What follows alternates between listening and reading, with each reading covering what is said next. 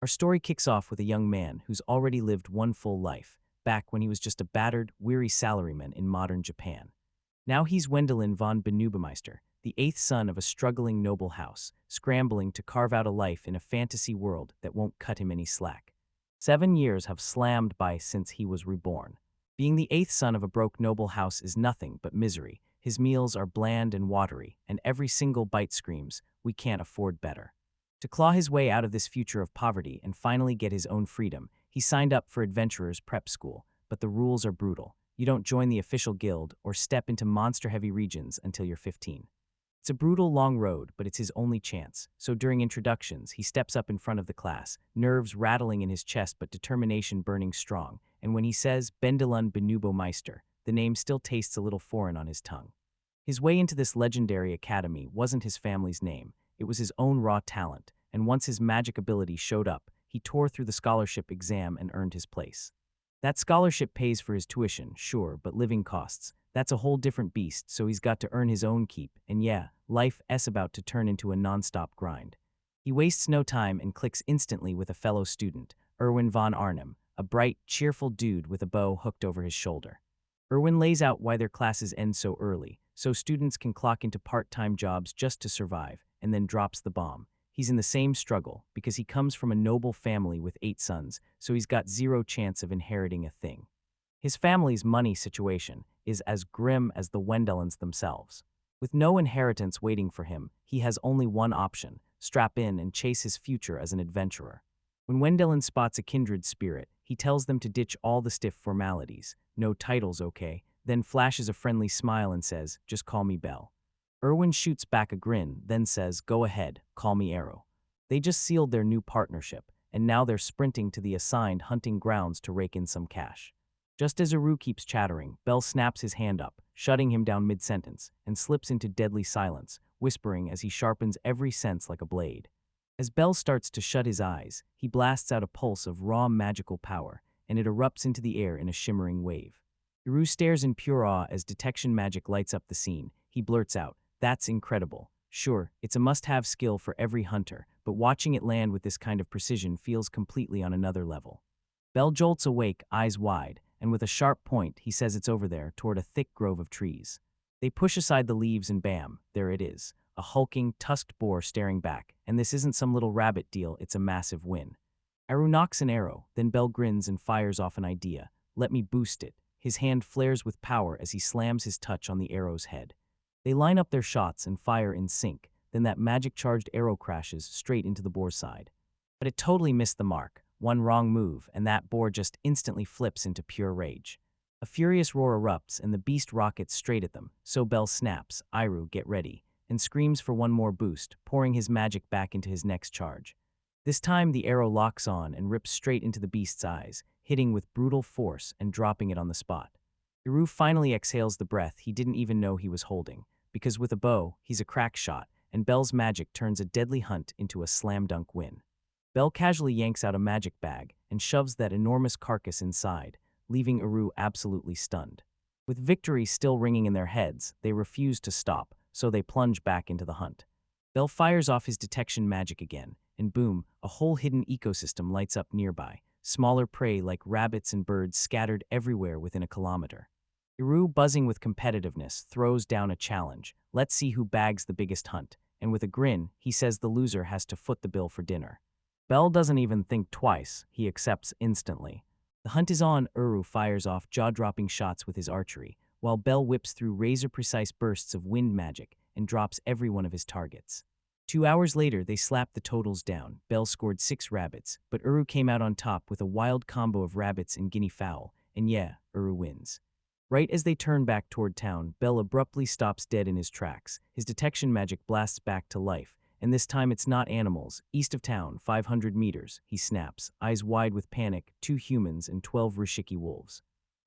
Iru's playful mood evaporates, and suddenly the stakes hit hard. Should we run and save them? He blurts, already weighing whether they can still make it in time. No time to argue, no way around it. The bell just screamed, and Uru's already got me by the grip. I'm going full emergency mode. Right as Uru can barely process what's happening, Bell blasts them with enhancement magic, flooding their bodies before they even get a chance to react. They launch like a cannonball, and the whole world smears into blur as they tear through space at an impossible speed. Iru can do nothing but scream, then Belle turns on him, shouting, "What the hell was that?" as they screech to a sudden stop in a clearing. Belle blinks like it's nothing, all calm, and just snaps, "Time's running out, come on, let's go." Right on the edge of disaster, they finally arrive, because a vicious pack of wolves has already trapped two girls with nowhere to run. Belle spots them from class, and without a beat, he and Iru hit first with a full-on preemptive strike. Iru's arrow rockets forward and snap, lands true, dropping one of the wolves on the spot. Belle plots something way bigger. First, he mutters under his breath, slams his palm into the ground, and makes sure everyone stays safe. A gigantic burst of mud claws its way out of the earth, ripping the girls apart from the frenzied pack. Once the danger is snuffed out, Belle whips his focus to the rest of the wolves, and he roars, "This ends here." The ground shudders, then dozens of razor-sharp earth spears erupt from beneath, pinning the entire wolf pack in one brutal strike. The battlefield goes dead quiet. Iru just freezes, jaw on the floor. He already knew Belle was good at magic, but this is a whole different monster, and then it hits him. During their little hunting showdown, his new friend was absolutely pulling back, like massively. Now that the threat is gone, the two girls they saved stumble forward, still shaking from the shock. Yeah, those are their classmates, no doubt about it. Belle flashes them a reassuring smile and asks, "Hey, are you okay?" That red-haired girl in A locks eyes with him and instantly knows he's the eighth son of the Baumeister house. She was born into a spear-training dynasty. Her family served as vassals to a terrifyingly powerful Margrave. Like the third daughter, she's decided she's not meant to follow the usual road. She's aiming to become an adventurer and carve her own path. Louise, the other girl from Prodigy and Combat Magic, cheers at Belle with pure, non-stop excitement. Belle remembers this: combat magic isn't just magic, it's a hardcore fusion of martial arts and magical power-up techniques. He finally clicks Iru and A, and Louise are here too, chasing the exact same dream, carving out a life where their birthright gives them nothing. When the danger finally fades, the brand new party hurries back to town, ready to cash in on every last piece of loot. That haul is unreal. Once they've sold everything, each one storms out clutching a fat pouch of silver coins, the kind of payday that could make one afternoon feel legendary. Because Uru won the bet, he steps up and throws a lavish dinner for everyone. The girls are totally starstruck by Belle, and his crushingly powerful magic has them speechless. Louis can't stop gushing, way to make things awkward for Aina. Uru just lets out a heavy sigh, cursing the unfair way he's forced to face a mage. The question finally bursts out, "So how'd you pull off that crazy magic?" Uru demands, and you can feel everyone's thinking the exact same thing. Belle confessed that yeah, he picked up the basics on his own, but it was his special teacher who really shaped everything. Louise points out that magic users are 1 in 1,000, and Belle is the only one who got a magic scholarship, so the room tightens with pressure as everyone leans in, desperate to hear his story.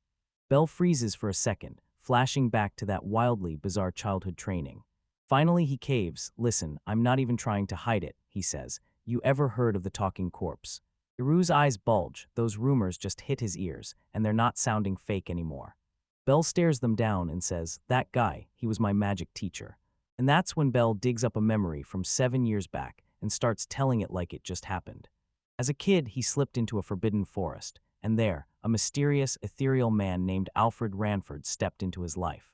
Alfred finally dropped the truth. He wasn't alive at all, just a spirit, a cold echo of the man he used to be, haunting the world under the terrifying name Talking Corpse.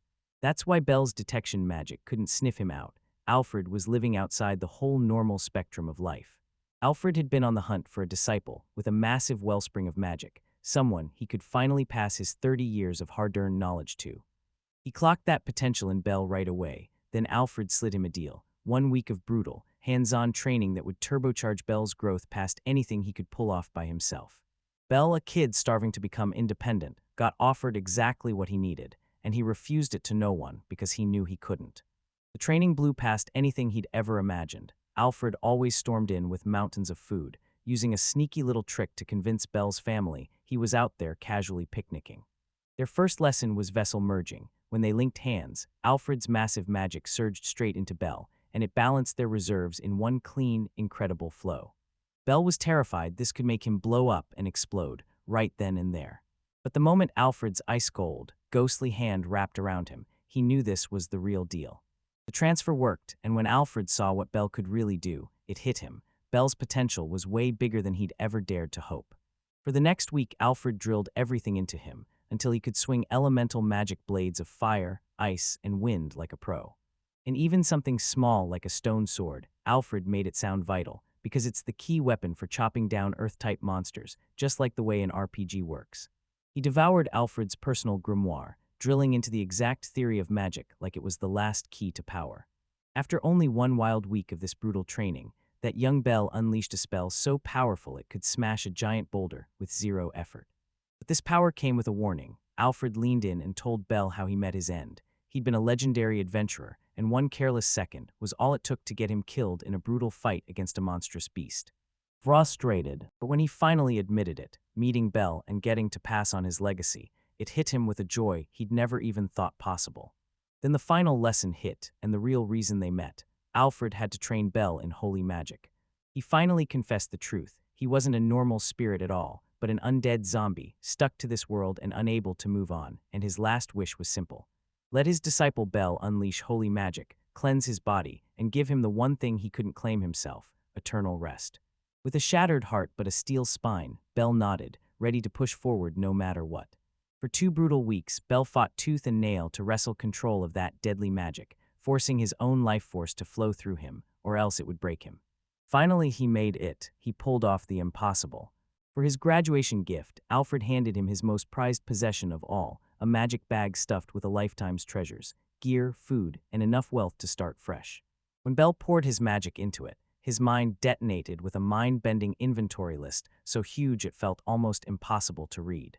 Alfred grinned proudly and told him it was a master's farewell gift meant for his very top pupil. At last the moment arrived. Alfred tipped his gaze to the sky with a calm smile, whispering, "This is where your life begins. I want my wish granted, right now." Tears poured down Belle's face as he lifted both hands to the sky.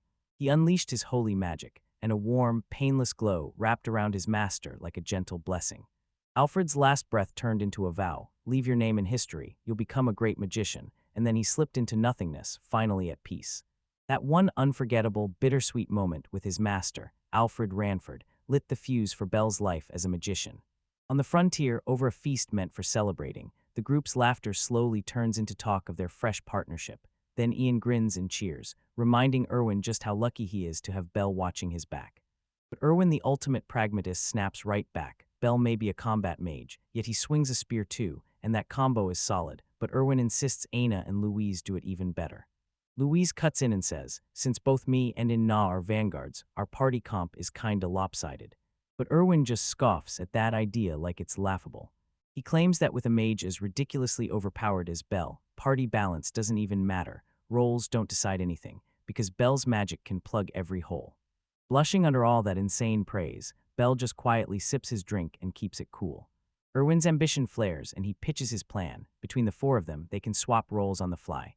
Erwin takes the bow for ranged hits, and Belle charges in with his sword, because Erwin truly believes that once they team up, they'll become the strongest party in the whole school. Later that night, after they tore into a hearty meal, the group split up and went their separate ways. As Aina and Louise head home, Louise suddenly turns uncharacteristically quiet, like her earlier fire got snuffed out. Aina clocks it right away and blurts out, "What's on your mind?" And Louise finally admits it. She's scared out of her mind, but it's not for herself. It's Belle she's terrified for. Ever since that one day at school where they saw his insane magic with their own eyes, everyone's been staring, because he's not just any student. He's a dead-end magic scholarship kid with a talent so rare it feels unreal. Louise lays it out. Every ambitious student is hungry to have him in their party, and every noble family locks onto him as the perfect marriage prize, and she realizes his value is about to explode even higher from here.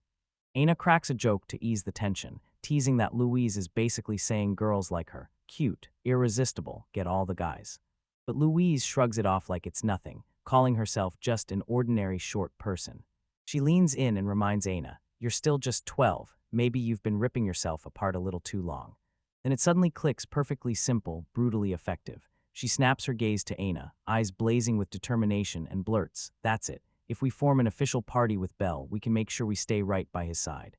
It's more than an adventure, it's a ruthless plan to lock in their future, side by side. No hesitation at all, she snaps, "Submit the party registration form right now." Inez stunned into silence by how fast everything hits, but Louise, dead confident, waves her worries off and says, if the boys hate it, they can just toss the form. Low risk, huge payoff. The very next day, the school bells screamed across Irwin, then that unsuspecting bell got yanked straight into their teacher's office. The teacher yanks up a party application form showing their names, and they freeze, completely baffled. To their shock, he doesn't question it at all. He nods and approves it. He praises their choice on the spot, saying all four of them are top-ranking students, so this team is perfectly balanced and terrifyingly strong. He slides a couple sealed envelopes into their hands, leans in, and tells them he expects greatness, then sends them on their way. Irwin struts down the hall and can't resist winding up a completely bewildered Belle. Then he grins and fires off. So, which one's your type? Belle, still trapped in the headspace of a 25-year-old, instantly panics and blurts, I'm not a lolicon, and somehow forgets that his body is the same age as theirs. Irwin just bursts into laughter, smugly pointing out that both girls are absolutely, undeniably gorgeous. Just like that, Inez and Louise show up on the dot, and they're scrambling to apologize for submitting the application without even asking them first. Irwin, dead practical, just flashes a thumbs up like, let's try it and see, because it's not some permanent deal anyway. But Belle clocks that fighting the current is pointless, shrugs, and just goes along. Then bam, their party is officially formed. Aina snaps back to reality and remembers the envelopes the teacher handed her, those invitations to a garden party hosted by Margrave Brayholder. Right away, Louise snaps that Belle has to leave because he's stuck under the Margraves' watch.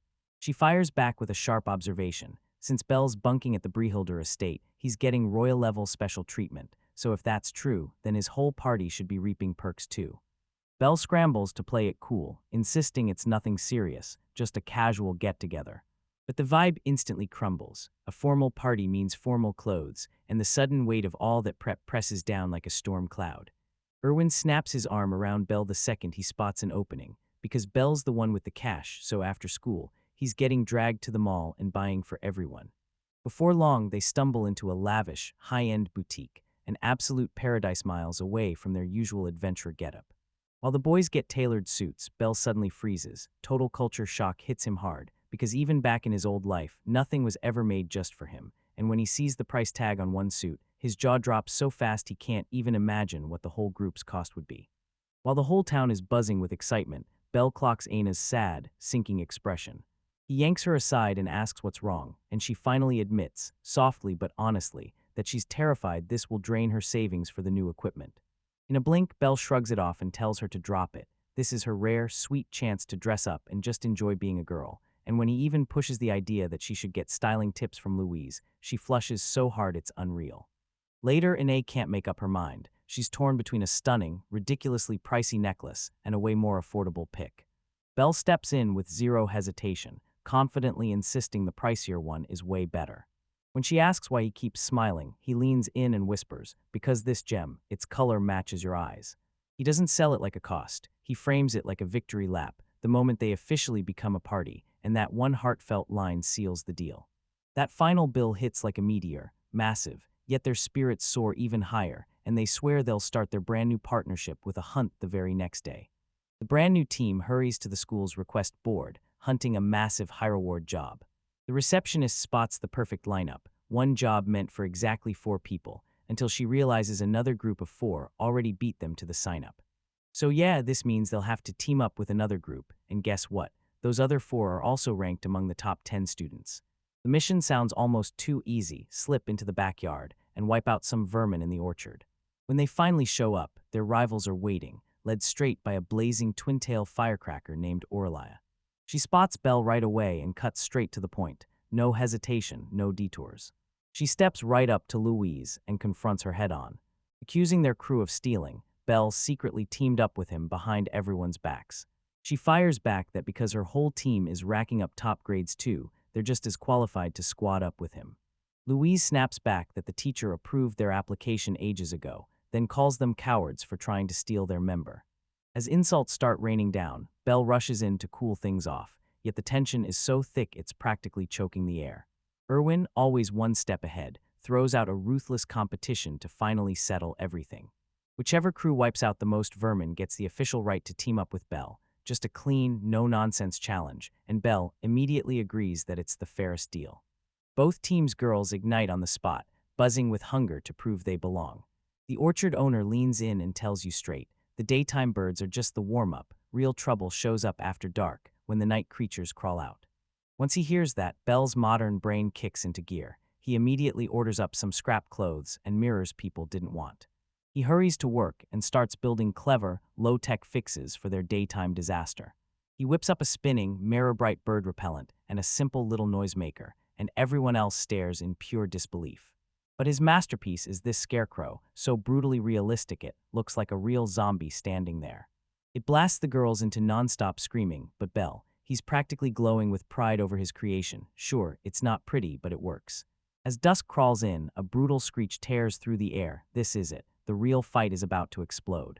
The students brace themselves as the night's vermin slither down from the trees. They're monkeys in holy hell. There are asterisks, so many of them. Aina smirks and says monster slaying is exactly where her crew shines, then orders the boys to stay back. The second Louise's signal hits, those 4 girls from both sides explode into motion and charge as one unstoppable pack. The battlefield turns into a blur of chaos. Anna's spear whips through the air like it's hunting for a way to cut the tide. Orla swung her polearm with raw, earth-shaking force. They shred through the monkey horde like a blade through butter, clearing a path with brutal ease. Lewis slams out a brutal kick that launches the monkeys soaring through the air. But every time they drop one of them, 2 more crawl out of the shadows. Orla's grit hardens, and she decides they've got to drive deeper into the woods to finally get the upper hand. But in the pitch black, something way worse was already waiting. Then 2 huge, blazing eyes snapped into view, and a deep growl rumbled through the trees. A hulking monster bear, bigger than anything they've ever seen, bursts out of the shadows. Orla's body locks up, pure terror hits her like a punch. The beast rockets forward and batters her and her partner aside like they're nothing but dolls. The boys hear the girls' screams tearing through the distance.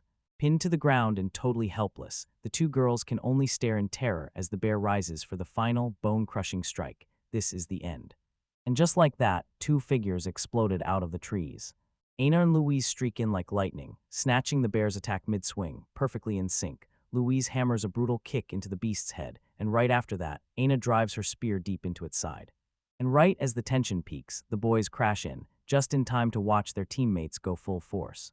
Louise swings in and drops another brutal kick, sending blood flying and splattering into the air.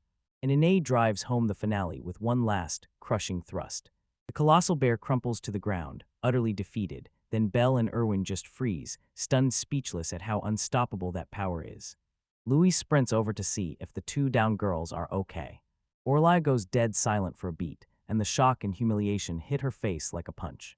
With a heavy sigh, she lifts her eyes and finally admits she's beat. Grudgingly, sure, but it's true. Then she smirks and tells me, guess you'll have to admit it too, you're definitely Wendellin's party. Right then, the rivalry finally shatters, leaving only a hard-earned respect for the raw power they both just proved. But the next day in class, the boys are still on fire, buzzing nonstop about that fight.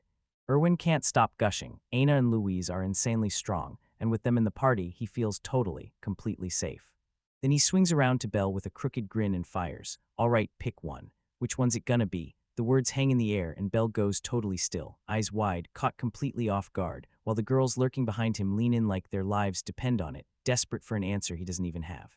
At just 12 years old, Wendell and von Beinubo Meister, Belle, to everyone who knows him, is trapped in a weird, in-between world that screams for fright.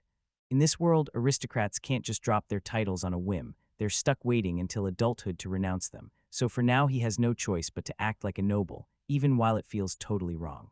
His current mission, crashing a high society garden party. He's riding through it in a fancy carriage with his friends Irina and Louise, buzzing with thrill and still completely thrown off.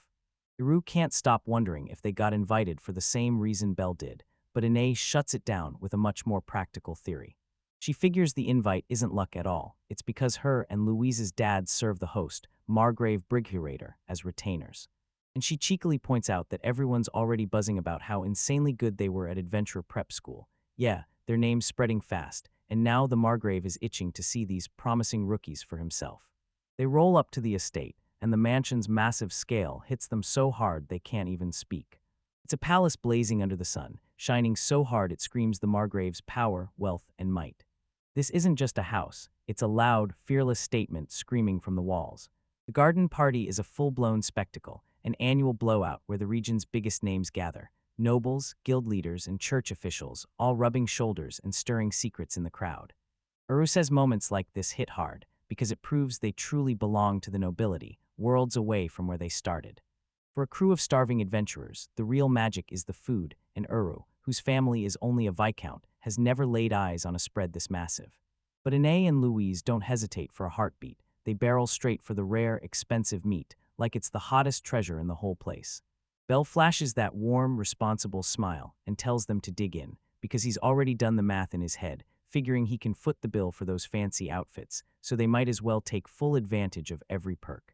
While his friends chow down, Belle's thoughts drift off, his family's bleak future hanging over him, yet he feels strangely detached, like he's already checked out, because in just 3 more years he'll finally be grown, free, and able to sever the ties without a second thought, a simple plan and nothing more. But before he can think it through, a silky voice slices in and tells him his reasoning is way too naive. Belle cranes her neck and spots a well-dressed, confident man. Before she can even ask who he is, Ine and Louise bolt up like a storm, whispering like crazy that he's being rude. And yeah, it's the host himself, Margrave Amadeus Freytag von Brioretter. The Margrave isn't even bothered by Belle's ignorance. He's shockingly kind and calmly explains that of course Belle wouldn't recognize him. He even admits he's been dying to invite someone from the Baumeister family for years, but he's kept it on hold because he knows their money troubles would have made the whole trip a nightmare. Then it hits, he grins like he already knows, leans in close and says, "So you're really a magician, huh? Tell me I'm right." And just like that, it's clear. The invite wasn't meant for the son of some broke noble, it was meant for the mage. The Margrave demands a secret, private talk, and when Belle realizes he has no escape, he gives in and agrees. They slip out of the loud, chaotic party and hurry into the grand mansion, climbing a towering staircase straight into the Margrave's private quarters. Belle's mind is sprinting. What could a guy like that possibly want from him? In that room, the Margrave twists the knife while playing nice. He tells Belle his talent is raw and real, then smirks and points out exactly how green he is. He murmurs a quiet command, then demands, "Come out now." From behind a curtain, a rugged mage in robes bursts into view, like he'd been hiding a secret the whole time. The Margrave throws him into the spotlight, calling Brantark Ringstadt their chief magician. Brantark steps forward and tells his story. Once an adventurer, now he's in the Margrave's service. Then bam, Margrave drops a bombshell and reveals that Brantark was the teacher behind Alfred Rainford Bell's ghostly master.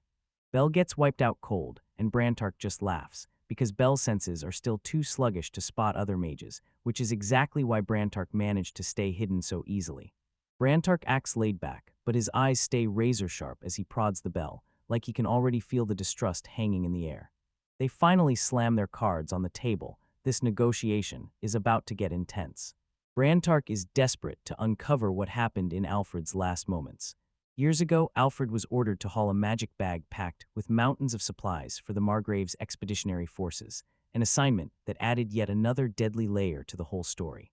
Those supplies went with the wind. Then the moment Alfred died, the bag disappeared for good.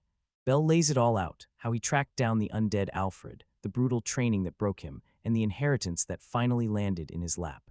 He shoots them a look and demands, "Do you doubt my story?" And they immediately shake their heads, no hesitation. Brantark confirms it right away. He tells them his crazy gift. He can feel the magical fingerprints of anyone he's ever met, and for years he's been hunting Alfred's lingering trail, certain it meant one thing: Alfred had already turned into a lick.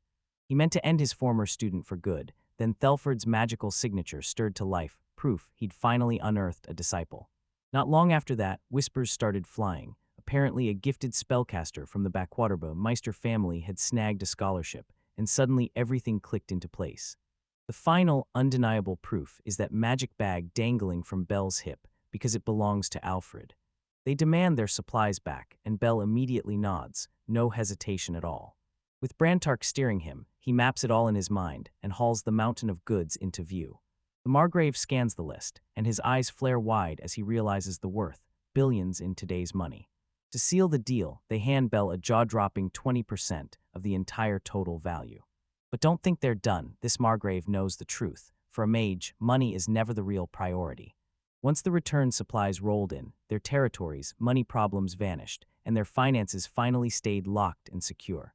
So they hand Belle the ultimate prize, the power to inherit everything Ulfry owned, an insane fortune sitting in the guild bank, prime real estate, and best of all, his mansion. Turns out that mansion is right around the corner from the adventurer's school. Couldn't be more convenient. It's a towering, terrifying monument, and preservation magic keeps it standing there, pristine and unshakable. As Bell locks eyes with the gargoyle-crowned gate, a sinking feeling hits him, like those two powerful men just dumped their weight on his shoulders so they could get what they wanted. As Bell closes in on the gate, he spots it sealed tight with a magic stone lock, one that only clicks to the owner's magical signature. Alfred slipped out a memo that broke down the whole process step by step. To claim it as his own, he has to tear down the old password, forge a brand new one, and pour his magic into the process. Bell thrusts his hand to the cold stone, and a wild surge of power rips through it. Then the ancient gate groans as it finally tears open. The second he steps into the yard, everything explodes into motion. Stone golems rise as the mansion's automated defense system snaps to life, instantly clocking him as an intruder. With lightning speed, Bell snaps to the memo's orders, slams his hand onto the magic stone again, and registers himself as the brand new owner. The golems slam to stop, glowing eyes flicker out for a heartbeat. Then they reboot with a jolt, swapping to Alfred Sama, their new owner. While Wendell and Sama step in, their hostile glare melts and the whole squad marches away. Stepping into his new home feels like falling headfirst into a dream. The room looked spotless, like preservation magic had frozen every speck of dust in time. It's got everything: an awesome library, a slick modern kitchen, and to Bell's absolute joy, even a bathroom with a flushing toilet. After the brutal grind of his family's home, this place hits like heaven on earth. A few days later, Bell hypes everyone up and invites his friends over, promising them an epic tour. They're totally speechless, stunned to the core. Louise can't stop staring at the magical appliances, stuff so mind-blowing it goes way past anything her own family has. The talk swings to cooking, and Aru praises Belle's talent, but then Ine and Louise step up too, proving they're just as amazing in the kitchen. But Uru has to admit it: when it comes to cooking, he's got zero talent. With a bright smile, Belle skips into the kitchen and starts planting goodies for the girls. They throw a huge feast to celebrate Belle's fresh start, clinking cups and cheering as they toast the new HQ. Yeah, Uru is calling it their headquarters. It's basically a flimsy excuse to get everyone to stay the night, and Belle totally sees through it. But he can't help smiling, because having his friends there is all he really wants. Then Louis catches sight of the bag Uru's been lugging around. He proudly shows it off, his homemade yogurt, ready to steal the spotlight. A switch snaps in Belle's head. His past life memories blare that fermented milk belongs in a bag, kept warm and shaken all day, because if he gets it wrong, it's basically a ticking bomb, and before he can even shout, "Wait!" it's already too late. The bag explodes and hurls thick, sticky, sour yogurt everywhere, splattering everyone and soaking everything in a disgusting mess. The stench is so brutal it makes your stomach twist instantly. Suddenly, the golem crashes through the room. Every system screams, irregularity detected. When they see Belle is totally unharmed, they immediately drop their guard and stand down. The girls, drenched in the mess, shout that they're going for a bath and dump the boys with the chaos. Uru is mortified to the core, but Belle's sweetest best friend energy just waves it off like it's nothing. When the girls ask to use the bath, he gives in. Then he zaps Iru nonstop to crush his perverted thoughts before they spiral out of control. In the bath, the girls gasp as luxury wraps around them. Louise decides the water's way too cold, then she watches the magical faucet scramble to fix the heat, using her mana. She wildly misjudges how much power she needs, then a brutal beam of energy blasts out of the faucet, hurling the girls back as they scream. Once again, the golems crashed through the wall, their security getting even stronger. Every human except Wendell and Sama has to be wiped out. Then they surge forward on the terrified girls. Bell bursts into the chaos at their screams, hurling himself between them and the golems. He has to walk back to his own security system, again, today, for the second time, just to tell it, "These are my friends." He lets out a heavy sigh, realizing that this AI learning golems thing is basically dead on arrival. That night, the girls huddle up and decide Belle's punishment. She's not going home. They're keeping her over for the night. While Belle and Iru are soaking in the bath, Iru starts needling him, laughing about how the girls are always clinging to him. He flashes that grin, and yeah, they're super cute. Belle detonates in a frantic splash, water flying everywhere as he blurts, "I'm not a lolicon." Later, he tosses and turns in the dark, then steals a glance at the sleeping girls. He can't deny they're adorable, but the moment he thinks it, anxiety slams into his chest, because all he can remember is his old type, mature, glamorous women. So when did his taste flip so violently?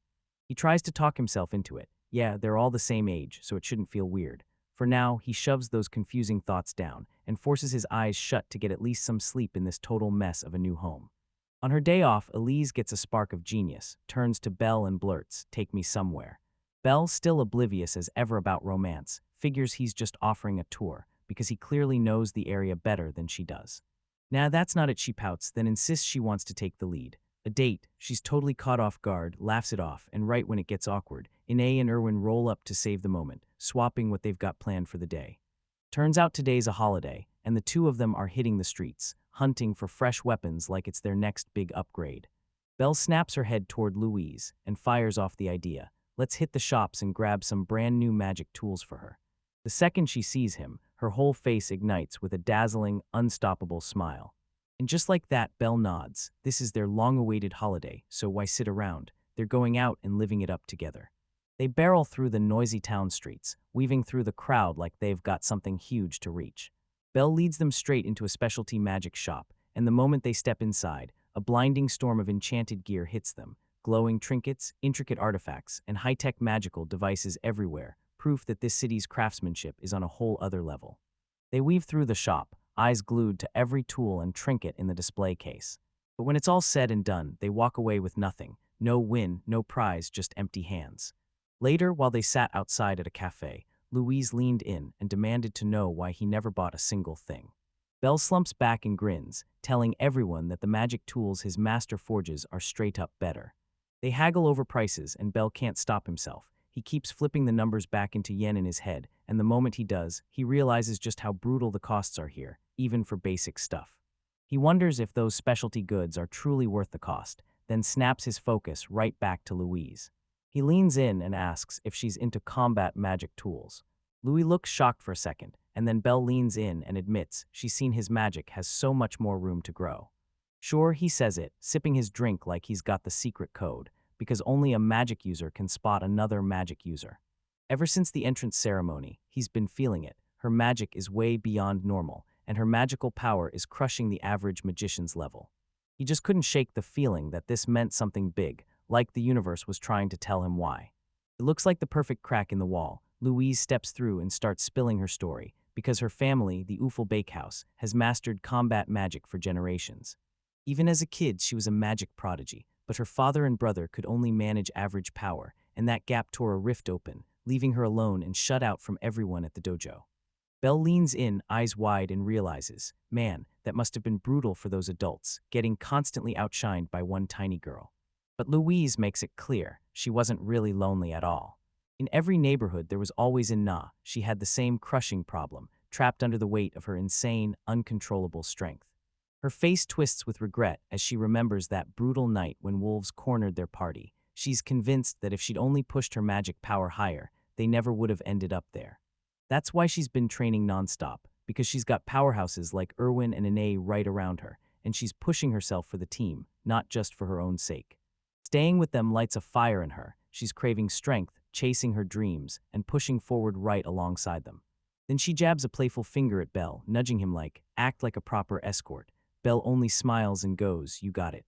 Back in his lavish mansion, where the luxury still couldn't calm the chaos, Belle rips open his magic bag and checks what's left, then realizes his consumables are almost gone, and he knows he has to refill them at. As he strides out, his golem gardener suddenly acts like he knows exactly where he's heading, so Belle shoots back a casual, yeah, I'm just heading to the beach for a bit. The golem just freezes on the spot, completely thrown off, wait, a beach. Right after that, Belle focuses his mana, then a glowing magic circle blooms under his feet. He rockets upward, flinging himself with his flight magic and soaring high over his estate. The golem just keeps staring as he shrinks into a tiny dot against the sky.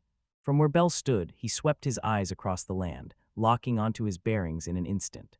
He spots the Lig mountain range to the south and instantly knows the exact way he has to go. With a wicked grin, he flips the switch to full-on maximum overdrive. He launches like a rocket, blasting off straight toward the beach. He burst onto the shore, and the ocean glittered like it was begging to be explored. He barrels straight into his task, starting with the very first item on the list, salt. He hurls his magic, ripping a colossal sphere of seawater into the sky, then mutters to himself that humans can't survive without salt. He figures he can cash in on it for a solid living, then he's already got some handmade vases lined up, ready to store it all. But really, that's just a side quest. His true mission, the whole reason he's here, is to whip up a proper Japanese soul food staple, miso. He can still recall how, back in his past life, he helped run the process as Shingo. Back then, it was brutal and grueling, but with magic on his side, it should feel way easier. He slams his powers down and instantly purifies, ferments, and ages the ingredients. Then blam, a flash of light and it's done. Success. But he's not done. Hope ignites again in his chest, and he locks onto an even harder mission, making soy sauce. And once again, he pulls it off. To celebrate, he fires up the grill and cooks the fresh lobster and clams he snagged just nearby. He dips a bite of freshly cooked shellfish straight into his homemade soy sauce, then tears into it with one hungry crunch. The flavor hits his mouth like a thunderclap, so good it steals his breath. Then nostalgia crashes over him, dragging up a taste of home he swore he'd never find again. The soy sauce hits like a salty blessing straight from the sea. He finally realizes this craving for Japanese food isn't just a quirk, it feels like a curse dragging him under. In all of this world, he's probably the only magician who can conjure miso and soy sauce. The very next morning, he was back at his mansion. Bells up before the sun even rises, scrubbing rice clean and cooking up breakfast inside his massive kitchen like a mission. He grips chopsticks like a weapon, cooking his miso soup to perfection with every precise move. Soon, the real-deal Japanese breakfast hits the table: smoky grilled fish, fluffy tamagaki rice, and a steaming bowl of soup. Itadakimasu, he digs in like it's pure treasure, savoring every bite, because nothing hits the soul quite like Japanese food in the morning. After he finally tore through his meal, he throws on his clothes, tightens the strap on his sword, and locks in like he's about to dominate the whole day. A few days later, the party is rocketing through the clouds on a gorgeous magical airship, staring down in stunned silence at the insane view spread out beneath them. The ship isn't just impressive tech, it's a priceless heirloom from a vanished magic civilization, lost for ages, then rediscovered and rebuilt to channel modern magic. They finally reached the royal capital, their destination at last. It all started during a heated talk about summer break. Right then, the idea of the trip took off. While everyone was scrambling to line up part-time jobs to snag the newest gear, Belle got a letter from his older brother, Eric. He was getting married, and he wanted Belle to bring some friends with him to the wedding in the capital. Before he even finished the first page, the whole room exploded with shouting, "We're going." Then Brantark, their instructor, stepped in and declared he'd be coming too, full guardian and leader. Even though Belle knows Brantark's inspection is really a sneaky excuse to snag a free trip to tour the capital on the Margrave's dime. Right now, they're ripping into the airship's insanely opulent interior, soaking up every dazzling detail. While Ine and Erwin are totally mesmerized by a stunning spear locked high on the wall. Belle spots Louise gone. She's wandered off somewhere without a trace.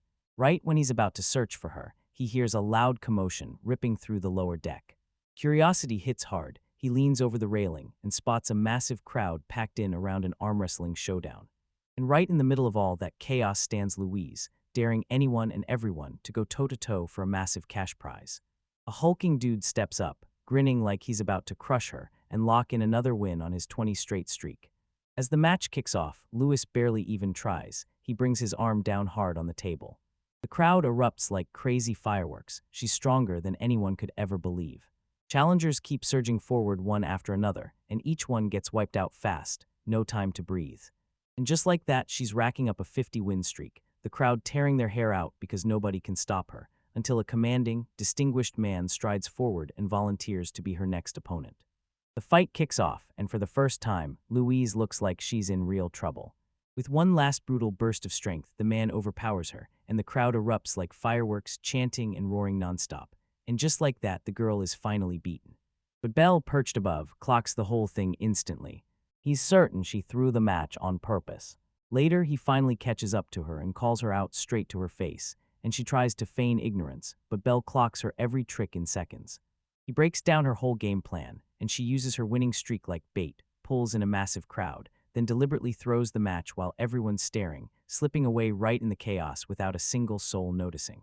A sheepish grin spreads across her face, and Belkan just confirms it. Of course, you always see through everything. She shoves a heavy pouch into his hands, making him clutch it like it's a lifeline.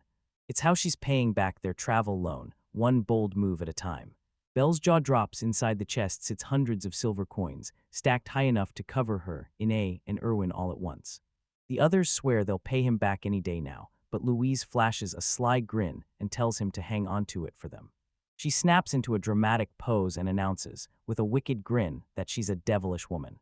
Belle can't stop thinking that she's still a little too childish to pull off that look. Her playful grin flickers out for a beat as she admits her noble pride won't let her feel beholden to him.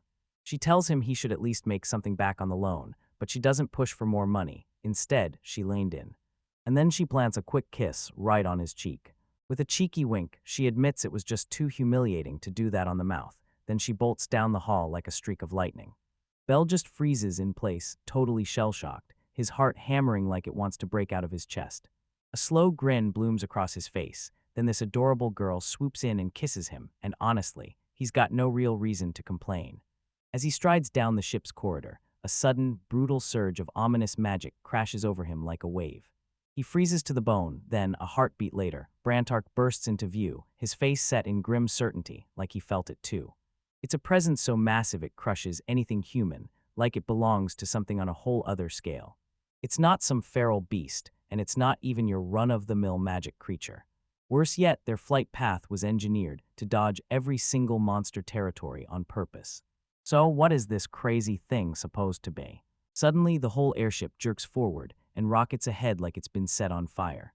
Brantark snatches the bellboy and shouts, "Come with me," as he yanks him straight toward the main deck. Passengers are in full-blown panic, shouting for answers as they demand to know why the route just got flipped out of nowhere. Brantark strides right into the chaos, and his voice roars over the entire crowd. He barrels up to one of the ship's officers, and the moment the man sees him, his face lights up because he instantly recognizes the famous magician, Brantark Ringstad. With every eye on him, Brantark steadies the crowd, telling the passengers not to panic. He'll be their voice and dig up the truth behind what's happening. Belle stared stunned because his master wasn't just strong, he was completely transformed, commanding the whole crowd with effortless power and stealing every bit of respect in the room. Brantark fires back to the officer that Belle is his disciple, and that he'll be standing right beside him on the bridge. They hit the bridge and the captain's face lights up, pure relief pouring out the second he sees them. He tells them straight up that explaining it won't help, there's only one way they'll get it, they've got to see it for themselves. Belle whips his gaze to the window, and ice-cold fear slams straight into his veins. Racing right alongside their ship is a horrifying colossus, a massive dragon made entirely of bone. Brantark's face is deathly pale. Just looking at the shape and sheer size, you know this dragon isn't anything like the others. His voice slips into a terrified whisper, an undead dragon. The ride up the clouds felt peaceful, like the sky was hugging them, but that calm gets ripped apart the second a colossal shadow smashes over the airship. It's a dragon, yet not made of flesh and scale, and this is pure nightmare fuel. A bone dragon with a skeletal body that looks like death's own statue come to life. Brantark's face turns ghost white. This isn't fear from a rookie, this is dread from a veteran who's seen everything, and he screams at the captain, "You really think we can fight that thing like it's normal and win? Stop being an idiot." Outside the ship's main window, the beast fills the sky, just a ripping, tearing shadow against the clouds, so the captain snaps, "What can we do?" For one brutal second, it looks like there's nothing, because that dragon doesn't slow down, and all they can do is defend the ship and hope the prayer lands. Then a sudden spark hits Brantark. He clocks it instantly, and the answer to their survival clicks into place. "That dragon," he says, then a grim realization hits him, and it clicks. It's undead. And if it's undead, then you already know what that means. Holy magic should have been the perfect undo button, so the captain exhales in pure relief and whips around to Brantark, the legendary magician. Brantark just shakes his head, admitting he's strong, but holy magic isn't his weapon. In the moment that truth hits, every single pair of eyes in the room suddenly snaps onto one person, as if the fate of the whole mission now rides on them. Belle's whole body locks up, and the real question hangs there like a blade. "Wait," he raises a shaking finger to his own chest, his voice shattering. "Hold on, you mean me?" Pure disbelief slams into him like a punch. "Impossible," he blurts, because he hasn't even fought regular magical beings yet. But Brantark isn't buying it for a second. He stares Belle down with a stone-cold serious look, and tells him, straight-faced, that humans are always shocked by the first time something happens, like it's just another everyday fact. Belle snaps completely. He grabs his mentor and yanks him into a furious shake, screaming, "Who in their right mind lets an apprentice fight a legendary dragon as a first debut?" Brantark yanks him right back, his voice like a blade. "If you don't fight, every soul in this place dies." Then he lands the final crushing hit. Only this time, when he looks at Belle, his face eases for a second. "Man, if Alfred were here, he murmurs, summoning their late master's name. He'd flash that refreshing smile and say, "I'll be right back." Attack, those words slammed into Bell harder than any fist ever could. Unfair, absolutely unfair. Bell felt it in his bones. His master, the mighty magician who'd risked everything, had left a legacy, and right now he knew he had to become a successor worthy of it. Inside the main cabin, the captain blared to the passengers, throwing calm words into the storm as panic surged higher and higher. Bell's friends rush in, eyes wide with terror, and steal underneath it, because they know right now they're only blocking the path, not the danger. None of us get to stand on the sidelines here. We've got our parts, and we're starting now. All they can do is throw their prayers up and beg the universe to keep him safe. The hatch to the outside deck screams as it yanks open, and suddenly the turbulent sky is right there, whipping past like chaos. Right as Bell's about to step out, Brantark slams a hand on his shoulder. Once it's over, he drops his voice and says, "We're finally going all in. Training starts for real." Bell locks eyes with him, staring him down like he's already decided, "So don't you dare die." Bell fights back with pure defiance and he says, "I'm not dying at this age." With that, he blasts off the ship, bursting through a shimmering barrier he forged with his own power. He hovers in the air, just a tiny speck, dwarfed by the colossal bone dragon looming behind him. Brantark's plan was brutally simple: blast off using magic, then dump every last drop of holy power he had into purifying the dragon. Then Bell can't stop thinking it's a risky, half-cooked plan. But there's no time to think, just lock in on the dragon. Brantark's voice keeps hammering in his head, "Get out of the ship, leave it to me." He's gotta trust his gut, then unleash his magic and let it rip. Bell draws in a deep breath and starts stacking his magic power, until a blinding holy orb of energy ignites in his hands. The dragon feels the danger in the air, then unleashes a silent roar, jaw snapping wide as it readies the strike. A vicious torrent of dark energy blasts out of its mouth, shrieking straight toward him. Bell's instincts scream into action. He blurts "barrier" and slams his shield up just before disaster hits. A brutal blast detonates into him, its concussive impact so wild it feels like it might crack reality in half. The barrier stays up barely. He mutters, "That was close," while his heart slams in his chest. That dark energy blasts past him and tears a path of ruin straight across the land below, flattening an entire forest. But as Bell stares at the wreckage, he realizes he can't waste time on a drawn-out fight. Brantark's holding the ship together, yet the ground is getting pulverized, and Bell has to end this right now. Now he sharpens his focus, ripping control from his doubts and forcing his resolve to lock in. He's got to smash all that holy magic down into one tight burst, concentrate it all into a single, gut-punching attack. He imagines it in his head, and pure light wraps the entire bone dragon in a glowing cocoon. He rockets through the air, slipping past every clumsy swipe from the dragon. He just needs a little more time, a little more power. "All right," he snaps, teeth clenched, and cranks his magic to the breaking point, maximum magic. He unleashes it all. Holy light erupts from his body like a supernova, blasting outward in a colossal, deathly silent wave. Right in the bullseye, the dragon gets trapped, its bones popping and sizzling as the purifying energy burns through it. But it's not finished. He has to keep dumping magic into that spell until the beast is fully frozen in place. The dragon thrashes like a legend reborn, clawing and roaring as it battles the very end waiting to claim it. And with one final shudder, its bones start crumbling apart. Crashing down in total collapse, it crumbled into nothing and tore toward the earth. Be still in the sky, completely drained. Bell can barely breathe, just whispering, "Is this over?" From the ship, Brantark's booming voice hit like thunder. "Man, I really thought I was gonna crap my pants, but after I recover all the bones, it's a total waste, right?" With a breath of relief, Bell channels his magic to steer the barrier into place, then dives in, snatching up the tumbling skeletal remains with his magic bag. His final prize is the dragon's core, a gigantic crystalline magic stone, pulsing with raw, earth-shaking power. As he drifts back onto the ship's deck, his friends barrel toward him and crowd him in a massive, joyful group hug. "Not bad at all, kid," Brantark grins, and Bell almost crumples on the spot. "Oh no, my magic is totally maxed out." Brantark just lets out a chuckle and ruffles his own hair. Of course he would. Flying while gripping a barrier, crushing his magic into perfect control, then landing the holy spell that finishes the dragon flawlessly. Only my disciple could pull that off. He freezes mid-motion, hand still pressed on Bell's head, and you can see Real all lighting up his eyes. "You're something incredible," he whispers, Alfred Ranford's disciple.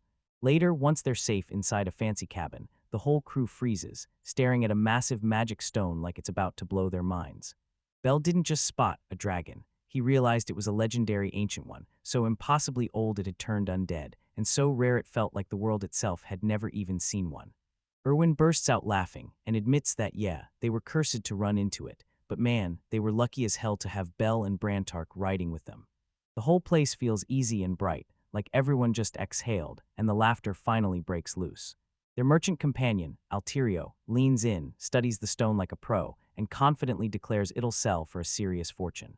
He hurls out a starting bid, so huge the whole party freezes in stunned silence, enough gold to keep their magical airship running for a full quarter of its lifespan.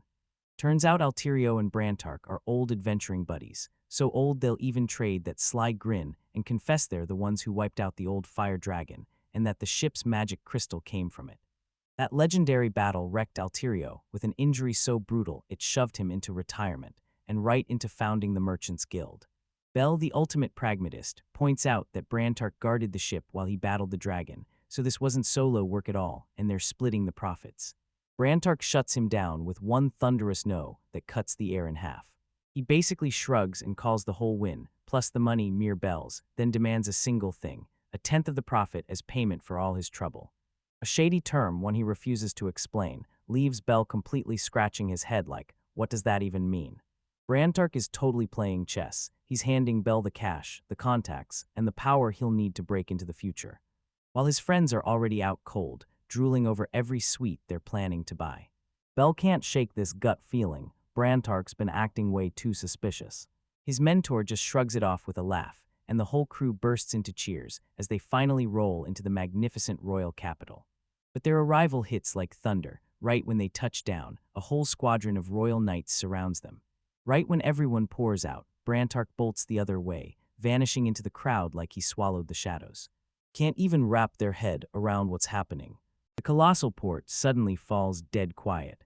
A knight in gleaming armor, riding a warhorse, jabs his finger straight at him. Wendelin von Meister's knightly voice booms through the square, echoing off every wall. Bell stood there, frozen in pure, stunned disbelief.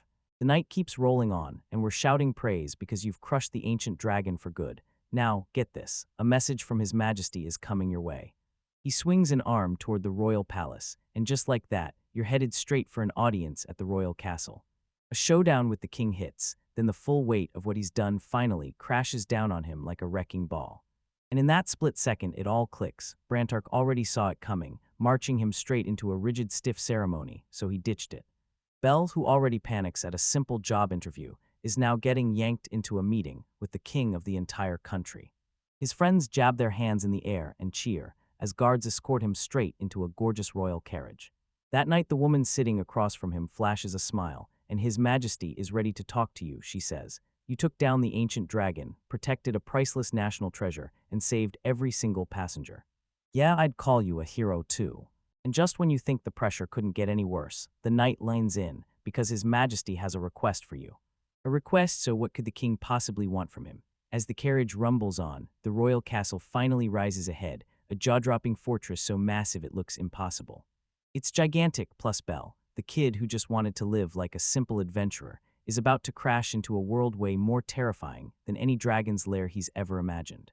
And if you think that's just impressive, you're selling it way short. This thing is a full-on fortress, a walking monument of raw power that makes everything he's ever seen look small.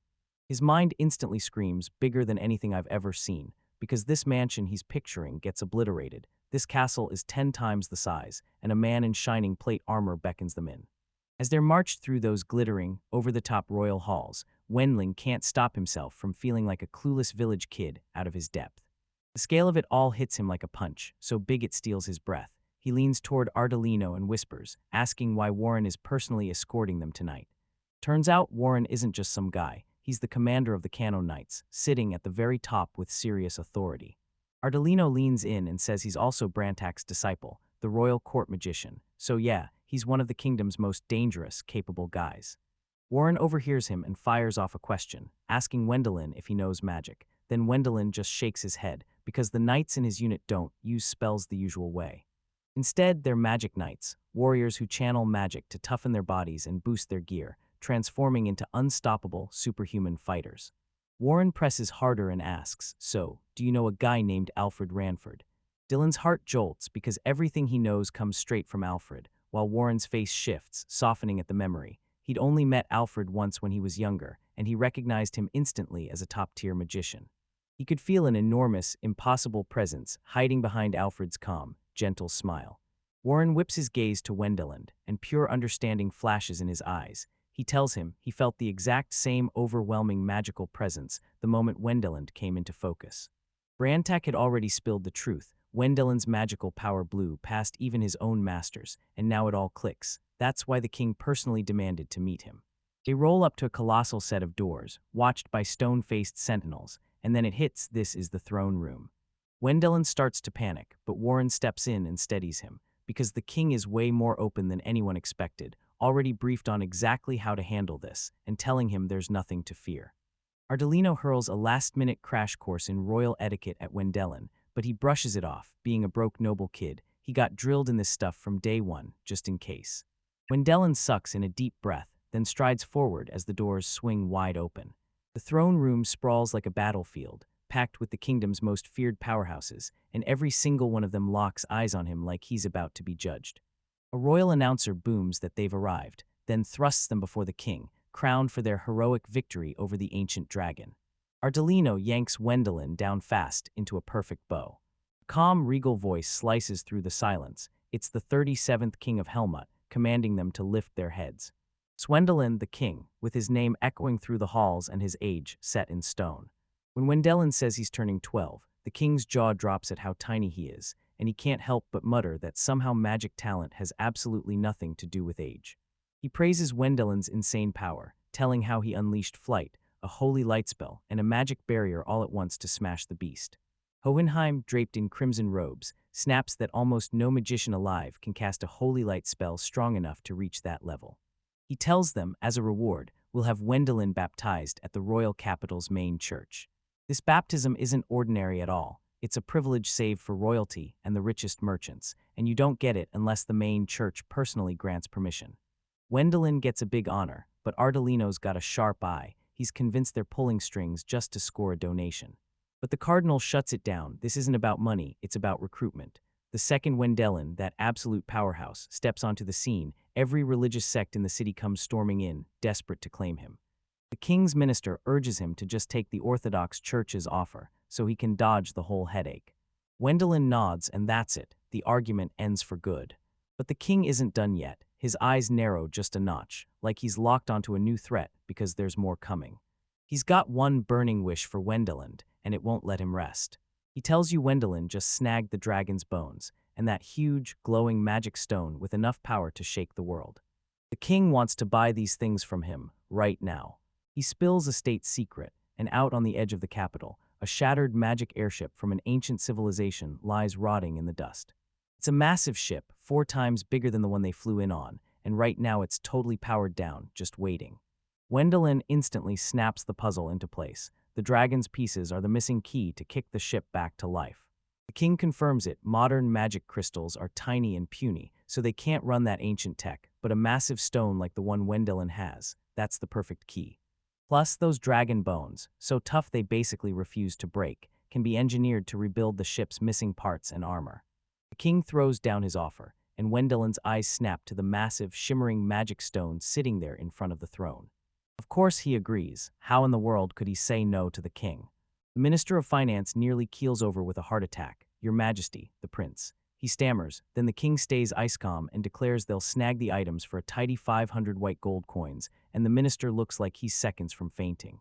Later, Ardolino would break it all down, and the market price for the ship's components sat at about 100 white gold coins.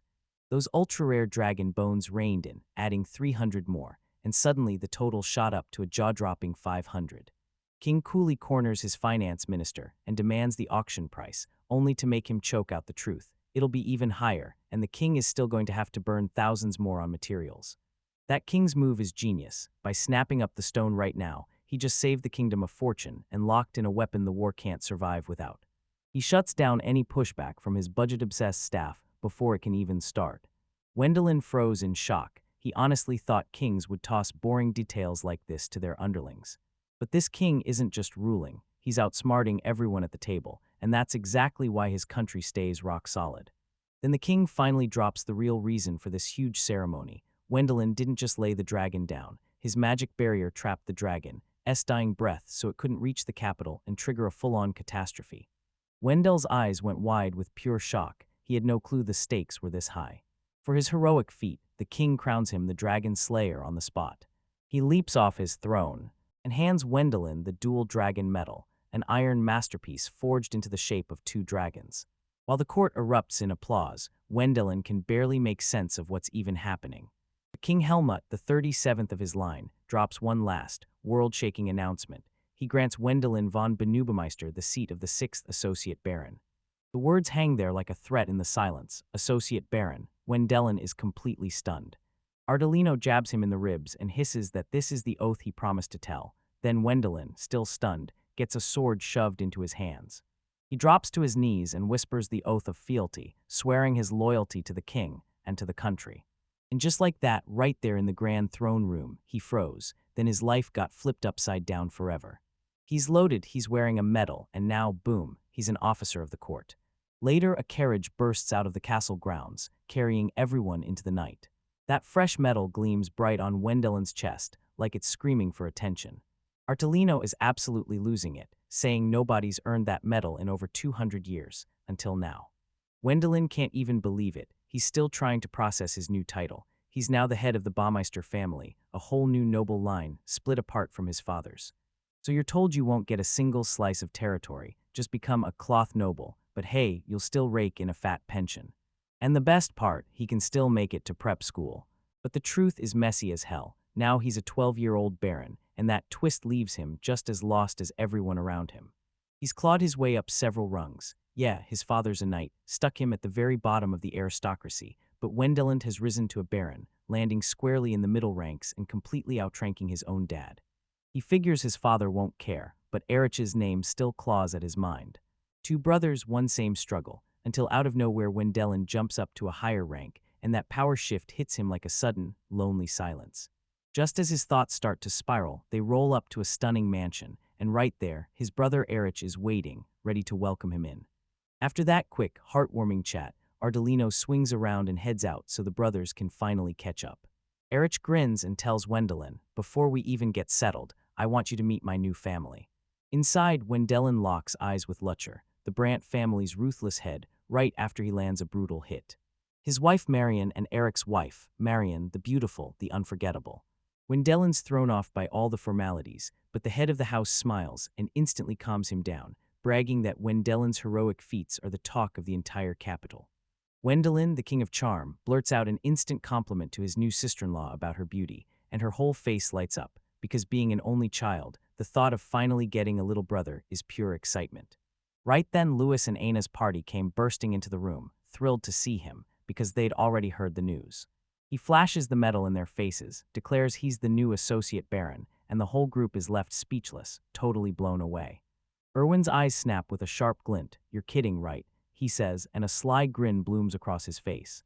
Locked in the drawing room, Erwin stands tall and lays it all out. He's begging Wendelin to swear him in as a vassal. He lays out his nightmare. Since he's the knight's younger son, the future looks bleak. Go back to farming or scrape by as some low-ranking adventurer, because the aristocracy runs on connections, not talent. He's practically on his knees, begging Wendelin to hire him. Before Wendelin can even get a word out, Anna and Louise rocket in, begging to be hired too. The adults in the room are left speechless by what they're seeing, like, wait, is this even allowed? The head of the house lets out a chuckle. Technically, it's not a real yes, but with Wendelin breathing down their neck, he figures it's less of a nightmare to just let them in. He tells you that nowadays, most noble families don't dare to grow anymore. Money won't stretch far enough. Erich leans in and says that once Wendelin gets this new status, he's about to drown in requests from merchants begging for connections, and women lining up, dying to be his mistress. Even if it was only on paper, having a few trusted friends as retainers would be a massive boost. The trio bursts with joy. Erwin vows to keep two people safe, and Ine practically throws her services at them for free. Louis smirks and claims they'd rather serve as retainers than end up as some strange old noble's mistresses. Then the household head leans in and declares that since Anna and Louise are the aristocrats' vassals' daughters, they're more than ready to marry straight into nobility. Louis winks, then with a cold smirk basically says, Fine, if that's how it goes, they're my concubines. She picks things up at lightning speed, and she's perfectly willing to play the role of his mistress, right up until she's finally an adult. Gwendolyn is totally rattled, stammering that they're going to shove that whole topic aside for now. But Louise doesn't let up. She leans in and promises she'll grow into a gorgeous woman, and that when she does, he's the guy she's going to play with. Eric's wedding day has finally arrived, and the celebration is already roaring at full blast. A loud, friendly voice booms over. Wendeland whips around, and there's Erich grinning and waving like they haven't laid eyes on each other in ages. Wendeland's deadpan, "It's only been 2 days," barely lands, because Erich just throws it off with a laugh, then yanks Wendelin into a rough embrace, grinning and congratulating him on skyrocketing to an associate of Baron. Erich, the generous big brother, shoves Wendell a heavy pouch of coins, his share from their latest crazy adventures. But when Wendelin sneaks a look inside, his jaw drops so hard it could shatter stone. The stash is wildly massive, enough to bankroll a whole army or keep the finest liquor flowing for a lifetime, and he can't wrap his head around it. Erich is handing over this fortune like it's nothing but spare change. As they stride through the loud, crowded courtyard, Erich suddenly realizes something's off. Several key faces aren't there. He whips his eyes across the crowd, worry etched on his face, because the bride's parents are nowhere to be found, and that missing piece instantly sparks panic in everyone. Right then, Brantark closes in and welcomes them with a friendly grin. Erich wastes zero time. He barrels straight in and asks if the Baumeister family's donation has finally arrived, and the bride's mother crumples under the pressure, confessing she's fired off multiple letters but got zero replies back. That peaceful calm gets obliterated in a heartbeat when a man storms in, face blazing with rage. He screams that Wendelin's father's dowry still hasn't been paid. A wave of icy dread crashes over the whole group. This isn't some small mistake. It's a total public disaster that could torch their entire world. They track down Wendelin's other brothers, Paul and Helmut, and find them crushed, utterly beaten down. A dark cloud looms over them, and Wendelin can feel it in her bones. Something is terribly wrong. Paul, tugging at his collar like his nerves are breaking, confirms the nightmare they're all dreading. He lays it out, their father, in his all-knowing wisdom, never imagined Erich would end up marrying into the very same family as Kurt, the oldest son. Every last coin from the family got swallowed by Kurt's ridiculous cult, so there was nothing left for Erich's dowry, while Paul and Helmut, both royal guards with no inheritance, left their father expecting absolutely nothing from them. Wendelin is left stunned, because the sheer incompetence and cruelty of it all is absolutely unforgivable. Cornered with no other way out, he steps up and offers to pay the dowry himself. Without even blinking, Wendelin dives into his magic bag and starts pulling out a king's ransom. Mountains of rich furs, bolts of dazzling silk, sparkling gemstones, stacks of spices, and even top-notch qualipans and supplies spill out like they're falling through the sky. Meanwhile, his brothers just freeze. Pure relief hits them hard as Wendelin swoops in and pulls the family back from total disgrace. His friends lean in and whisper, "This is the kind of golden opening that forges powerful connections and buys you favor, the sort of chance most nobles would risk everything to steal." Even Brantark nods along, saying that for nobles without real family muscle, it's moments like this that shoot them up the ranks. Brantark pauses just long enough to lay out the Baumeister family's backstory. Generations ago, a second son with no future in the capital charged into the wild frontier and forged a brand new village from nothing. That wild stretch of land, hemmed in by jagged mountains and a magic forest, was carved out as the Baumeister territory. 4 generations later, Wendelin's father, Artera, runs the whole family, but his rotten relationship with his own parents is the kind of scandal everyone still talks about. The bride's family is in full panic, because defying a Margrave is one disaster, but they didn't even borrow money for the dowry, and that kind of gap feels like an insult sharpened to a point.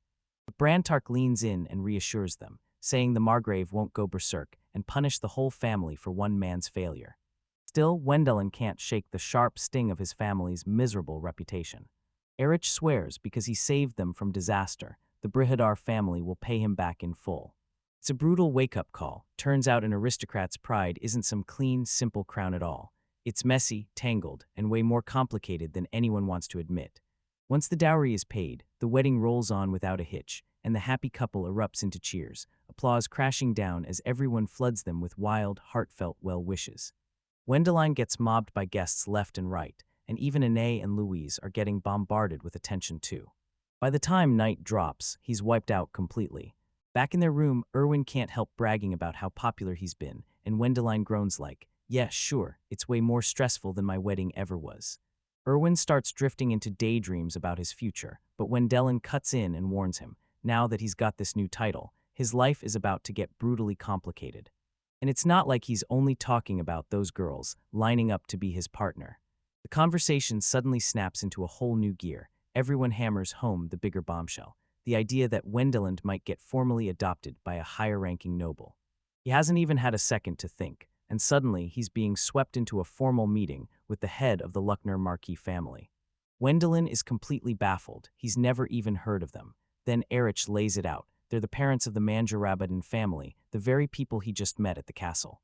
The Marquis, who turns out to be the kingdom's Lord of Finance, throws his head back and laughs, basically delighted by what just happened, then breaks it down. The royal budget is a total disaster, and he can't hide how impressed he is with Wendelin's moves. Suddenly, Erich panics, because when it clicks, the Luckner family runs the elite Breebrook prep school that Wendelin attends. Because Wendelin's got a scholarship paid for by the Marquis, he's already in their debt, whether he likes it or not. The Marquis grins warmly, but it's all business. Then he pushes Wendelin to seriously think about joining his family. Erich shoots out an apology for the sudden pressure, admitting, if this goes through, we'll be closer than brothers. Wendelin's chest feels the weight of everything as he stares out at the mansion beneath the starry sky. He finally realizes an aristocrat's life is never, ever simple. It's a constant storm of secrets, power, and trouble. For the rest of the vacation, he shoves it out of his head and soaks up the capital's sights and sounds like a normal guy, trying his hardest to forget. Meanwhile, in the grand throne room, the air turns heavy and grim, like the whole court is holding its breath. Palace chief magician Clement Christoph von Armstrong storms into the royal hall and reports to the king. Their scouting mission into the Palkinia grasslands crashed and burned, another brutal failure. As long as the ancient dragon, Grade Grandy, keeps its claws on the plains, humanity's territorial dreams won't stand a chance. The king is still haunted by a horrifying truth. After a full 1,000 years, he hasn't even scratched the demon-held lands. A long, brutal saga of expeditions that kept collapsing into bloodshed. That topic yanks a brutal memory straight out of Armstrong's chest, late Margrave Brahirator, desperate to rip a cure from the jaws of his terminal illness, smashing his forces toward near annihilation. The king leans in and reminds him, during that battle, Armstrong didn't just lose a fight, he lost his best friend and his fiercest rival, Alfred Ranford. Swamped by emotion, Armstrong blurts out a real apology for his outburst. But the king waves it off like it's nothing, reminding him they've been best friends since they were kids. Then the king drops the bombshell. Alfred's master, Brantark, the legendary magician, is in the capital right now. And most importantly, he's chosen a new disciple, the very young man who pulled off the impossible, where whole armies couldn't. Armstrong's eyes blow wide with shock as the king finally confirms it. Alfred's student is the same boy who wiped out the undead ancient dragon.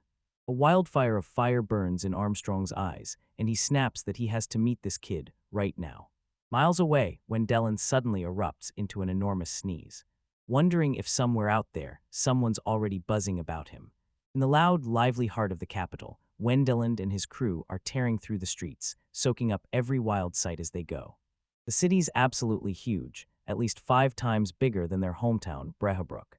But Erich wastes no time calling out that the capital is dealing with plenty of problems of its own. Everything's getting more expensive, the food supply is running thin, and the water's getting sketchy, and that's why they have to push to develop the lands around them. The Palkinia grasslands stand as the main monster in our path, the last big demon-infested territory lurking just nearby.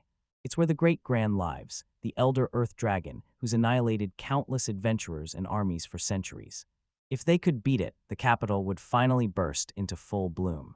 Wendell stared at the sheer size of this monster, his mind racing over who on earth could even bring it down. Then Eric cut in and steered them toward a day of shopping. The boys then scope out slick, fine clothes and top-tier weapons. But then, when Dylan finally shows up, he shoves Eric out the door to meet up with his fiancée, Miriam. Eric shudders as she remembers a past shopping trip with her, an exhausting bargain hunt that felt like an endless marathon. Wendell and Chuckles toss out a blunt joke, saying women are basically the same everywhere, no matter where you go. They both agree on one thing: if the girls would just hit the stores together, their lives would finally calm down and stop blowing up. Right after they get back to the manor, that calm, peaceful night gets ripped apart by something that just won't let them rest. Inez and Louise sprint over, practically vibrating with excitement to show off their brand new dresses. They hit a pose for the camera, fishing for compliments like their pride depends on it. Wendelin, still the practical one, slips in a quick remark about how insanely good the capital's fashion is, earning him a couple of blunt, emotionless glares. Erwin snaps that they're praising the clothes, not the girls, and then his anxiety spikes over exactly how much all of this cost. Louise doesn't even flinch. She's already plotting a hunting spree, ready to rake in cash and pay for their next shopping trip. Miriam, Eris's fiancée, leans in and tells Wendeland, when a pretty girl dresses up, you don't hold back, you tell her she looks beautiful. Wendeline forces herself to follow her own advice, then awkwardly blurts to both girls that they look amazing on them.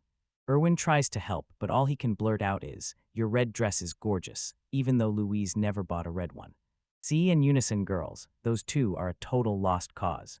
They straight up tell the guys, you better sharpen your common sense if you want even a passing chance with women. Later that night, Wendeland finally crumples to the ground, groaning that the absolute worst part of shopping with women isn't the trip, it's the exhausting aftercare that comes right after. Roll Zarber, our tail jumps straight into Wendeland's world, still shaking off his wild victory over the undead dragon, but one thing's clear, the battles aren't done with him yet. He suddenly gets showered with praise by a guy named Brantark, looks like a fellow adventurer, though the real threat is the much more intimidating figure standing right there. They're blown away, not only that he's Alfred's disciple, but that he pulled off the whole feat with this chilling calm hanging in the air. Wendelin stays humble and tries to shrug it off, but his mind whips back, right to the exact moment that brought him here. One second he was laughing with his friends while shopping, and the next, royal palace messengers snatched him up without a word, like an invitation that was really just a kidnapping wearing a smile. Before he could blink, he was already standing at an army garrison on the city's edge, where they drag him straight into a meeting with the royal palace's chief magician, Master Christoph von Armstrong, and Wendelin's jaw practically drops to the ground. He thought he'd face some old wizard with a long gray beard, but Armstrong shows up built like a mountain, pure muscle and swagger, so macho you'd swear he's not even a magician. The staff he's carrying doesn't look like a weapon for show, it looks built to smash skulls like a war mace. Armstrong leans in with a smug grin, then quips if you're nervous. Then he drops the bombshell. Now they're marching straight into battle together to reclaim the Palkinia grasslands, overrun by that nightmare grand-degreed monster. Wendelin's completely stunned. He's just a miner, and somehow he's ended up in demonic territory, like he never should have been allowed anywhere near it. But it looks like the rules bend for nobility, because as the new head of the Baumeister family, he's been raised to a baron, and when the army mobilizes, he wastes no time and answers the king's call. This time, the king personally demanded he join the garrison to take down a colossal dragon. So much for hiding behind his age, then it hits him like a punch. He's been drafted. But when Wendelin's face crumpled with defeat, the others just shut him down, told him to give up and swallow his fate. Brantark smirks that Wendelin's legendary bad luck must be spreading, because the curse feels contagious. This whole situation is so ridiculous that the only thing they can do is laugh and shrug it off. Soon enough, they're soaring over the endless Palkinia grasslands, each one locked inside a protective magic bubble. Then they spot it right out there in the distance, looming like a nightmare, the grand grey dragon, colossal and legendary, a monster straight out of myth. Armstrong just erupts in laughter, jaw dropping as he mocks how insanely massive it is. During their pre-battle briefing, Brantark leans in and tells everyone the dragon's an earth attribute, so wind magic will cut straight through its defenses. Every gaze snaps to Wendelin. He blurted out that his deadliest move is the Cutter Tornado, but then he dropped the bomb. It takes a full 2 minutes to cast. That's basically an eternity in a fight like this, but Armstrong doesn't flinch. 2 minutes. Hell, I can handle that, he scoffs. But as they close in, sweat pours down Wendelin's face, because that dragon is way bigger than he ever imagined, and this is about to get brutally intense. Armstrong suddenly explodes into a roar. Magician mobile armor clicks into place. A quip. Mana bursts around him, whipping the air into existence as a hulking, menacing suit of thick black plate armor slams into place. Wendelin just freezes, staring in pure shock. What kind of magician is this guy? Brantark leans in and casually drops the truth. This isn't normal magic. It's a rare, special kind of materialization spell. Armstrong's staff snaps into a monstrous warhammer, and even his armor becomes so defensively insane that a normal magic barrier would pop like it's made of soap. Armstrong doesn't hesitate for a single heartbeat. He surges forward and drives his hammer straight into the dragon's snapping, snarling mouth. The impact hits like thunder, this beast bellowing in rage lunges in, teeth flashing as it snaps at the armored magician. Wendelin stares, totally spellbound, like he can't even breathe for how incredible it is. Two titans collide and trade vicious blows, like the whole world's about to split in half. The dragon lashes out with its massive tail, shattering Armstrong's armor with a vicious crack, yet he doesn't even blink. With raw, jaw-dropping strength, Armstrong snatches the dragon by its tail, rips the whole creature clean off the ground, and starts whipping it around like it's nothing but a toy. Wendelin can't even find words. Just how much power does this guy have? Brantark snaps back that the armor is strictly for protection, because the wild, ridiculous strength, that's all Armstrong. At that exact moment, Armstrong, still gripping the dragon, shouts, demanding to know if the spell is ready. Wendell jolts back to the present, mana whirls around him, and he snaps, "I'm ready."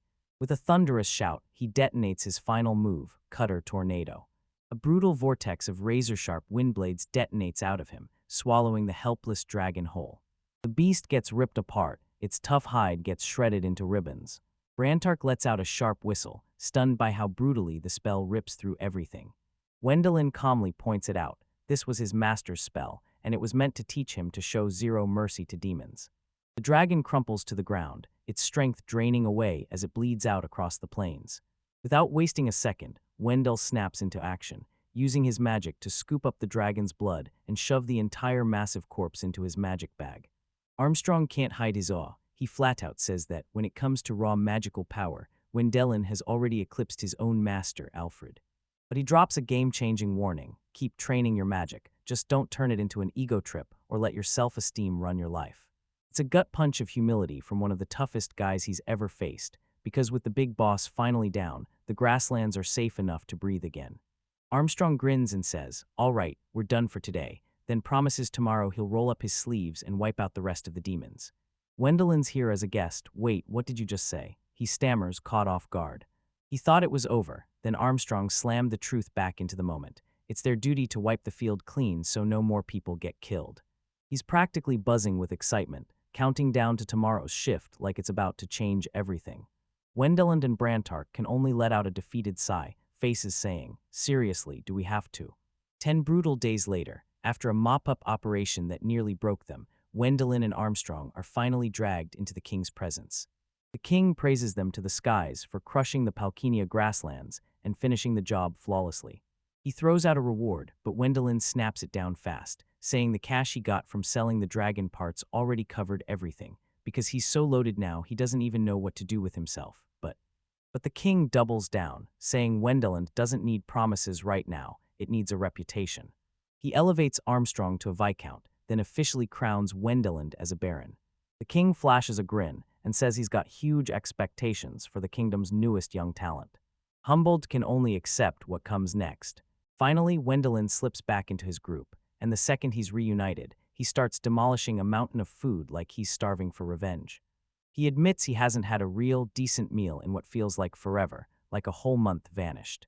He relives it all, the miserable campaign, a whole week of non-stop demon hunts, sleeping in shifts, and getting stuck doing every bit of the cooking because his two powerhouse companions bylate on the job. Summer vacation slammed down like a violent heat wave, sweat in the air, dust in the lungs, and blood on the ground. With just 3 days of holiday left, the whole crew is itching to hit the streets and go souvenir shopping. But Wendelin won't back down. He's dead set on hitting the sights in the capital. He knows he can teleport away anytime, but he insists that the real win is living right here and savoring every second. Right when he's about to go full steam, a guy barges in and interrupts him, apologizing on the spot. "Wendell, Dono, your baptism is ready."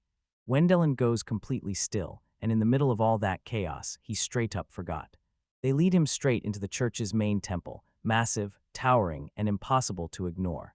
He's not the religious type, so all of this just feels like a total headache. Cardinal Hohenheim himself steps forward to greet him, and a warm welcome hits him like a blessing. The cathedral's inside hits you like a punch, pure, breathtaking beauty from start to finish. The cardinal lavishes praise on Wendelin, declaring that his holy magic, capable of taking down 2 dragons, can only mean God's protection is all over him. Wendelin flashes a perfect, polite smile, but deep down he's convinced his magic has zero to do with faith. Armstrong, right there with them, leans in and pushes him to play along, while the church acts like their demon-hunting spree is a sacred holy crusade. The baptism ceremony unfolds just as planned, prayers ring out, and holy water splashes over everything in sight. Next, Wendelin drops a huge donation, and the cardinal pulls him into his office for a cozy cup of tea. As they finally take their seats, the cardinal snaps his fingers and orders Elise to rush in with the tea. The door swings wide, and a young woman in a nun's habit strides right in. Wendelin freezes, completely speechless, and yeah, without a doubt, she's the most breathtaking person he's ever laid eyes on. He's totally, hopelessly smitten. Their eyes lock and she studies him with sweet, curious wonder. "Are you a magic holder?" she whispers. The cardinal lets out a proud chuckle, beaming as he introduces her, his granddaughter, his pride, and his joy. He tells her she can wield holy healing magic too, and that she's not just learning it, she's training to become a nun. Wendelin nearly froze. Meeting someone with a gift as rare as hers felt unreal. Then the girl beamed a bright smile and said, "Nice to meet you. I'm Elise Katharina von Hohenheim." Welcome back, story lovers. Today we're jumping straight into Baron Wendelin's life, because he just learned that killing a dragon is the easy part, and now the real final boss is high society. Our tale kicks off with Wendelin in a lavish room, facing across the table the stern, power-packed cardinal of the church. The cardinal beams as he proudly unveils his granddaughter, Elise von Hohenheim, and admits her training is a blank slate. Then Wendell freezes the second he lays eyes on her, stunned beyond words. Dressed head to toe in the robes of a sister, her ethereal beauty practically glows with pure, effortless grace. Wendelin, pure pragmatist, can't help but stare in disbelief. Why is this girl, blessed with rare, deadly power holy healing magic, being pushed onto the path of becoming a nun? The cardinal lets out a heavy sigh and says, sure, her talent is massive, but as her grandfather, his only real wish is for her to live in peace and smile every day. He bursts into praise for her gentle nature and stunning looks, bragging that the line of suitors chasing her hand will stretch forever, and they'll all be fighting tooth and nail to win. Wendelin couldn't stop himself. He shot a sly grin, cheeky as ever, and asked, "So you hauled me all the way here just to brag about your amazing granddaughter, huh?" The cardinal doesn't shut her down. She straight up admits that tons of powerful families are hunting for a chance to get to her. Wendelin nods along without hesitation. She's absolutely, unmistakably gorgeous. For one jolt, his past life salaryman instincts kick in, and he starts dissecting everything like he's brokering a hostile business merger. But his thoughts crash to a halt when the cardinal locks eyes with him and throws, "So, are you willing to accept her as your wife?" The question slams into Wendell like a wrecking ball. He was only trying to be polite, maybe even reading it as some sneaky political move, but the moment it lands, he realizes they're not circling around at all, they're straight up asking him to marry them. Before he even gets the words out, the cardinal cuts him off, declaring it over and done, like the decision is carved in stone. And the aspers, then he drops the real gut punch. He's already got the king's official stamp, casually saying His Majesty thinks they'd make a perfect pair. Wendell freezes on the spot, his brain spinning as he realizes he's been shoved into an engagement with one of the most wanted women in the whole kingdom. Later, Wendelin returns to his party, and they huddle up, plotting how to burn their last 2 days in the capital. He has to stumble through an awkward confession. He can't join because he's stuck with a prior appointment. Turns out the appointment is Elise herself. She walks in to see him, and the second he introduces his fiancée to the group, the whole room goes dead silent. Everyone in the room is instantly spellbound by her presence. Erwin never held back. Right on the spot, he blurted his thoughts, and yeah, her breasts were absolutely enormous. Elise, all elegance and confidence, tells him that since Wendelin's been too swamped to see the capital, she's stepping in, becoming his personal tour guide. She's already sliding into her place as his future wife, pushing away the formalities and begging him to just call her Elise. Wendelin tries to keep things proper, tells him it's not appropriate, then she just flashes that sweet, stubborn smile and shuts him down for good. He had this like it was supposed to go just like this. Their date gets thrown together in a flash by Sebastian, a sharp-eyed butler in the cardinal's employ, sent to make sure they're taken care of. As the brand new couple slips out together, the rest of the party just stands there, stunned, trying to process what they've heard. Erwin turns green with envy, groaning that he wants a fiancée just as badly. Louis shoots back, deadpan, that if he wants one, he should probably go slay a dragon first. In a last-ditch burst of desperation, Erwin blurts out that Ine should be his fiancée, only for her to shut it down instantly with a bulletproof no. Brantark, their teacher, has to spell everything out for them, because this engagement is a political chess move pulled off by the cardinal and backed by the king himself, and make no mistake, this isn't love at all, it's power. Ina leans in, nails him with a sharp question. Brantark, who's the girl you were meant to introduce to Wendelin from your own lord's territory? Flustered, Brantark blurts that his heart belongs to Miss Anita alone, and the girls are left completely baffled. Then he whips around and tells the girls, the official wife seat is taken, but the mistress spot is still wide open, and someone's about to fight for it. And just like that, a spark ignites under them. Then Ine, shockingly first in line, grabs the challenge and vows she'll give it everything she's got. Louise sprints right after them, seizing the chance to lock in her family's spearmanship dojo's future by building one for the Baumeister family. Erwin smartly clocks that hooking up with a powerful noble as his mistress is the safest money stream in the world. And just like that, Ine snaps into a brand new life mission: win Wendellin's attention as his mistress, forge a combat magic dojo from the ground up, and blaze the trail as the very first female master. The moment the signal hits, the race explodes into motion. Meanwhile, on their very first date, Wendellin and Elise. They're hunting for fresh clothes for him, and for the first time in forever, Wendellin is glowing with happiness, wandering around, stuffing himself with great food, and soaking up every second with a stunning girl. He's just a normal young man, and it honestly feels like a breath of fresh air, until, mid-stroll, he discovers something wild about Elise. She's Master Armstrong's niece, the same ridiculously jacked magic instructor he can't forget. He also hears how she's known as the Saint of Hohenheim. She earned that name by never stopping her charity, healing everyday people, and treating everyone with warmth no matter who they are. Is perfect. Staring down at the city below, Wendelin felt something click open in her, and when he finally spoke, he admitted the truth. People chant Dragon Slayer, but he doesn't feel like a hero at all. The title he never asked for weighs on him like a crushing storm. This hits Elise so hard, it feels like it digs straight into her soul. Right then, Sebastian the butler slips a quiet piece of advice to Wendelin. On your very first date, a true gentleman always brings his lady a gift. After the dragon hunt, Wendelin realizes he's sitting on a fortune, and he doesn't hesitate. Step into a glittering jewelry store like you're about to touch something priceless. Wendelin taps into everything he learned in his past life, and he knows this social mission is do or die. The shopkeeper thrusts a special ring at you, one with a huge dark magic stone, meant to bottle up magic so the wearer can fire off intermediate-level spells. Wendelin instantly unlocks its real power. Anyone without magic can use it, and even mages can preload a spell, ready to unleash in a crisis. That price is a shocking 3 platinum coins, an absolute fortune for almost any noble.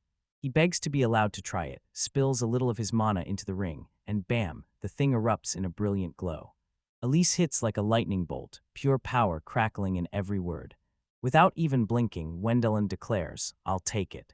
Elise freezes in horror at the sheer extravagance, insisting she absolutely can't take a gift that pricey. But in Wendelin's world, where he's waiting around in more money than he can even spend, the price tag might as well be pocket change.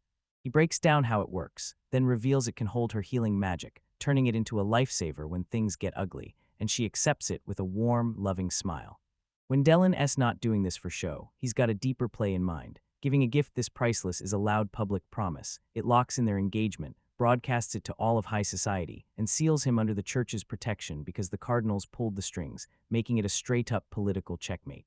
The moment Elise steps back into her house, her grandfather clocks the gift's true meaning in an instant. He's blown away because Wendelin isn't just a powerhouse mage. He's a sly political mastermind, and he knows exactly how to pull the right strings to turn power into results. He asks Elise if her new fiancé comes with any complaints. She just shrugs it off and says, no. In the hush of the moment, Elise can't help but think she's still blown away by that boy from a poor noble line, the one who went from forgotten to legendary overnight. But the moment he finally confessed how that title pressure was crushing him, it hit her, real connection, no mask. For the first time, she'd found someone who truly understood her burden. She's convinced that even if her magic disappears, this kind guy will still treat her the exact same, and she's 100% sure they'll end up a perfect match. Bell snatches the envelope, and when everyone pushes him to, he starts reading it out loud right there for all to hear. Just when everyone thought they were set for the prep school graduation, the master dropped a bombshell. He canceled it, and all 4 of them are being forced to stay in the capital and train as real, full-fledged adventurers. The shock hits like lightning, and nobody saw it coming. Bell's still not buying it, so he whips around to Burkhart, and Burkhart confirms it. The letter is 100% real, penned by the master himself. Burkhart lays it out plain, and yeah, it actually clicks hard. He tells Bell, for a kid like you to take down 2 dragons, prep school has nothing left to teach you. And it's not just Bell. He whips his gaze to the others and points out, straight up, that their skills have already blown past what the instructors back at school ever could have taught them. Yeah, it's blunt, but he's dead on. Staying in the capital, with its top-tier resources and tougher fights, is the quickest route to real growth, way faster than wasting 2 more years in some basic curriculum. Everything here runs on a whole other level, top-notch infrastructure, real experts, and opportunities stacked up everywhere. Bell weighs it all, and sure, the perks are staring him in the face, but anxiety snaps cold in his gut. The capital reeks of political snakes, and he refuses to get dragged into some noble's power games as a pawn. Before anyone can blink, the conversation rockets into the juicy stuff. Meet their brand new mentors. Erwin's eyes flare with excitement the moment he hears he'll be training under Master Warren, the feared head of the personal Knight Brigadier. Ine practically bursts with excitement when she learns she's finally going to meet the Spear Masters inside the Imperial Knight Order. And when it comes to Bell, Burkhart only smirks, like he's got something incredible lined up, promising him the absolute best teacher. But hey, there's a real problem breathing down their neck. What happens to their home back in Breburg?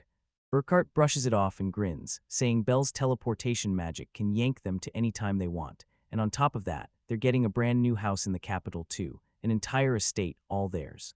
A few days later, the new training regiments kick off, and the real grind finally starts. As Erwin and Inna rush toward the castle to drill with the Imperial Order, Bell and Louise get split up and thrown completely different instructions.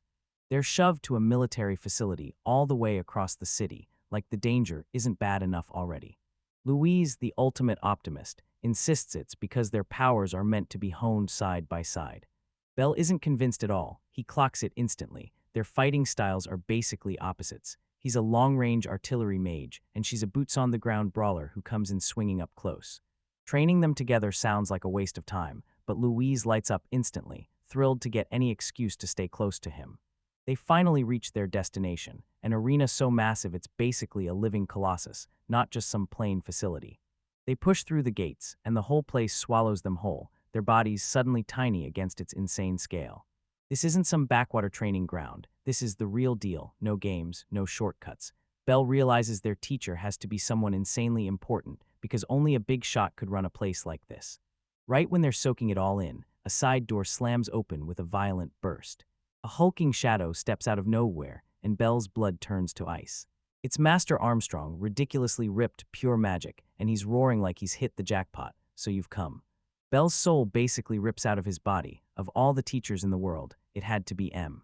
Armstrong practically crackles with energy, confessing he was so hyped for their first lesson he couldn't even fall asleep, while Bell, he's sinking into this dark, gut-churning dread like he knows today is going to be pure hell. Louise can't stop staring. Armstrong's unique muscular magic still rings in her head, the kind where he can summon magic armor and charge dragons up close like a brawler, and she's dying to learn it, but Bell is horrified, because she knows that style is meant for fighting, not for mages. He spots his way out, and it clicks that this whole training is tailored for Louise, the close combat specialist.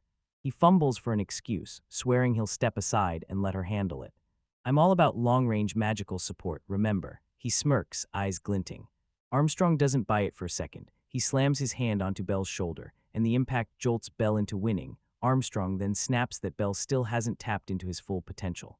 He says his magic mobile armor is the perfect bootcamp for mastering magic circulation. Any mage would profit from it. Then he lands the real final strike. He brings up Bell's old master, Alfred. Yeah, your master was a genius with complex spells, he sneers, but he had zero physical ability. If he'd learned my armor technique, he wouldn't have gone down the way he did. The moment those words landed, Bell felt it like a punch to the gut, because he knew it was true. Alfred's deadliest weakness wasn't his enemy, it was his frail, breakable body. Bell snaps back. He judged too fast, and then it hits him. Maybe this insane training is exactly the shot he needs, so he throws in a firm agreement. Armstrong smirks like, yep, this training is for me too, and the walking mountain of a man still hasn't hit his own magical limit. The thought that this monster might get even stronger is straight-up terrifying. The very first lesson is learning how to wrestle your magic flows into the perfect rhythm. Bell, Louise Armstrong, and a whole crowd of mages grind through an entire day of brutal, non-stop training. By the finale, every one of Armstrong's disciples is sprawled on the ground, wiped out cold, mana gone, strength shattered. They whip their heads toward Bell. He looks totally fine, and that's when doubt creeps in, like maybe he's not human at all. Even Louise, who's only supposed to be soaking in ambient magic, starts feeling dizzy. Armstrong, of course, stays completely untouched. And that's when Bell snaps the whole thing into place, because Armstrong is just like him, a bottomless pit of mana. Louise's eyes blow wide with sudden, jaw-dropping realization. If he's anything like Bell, then his magic still hasn't hit its limit. Armstrong erupts into a booming laugh, and as he trains, he feels his strength surge and grow with every breath. He's totally re-energized and raring to go for round 2, itching to start materializing his armor. Belle can barely breathe as that man's unstoppable, terrifying energy surges straight at her, and she can only stare in horror. Later on, the party gets yanked into a wild quest, trudging through a twisted forest while Armstrong and Burkhart tag along beside them. Bell can't wrap his head around it. Why would two high-ranking masters have to shadow a basic guild request? Burkhart leans in and says the pink hippopotamus thereafter. Yeah, people know it's nothing but trouble. Armstrong just stands there, and you can practically see his soul begging to be anywhere else. Turns out Burkhart doesn't even have the full story. He's just been shoved into it by his superiors, told to lend a hand. The name Pink Hippopotamus sounds like a joke, not a threat, but he swears they didn't come here for nothing. Armstrong snaps that it's not just any demon, it's a rare, protected one.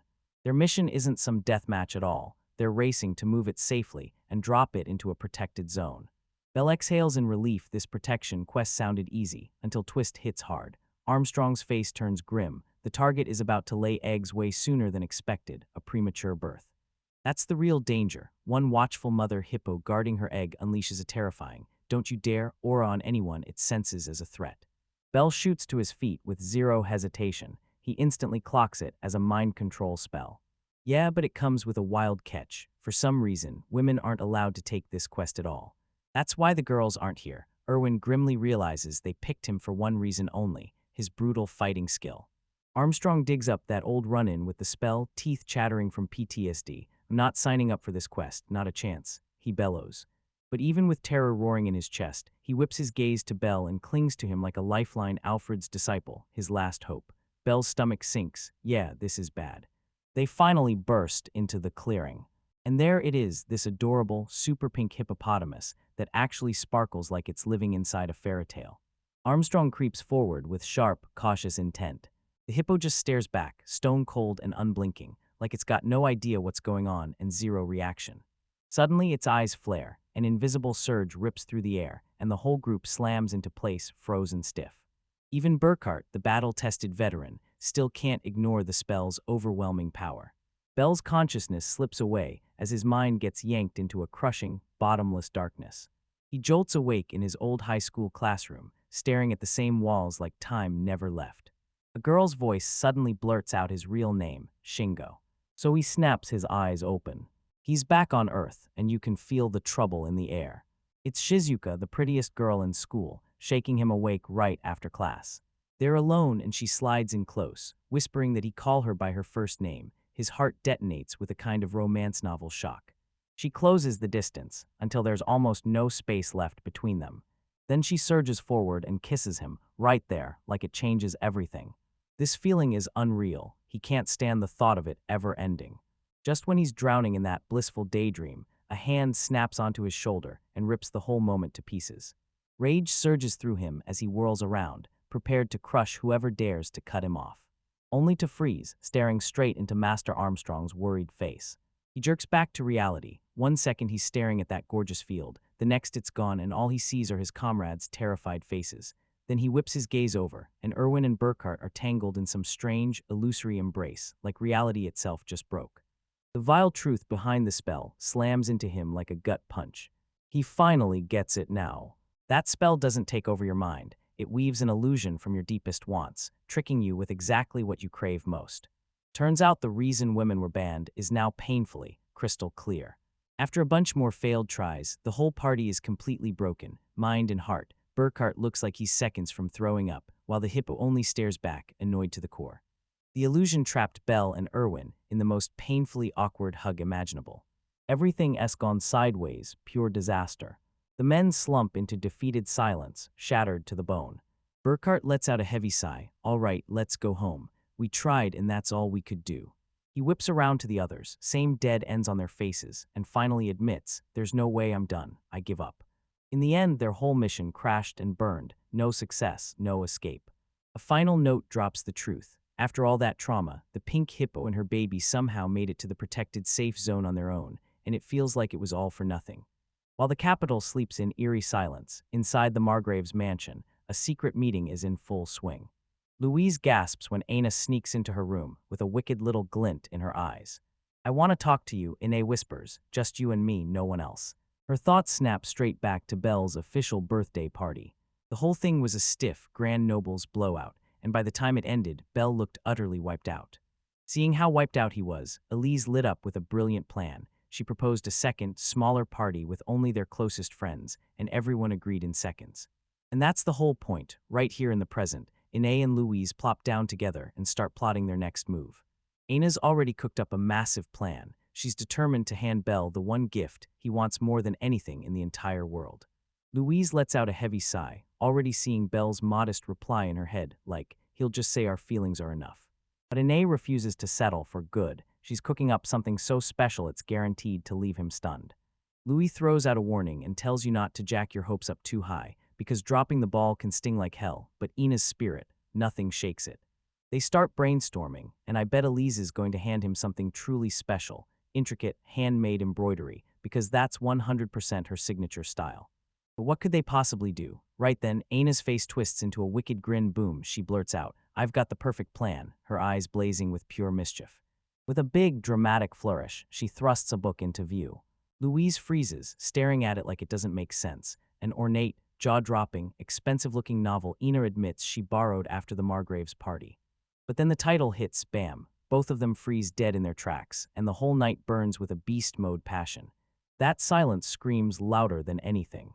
The second Louise lays eyes on that title, her skin crawls, but Ine won't back down, and she drags them into reading it. With a shaky breath, they crack open the book, and inside, a maid muses that her master's been worn out and cold toward them lately. Louise can already feel trouble brewing, but Aina just grins and tells her, "Keep reading."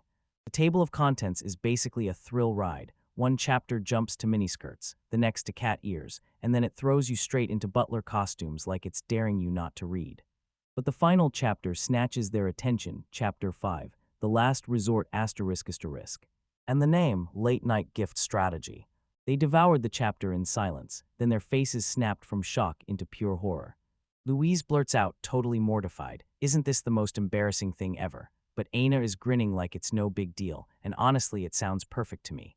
Louis fights for any other option, but Aina won't back down. If this book was the Margrave's, she's sure it's the key to a strategy that actually works. She sells it like it's survival. Elise is the main wife, so they don't just compete, they have to claw for their place. Before Louise can even open her mouth, they're already debating ribbon colors like it's a done deal.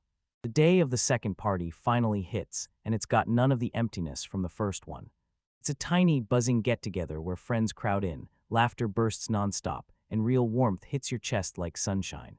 Belle is standing in a sea of people who genuinely care, clutching the whole night with a smile that lights up his eyes, and the party is an absolute win, but the real showdown hasn't even started, because that night, the hallway outside Belle's room goes deathly silent.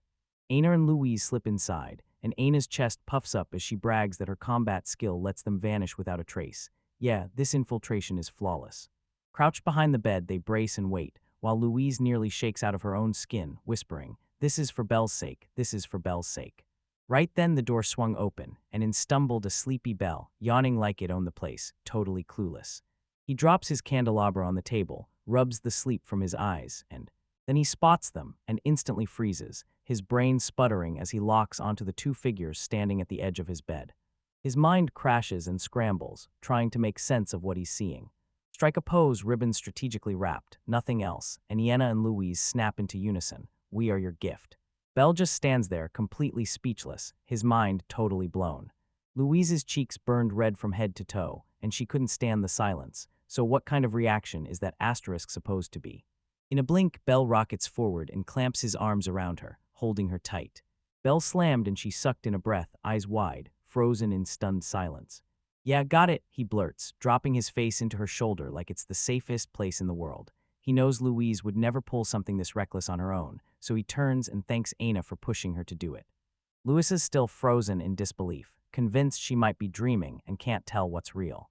Bell leans back a little, sincerity burning in his eyes, and admits, honestly, this kind of thing really turns me on, then adds, but you're attractive to me even without all this. Behind him, Ina pouts, clearly feeling a bit left out.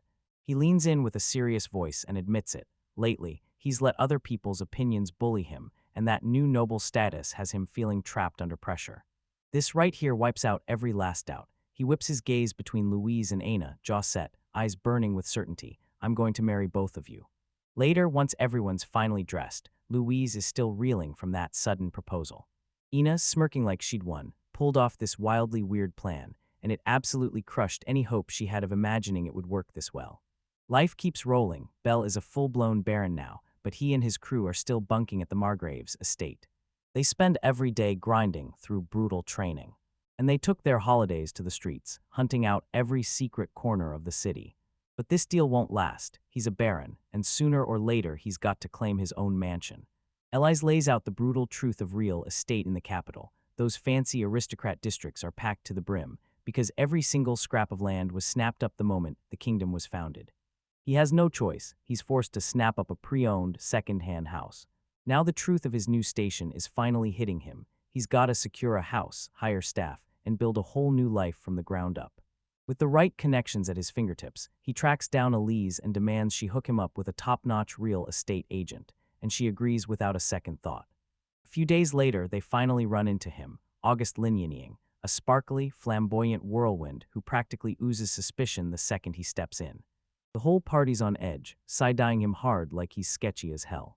But at least that's a breath of relief. This guy was personally vouched for by the cardinal himself. August leads them to the very first property, and it's pure nightmare fuel. A hulking, rotting mansion towers over them, spilling out a dark, creepy aura that makes your skin crawl. The whole crew can't dig up a single good thing to say about it. Every word they try just turns into a complaint. August flashes a cheerful smile, but then drops the dark truth. The old owner was an earl, slaughtered by his own butlers because of his cruelty. Ever since, his vengeful wraith has been stalking those grounds, luring in lost souls one by one. The mansion's gate is bolted shut with a church holy symbol, a last-ditch spell meant to trap the undead inside. Bell blurts out, why don't the church just purify it themselves? And August admits, through a grim glare, that they already tried and got absolutely crushed, because it's a closely guarded secret they keep locked away to stop the public from laughing. That seal is so brutal they can't even squeeze out a single look inside. Then the pitch hits. This mansion is pure jaw-drop magic, worth $1 billion plus, but the price, just $10 million. Bell's eyes narrowed hard, everything snapped into place like the final pieces of a puzzle clicking home. Come on, you knew, didn't you? He said, because when you brought me here, you already counted on the fact that I could purify it. This was a setup from the very beginning. Bell, the ultimate pragmatist, decides Elise might turn into the perfect lesson.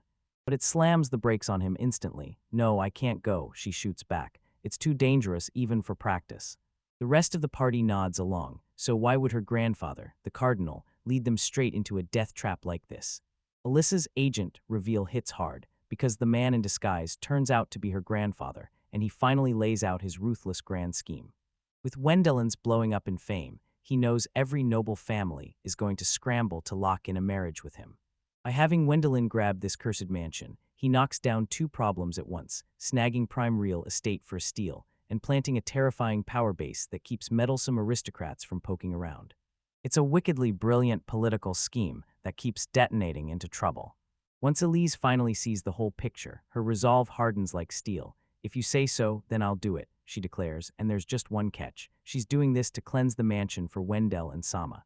Bell touches her and blurts out, "Be my sensei," as he begs her to teach him purification magic. He grins, real joy lighting up his face because her rage, fueled by him, proves she truly cares. Once the deal's locked in, they gear up to storm a haunted estate. But Bell isn't finished. He whips around to the agent with a grin and asks, "So what do we get for all this? I want a discount." Then he flips the switch and charms Elise to death, batting his lashes as he asks, sweet as sugar, how many mansions he'd have to purify to land one for free, swearing he'll give her anything if she'll be his future wife. The lesson kicks off. Elise steps in and teaches him the holy barrier basics, letting him shield himself from the wraith's physical attacks. The moment they cross onto the grounds, the spirits erupt into the world, striking back with raw, mind-blowing magical power. They unleash howling curses at the intruders, like pure rage given voice. Bellarek slams up a glowing barrier, and Elise nods like, "Yep, that's it. It's more than strong enough." "All right, I'm starting Purify Area now," she says, keeping her voice steady as the moment ignites. The Earl's Wraith rockets forward, screaming like a nightmare, yet somehow it becomes a calm beacon. Soft, gentle light spills over the spirit in a soothing wave. The rage drains out of him, and shock slams across his face. My body turns weightless, like blissful calm, then straight into liftoff, flying me to the heavens, whispering as it dissolves. Elise tells them these spirits were once human, and her magic doesn't create miracles, it just lights the path so they can finally reach the afterlife. Now it's Belle's turn. Right outside the gate, the party watches a massive blast of holy light detonate like a god's spotlight. Belle's purification is completely wild, more like a doomsday strike than a calm, gentle guide. The spirits vanish in a blink, like they never existed. His party starts praising how warm and comfortable his magic feels, but Elise just can't shake the same chilling thought. He looks less like a hero, and more like a villain, about to unleash the ultimate annihilation. A few days later, Belle storms into Brantak near the purified mansion, and the whole moment snaps into place. He tells them the Cardinal rewarded his hard work with an even grander mansion, one that was absolutely stunning. But Brantach's face hardens instantly. "You're still naive," he growls, voice dripping with menace. He's caught wind of wild rumors from the church. Turns out that Mansion Belle was given to, and it's haunted, with the ghost of a maid still prowling from the night she was brutally murdered there. And this spirit has a vicious habit, snapping its victims apart like they're nothing, and of course it's the one nasty property Belle still hadn't purged yet. The day kicks off like it's all sunshine. Wendeland and the crew are laughing and joking about what their special training is really going to put them through. Louise is laser-focused on one thing, food, and she's dead sure that if the training means grilling and cooking up meals, she's exactly where she belongs. But their carefree banter gets yanked to a stop when a weird conversation drifts in, someone saying that a certain nobleman's favorite food never changes, no matter what's going on. It's just some random gossip, but the second Wendell hears it, his nerves snap, because both he and Louise suddenly whip around, like they've sensed a presence. "Who's there?" Wendelin snaps his hand toward his weapon on pure instinct. Out of nowhere, this huge, pompous-looking guy barges in like he owns the place, and with a grand flourish he introduces himself, Duke Romanus Alberto von Helter. Wendelin and the others just stand there, totally speechless, because this guy shows up out of nowhere and immediately goes all in with the drama, the Duke brushing them off like they don't matter, and then zeroing straight on Wendelin to demand a duel. Before Wendelin can even blink, the Duke hurls a white glove straight into his face. Wendelin, all speed and sharp reflexes, jukes past that pathetic throw like it's nothing, and instantly the Duke erupts in a sputtering rage. "Why'd you dodge, you coward?" he roars. Wendell was totally stunned as he blurted out the only question that made sense: "Why do you want to duel with me?" And the Duke's answer was simple and completely unhinged. He wanted to snatch back his Alice-Jan. Wendell's crew rushes in right away, slamming the brakes on this whole mess, and Elise, his fiancée, instantly turns the spotlight. What gives this random stranger the nerve to make a claim like that? But the Duke didn't roll in alone. His smug, glasses-wearing advisor steps up and drops a chilling bomb. Under the law, duels between aristocrats are totally legal. The rules are brutal as hell, scratches are fine, and killing your opponents on the table. So with that, he hurls another glove, and Wendell slips out of it again perfectly. Wendelin never buys the hype. He slices right through the drama and says, "All right, I'll take your deal, so what do I get if I win?" The advisor smirks right to his face and promises him massive fame for taking down a duke. Wendelin didn't care one bit. When the advisor saw his zero interest, he slammed him with an ultimatum: give an answer by tomorrow. That night, the crew can't stop talking about how wild everything got. Elise jumps in and fills in the missing pieces. Long ago, Duke Helter tried to win her hand, but her grandfather, the Cardinal, shut him down cold, calling it an insult to the Duke's name and everything his family stood for. Burkhart lays out the politics. Duke Helter is the younger brother of the last king, and marrying Elise would have been a massive, jaw-dropping power grab. Then comes the real gut punch. Turns out the Duke already has 24 wives and is so broke he's drowning in debt, and the wild part, he isn't just ambitious, he's a straight-up scumbag. Elise's smaller figure only made it worse. She admitted she'd really hoped marrying Wendeland would finally make that old lecher quit. Brantak, their mentor, chimes in with his 2 cents. Then, once he hears the conditions, he locks eyes with Wendell and drops his advice with total confidence. He smirks and says, "Go on, just accept their duel."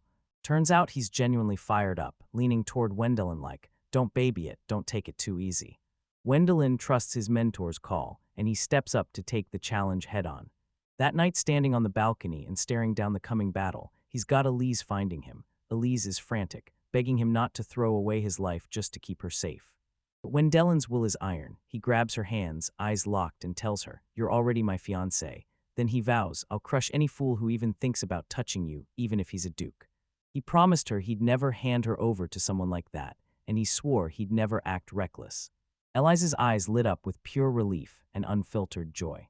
For Wendelin, even one single moment like this feels like a win all by itself. She leans in and plants a soft kiss on his lips, whispering, "I believe you'll win." That's all the push he needed.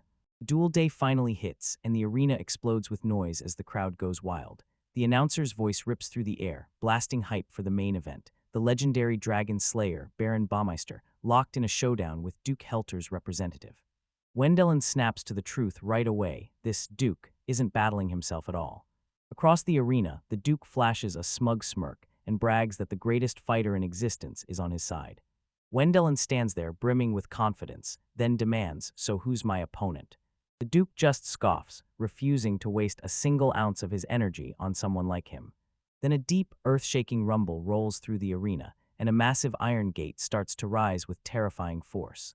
From the shadows, something impossible claws its way into existence. Not a knight, not a warrior, but a towering armored dragon, and Wendelin's face snaps into a mask of pure, stunned shock as, "No way, this is unreal." He swore he'd be battling some human, not whatever this is. The Duke's advisor just laughs, because the duel rules never said the representative had to be human. While the crowd erupts, Wendelin's friends stay weirdly chill in the stands, munching snacks like nothing's happening, like it's just a normal Tuesday. Wendelin spots how ridiculous it all is, whips his head toward the Duke's party, and drops a bold suggestion: "You guys should join this fight too." The advisor erupts into a roar, snapping orders for the dragon to strike. The beast lunges for him, but Wendelin is already in motion, and he blasts it back with a scorching fire spell. It slams into the dragon's side, boom, and somehow accomplishes nothing at all. The flames just skid off its scales like they're nothing. But this is exactly what Wendelin had been waiting for. His suspicion snaps into place, because the armor is forged from mithril, and he instantly flips the game with a crushing magic barrier. The dragon blasts a roaring torrent of fire, but the flames die out the moment they hit that shimmering shield, leaving Wendelin totally untouched. The Duke and his advisor just stand there, stunned, because how in the world could their dragon's attack be that pathetic? The enraged dragon roars in fury, then whips its furious gaze away from Wendelin. The new target, the same people who dragged it here. When the beast barrels in, the Duke's party erupts into full-blown screams of pure terror. Right when the dragon is about to gobble them up, Wendelin shoots his hand into the air. He can't let them die here. If that wild dragon they dragged into the duel devours them, their entire reputation will be wrecked. Right out of nowhere, the exact same magic barrier that saved Wendelin snaps into place around the Duke's group. They're totally safe, but man, they're completely clueless. Only the Duke's advisor clocks that Wendelin just saved their lives, while Wendelin just stares and facepalms at how brutally oblivious they are. They didn't just act foolish, they blurted off immediately, screaming at him like it'd fix anything, yelling, "Do something about the dragon." With a heavy sigh, Wendelin snaps into focus, Roger, then gathers his magic as the ground blasts upward, smashing into a massive, sharpened stone spear. With a whip of his wrist, he hurls it straight at the dragon's head, right through its one weak spot. The massive creature crashes to the ground, finally beaten. Wendelin wastes not a single scrap. He snaps that valuable dragon corpse into his magic sack before anyone can blink. Once the duel finally ends, Burkhart leads the royal guards into a full-on storming sprint, tearing into the arena to cuff the Duke and his cronies for desecrating a sacred battle. As they're hauled off, still screaming, Elise barrels into Wendelin's arms, flooded with pure, breathless relief. He crushes her to his chest, soaking in that hard-won win, and all those sweet, warm feelings that come with it. The whole arena stares, stunned, as the hero pulls his love into a tight embrace. Later, Wendelin's friends stare at the wreckage, still shaken, because that nightmare is officially the king's problem to fix now. It's like they can't help but feel a little pity for the Duke. Burkhart spits out zero mercy. If it were up to him, he'd beat that man senseless, and the rest of the party goes cold with fear. Wendelin just lets out a heavy sigh. Duke Helter escaped this time, sure, but this whole mess is a brutal wake-up call. From now on, he's got to be way more careful. Back in the capital, Bell and his friends finally catch a breath and slip into a steadier rhythm, until a brand new challenge creeps up, sparked by nothing more than a casual conversation. Chilling with his brother Eric and that former Dabra, they suddenly brought up the martial arts tournament coming this year. Bell, totally clueless, freezes when he realizes this isn't just some small town festival. Dacier leans in and says, "Listen, this is a must for every noble. At least once in your lifetime, you're getting dragged into this event." That realization slams into Bell like a wrecking ball. He has no choice in this, because this invitation isn't one you accept, it's one you obey. Erich breaks down the tradition in plain words. Even if a noble's main weapon is a spear or a bow, they still have to master swordsmanship, because it's the status symbol that could save their life when everything else fails on the battlefield. And yeah, both sides have even sworn off certain devastating spells, so in the tight battlefields where everything comes down to fists, victory feels inevitable. That's why every noble who can truly master the blade gets treated like royalty. With a heavy sigh, Erich admits he joined when he was younger, but got dropped almost immediately. Desire pauses for one sharp detail. Nobles with baron rank or higher can hire a proxy to fight in their place. Bell isn't high-ranking enough to coast, so he has to handle it himself, and the idea already grates on him. The tournament he stumbles into gets split into 4 brutal divisions: swordsmanship, spearmanship, archery, and the last one where it's fists, kicks, and pure hand-to-hand survival. A light bulb snaps on in Bell's head. Hold up, he thinks. If this is just a fight, can he bulldoze it with his ridiculously overpowered magic? But Dacier instantly crushes that little spark of hope. No way, he snaps. Magic is flat out forbidden. Bell's face drops into pure, gut-wrenching despair, because this tournament is supposed to judge raw, ruthless fighting skill, the one thing he can't do at all. And right now, he's seconds away from his first taste of blood, and it's going to be his own. He can't stop replaying every humiliating swing from his sword training years. Since he was 5, he's been waving a blade around, but somehow it always feels awkward and totally useless in his hands. He never had to train a day in his life, because he already had the ultimate cheat code, magic. It was his answer to everything, whether he was cutting down dragons or just scraping by. But in this arena, his biggest strength is suddenly useless. He's still cocky about his magic, until a gut punch realization hits. This tournament was built to smoke out the exact weakness he can't hide, and when he looks up, the others stare back with pity and heavy disappointment. Soon the crew bursts outside, and Erwin drills with pure, unshakable fury in his eyes. He boldly announces he's aiming to snatch 6 wins in the qualifying round. Bell, already resigned to defeat, can only stand there, jaw-dropping in sheer awe. Erwin's fired up, trained by a legendary swordsman. He feels it in his bones. He has to prove himself. He's not battling just to survive. He's swinging to prove every drop of training wasn't for nothing. Dacier stood there, eyes locked on him, admiring that unstoppable spirit. Bell just lets out a deep sigh, staring at the fact that his friends have been busting their butts in training, while he's already slipped into full-on, give-up mode. Tournament day finally hits, and the air crackles with tension. The Colosseum is mind-blowing, but Bell doesn't even blink. His head's already drifting to his bento lunch. The whole team breaks apart into their assigned divisions. Elise, the powerhouse, jumps into the hand-to-hand ranks, while Ine straps on her spear and heads straight for the Sujutsu division. Erwin and a painfully reluctant Bell finally step into the Kenjutsu, taking their place in the sword division.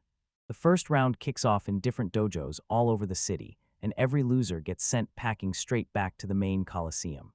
Just 2 hours later, the defeated Bell droops weakly, still trying to wave at his friends.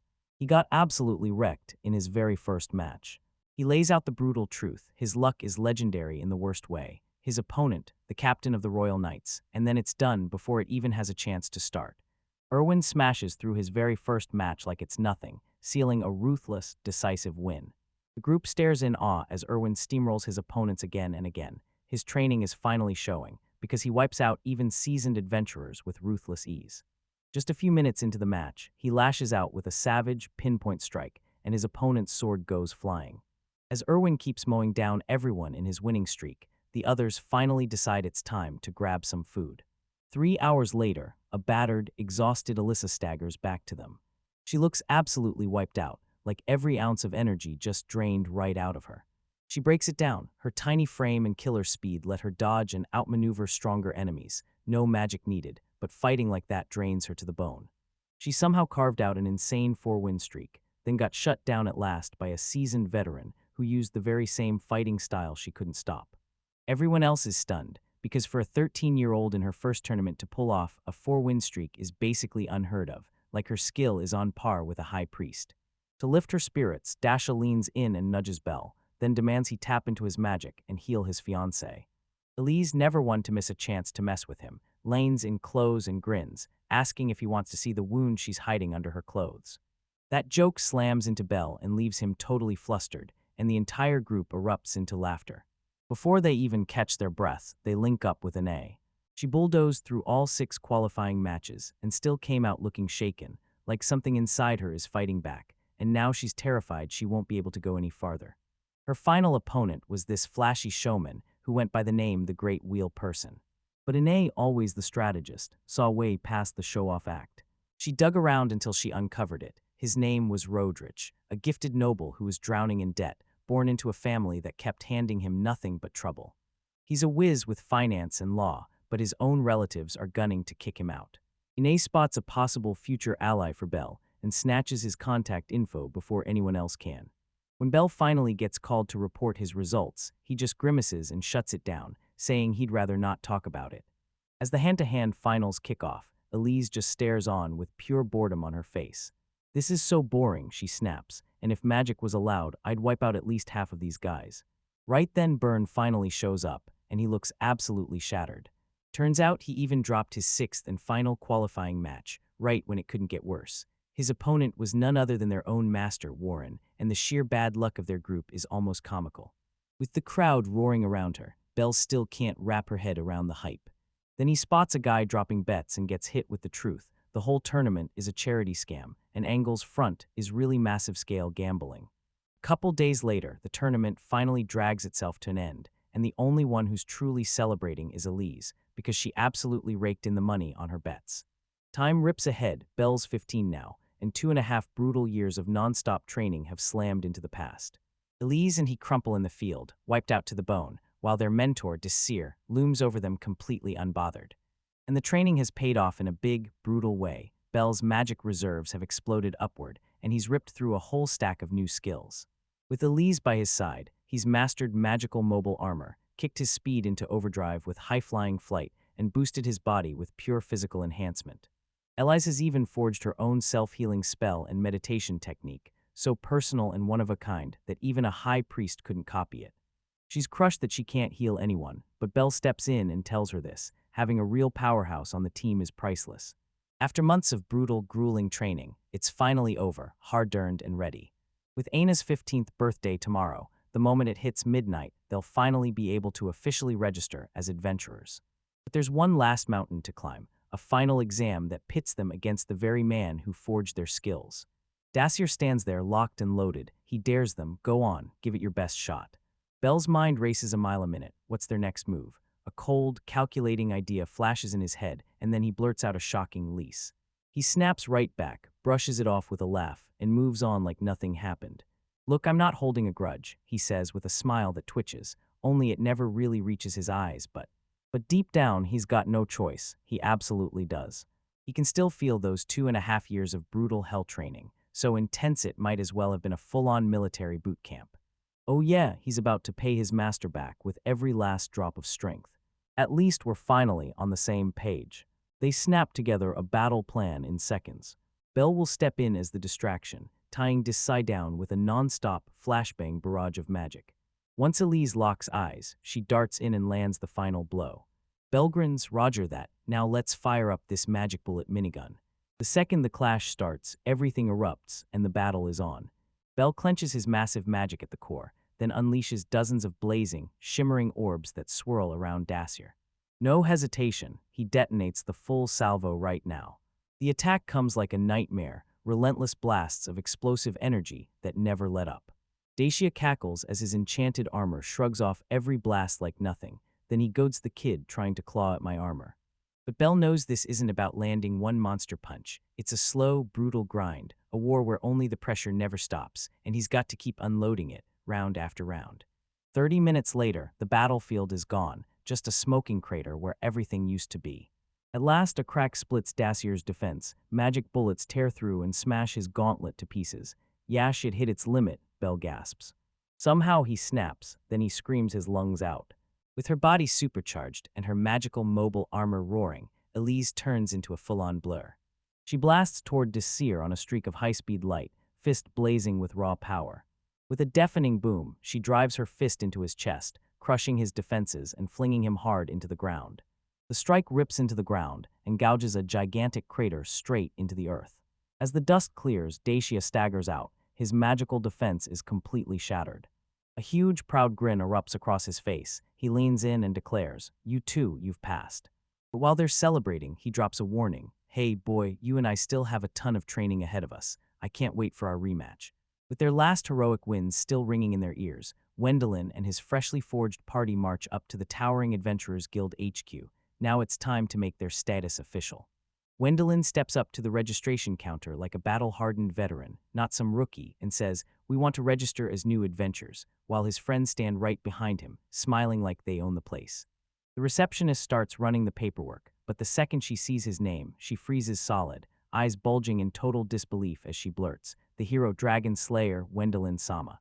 Still stunned by the whole moment, she steps into the next form, her voice shining with pure respect. Elise flashed a warm, gentle smile and nodded, then dropped the bomb. "Yep, I'm Wendell Insama's fiancé, and I've decided to go adventuring with him." A jolt rips through Wendelin. He can't believe she just says it out loud. This is that same girl who already lives with him, cooks for him, and leans on him every day, and now she's binding her own adventuring life to his with her whole heart. It's a massive leap of trust, and yeah, it's honestly a little too much to take in. Shaking off her shock, the receptionist snaps back into action. "All right then," she says, "party name, Dragonbusters. Fits the vibe perfectly, maybe a little too on the nose." Wendell and Sama is the leader, and she confirms it with zero hesitation. And the party's packed with Irwin-san, Ine-san. "You mean last summer, right? 5 people, am I getting that right?" Once every detail is locked in, their registration is finally done. She slaps a stack of adventurer manuals into their hands, and that's how they get their official intro to the rules of the trade. Fresh out of training, the Dragon Busters rushed to a nearby cafe to tear into their brand new handbooks. The registration felt ridiculously fast, like the guild didn't even bother to check the hero who saved the capital, and when Wendell flips through the pages, this weird, nagging emptiness hits him. He's finally an adventurer, yet it still doesn't feel real. These rules are basically common sense. Don't kill or steal, don't step on another group's mission, and for the love of everything, try not to smash up the towns you ride through. Irwin chuckles like it's all basic knowledge, but Inae's already locked in on the practical side, pointing straight to the rank system section. Turns out your adventurer rank gets decided by how many quests you finish, and what kind, most of it crushing down into one thing, hunting monsters or dragging back stolen items. If they want to level up, they're gonna have to jump into other adventurers, missions, and earn it the hard way. Suddenly it all clicks for Wendeland. He jabs a finger at a specific part of the manual, and then he growls that there's one exception: missions to hunt for sealed historic ruins. These quests don't just pop up like normal jobs. The kingdom itself hands them straight to the guild, and the guild slams them into the perfect party.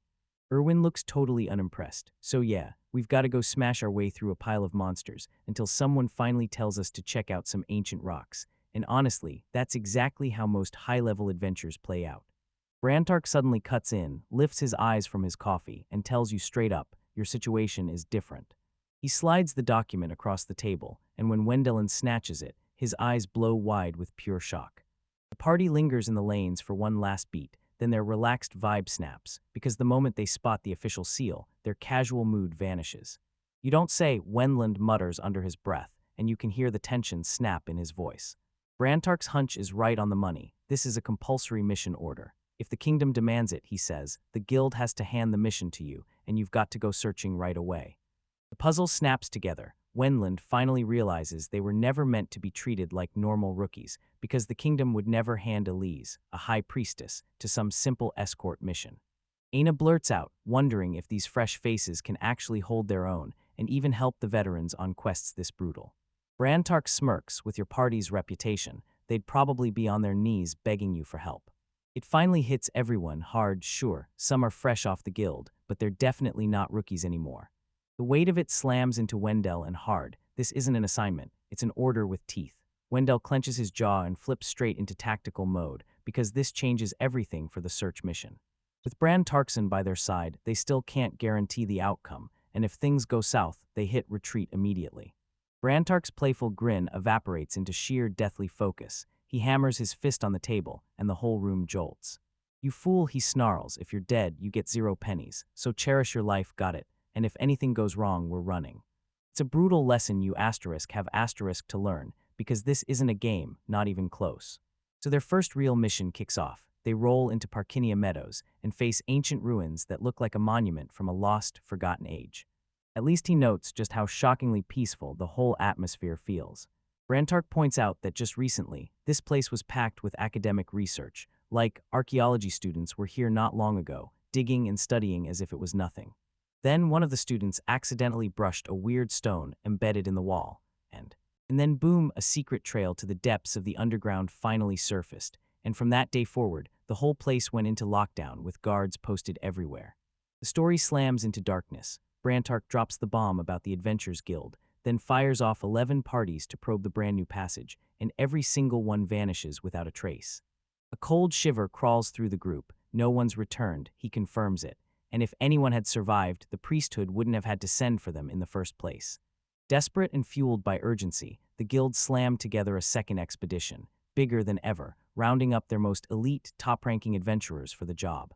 But even they couldn't stop it. They disappeared without a whisper. No one from that second wave ever came back. Those adventures were legendary. Brantark's voice turns grim as he says they're all gone. Only one explanation fits that level of devastation. Brantark locks eyes with Wendelin, and in that stare, a hatched dragon stirs to life. After the last missions wiped out most of the kingdom's intermediate mages, this crew has become the kingdom's final shot. Wendelin, Louise, and Elise are all that's left, and their magic power is way beyond anything normal. Brantark can't help but marvel, just one party, and you've already got 3 powerhouses standing there. The weight of their mission hit Wendelin like a hammer. Just how big is Wendelin, and how heavy is the threat? So we're the last ones standing, and only we can stop that dragon, right? Erwin nervously blurts out a laugh, trying to break the tension, because with a name like Dragonbusters, it's like victory is practically guaranteed. Once there's nothing left to say, they brace themselves and push the door open. All right, for now, we're going in, Wenlin declares, calm as steel. Their very first mission as the Dragon Busters prove they're worthy of the name. The guards at the entrance send them off with a warning, remember the king's order. If things go bad, retreat. Then, after one last nod, the party slips into the darkness. They plunge down a long, winding staircase, and the air turns cool and clammy, while those ghostly stone walls softly glow, lighting every step ahead. That silence is screaming, loud, cold, and way too wrong. No monsters lurking, no traps waiting, nothing at all. Wendelin snaps a detection spell and throws his senses outward, urging Louise to do the same, and the outcome is downright baffling. He feels nothing at all, not even a single rat skittering in the walls.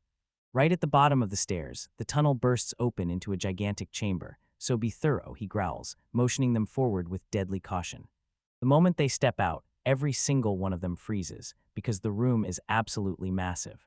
The cavern yawns endlessly, so deep that their light can't even reach the end, while the whole party can only stand there, staring in stunned awe. But the huge void is utterly dead, no lights, no motion, yet as they sweep their scans across the dark, Louise's razor-sharp eyes catch something lurking far off. With just one way ahead, they creep forward carefully, daring to take the next step. What they uncover leaves them speechless. A colossal, ornate dragon statue sits on a throne, forged from glittering crystalline metal that practically sparkles in the dark, and it's only getting stranger from here. It's pure masterpiece, beautiful enough to steal your breath, terrifying enough to haunt your dreams. Brantark stares at it in awe. This metal statue is seriously stunning, right? He blurts it out to Wendelin, and after all that hype, all they've stumbled on is some fancy art installation. Then Brantark's eyes drop to the ground near the statue's base, and he spots dark, nasty splashes that creep across the perfect stone like stains that shouldn't be there. A cold wave of dread hits him the second he realizes the truth: scorch marks. This monster just showed up, and it roasted the last adventurers in its wake. His eyes go wide as horror rips through him, and he howls, "Hey guys. Great work, but step back." That tension in the air is so thick it feels like you could choke on it. Brantak, the battle-worn veteran, roars at everyone to get ready to fight. Wendelin can only stare, totally baffled. Right in front of them looms a giant, ornate dragon, so it's just a statue, right?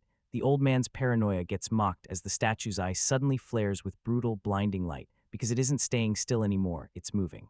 Just as everyone's trying to even understand what's happening, the golem dragon rips its jaw wide open and unleashes a brutal flood of pure magical energy. "Get back now," Brantak screams, and the warning from earlier suddenly feels icy and dead on. The party scrambles for cover as the blast rips straight through the chamber. It wasn't just there to look pretty. This thing was a trap, a guardian left behind by an ancient civilization, fueled by magic no one remembers. A golem dragon, an unstoppable nightmare built from pure rage. Brantak freezes in place, skin going pale. He's been an adventurer for decades, and nothing has ever hit him like this, because it's not just a monster. It's built for one job, standing guard and guarding this place. Burkhart's blood turns to ice as he remembers that old warning story. Two huge parties of adventurers teamed up, fought hard, and still got annihilated, with their armor found shattered and lying in an abandoned ruin like a final, brutal joke. Wendelin's immense power can't stop a brutal fear from tightening in his stomach. This is his first real life-or-death fight, and he's going up against a legendary party killer. An hour drags on like a nightmare, and the whole scene turns grim. This fight has slammed into a brutal stalemate. Wendelin slumps, gripping his staff like it's his last lifeline, and yeah, this is bad. And Elise lays it all out. Golem's outer shell is pure mithril, and it shrugs off their strongest attack like it's nothing. Only Brantach's magic barrier is holding back its deadly bracks, but that shield won't last forever. To break the tension, Wendelin cracked a joke and asked, "So what should we do?" Then I blurted, "Maybe I should tell it to stop breathing."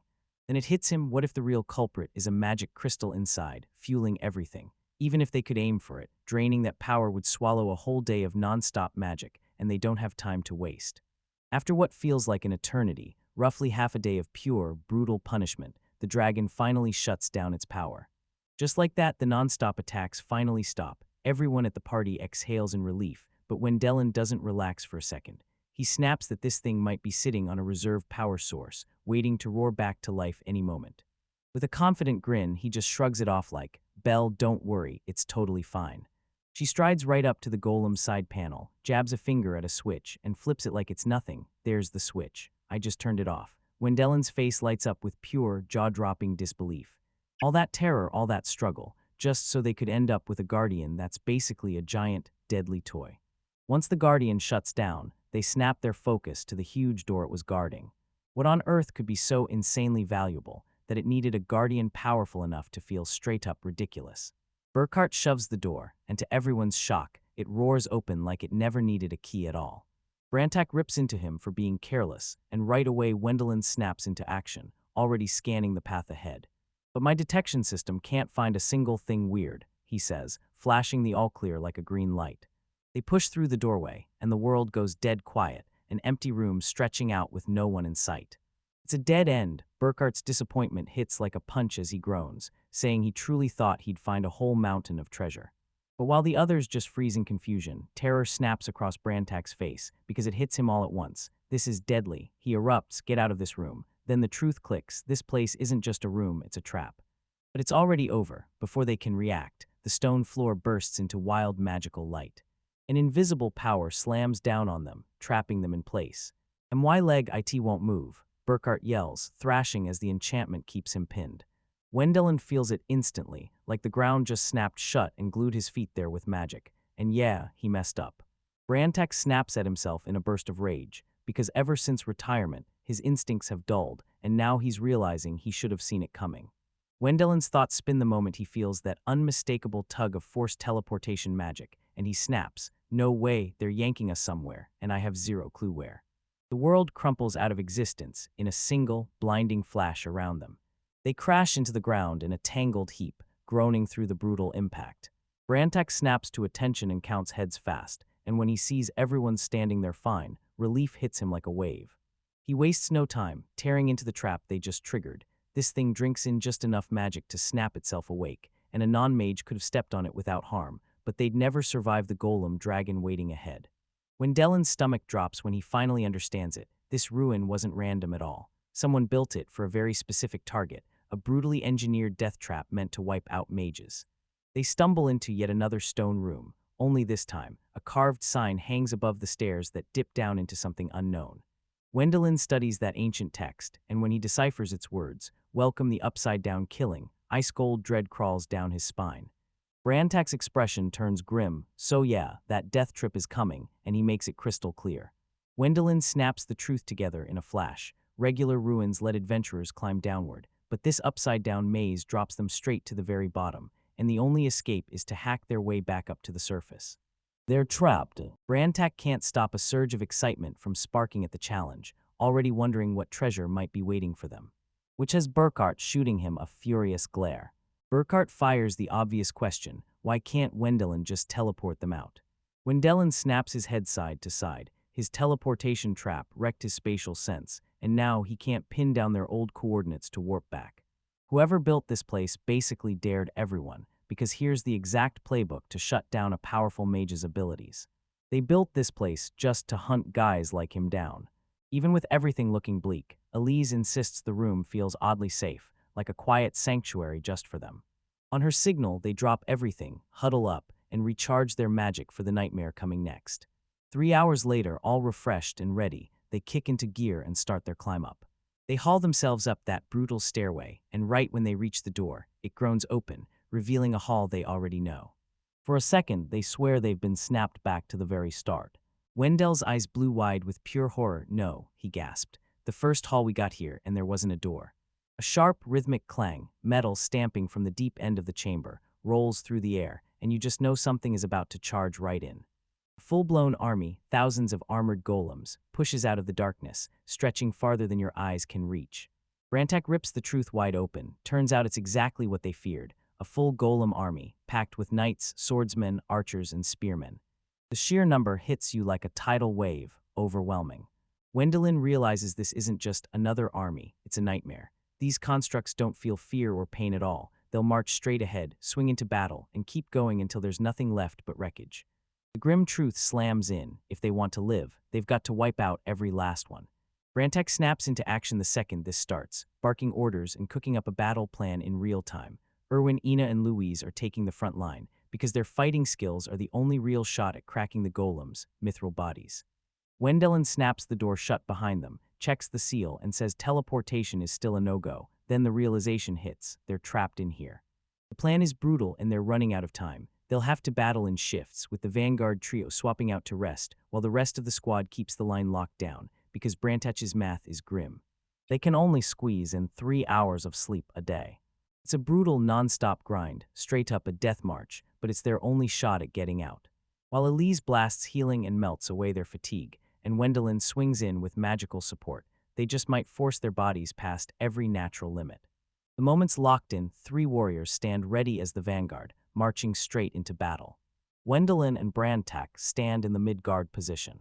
Elise stayed in the back as their rear guard, keeping everyone alive with every last drop of healing. Wendelin locks eyes with grim resolve and says, "All right, this is our plan. And me, I'm not trying to get killed any sooner than I have to." Each of them steals their resolve. Erwin's fired up and itching to prove he's got what it takes. Louise, Ine, and Elise throw themselves into the fight, chasing the future they crave, one where they can finally marry Wendelin. Their burning passions become their armor, and when Brantak slams out a final, thunderous order to wipe out the enemies, the 3 vanguards explode forward, roaring straight into the metal tide. The fight keeps roaring on, an endless wave of steel and stone crashing forward. The party's boxed in on every side by a silent army of glowing-eyed golems, marching forward with relentless, unstoppable force. But Wendelin, pure strategist, already has a plan. He raises his hand and declares, "I'll cast my magic and cover us, then we'll kick off by throwing a wrench into the golems' march." He snaps open a ruthless wind barrier, not to shield himself, but to unleash a concussive blast that slams through the golem army in a vicious ripple. The constructs get ripped apart mid-formation, and their perfect lines crumble into pure, screaming chaos. When Erwin spots the enemy crumbling and scattering, a savage grin snaps onto his face, battle lust roaring in his eyes. Oh, this is perfect. Now he gets to savor every second. He doesn't hesitate for a second. He rockets straight into the chaos, and his sword flashes like a streak of lightning. He darts through the towering golems, driving his blade straight into their armor's weak seams, dropping one after another until the last one falls.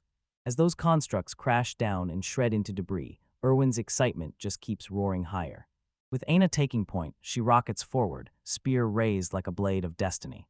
With a thunderous cry, she lunges forward and drives her weapon in, cracking the golem's torso wide open in one brutal hit. She slices through the chaos with razor-focused grace, her ponytail snapping like a whip as she drops enemy after enemy. Fierce determination blazes in her eyes. She turns into a blazing whirlwind, smashing through the enemy ranks as she leaps, spins, and rips them apart. After carving out a little space, she plants her feet and scans the battlefield like it's about to attack back. She spots the mounted golem commander and launches her spear like a thunderbolt. The projectile hits dead center, wham. It smashes the knight out of his saddle, and the horse comes crashing down hard to the ground. Aina gives a sharp nod, just like she predicted, because their ranks are in full, total chaos. She snaps to her comrade, Louise, go for the night golem leaders. They're the top priority targets, buried deep inside the enemy's territory. Louis explodes with a thunderous kick, shoving herself off one golem and blasting into the sky. She drops onto its shield, her eyes blazing as a determined shout rips out of her, turning enemy soldiers into nothing but stepping stones. She gracefully springs from one head to the next, a streak of motion slicing through the battlefield like lightning. She drops onto the very tip of the golem's spear, perfect balance, no wobble, and grins like she owns the moment, because all that brutal training with Armstrong is finally paying off. With another explosive burst forward, she charges straight at the commander. Her glowing fist rockets straight into the golem's core and detonates it in a blinding flash. From their high perch, the mages unleash their focus as their three vanguards rip straight through the enemy ranks. Brantak looks satisfied until Wendellin's calm shatters the moment he spots an archer lining up a shot at his chest. Mithril arrows. Panic slams into him. Magic won't save him, but what can he do? Before that arrow can land, Brantak lunges in front of him. Leave it to me. A blazing barrier explodes from his hand, and instead of soaking the attack, it flips the arrow back, blasting it straight into the golem ranks. Wendelin goes completely stunned. This wind magic is the same system he uses, yet it's so far beyond him that his brain can't even catch up. He blurts out Brantak right away to learn how, and the other guy nods with a knowing smile, only after they make it through the ordeal alive. Right when they finally steady themselves, danger slams in again. Golems start piling up with giant shields, forging a brutal wall of defense. Hey Erwin, Louise blurts, are those the shield guys? Erwin's expression hardens. He bluntly admits they're nothing more than walking meat shields. These are the heavy-duty types built to barrel through anything and soak up every attack without flinching. But Louise just smirks. Yeah, got it. That's my specialty. She shoved her palm forward and blasted a pulse of raw power, an aftershock wave exploding outward. The energy punches through the golem's shield like it's not even there, slamming straight into its body. The whole construct shatters into scattered wreckage, and its defenses instantly turn to dust. The whole party gets rocked by the technique. Louise jumps in and swears it's a family secret art, a shockwave that slides right through shields. Then she admits she still needs more power to unleash it fully, but for now, it's already more than enough. Erwin and Ine look genuinely blown away. That's incredible, Louise. Ine beams, clearly proud of how far she's come. Louise stares down the mountains of golem parts, eyes sharp and mind racing. Sure, she thinks, the only real win in this request is we finally get to try out all our different techniques. Everyone nods in agreement. This hellish dungeon is brutal, and it's hammering them into sharper, stronger warriors. After another brutal wave, the party finally slams for a breather, treating the wounded, pouring cures into the utterly spent fighters. She shoves a drink into Erwin's hands. He sips, winces, and recoils from the taste, but she grins and tells him it's a secret concoction Wendelin taught her to keep his energy up by flooding his body with salt and sugar. Brantak overhears it again, utterly stunned by Wendelin's weird knowledge that somehow always works. While distant battle roars shake the horizon, Brantak smirks and casually declares, I'm going to sleep first. They stare, stunned, unable to believe their eyes. How in the world could anyone fall asleep in all this chaos? They practically plead with Elise to cast sleeping magic on them, anything, just so they can finally crash and get some rest. Wendelin shuts down the offer, all because he's more worried about Alyssa's safety than anything else. Then he leans in and snaps, Hey, are you getting proper rest? His voice packed with real, gut-deep concern. She flashes him a reassuring smile, but you can still see the strain tightening in everyone's face. 5 days slammed by in a gray blur, non-stop fighting, then a quick magic nap, and right back to the chaos. Brantak jerks Wendell awake, shaking him hard. Wendelin feels completely hollow. His magic should have bounced back, but it's like his spirit flatlined, with zero motivation and no spark to push forward. Mentally, I'm cooked, Brantak says flat out. They've cleared 9 floors, but each one looks exactly the same, stuffed with the same enemies, so all that progress feels like a punch to the gut, a soul-crushing grind with zero payoff. Wendelin's wiped out by pure exhaustion, so he grabs the barrier duty right from his seat. When Elise shows up with lunch, he's so overwhelmed he nearly breaks into tears. The hamburgers and sports drinks were supposed to save the day, until 5 straight days crushed every last bit of flavor into nothing. He breaks down because the gap between his ideals and the brutal reality is swallowing him whole, and he can't hold it in. His focus falters, and the barrier starts to crumble inward. He shoots an apology first, then lays it out. This barrier isn't for stopping them, it's for funneling the enemy so the vanguards can control the whole flow, so. But on day one, they finally uncovered the true nightmare waiting for them. They spotted the golems, hauling off the shattered remains of their beaten brethren. At first, they swore it was just cleanup, but the sick truth hit hard. They were hauling them back to be repaired. This fight didn't drag, it just never ended, and the only way out was smashing the core crystal lodged in every golem's head. They didn't catch on right away, but once it clicked, they tore through their way until they finally reached the 10th floor. Worn out and crushed, Wendell managed to drag out a final breath of praise. This was it, the last one. They close in on that massive, ominous door. Tell me, is this truly where the story ends? A chilling premonition crashes over him, except maybe he's not so sure. With a savage creak, the doors jerk open, and a towering colossus crawls out of the dark, a draconic golem on a throne, its crystal wings flashing with a deadly menace. The whole party just stands there, stunned out of their minds. No way, tell me you're joking. After that brutal fight, the party finally claws its way into the next chamber. Then a colossal dragon golem slams into the scene, daring them to survive. Exhaustion hits like a wave. They just crawled out of hell, and now they're being thrown right back into it. Wendell grits his teeth. A brutal thought slices through him. Whoever built this place is twisted, dead set on suffering. Still, there's zero time to complain. He takes a deep breath, fires up his team, and shoves them forward. We're pushing ahead. Said this chapter is pure endurance, one relentless shove ahead, while he fights to hold the line against something crushingly unstoppable. The new dragon golem doesn't even hesitate. It snaps a blinding sphere of energy into its maw and keeps charging forward. It blasts out a devastating breath attack, raw, unstoppable power that burns the air itself. Wendell hurled up a magic barrier at the last second, and the sheer blast pressure bent the space around them like it was nothing. This one's even worse than the last. He's straining just to keep the shield up. Brantak, the battle-scarred mage, wears a grim face. So what do? Someone asks. He'd have to wait another half-day while its mana bleeds out, and Wenlin instantly snaps his head side to side. No, that can't happen. They can't survive another damn war of attrition. While Wendellin's eyes rake over the towering golem, he suddenly catches a sharp glint near its tail. A cable, he snaps to it, heart slamming. This thing isn't powered by chance. It's siphoning energy from somewhere else entirely. This changes everything. Waiting it out is dead. That thing doesn't run out. It has an infinite power source, and the whole party snaps into action fast. The cable is pure mithril, so magic can't touch it, and that leaves one brutal truth. Only a physical attack will work. Worth a shot, Wendellin says, thrusting a specialized throwing spear into Louise's hands. She nods once, and determination snaps into her face as she plants her stance. Here I go. The plan is pure danger, so when the timing hits, she snaps up her barrier, yells, and blasts open a hole. She needs one clean shot, so right now their only defense has to falter for a split second. With a battle cry that tears the air, she launches the spear like a promise. Fueled by wind magic, the spear twists into a deadly spiral vortex and rockets straight for its target like it's got a mission. It rockets through the chamber, barreling straight for the golem's power line.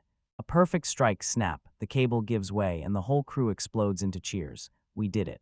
But their relief doesn't last, because the dragon golem, cut off from its power source, still keeps pounding them with non-stop brutality. It's still firing and still charging forward. Now it's just turned into a grind, a brutal test of pure magical stamina, and with the outside mana supply cut off, Brantak braces, ready for the next long fight. And this fight drags on. Half the day they're stuck in a brutal deadlock, with Wendelin and Brantak fighting tooth and nail to keep that barrier standing as the golems unleash an endless blaze. Unlike the last one, this golem refuses to fade. Its attacks stay just as brutal as they were from the very first swing. Wendelin's sweating buckets in his own manner as the reserves run out. Tell me, how much longer can we last? He pants hard. Then out of nowhere, a new sound slams into the air behind them, a rhythmic clank-clank march. They whip around in terror and spot it, an entire army of tiny, night-drenched golems marching straight toward their position. They're boxed in with no way out, trapped for real. Hey wait, Irwin snaps, grim as stone. An attack from the back, that's not fair. But no time to whine. He, Louise, and Ina snap their weapons into place. A pincer strike is straight-up foul play, but the three of us have to take these guys down. They launch straight into the chaos, a desperate vanguard battering forward against a legion that never tires. But every time they smash a golem, two more crawl out of the dust. Louise keeps slamming back wave after wave, and the horror hits. This fight never ends, and at this rate, we're getting wiped out. As Wendeland watches his friends get swallowed up, a sickening cold dread hits him. This is asterisk really asterisk bad. His fatal mistake was thinking the same plan could hit twice. Now they're boxed in on all sides, with a force they can't stop in front and an endless army bearing down from behind. Stop wallowing and lock in. What's our move right now? Brantak's blade-sharp voice slices straight through his panic, and you can't help thinking, if only we'd pushed the attack earlier, this never would have spiraled this far. He's right when Dylan stares at his battered friends as their steps drag, and it's clear they don't have much time left. His resolve hardens into steel. There's only one escape. I've got to take down the dragon golem, and I need it done fast. So yeah, people might throw that around, but Brantak cuts in. Okay, then what's your real, concrete plan? Wendelin's eyes flash with deadly intent. I will, he growls, voice razor-sharp, cancel the magical barrier. And I unleash every ounce of my magic at once. His plan is straight-up insane, a high-stakes gamble. He's set on recreating the dragon golem's breath attack, but he'll do it with his own magic. He's aiming to shove the enemy's strike right back in its face, then smash its head off in one giant, crushing counter. He lays out the whole theory. The golem's magic isn't tied to any attribute, so he slams it against his own identical magic and expects a brutal surge of heat and force, the kind that explodes outward. But here's the big, flashing problem. Brantak steps in and fires the one question that crushes your confidence. Exactly how much magic power do you have left? Wendell flashes this rock-solid, confident smile, and that's about all I've got left, roughly 20%. With no time left and everything on the line, he yanks out his final trump card, a super high-purity magicite crystal, crushes it in his palm, and power detonates through his body like lightning. All right, he grins, then I'll use this to crank my strength up. With fresh determination roaring in his chest, he yells, all right, let's do this. Right when everything clicks into place, Wendelin shouts, time to break my magic barrier, and Brentak starts pumping energy into his warning, because Wendelin won't be able to hold it much longer, kid. Got it, so when they answered, they finally crumbled, dropping their last and only defense. He steadies his focus, sees that raw, wild golem breath in his mind, and then blasts it back out. A violent flood of his own non-attributed magic blasts out of his hands. It worked. He nailed the attack so perfectly, it might as well be identical. Two beams slam together with catastrophic force, and a blinding flash detonates through the chamber like a sunrise made of fire. Kid, crank that thing harder. Brantak yells at him over the roar like, put some real power behind it. Wendelin throws every ounce of power into the spell, draining the last bit of the magicite's energy, yet it still isn't enough. That golem's beam grinds forward, crushing him back with horrifying force. Come on, how is it not enough yet? He clenches his jaw so hard his muscles scream in protest. If he keeps going like this, he'll drain every last drop of magic, and then he'll be standing there totally defenseless. His vision starts to swim and fade, and his body buckles forward under the crushing weight of the strain. Kid, snap out of it. Brantak's voice feels like it's fading away in the distance. As his consciousness starts to slip away, one powerful memory bursts to the surface. It's Alfred, his master, hammering in the real magic lessons, the little tricks, the hidden nuances, and realizing how to adapt is worth more than anything, because Alfred's voice keeps echoing in his mind. He remembers the lesson like it burned into his bones. When the magic is unknown, you don't guess. You counter with the exact same magic your opponent just used. It throws them off balance and wrecks their rhythm. Alfred laid it out plain. When magic has no attribute, there's no element to exploit, no weaknesses to hunt. You've got one shot, hit it at full power and crush it before it can stop you. That memory hits him like lightning. Back then, he couldn't fire it off, but now he finally learned. He jerks back to the present, eyes blazing with a brand new truth. Master magic with no attributes. I could use it. I swear I could, BR. Brantak spots the shift in him and freezes. What happened, kid? Did you just lose your mind? Then it hits you, he drops the truth. Since you can force your breath back like that, I don't need a magic barrier anymore. The whole time, Brantak was secretly siphoning his own magicite energy straight into Wendelin. Brantak's face turns stone cold, and he tells you this is it. Our only move is to keep feeding you enough energy until I'm the one who collapses. This is their last do-or-die move. Wendelin knows one thing for sure. This is survive or crumble, no in-between. Louis calls out ready to help, but Wendelin snaps back. Don't. You stay focused on blasting the golems right in front of you.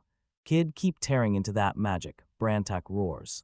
With one final, earth-shaking push, Brantak dumps every last drop of his magic into Wendelin. I'm giving you all of it, so I'm done. His words fade to nothing as he crumples, totally drained. Wendelin gets hit with a massive surge of power. Mana roars through him like a raging river. This is it, Brantak's power fused with his own. Now he finally sees it, that beam crushing the golems, pushing forward step by step until it's right at their heads. Teeth clenched hard, every part of him locked onto that last, brutal push. Just a little more, I've got this, just a little more. The clash of pure energy rattles everything as man and monster tear into each other. Wendelin clenches his teeth and shoves every last ounce of himself into a crushing counterattack. But the dragon golem's breath just won't stop, not for a second. Crap, he feels his own power slipping as the golem's attack keeps escalating, slamming into him and shoving him back second by second, until he realizes he's one breath away from getting wiped out completely. A voice slices through the chaos from behind him, Elise, trembling with worry as she throws her voice out and screams his name. Her voice yanks him back, and his gaze drops to the ring on his finger, the one she slipped to him as a keepsake from their engagement. Only now he understands the truth. It's not just jewelry, it's a magic stone with real power. In this desperate second, he realizes it's the only hope he has left. A surge of pure determination rockets through him. He clenches the ring and whispers as he pours his magic into it. The stone bursts into blinding light, and his spell surges 10 times harder. Then those two Oppo energy beams slam together in a roaring explosion that rattles the ruin's very foundations. For a split second, it looks like he's shoved the nightmare back and carved out a fragile stalemate, then the balance shatters again. The dragon golem erupts in a bone-rattling roar, and its breath attack surges harder than before, raw, unstoppable power threatening to crush them for good. Panic crashes in. Wendelin realizes this is a battle they can't survive. He whips around to Elise, voice breaking as he snaps, "Elise, get Brantark-san and run. Get as far away as you can." He screams the same order to Aru and the others, but they just freeze in place, refusing to budge. No, Elise's voice doesn't shake. She won't let you go, because leaving you alone just isn't an option. It's impossible. Wendelin realizes they're trapped in a full-on war of wills, each side clawing to shatter the other. Ine throws her own magic into the fight, anything to help, but he snaps back, hold it, save it, because even her power wouldn't scratch the surface of this monstrous force. She watches it all unfold, totally frozen in helplessness, while Erwin curses how powerless they are. He does the math in his head, and victory is right there, so close it hurts. If he can drive his attack just 1 more meter forward, he'll slam the golem's head and finish it, but his magic is draining fast. He can map out his own defeat with brutal precision, and that sinking realization makes everything feel even more hopeless. His thoughts start to slip, and Elise floods his mind, a sweet girl from a proud, prestigious family, betrothed to that no-good scapegrace's son, and he can't shake the fear. She shouldn't be dying here with him. She's got her entire future waiting, one wild step away from everything she's ever dreamed of.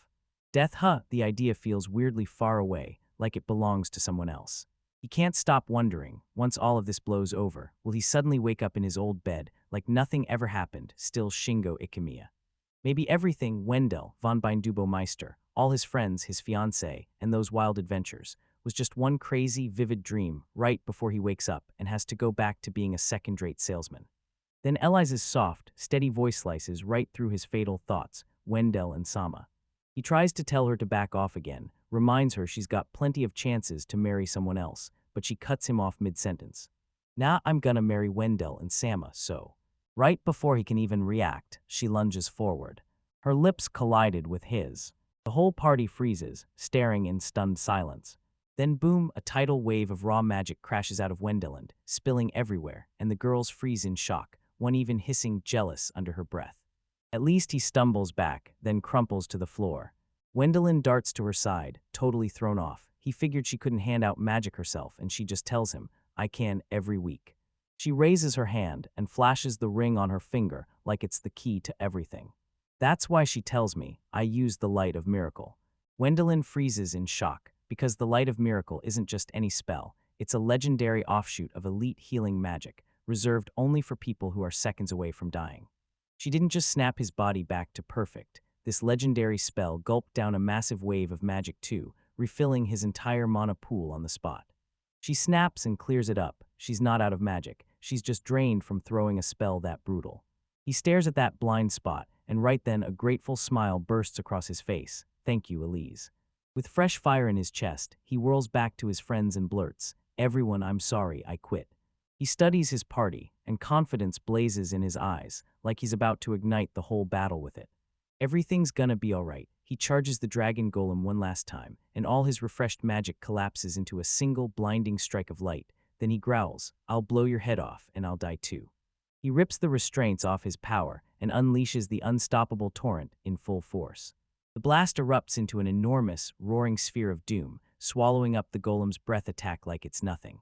The golem's armored head starts to shatter, and that first nasty fissure races across its entire body like it can't be stopped. It releases a silent, gut-punching roar as the light engulfs it. A pulse of magic rips through the air, and the sphere detonates in a thunderous, cataclysmic blast. The party throws up their shields, trying to block out that blinding flash that hits like a lightning strike. When the light dies, the dragon golem, the so-called unbeatable guardian, just crumbles, crashes to the ground, and gets completely obliterated. Silence slams into the room for a breath, and even the air feels like it's holding its breath. Before the whole crowd burst into cheers of pure, unfiltered joy. They pulled it off. After all that, it's finally over. As the adrenaline finally drains, Ine snaps back to the golem soldiers they just tore through, and then the big question hits her: was that dragon the dungeon boss? Right then, Brantark jolts awake. Wendelin, clinging to Elise for support, flashes him a weary smile. Relief hit him like a wave, and I won. Brantark stares at the wreckage, then whips his gaze back to the worn-out boy. I saw that proud grin and I knew it. Yeah, kid, you're amazing. The whole party crowds in together, throwing their arms up like they just snatched victory from fate itself. But the price was brutal. I'm at my breaking point. Wendell muttered, his vision smeared with blur, and I'm seconds from blacking out. And just like that, Brantark, Irwin, and him poured every last drop of magic until there was nothing left, and all three collapsed into unconsciousness at the exact same moment. The girls are frozen in place, staring in shock, because their three strongest fighters are down for the count. With the mages knocked out, the girls are stuck hauling them all on their own. Irwin grumbles that Wendelin's way too heavy, and Louise snaps back, he's still a boy. Ina snaps back that she's stuck with the heaviest one, and she jabs at the towering Brantark like, yeah, this beast. They press on until they stumble upon a massive grand door, the one and only way out. Beyond that, they don't stumble into another dungeon floor. They burst into a massive, lavish, opulent hall. Deep underground, a pristine living area gleams like it was just born. Magic keeps it spotless, not a single speck of dust anywhere, even after ages. They drop the three worn-out men into the plush bedrooms they stumble upon, like luxury is the only answer left. And with the boys finally down for the count, the girls get a rare second to breathe, so they can process everything that just hit them. Louise decides Elise deserves a reward. She makes sure Elise gets to crash to sleep next to Wendelin for her bravery. Everyone's convinced it was Elise's light of miracle that hauled them all back from the brink. Ina snaps awake with one scorching question: does this spell really need a kiss to actually work? It sounds like a wild fantasy, too absurd for reality, and it would definitely clash with the church's teachings. Louise instantly points the finger at Elise, calling her out for using the chaos to steal a kiss, and Elise doesn't even bother denying it. Irwin, half awake and groaning, blurts out that Elise's devotion is so crushing that Wendelin will never, ever break free. He mutters through a fit of jealousy, then slips back off to sleep again.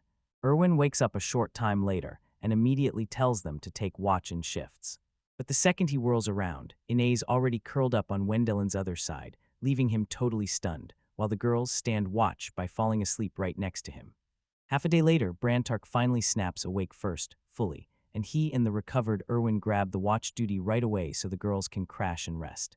Irwin strides over to the bed and instantly freezes, because Louise has shifted in her sleep, landing right on top of Wendell in the worst possible position, and Brantark smirks like he already knows the secret, pointing out just how wildly popular that kid is. He snaps at the flustered Irwin to just fall asleep, then sweet-talks him with a promise. He'll take him to a great shop back in the capital as soon as they're there. After everyone finally wakes up, shakes off the sleep, and feels fully rested, they charge into the ruins and start exploring them for real. After 1,000 years, this place is still packed with ancient magic tech. There's even a water faucet that pours filtered water through glowing magic gems, plus a fully functional fridge and stove, all running like they were never touched. With everyone starving, Elise steps up and offers to cook them a meal. They trip into what looks like a secret workshop, packed to the brim with bizarre tools and wild alchemical gear. As he scans the area, he spots a journal hidden nearby. She snaps her fingers and calls Wendelin and Brantark over. He spotted it instantly. This wasn't just any diary, it was the one the ruins creator left behind.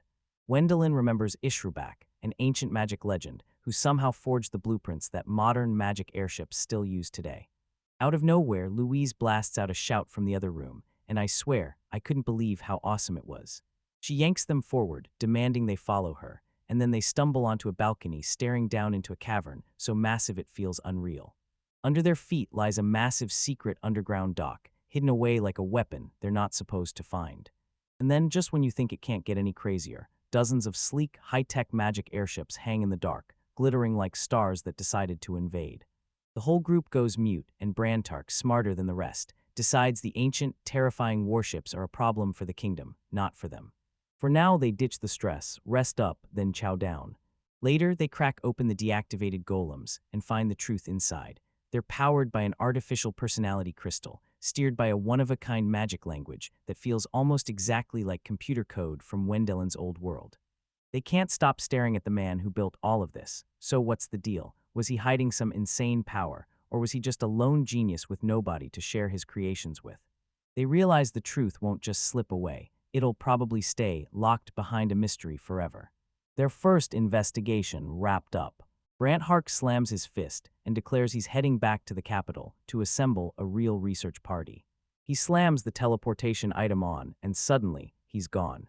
Wendelin and the others left behind for now. As Wendelin vanishes from the scene, he stares out from the ruins, and then his jaw drops because the royal cap shimmers in the distance, and it's way closer than he ever dared to hope. A loud voice cuts through the room. "Dinner's ready, come get it." Brantark's final command was simple: keep watch, kick back, and don't move a muscle until he comes back. And just like that, the immediate danger vanished.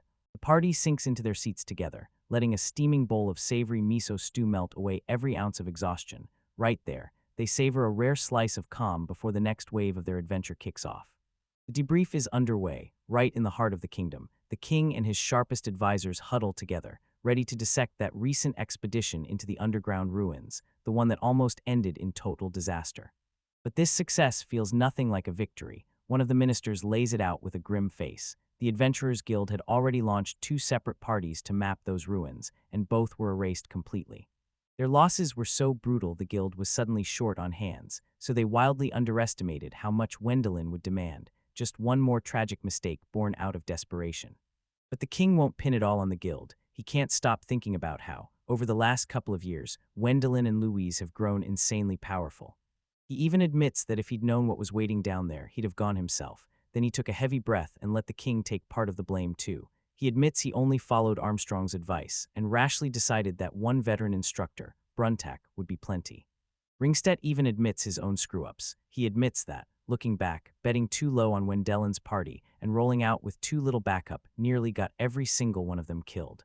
But while everyone shoves the blame around, one man slices through the chaos. Finance Minister Lucknar stands up, jabs a finger at the guild master, and makes it crystal clear. He spills the truth. Ringstedt didn't get picked as the instructor by some guild vote at all. No, that choice was dragged into place by a certain chief auditor meddling behind the scenes. The guild master is completely stunned. He blurts out that it was just a normal administrative call, but the real truth has already busted out. And the bombshell is wild. This chief auditor is the finance minister's own younger brother. Lucknar doesn't sugarcoat anything. He says the two brothers hate each other, and that guy's got a rotten reputation to match.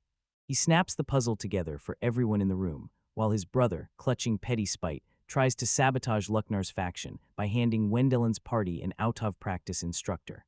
Lucknar clamps down on the guild officials, and they fold almost instantly, confessing they can't stand noble interference and were dead set against Ringstedt's assignment from the very beginning. He swears on the gods he's telling the truth, and the king looks like he buys it. Lucknar swivels toward Ringstedt and blurts that his brother is a total idiot because the guy's awful at gambling. He probably saw it as a sneaky strike, one designed to kick Lucknar out and steal the power of the finance minister seat. Ringstedt fires off the obvious question. Surely the guild would have cleared him, right? Lucknar smirks. Nope. Rather practically bounced at the idea of Wendelin dying, so he mailed a letter straight to Wendellin's estranged eldest brother, announcing the tragedy a month and a half before it could have even happened, paid for through costly magical express. That arrogance is unreal. When proof hits this hard, Ringstedt can only stare at the sheer stupidity of what's happening. But this man's petty little gamble almost wiped them all out. With the blame finally nailed down, the talk rockets straight into the wild, jaw-dropping discoveries hiding in the ruins. A perfectly intact magical airship sits ready beside a specialized dock, and inside a research workshop packed with priceless notes, every single discovery hits harder than the last. First, the finance minister's expression hardens into dread. This kingdom has to cough up Wendel's fines, and the price tag is so huge it feels unreal. He points out the adventurers' standard contract, taking a 20% cut of the profits, would literally crash the kingdom's entire financial system. Guild members start breaking into a cold, heavy sweat, like something terrifying just walked in. Lucknar goes in for the kill, staring them down like he's reading their souls, because if this is a special case, he's betting the government's usual cut is 0%. Cornered, the guild officials have no choice but to say yes, scrambling over their own feet to accept that generous offer. As they scramble off, Ringstedt just stares them down, shaking his head at how pathetic they've become. Sure, they might have once been brave adventurers, but now they're nothing more than spineless old men hiding behind managerial titles. He clamps his fist shut and swears, no matter what, that he'll never, ever end up like them. The meeting grinds on even after the guild has already stormed out. Armstrong snaps that anyone who signed off on the royal decree without proper backups should take the blame, and the king's advisor nods along, full agreement. The king steps in, takes the full blame on his shoulders, admits he's far from perfect, and confesses that it was his order all along. To end the payment nightmare, the finance minister drops a genius plan. The ruins stay officially under Baron Baumeister's name, but the kingdom runs them and pays him a usage fee, every day, until the full reward is finally settled. Then he grins and asks Ringstedt for another word, but you, my friend, somehow got the absolute shortest end of the stick. He flat out says that, since he's the instructor, Ringstedt has zero right to any cut of the party's earnings. He only gets the pay his guild lays out. A pathetic 1,000 cents a day. The king winces hard, calling that measly weekly haul in that death trap an absolute insult, then snaps that Ringstedt's reward has to be covered by the national budget, right down to pulling it from his own retirement fund. He leans in and orders Ringstedt to lock this down tight, away from Wendelin, then smirks that the kid's already drowning in monstrously good luck. And right then, Ringstedt got hit with the sickening truth. Those 6 people in that party are terrifying, and somehow he's the unluckiest one of all. He starts screaming in his head, trapped inside what he's now calling a den of thieves, and he can't shake the fear that Wendelin's about to blow that massive fortune on whatever disaster comes next. The meeting finally breaks apart, and the king immediately orders a formal summoning to happen later. The very next day, Ringstedt finally gets his reward, yet the whole moment feels poisoned by a looming shadow. He can't stop thinking about Cardinal Hohenheim, who sat through the whole meeting without a word, then watches as the man nearly loses everything at once: his granddaughter, his betrothed, and his grip on power in the church. The pressure crushed him. Then, just a week later, the cardinal slipped out of his role in total silence, saying his health couldn't take it anymore. Meanwhile, in Wendeland, his whole party finally bursts back home. Their new butler, Rodley, storms in and throws on a full-blown act of relief, screaming, "Master," at the top of his lungs like it's the end of the world. He lunges at Wendelin and clamps him in a bone-crushing hug, then breaks down in tears, confessing just how terrified he'd been. Choking on tears, he sobs that it took 2 grueling 7-job interviews just to snag this position, and he can't stand the thought of losing it now. As Wendelin struggles for breath, Eli steps in and offers recovery magic to pull him back from the brink. As soon as Rodley got inside, he blurted out exactly why he was panicking. Like as soon as they vanished, a vicious rumor tore through the capital like wildfire. Master Wendelin and every single member of his party were dead. The whole group goes silent, staring in shock. Wendelin demands who would leak something that vicious, and Rodley finally admits his investigation traced it to one man.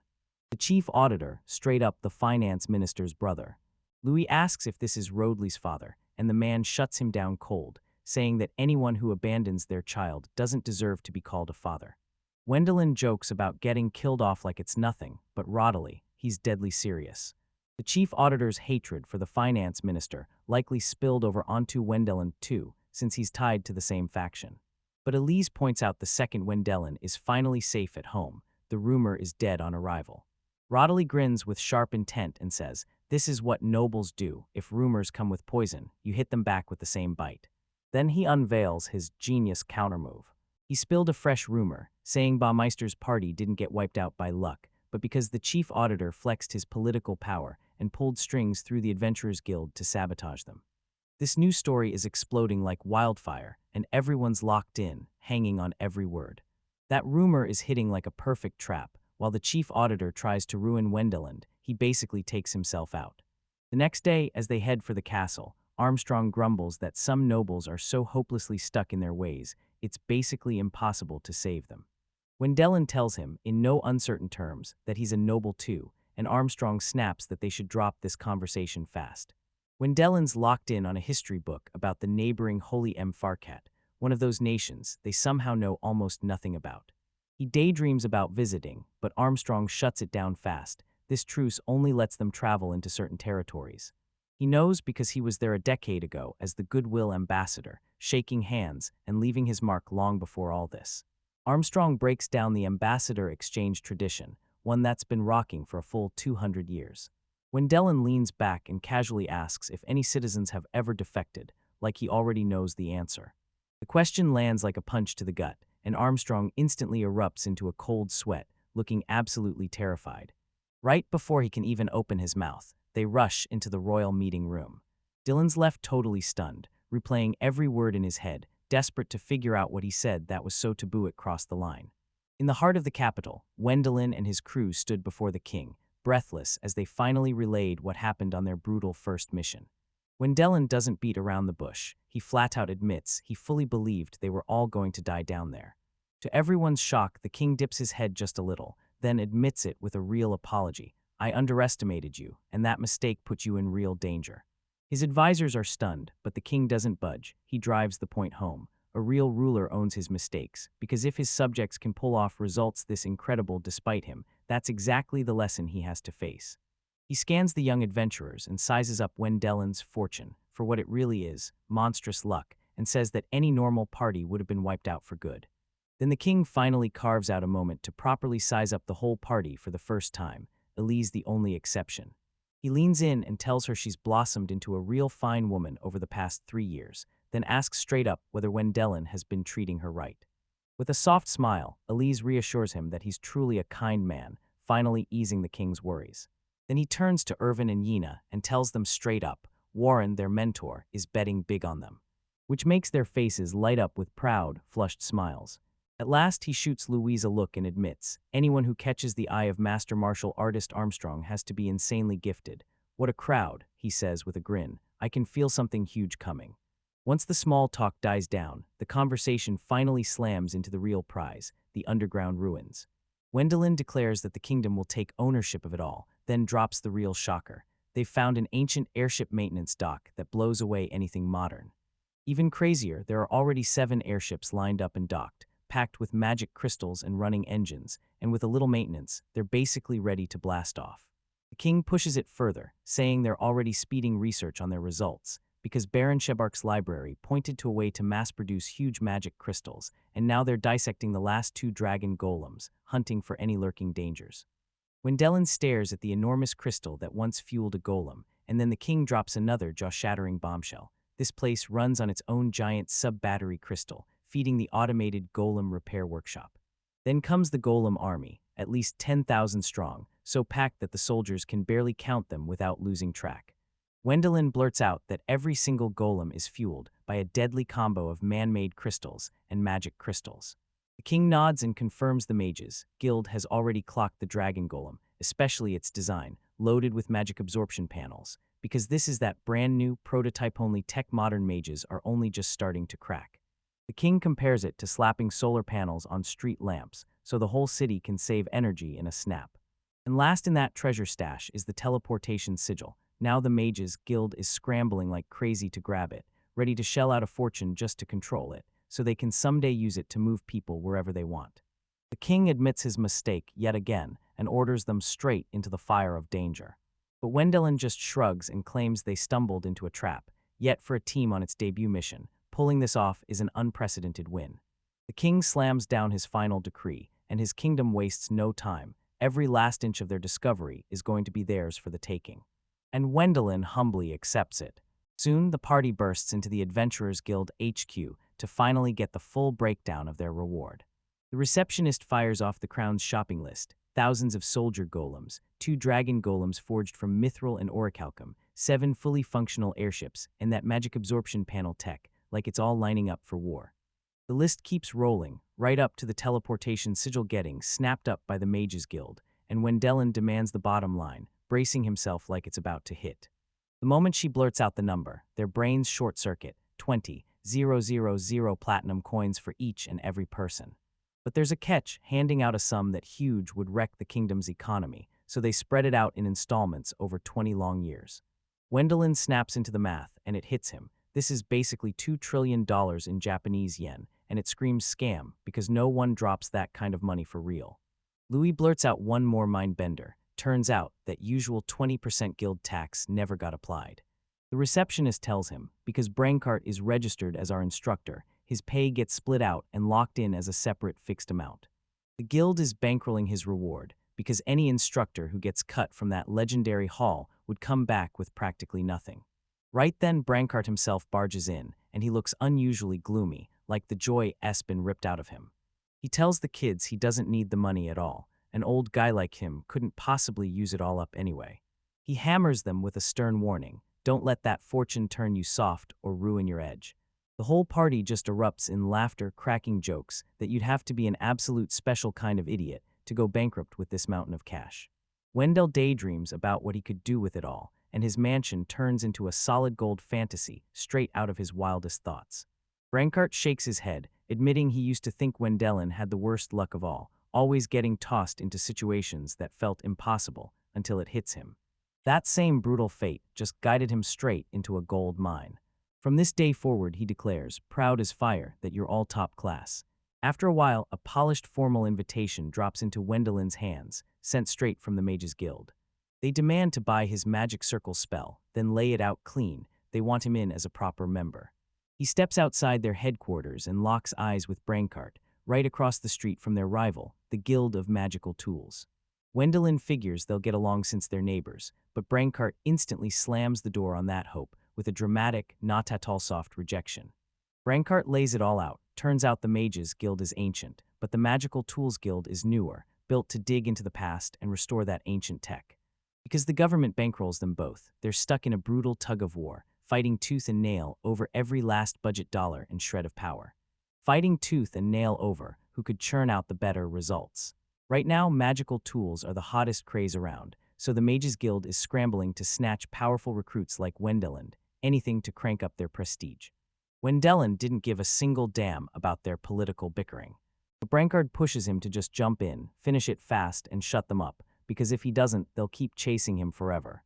Inside, they get greeted by the guild's president himself, a nobleman with the name Burned Wallach. Before Wendelin can even blink at the paperwork, a sharp-looking woman with glasses strides right up to her. Nope, she grins and shoves a card into his hand, because it's not just any piece of paper, it's an honorary officer's license. They tell him flat out that his title as a baron is all they need, and that they're basically just riding on his famous name for publicity. Brancart steps in and makes it crystal clear: this isn't a paid gig, and you're getting nothing to do, no real responsibilities. Wendelin finally clicks. This whole scheme is just a sneaky way to jack up their member count with zero cost, because there's no joining fee to pay anyone. The president grabs them and takes them on an exclusive tour of the whole facility. As they stride on, Brancart leans close and hisses that the president runs things more like a manager than a mage, and honestly, that fits a nobleman's son, the kind who thrives on paperwork, not spellcasting. They finally reach the research lab, the guild's real beating heart, crackling with magical power as mages train and practice inside. Brancart couldn't resist throwing a jab at the president. He practically laughed and said that even if every researcher here disappeared, the guild's management would still be just fine. Suddenly, that old, energetic researcher yanks him by the robes. You're Baron Bowmister, the one who sold us that new magic circle spell.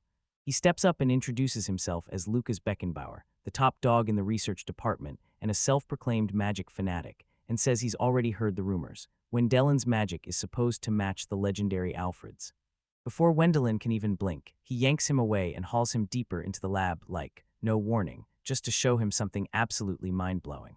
He drags them to a boosted version of Wendelin's teleportation circle. Beckenbauer can't contain his excitement as he reveals the truth. Through their research, they stumbled on an accidental breakthrough, a reverse effect spell. This circle doesn't send anything off. It yanks whatever it wants from anywhere and drags it straight to itself. Instead of dragging the explanation out, he decides to prove it by showing you. He slams his hands over the circle and triggers it to life. A blinding flash rips through the sky, and in the center, something suddenly materializes out of nowhere. It's a shocking stash of women's underwear, total chaos in the most unexpected way. Beckenbauer snatches up the frilly lace, feels it still warm in his hands, and declares the whole experiment an absolute success. He proudly blares to the whole room that she finally got her panties off, and in the back a female mage just freezes, eyes wide, with pure shock and mortifying embarrassment. As the researcher starts rambling, throwing theories around like they might crack open time and tear through dimensions, the mortified mage barrels in and smacks him across the head, yelling, "What in the world do you think you're doing?" Beckenbauer tries to flex his authority, but it's painfully obvious he's the one who's wrong. Wendell tries to cut through the painfully awkward silence, then drops the line that the spell is seriously interesting. Beckenbauer steadies himself, leans in and asks if he wants to try, then slams the warning down. It's dangerous, and chances of pulling it off are slim. He tells them why he made such a wild choice of target, because his spell demands total, crystal-clear visualization of where the object is, so he picked something he could see right in front of him. The vibe suddenly turns razor-sharp when Dellen leans in and asks whether it could, in theory, yank something straight out of another dimension, like a parallel world. That tiny spark hit Wendelin like lightning, because he's from another world and the legends aren't just stories to him. He's living proof they're real. "All right," he says, and you can hear fresh determination thunder in his voice. Beckenbauer slam out one final warning. This magic price is insane, and it spikes depending on how heavy the object is and how far it has to go. Tugging something in from another world is a massive gamble. One wrong move could wreck everything. Wendell decided to play it safe, stepping up to the circle with one clear goal: spot something simple and right there in front of him. He channels his magic into the sigil, and it detonates into a blinding blast of light, way harsher than before, like the world is warning him, something is coming. All right, buckle up. Through a whole string of brutal battles, Bell finally gets a rare break, because in this world downtime only means trouble is creeping in. Inside the Mages Guild, Bell braces himself over a glowing summoning circle, ready to drill a brand new skill, and the air starts crackling as the mana surges while the runes on the floor pulse bright, alive light. With one last burst of power, an object suddenly pops into existence in the center, only it isn't some terrifying monster or legendary weapon at all. The whole group freezes in shock as they stare at a pair of panties, complete with a tiny yellow bunny stitched on the back. Bran, Tark, and Beckenbauer scramble into a crouch, staring in disbelief as they try to get a closer look. Bell's face is pure mortification, and all he can do is guess. Then he confesses he was dead serious for a moment, just half-heartedly thinking about something inside one of the nearby mansions. Right before the full impact of that betrayal hits, the door to the room explodes open and slams in. Rage-fueled, Aina storms in, cheeks blazing with fury and pure humiliation, then jabs a trembling finger straight at Belle. "My panties," she screams. She's totally stunned, trying to figure out how he somehow zeroed in on this exact spot, right here at the guild, right now.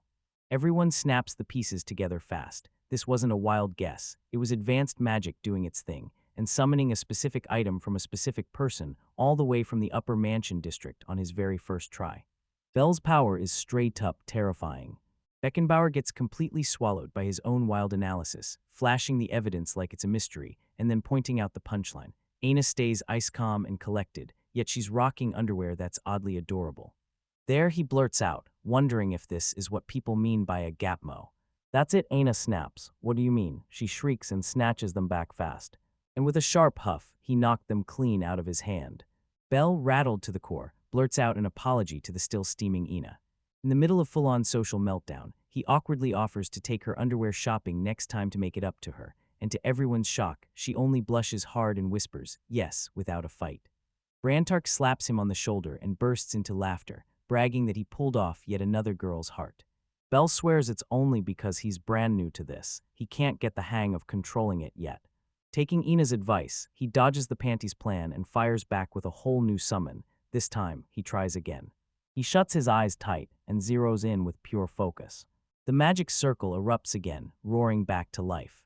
Another object pops into existence with a gentle asterisk poof asterisk. And just like that, clockwork clicking into place, a few moments later. The door blasts open once more, and it's Louise, wearing the exact same mortified rage Aina had. Beckenbauer, like he never learned a thing, jumps right back into his commentary. "Isn't black a little too mature for you?" He smirks, then looks her up and down and adds, "Looks like you won't need a bra at all." And that's when Louise swings in swift, savage, drilling him in the face and knocking him clean out.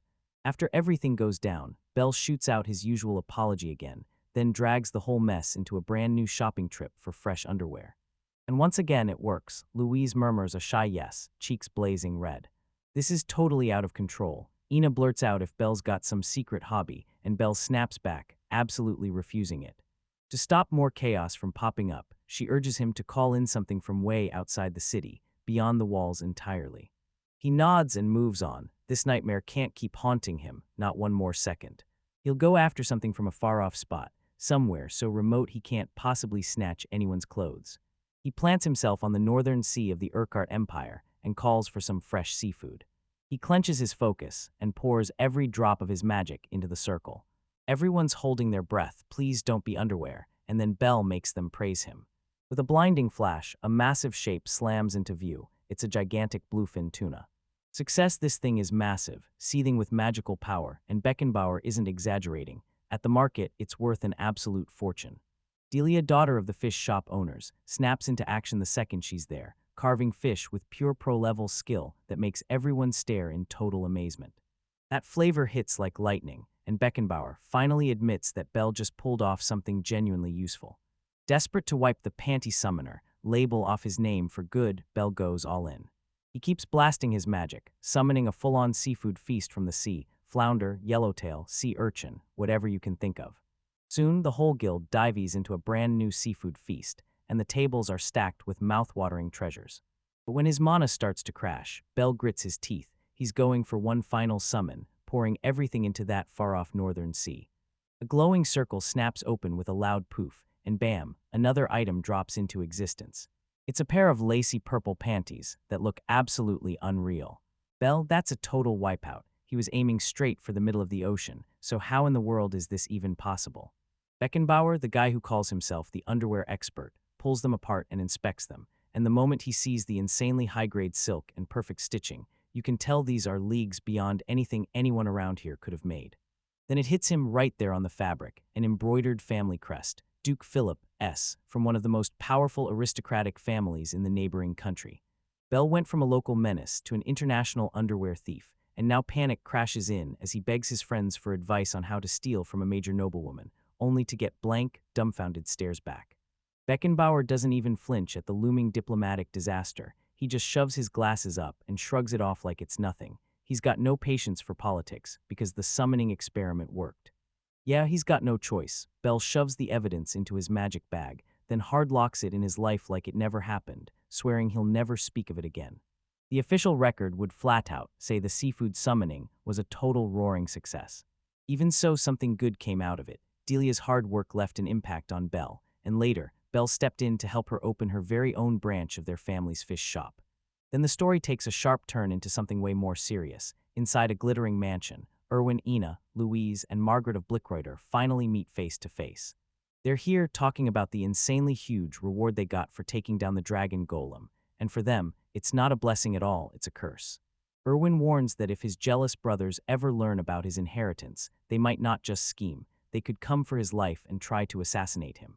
And for Ine and Louise, it's a whole different kind of trap. Since they're women from noble families, they can't just walk free and live on their own, and their families will absolutely come trying to snatch every coin for themselves.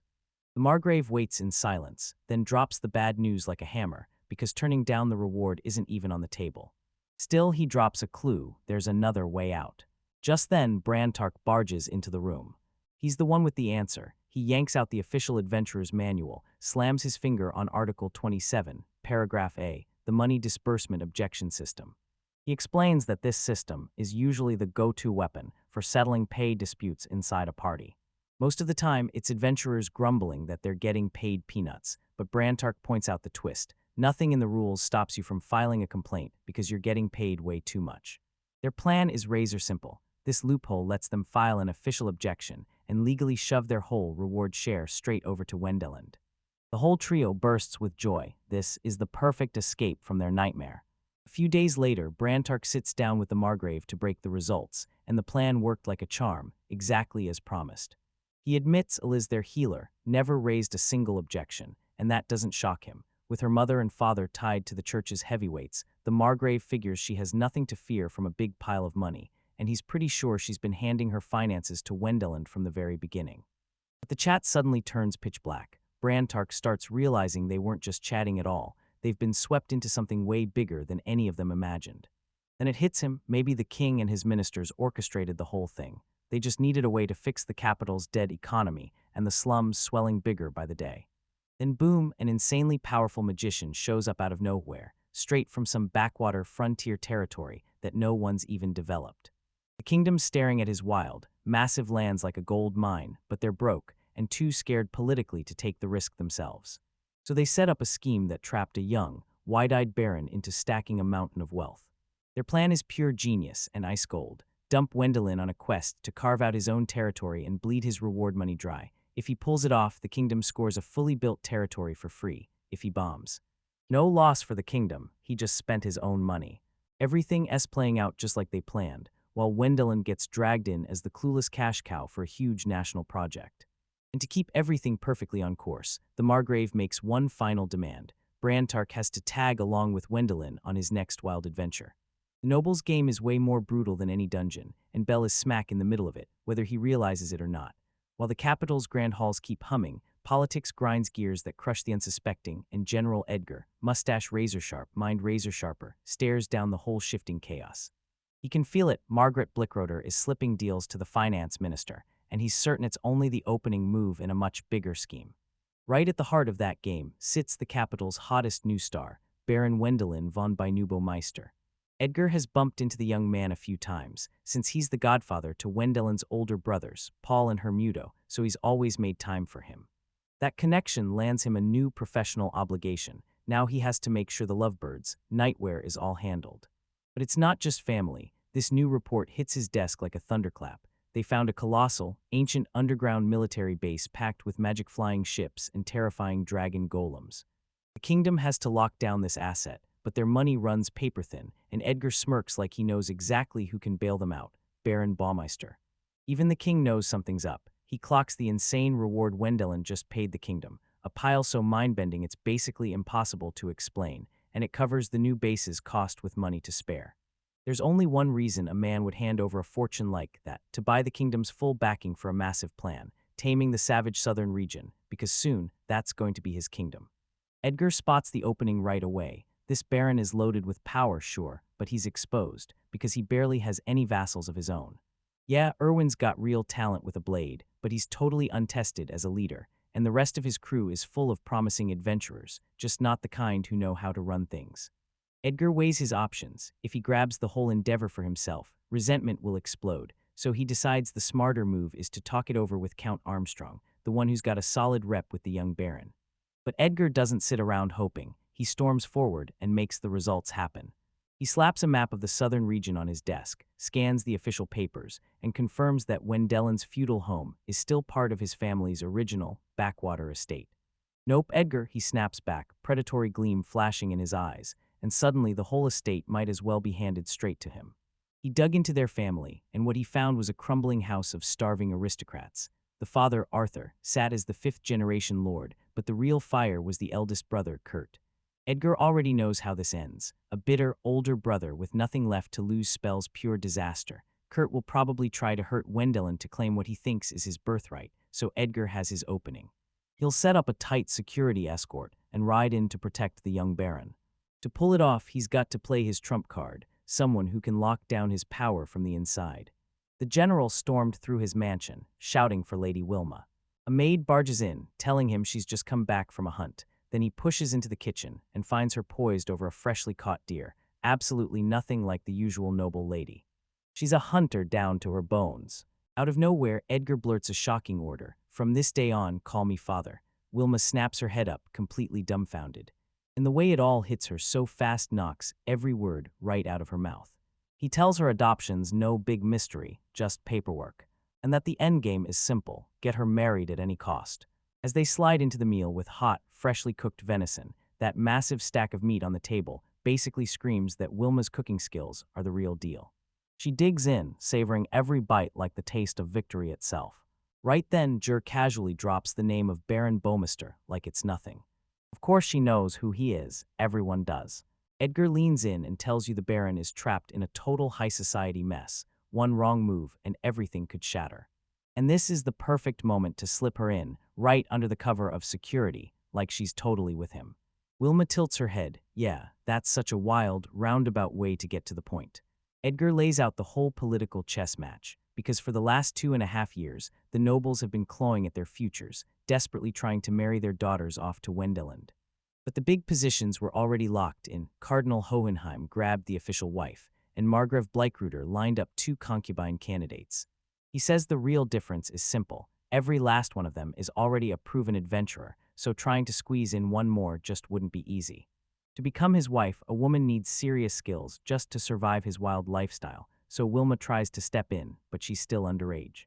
A shame, Edgar blurts that fighting power like yours would have been a lifesaver in the middle of this fight. But don't worry, this is all part of the plan, he says, leaning in close like they're sharing a secret, and his eyes demand, I'm expecting big things from you. And hey, there's no girl out there whose battle power even comes close to yours. Her mission is simple: start as an escort, worm her way into the Baron's party, and forge a bond so powerful it can't be ignored. Wilma nods, barely a whisper, and then agrees to give it a shot.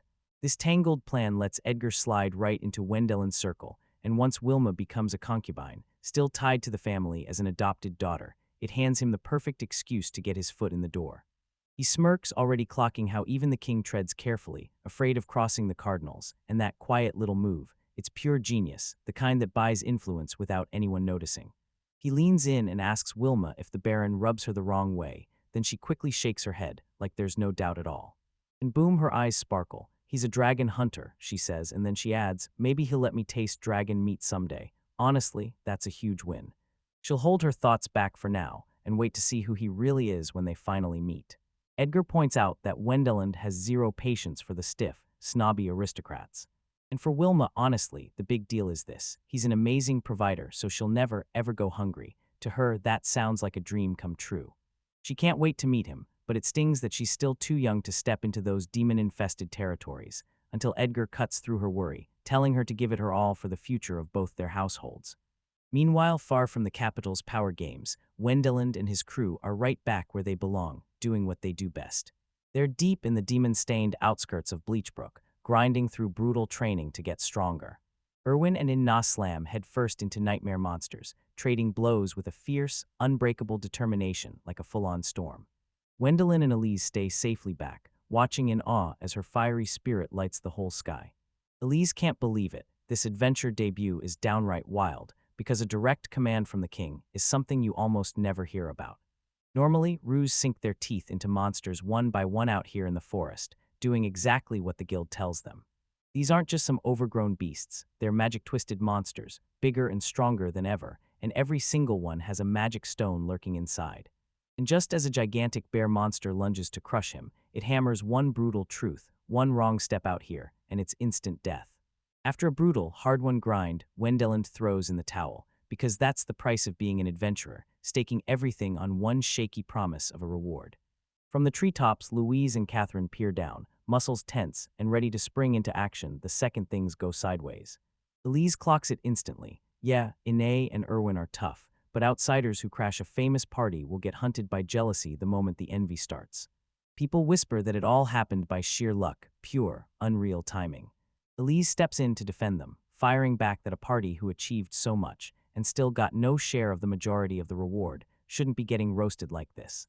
But Katharina snaps that even the tiny share they marked out is still a colossal fortune, so huge it'll have the rest of them steaming with envy. Right then, Erwin bursts with pride and flashes the brand new sword he just bought with his hard-earned money. Wendell kept joking that the moment he had kids, he'd hire a top-notch swordsman to drill them from day one. And Erwin shoots up to volunteer on the spot, reminding him, so yeah, I guess you're my vassal. That carefree vibe snaps the moment Erwin fires off the million-dollar question. With all that money, why in the world is Wendell pushing to develop his territory?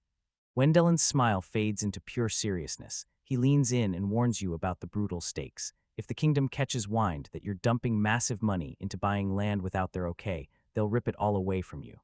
Erwin never saw this political nightmare coming. Managing a territory is already brutal, and one wrong move that drives your tenants away can wipe you out, so nobody with sense dares to gamble. With training done and that brutal talk finally finished, the whole party is starving, and Erwin swings in, apologizing for all his griping. And Wendelin finally calls it, "All right, we're going now," then promises they'll be right back in an instant with teleportation. They pop back into town under a sky packed with stars. Right as they're about to hawk their loot, a voice they recognize screams from behind them, Brantak. He grins and drags the whole crew to the Bly Crater, a state for a dinner night that's about to get wild. While the rest of the party is buzzing about a free, high-class meal, Wendell and Spine feel a cold dread creep in, because they know these invitations aren't about the food at all, and something terrible is about to go down. It won't fix us. Back in the capital, Wendeland and his crew get dragged into a grand dinner, right across from Margar of Blackeroder, one of the most terrifyingly powerful men in the whole kingdom. The Margrave stares at Wendeland with proud, godfather-like confidence, smugly knowing the young baron's name is already sending shockwaves through the land. The talk spins fast into Wendeland's latest rampage, and the Margrave can't help but grin. After he's already brought down a full-fledged dragon, taking out the rest of the monsters has to feel like nothing. But Wendelin, the ultimate pragmatist, shuts that ego down fast. He shrugs with a humble, non-committal answer and says it all comes down to the situation. You can practically hear his experience talking, warning that overconfidence gets you killed every time, even if you're the strongest one in the room. The vibe flips the moment the Margrave brings up Wendelin's late master, Alfred, voice heavy, heart aching, as he recalls a man so unstoppable that not even a single monster in the magic forest could have ever stood a chance against him. Alfred didn't get taken down by a beast. He went down swinging to shield his lord and his comrades, crushed under a brutal wave of enemies, earning a hero's death that still felt painfully tragic. Once the small talk dies, the Margrave finally cuts to the bone. He orders Wendelin on a secret extermination mission, one that must stay off the records and out of the Adventurers Guild. The second he brings up that settlement tied to Wendelin's father, the whole room snaps to attention, because this isn't just a story anymore, it's personal. The Margrave rips open his dark past. 15 years ago, an expedition into the magic forest turned catastrophic, and it dragged in his own family and Wendelin's master. Then everything went horribly wrong. An army of 2,000 men vanished, dead, swallowed whole, and never recovered. And now he lays it out with no fear. He's going into that forest to cleanse what's left of them. Brantak instantly grasps how terrifying this really is. After 15 years, those soldiers won't just be dead corpses. The faint-hearted would have been dragged into madness, turning into zombies and ghouls, while the ego-bolstered ones, like the Master, could have seized the darkness and transformed into crushingly powerful wraiths. With so many vile evil spirits packed into one spot, that forest has turned into a cursed nightmare, and the only way out is holy magic so powerful that this party has it in heaps, Elise's potent magic. The Margrave admits this mission is a logistical nightmare. Reaching the remote, dangerous magic forest is pure madness for most people, but Wendelin, with teleportation, distance might as well be nothing. Still, Wendelin hesitates. Charging into his family's turf unannounced is a political taboo so huge it could blow up entire alliances.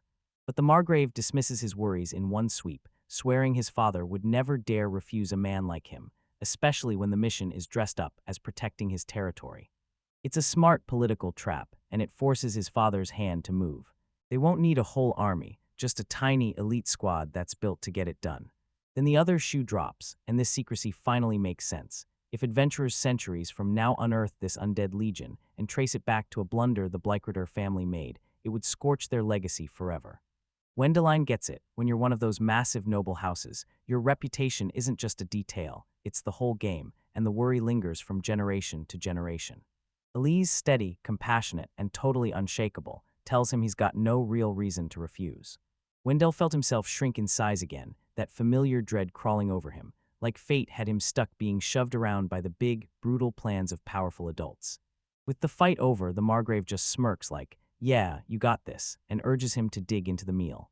And right now, when Dellin decides to cash in, shoving down the kind of top-tier food he only used to dream about when he was a kid. The very next day, the party rallies together, bracing for their brutal mission. Erwin scans their tiny crew, and his stomach tightens. Are we really sure this small group can pull it off?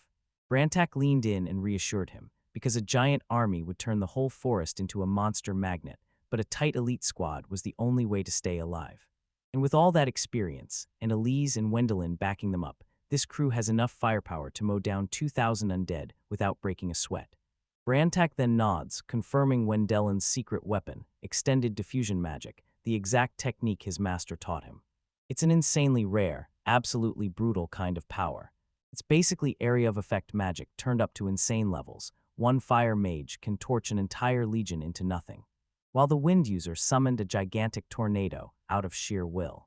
But the real power sits in the synergy. Wendelin can tap into it to crank up someone else's magic, so one healing spell ripples across a whole battlefield. And just like that, the whole strategy clicks into place. Elise raises her hand and unleashes one crushing purification spell. Wendelin unleashes his diffusion magic, blasting holy energy across the whole forest until it's cleansed in a single, brutal sweep, while the rest of the party guards the two mages so they can finish the ritual. It's a brutal plan that demands insane power and total silence, so only their tiny crew gets to pull it off. Right as Wendelin is seconds from teleporting them, Brantak slams into the moment and stops him cold. Before they plunge into the forest, there's one final stop they absolutely can't skip. Wendelin's face drops the moment he hears where they're headed to meet his father. The dreaded bone-chilling tension hanging in the air. They lay it all out. This isn't just manners. It's survival and strategy, pure business. They've got to strike a deal for the rights to every valuable material, herb, or artifact they uncover. It's the usual drill for adventurers to follow the noble's rules while they're operating in his lands. Wendelin just lets out a heavy sigh, thinking about walking up to the family he's basically left behind crushes him. Erwin lays a comforting hand on his shoulder and reminds him, we're in the same sinking boat, two younger sons, tossed aside with nothing to inherit.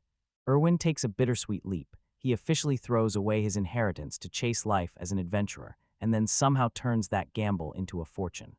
This kicks Ine into motion, and she rushes to ask Wendelin about what his own status is. He confirms that when the king handed him his barony, he immediately filed every required form to legally cut all ties and strip himself of any inheritance rights from the Baumeister household.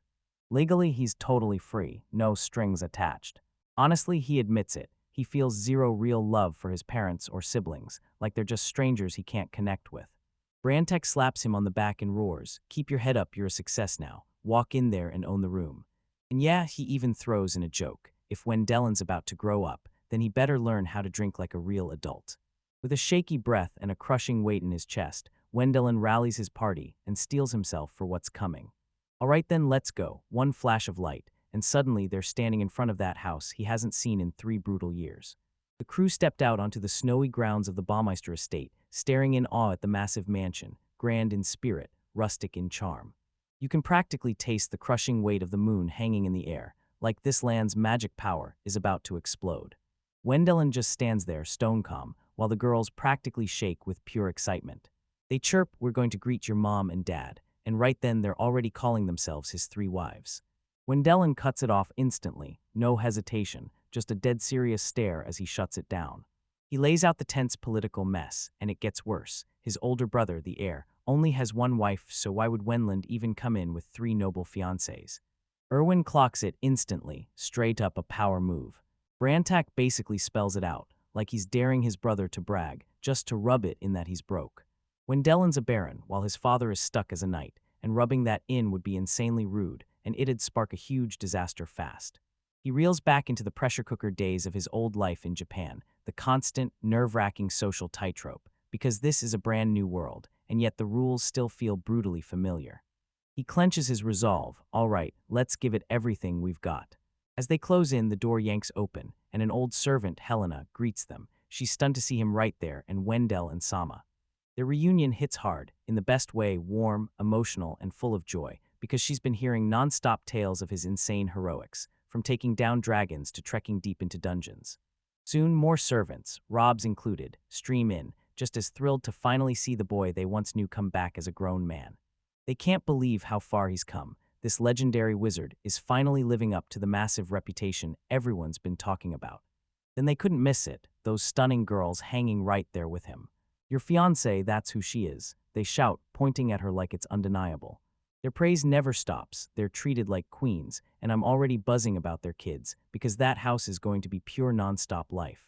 When Dylan's thoughts start spiraling, they're about to jump to the wrong conclusion. They're convinced he's back for good, bringing his fresh start and a whole new family right here. He whips his hands around in a panic, trying to fix the mess. No, I've got my own house, I'm not even living here. But they're not listening at all. Some even dare to tell him to sell his place in the capital so he can rule from here instead. Desperate to shut the whole thing down, he finally snaps his chance. Wait, I'm not here for trouble. I came today as an adventurer, so please, can you call my father? That does it, Helena bolts out of there, rushing to tell the master of the house everything. A massive freezing hall sets the stage for the meeting, and the chill feels like it's already warning everyone. 3 years of silence sit between them, heavy as a weight in their chest, and the air gets so awkward you can't even breathe. So what are you even supposed to say? Wendelin shrugs off the nerves and just blurts it out. Excuse me, I'm here from Margrave Bly-Krudersama, and I've got a request for you. But before he can finish, the door slams open and bursts right off its hinges. It's his oldest brother, Kurt, and his face is frozen in pure disbelief and shock. Wedge, why are you still alive? He screams, panic ripping through his voice. The whole party freezes in shock. Kurt, this person is my guest, their father barks, but the damage is already done. Wendelin locks eyes with his brother, completely stunned. Wait, what do you mean, bro? Kurt stammers, suddenly realizes what he just blurted out. Then their father snaps in, explaining that a rumor had already slipped into the town center. A brutal rumor tore through the streets. Baron Wendelin von Benubo-Meister and his crew had vanished dead in some dungeon. And where did it come from? From the younger brother of a neighboring lord. Their dad lays it out straight. They're cut off from the world, and any news from the capital takes a full month and a half to crawl in by regular routes. Rumor spread fast because one adventurer figured out a way to slash the journey time. Wendelin's mind spirals, then he hurls one cold question into the air. About my death, when did you hear it? Yesterday. Horrible thing. In that instant, Wendelin locks eyes with his brother's face, shock exploding, rage flaring, panic crashing in, and it all clicks. That look on their face didn't say shock. It said they never expected to see him walking around alive. It hit like a gut punch. He couldn't feel the loss at all, because his brother wasn't grieving that he'd been gone. He was probably furious about the inheritance laws, because not a single cent of Wendelin's massive fortune was ever going to find its way to him, not even after death. Wendelin just stands there, stone-cold silent, because he's already handled this, both legally and financially. He knew a rumor like this would eventually crawl out of the shadows, but knowing it and seeing it hit different. When he watches his own brothers wear that cold, greedy disappointment like a mask, his chest sinks, and he starts to wonder if showing up here today was nothing but a total waste. We kick things off with Kurt Baumeister, the acting head of the family, staring down the territory's finances, while his trusted tainer, Klaus, slams this year's tax collection report into his hands. Kurt blurts out a quick thank you, but his mind is already sprinting toward the next thing. It's almost too easy. Wheat gets harvested, the tax is slapped on, and Klaus sweats through every last annoying number so you don't have to. Then the flour gets hauled over the mountains, sold for cash, and that's the main lifeline keeping their poor lands afloat. But as Klaus crunches the numbers, a frustrated sigh escapes him. Wendell and Sama should have been here, because somehow their sales price got slammed harder than anyone expected. Kurt's eyes snap narrow the moment those words slip out. Was it an accident, or a calculated jab? The memory of his father's warning hits hard. Klaus is a man you don't trust. Suddenly, the tax report in his hands stops feeling like paper and starts feeling like a weapon aimed straight at his chest. His father's words keep hammering in his head, stay locked on Kurt and Klaus, but Kurt knows the real story. His father was pure selfishness. He married a young woman, then vanished from his responsibilities like they didn't matter. Clutching his armies close like a shield, he left the people to survive on their own. He sits back and does nothing, then always stretches his hand out for his cut of the profits. Kurt's resentment has been simmering for years, fed by one headache after another in a whole line of troublesome brothers, like Paul III's son, who busted his life as a pioneer, only to vanish right after his engagement. After that, his father shoved every last responsibility onto Kurt's shoulders, saying Kurt was still young enough to carry the weight. Then comes Helman, the second son, and Kurt can't deny it. Helman is tougher, reads people better, and acts with real justice, basically everything Kurt can't match. Sure, he might look a little scary, but the kids love him, and he's got that natural leader energy. So his father quietly had Helman shipped off to the chief staff's house, straight out of the way, like he'd just erased his biggest rival. And who could ever forget Eric, the fifth son, walking around like he knew everything, yet always choosing a bow over a sword, and at just 15, he detonated a scandal so huge it rocked the world. During a meeting, right in front of everyone, the boy genius slammed a glaring mistake in Klaus's tax report on the table. That lit up the whole town in seconds. People started whispering that maybe Eric should be the next heir, not Kurt. Kurt still clenches his fist to this day, absolutely sure Klaus did that on purpose, just to stab him in the back and knock him down. Eric finally got transferred out to become a junior officer, and for a little while, Kurt could breathe easy. Then the real nightmare showed up. Wendell, the most problematic brother of the bunch, the eighth son, born when their father was already pushing 40. Right before he hit 6, this kid dropped a bombshell. He declared he wanted to use magic, and everything shattered and remade. That one statement lit up their father's eyes again, and Kurt felt hope like poison, because the timing made it unbearable. And Wendelin delivered, because as a kid he'd slip into the forest hunt game, haul supplies back with grit, and keep the whole family fed. He was a prodigy, an unstoppable force of nature that everyone felt in their bones. Kurt remembers pitching the idea to use Wendelin's magic to help the territory, but his father shut it down fast, seeing it in a totally different light. "Don't be ridiculous," his father spat, seeing the kid not as a person, but as a weapon he could swing in politics. The plan was dead simple and downright terrifying. Wendell would hunt pests, supercharge food production, and somehow make everybody happy. The more Wendelin did, the more the crowd craved him. That thought would spread like a wildfire across the whole territory, and making Wendelin the next owner would be the safest move anyone could make. In a rare age of peace, that powerful mage was worth more than any swordsman's heir. Kurt felt relief the moment his other brothers were gone. Then he realized this threat had crawled in and set up shop under his very own roof. The final humiliation hit like a truck when his own father snapped that his real mission was to kick Wendelin out of the house. That look of pity in his father's eyes made Kurt's blood ignite. No advice at all, just a brutal verdict. He would never be good enough. So when Wendelin finally left for adventure school at 12, it should have felt like a huge relief. But the reports that came back were pure nightmare fuel. Wendelin didn't just pass. He absolutely soared, crushing his exams with flying colors and even dropping a bone dragon. Every win piled on like a fresh nail, hammering Kurt's coffin shut and crushing his last shred of hope. Then out of nowhere, a letter dropped into their hands. From the kingdom came the news. Adventurer Wendelin von Benubemeister vanished in a dungeon a whole week ago, and now everyone swears he's dead. As the words hit, a slow, predatory grin crawled across Kurt's face, because this wasn't a tragedy at all. It was his chance. We jerk back to the present, and there the man everyone swore was dead stands, right in front of him. "God damn it, Kurt," he seethes under his breath. "This isn't right." In the blink of an eye, all his hopes shattered. Wendelin didn't just lie. He returned to rip it all back for himself. Their father waves them in and says they've got to talk, because Duke Blickroder just dropped a formal request. The mission is simple: wipe out thousands of undead haunting that nearby demon forest. Kurt scoffs and shoots Wendelin a question. Does he really think he can borrow their men again? But Erwin snaps back with a blunt no, shutting him down hard, because this time, they're taking care of everything themselves. Dorazio Chime steps in, grinning, and says that when you've got a dragon slayer and a saint on your side, a couple thousand undead are basically nothing. Kurt smoke fuming and completely speechless. Wendelin finally cuts to the chase at the meeting, the real reason they're all here, the payment. The class is summoned, and the bargaining kicks off right away. Wendelin drops his demands, starting with this. Every piece of armor and every weapon from the 2,000 undead is going straight to his party. After years of neglect, most of it will rot into useless junk, but buried in the mess, there's a real chance a few valuable pieces survive.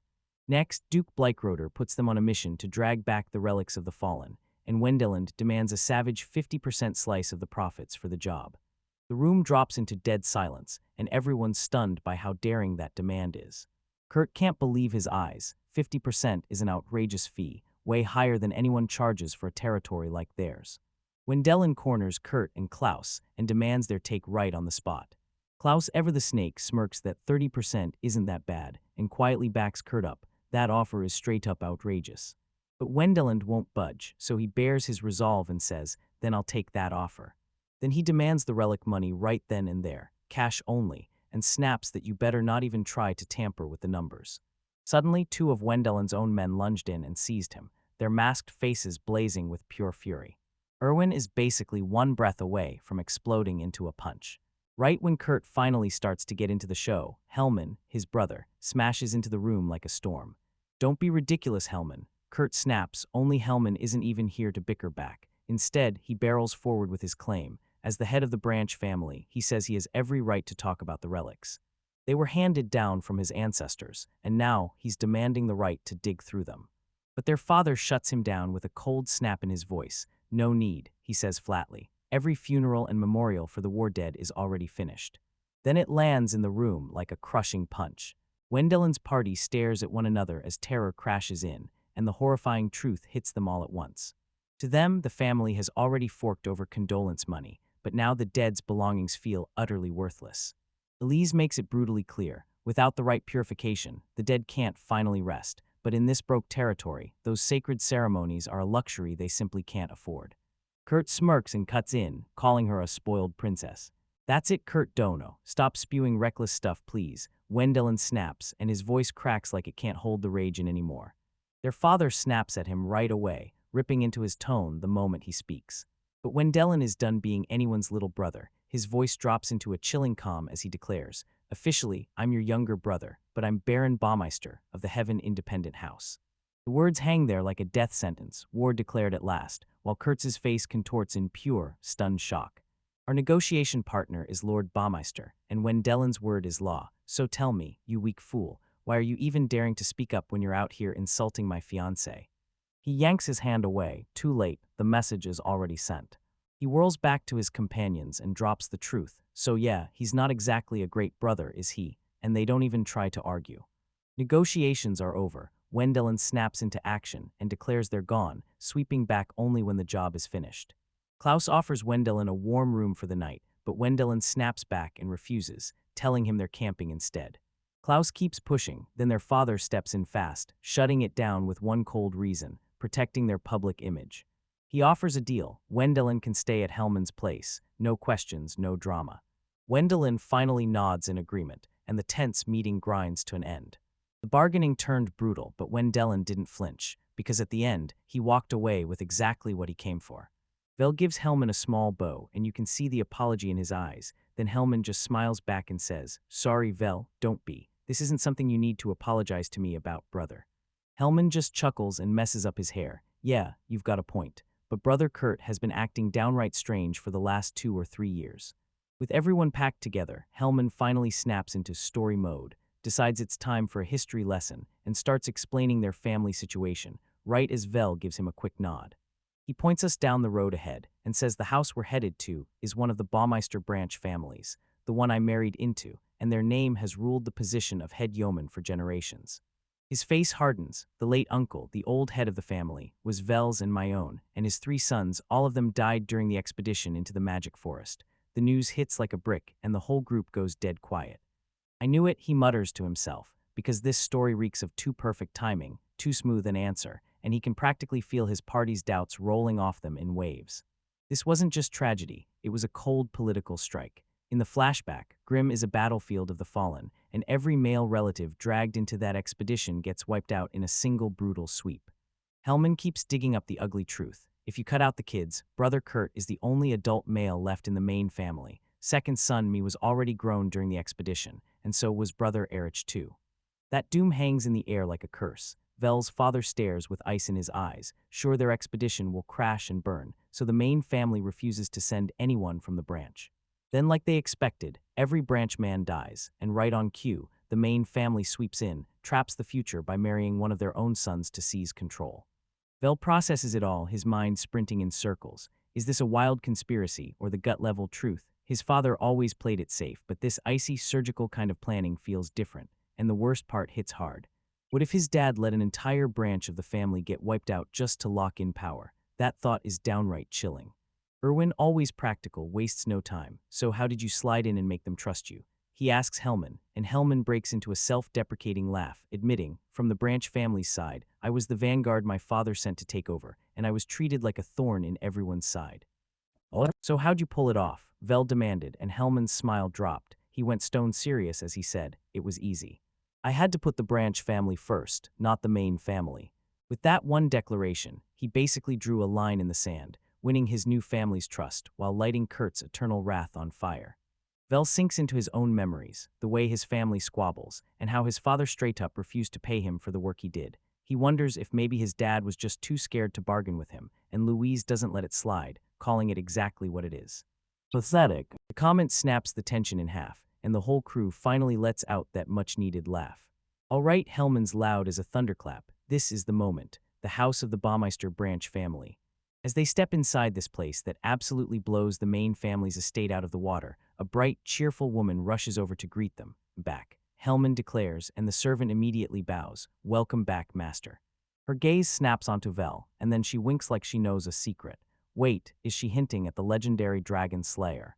Hellman announces Mara Rain, his wife, and lays out what's going on with Kurt, but she only lets out this heavy sigh like it's all the same old mess, because that useless eldest son is still an asshole, even at his age. Vel just stares in disbelief as she casually roasts the head of the main family, then shrugs like it's nothing, and I'm standing right there agreeing with her, even to his face. They're ushered into a cozy sitting room, light years away from the Spartan main house. Maureen Neeson, and then Vel blurts out an apology for the sudden group drop-in, still. But she's beaming with smiles, so I'm welcoming you all with open arms, and then bam, you guys just picked a fight with Kurt. To her, helping the adventurers go grab her father's and grandfather's relics isn't some big deal, it's just the right thing to do. Brantark is still burning with rage from how they treated him earlier, but Maureen snatches up a goblet and cheers him right back up, thanks. He takes a sip and his eyes blow wide with shock. Hunted wine, he blurts. Vel's jaw drops. He's only ever lived on his father's tough bread and bland soup, so the moment someone serves him something this luxurious in a place like this, it doesn't just surprise him, it totally blows his mind. Hellman smirks and tells me, yeah, I figured it out the hard way, right after I married into this branch family. Unlike the main family, this branch actually sits down for real meals. They hunt, farm, and gather for food, and they aren't so obsessed with hoarding every last coin. My Rurain flexes with pride, and yeah, I'm deadly with a bow, and my younger sisters aren't any different. Hellman nods and realizes the main family is obsessed with money. Then he delivers a sharp jab at his father's miserly ways. Before dinner hits, they all kick back and blow off some time, just enjoying the calm for a bit. In the capital, the girls trade fashion hot takes, while the guys finally drop their shoulders and decompress.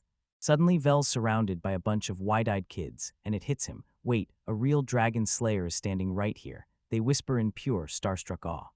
Their eyes gleam with raw, unstoppable admiration.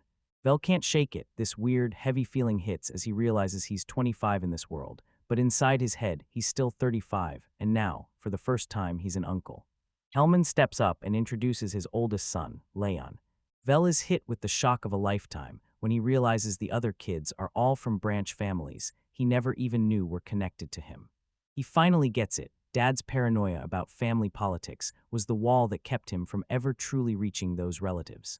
Back then, he kept telling himself it was the right move to stay away from them, especially with Kurt's suspicions hanging over everything. But now it's a whole different ballgame. Who cares what brother Kurt suspects anymore, he thinks. With a wicked grin, he dives into his magic sack, like all his fears just vanished.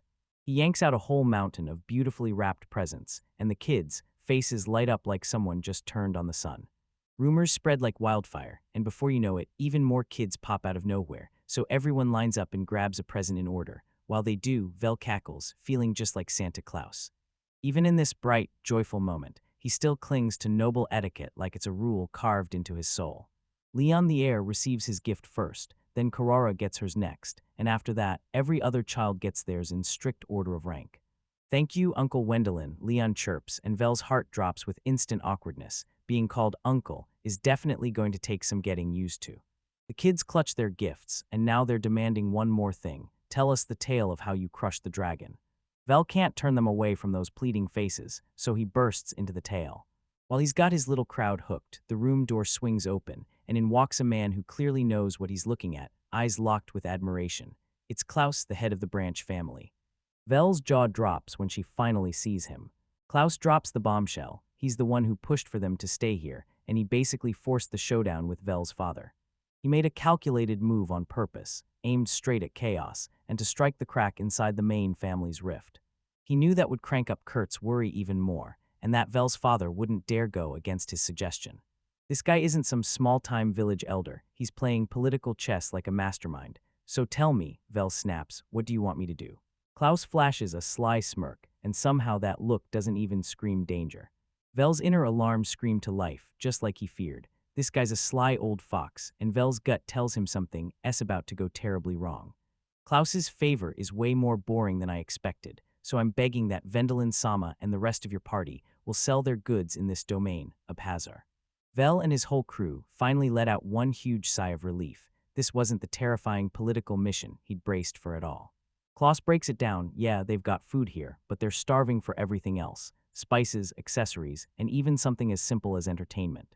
All they ever manage to bring in, again and again, is salt, the one thing they desperately can't live without.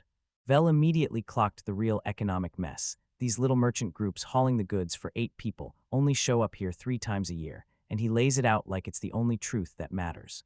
Their wagons can barely fit anything, so salt gets shoved in first. Luxuries don't stand a chance. The only reason they're even daring to take this trip is because Margaret Bray Field is footing the bill. Vel blurts out that it's simple. He's drowning in guilt over the damage his expedition did to the Forest of Demons. And he knows guilt only sparks for a moment. Once Brithold thinks his debt is finally settled, or once Kurt takes the reins, those subsidies get yanked clean off. The merchant routes got shut down, and the whole domain was sealed off tight. No one in, no one out. And if it all goes wrong, Kurt's gonna get shoved into the role of head of the family. Talk about the worst-case nightmare. Vel demands to know how the domain pulled through before the merchants ever showed up. Klaus tells them that back then, they'd launch a full party to Bratesburg, selling furs in one breath, then stocking up on salt the next. But that system only worked when the population was still small enough to manage. Now they can't afford to pull people from farming, and that 3-month trek through monster-choked mountains is just way too deadly. Klaus leans in close, then lays out his real pitch. Vendelin, Sama, hold a bazaar once a month.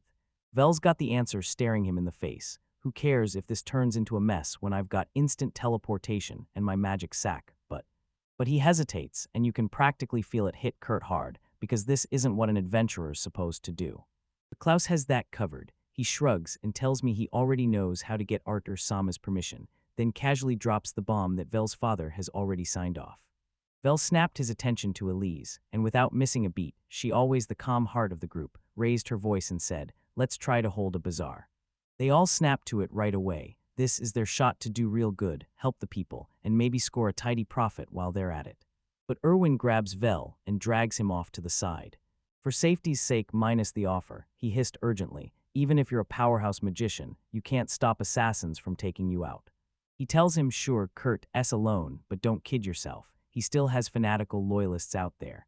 The older crowd here is hardcore conservative, and they're already eyeing Vel like he's a danger." Erwin tells him to sell your goods to the citizens and win their gratitude, because if they see brother Kurt as the obstacle to the main family inheriting, you'll need them on your side. They win over the crowd, lock in their safety, and pull off one savage political masterstroke. Vel nods and the truth hits hard. "You're right. If we want to fully lock in our lease on this domain, then we'd better start doing something good for the citizens." And just like that, his choice is locked in. "I get it," he says with total certainty. "Then I'll hold the bazaar." The second he agrees, Hellman's wife steps right up beside him. "Sweetheart, you want my help, don't you? All right, consider it done." Erwin just shakes his head, lets out a chuckle, and honestly, brother Hellman is completely whipped, living under his wife's thumb. The task in front of them is colossal. When you've only got 5 people, setting up a bazaar before dinner feels flat out impossible. But the Branch family jumps in right away. Hellman and his wife lay out the mats, and Brantark even steps up after buying their entire stock of honeyed wine. The kids can't help it. This noise pulls them in, and they rush to help carry the supplies. Seeing everyone team up to set out jars of salt, and all those supplies washes Vela with warm, nostalgic comfort. It hits him like a flashback, like he's back at those summer festivals from his past life, helping out with everything he had. But the real game changer is Vel's magic sack. It turns hauling that mountain of goods into pure effortless magic.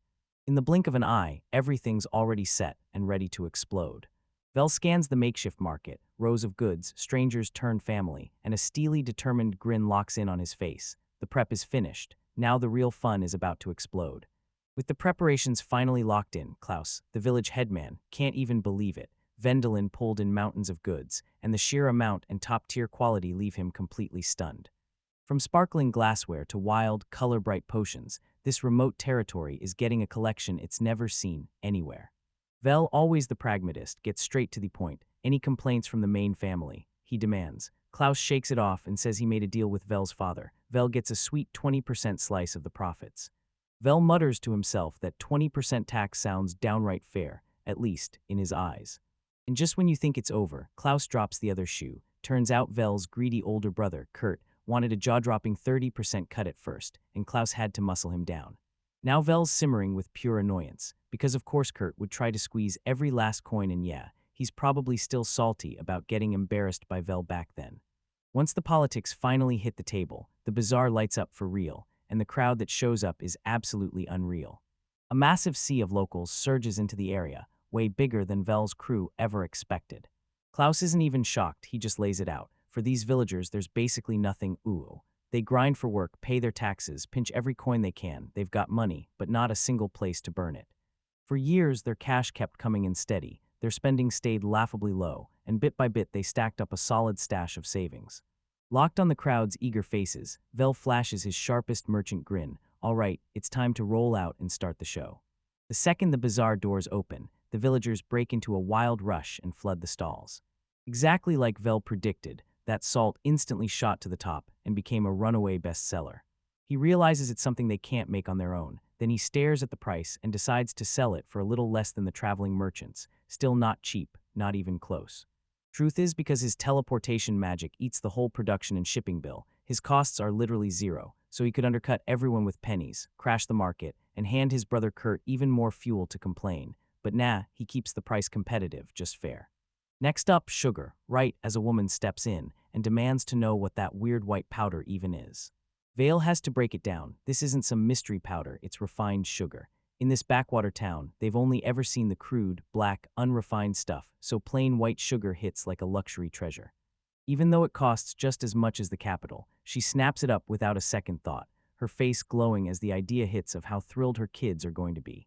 Meanwhile, Elise and the crew are absolutely smashing it, selling all kinds of other goods and raking in real wins.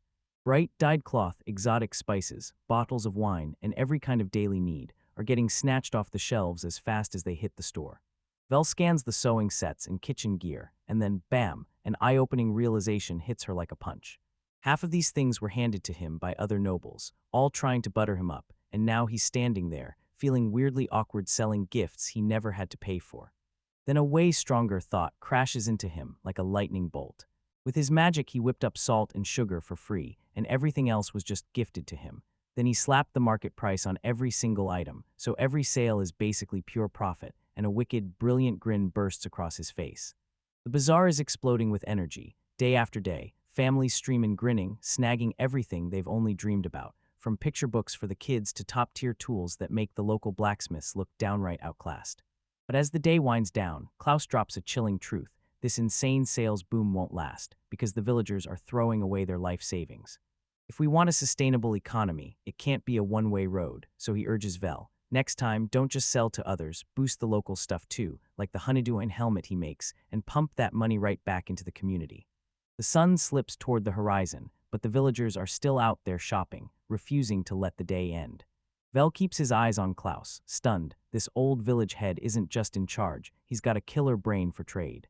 That night the crew shuffles back to the house, and there it is, a brutal mountain of bronze coins stacked so high it feels unreal. Louise somehow has a real gift for counting money. Her hands glide through the bills with quiet, laser-focused grace, and everyone can't help but stare. While the others slog through the task, she's locked in this crazy calm, like she's in a Zen trance. Brantark shows up at the exact moment they're celebrating those massive profits. He admits he'd been out scouting the Main family's residence. The good news, Kurt hasn't made a move yet. Bad news, something worse is already brewing, and it's not what you'd expect. Brantark tells you the local craftsmen, especially the blacksmiths, are going insane with rage because they spotted the top-tier goods at the bazaar and now they're terrified.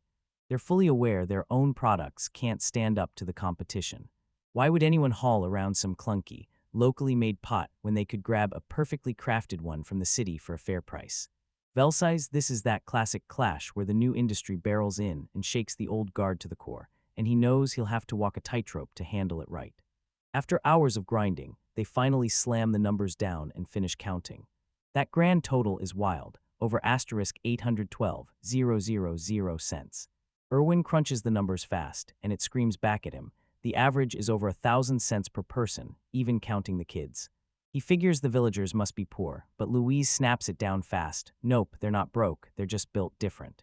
Vale remembers handing some kids money earlier as a reward, and instead of thanking him, they just blankly stared at it, utterly lost. Irwin clicks all the clues into place, because in a city like Braechburg, kids don't think twice, they grab the cash and bolt straight to the snack stalls. But there's nowhere to spend a thing, because they don't even get what money is, not having ever lived under an economy, and it isn't just poverty, it's total economic isolation. The villagers snapped up the salt as a sweet deal, but the truth was brutal. They had no clue that money even worked on a bigger scale. They're totally cut out of the kingdom's money-making machine. They fork over the cash to their lord, and that's the end of it. It's not that they're short on money. They realize the real issue is the money isn't moving. It's stuck without circulation. He grimaces because deep down he can't shake the feeling that his father and Kurt are just fine with a system that casually drains their people for profit. Ina snaps out that Klaus is basically the only soul in the whole domain who truly gets what's going on.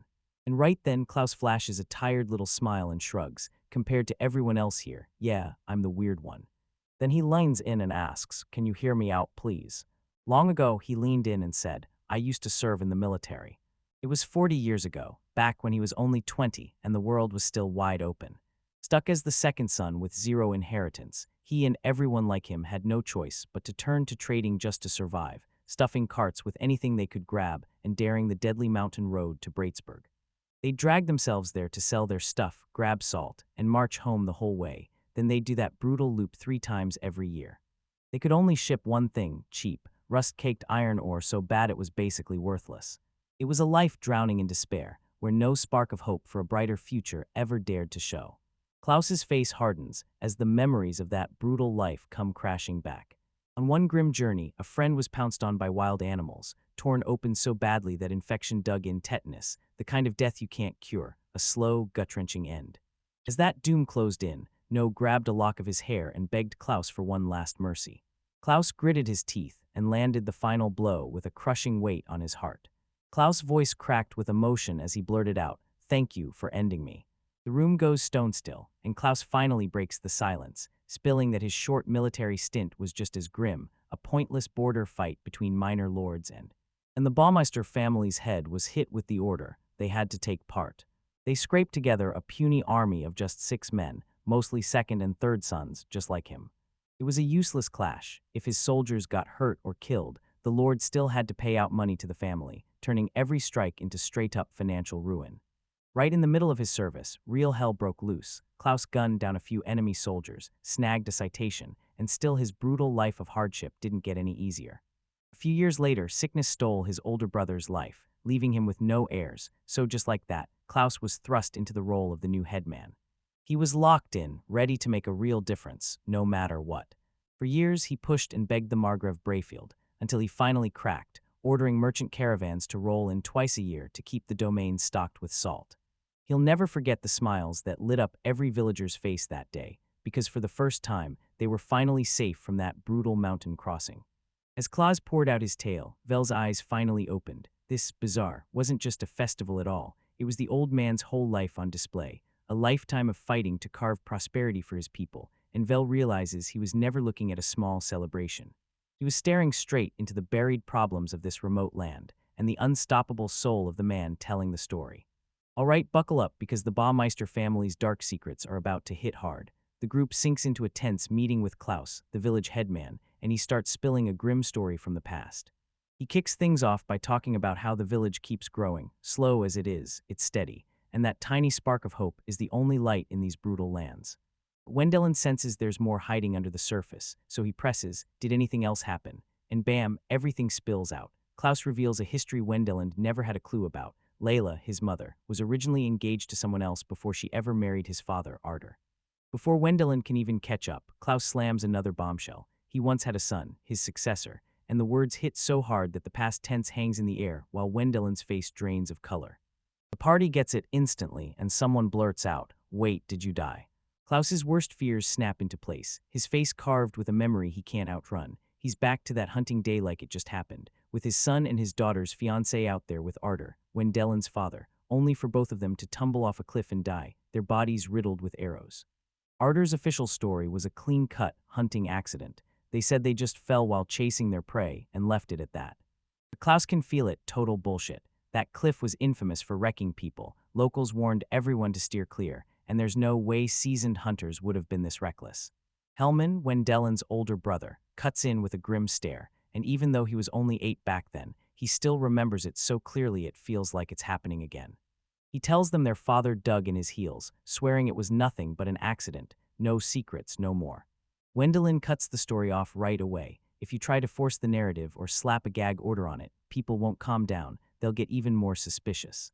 Hellman nods along, saying nobody was fully bought in, but there was no way out except swallowing the Lord's word. Soon enough, the whole incident turns into a forbidden secret, buried so deep that Wendeland, born years later, has never even heard a whisper of the rumors. Their investigation slammed into a dead end. Those villagers who found the bodies had nothing useful to say, just silence and confusion. But the logic crushes that excuse, because one of Wendeland's own companions points out, if just one of them had died, you could shrug and call it tragic luck. But the fact that both of them drop at the exact same moment. That's not chance, that's a conspiracy. When Deland starts piecing it together, an ice-cold dread slams into his chest. If his father was going to profit from this, it wouldn't be just one of them. He'd have to wipe them both. From day one, the whole village eyed Arter with suspicion, because he was the only one walking away with something good from that tragedy. Wendelin had to spit out the one question he'd been dreading. Do you suspect my father? Klaus met his gaze and shut him down with a cold, steady stare. Yes, I do. The moment the accusation lands, the whole room freezes, dead silent. The story turns even darker. Right after the funeral, Klaus is yanked aside, and Arter practically shoves the truth into his hands, ordering him to let the marriage to Leela happen, like it was all the plan from the very start. Helpless, Klaus had no choice. He had to obey. The fallout hit instantly. Other village headmen snapped at him, shouting that he'd sold his own daughter to win favor with the Lord. But Arter's depravity didn't stop for a second. Klaus drops a bombshell. Wendelin's father had a sick weakness for women, and it kept detonating one problem after another. He racked up more pregnancies with other women, and it fell on Klaus to mop up the chaos, dragging the women and their kids out of the domain so nobody could stir up inheritance fights. Wendelin's stomach drops when he realizes just how deep his father's corruption really runs. Artur was desperate to land Layla, the famous village beauty, and once her fiancé and his own son were taken out of the picture, his way forward finally opened up.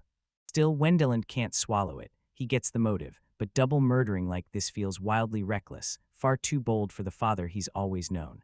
I don't think my dad's got the guts to pull that off, he says, nearly begging as the words slip out. Klaus lays it out. Arter's got two faces, the calm, calculating lord who craves stability, and the shadowy side that's all about Kurt's succession. And the beastly man who snaps completely loose whenever women he craves come into the picture. Without any real proof, it's just one guy's word crashing head-on into someone else's. For Klaus, the emotional truth hits harder than anything else. He admits his feelings steer him, yet he's dead certain Arter's guilty. And for years, he's been operating in the shadows, quietly tugging at the strings to chip away at the Baumeister family's power, all as a secret act of rebellion. That explains everything, why the brilliant Erich slipped out for the capital, and why his other brothers got shipped away. So why was Hellman married into that branch family, famously at war with the main house? This was just Klaus playing the long game, and Hellman, no rage, no panic, didn't even bat an eye at what he'd just learned. When Klaus asks if Hellman would have rather stayed, Hellman shoots back a casual, flat-out nope. He understood that staying meant getting crushed under Kurt's rule, barely paid, forever stuck, and no chance at love for years, yet somehow he's totally content with how it all turned out. The vibe flips on a dime, and Dren fires off a question. What does Klaus think about picking the next head of another family? Klaus doesn't sugarcoat a thing. He spits that the guy's filth. Wendelin's jaw drops at Wendelin's blunt honesty, but Klaus stops biting his tongue and finally lets it all out. He finally spills his ultimate plan. He wants Wendelin crowned as the Lord and then built into something far greater. Wendelin fires back that he's the new head of a whole different family now, but Klaus just brushes it aside. Nobles in the capital don't care about any of that. He reaches out to Wendelin and hammers home this truth. Remind him he hates his father too, and make it clear, your dad's sins can't chain the kid. And in that single moment, Wendelin finally gets it. Klaus's real intentions were never about words. This isn't revenge. Klaus is a pragmatist, and he's been bearing the weight of this domain, plus the guilt from his past, for decades. He just wants this land to flourish, and if it means sacrificing himself, he's fine with that, as long as the mission succeeds.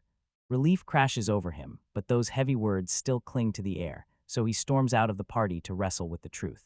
The next day hits different. Everything changes as they kick off their real mission, charging straight into the enchanted forest. They're still stuck out on the outskirts, but teleporting Wendelin means the trip that normally take a whole month on foot gets crushed into something way faster, proof that his magic is worth its weight in gold. Wendelin sinks into thought about Klaus's wish, because he wants absolutely nothing to do with becoming a lord, and the idea of spending his whole life carving out that enormous wilderness feels brutally exhausting. But the central government has a master plan. Arter, Gan, and Herman are set to seize the main domain, while Wendelin is handed the keys to build the brand new territory. Elise makes it crystal clear he's not doing this solo. Her grandfather and a lineup of other heavy hitters are stepping in, bringing the manpower and the resources to make it happen. Wendell spots the political nightmare the moment it hits him. So much money pouring in means corruption is basically guaranteed, and he's going to need a truly competent, trustworthy representative to keep everything from falling apart. And just like that, the perfect candidate pops into my head, Roderick. The group finally clocks it. This isn't just a project, it's a power move. The government is using it to boost capable but overlooked nobles, forging a brand new faction that's loyal to them. Even the nobility get crushed in this brutal world. Eli's laid it out in one breath. Wendellin's job is dead simple. Be the unshakable figurehead, the rock-solid core this whole operation spins around. Wendelin mulls it over and grins at the bright side. He can keep tabs on the nobles, and if it blows up in his face, he's strong enough to grab his things and vanish from the country.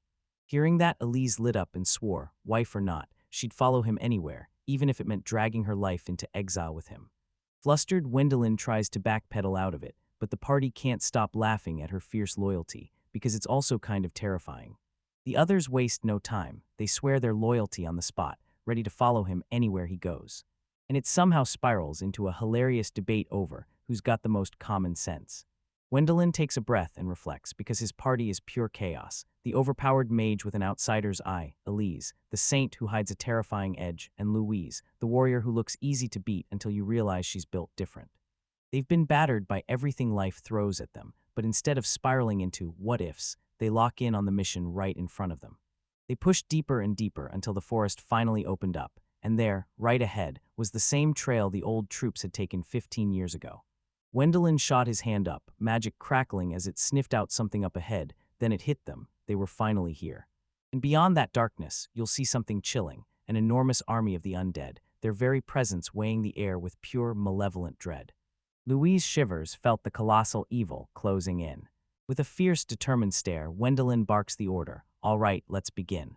He throws open a massive cloth, and a magic circle bursts into view, built to supercharge his purification magic.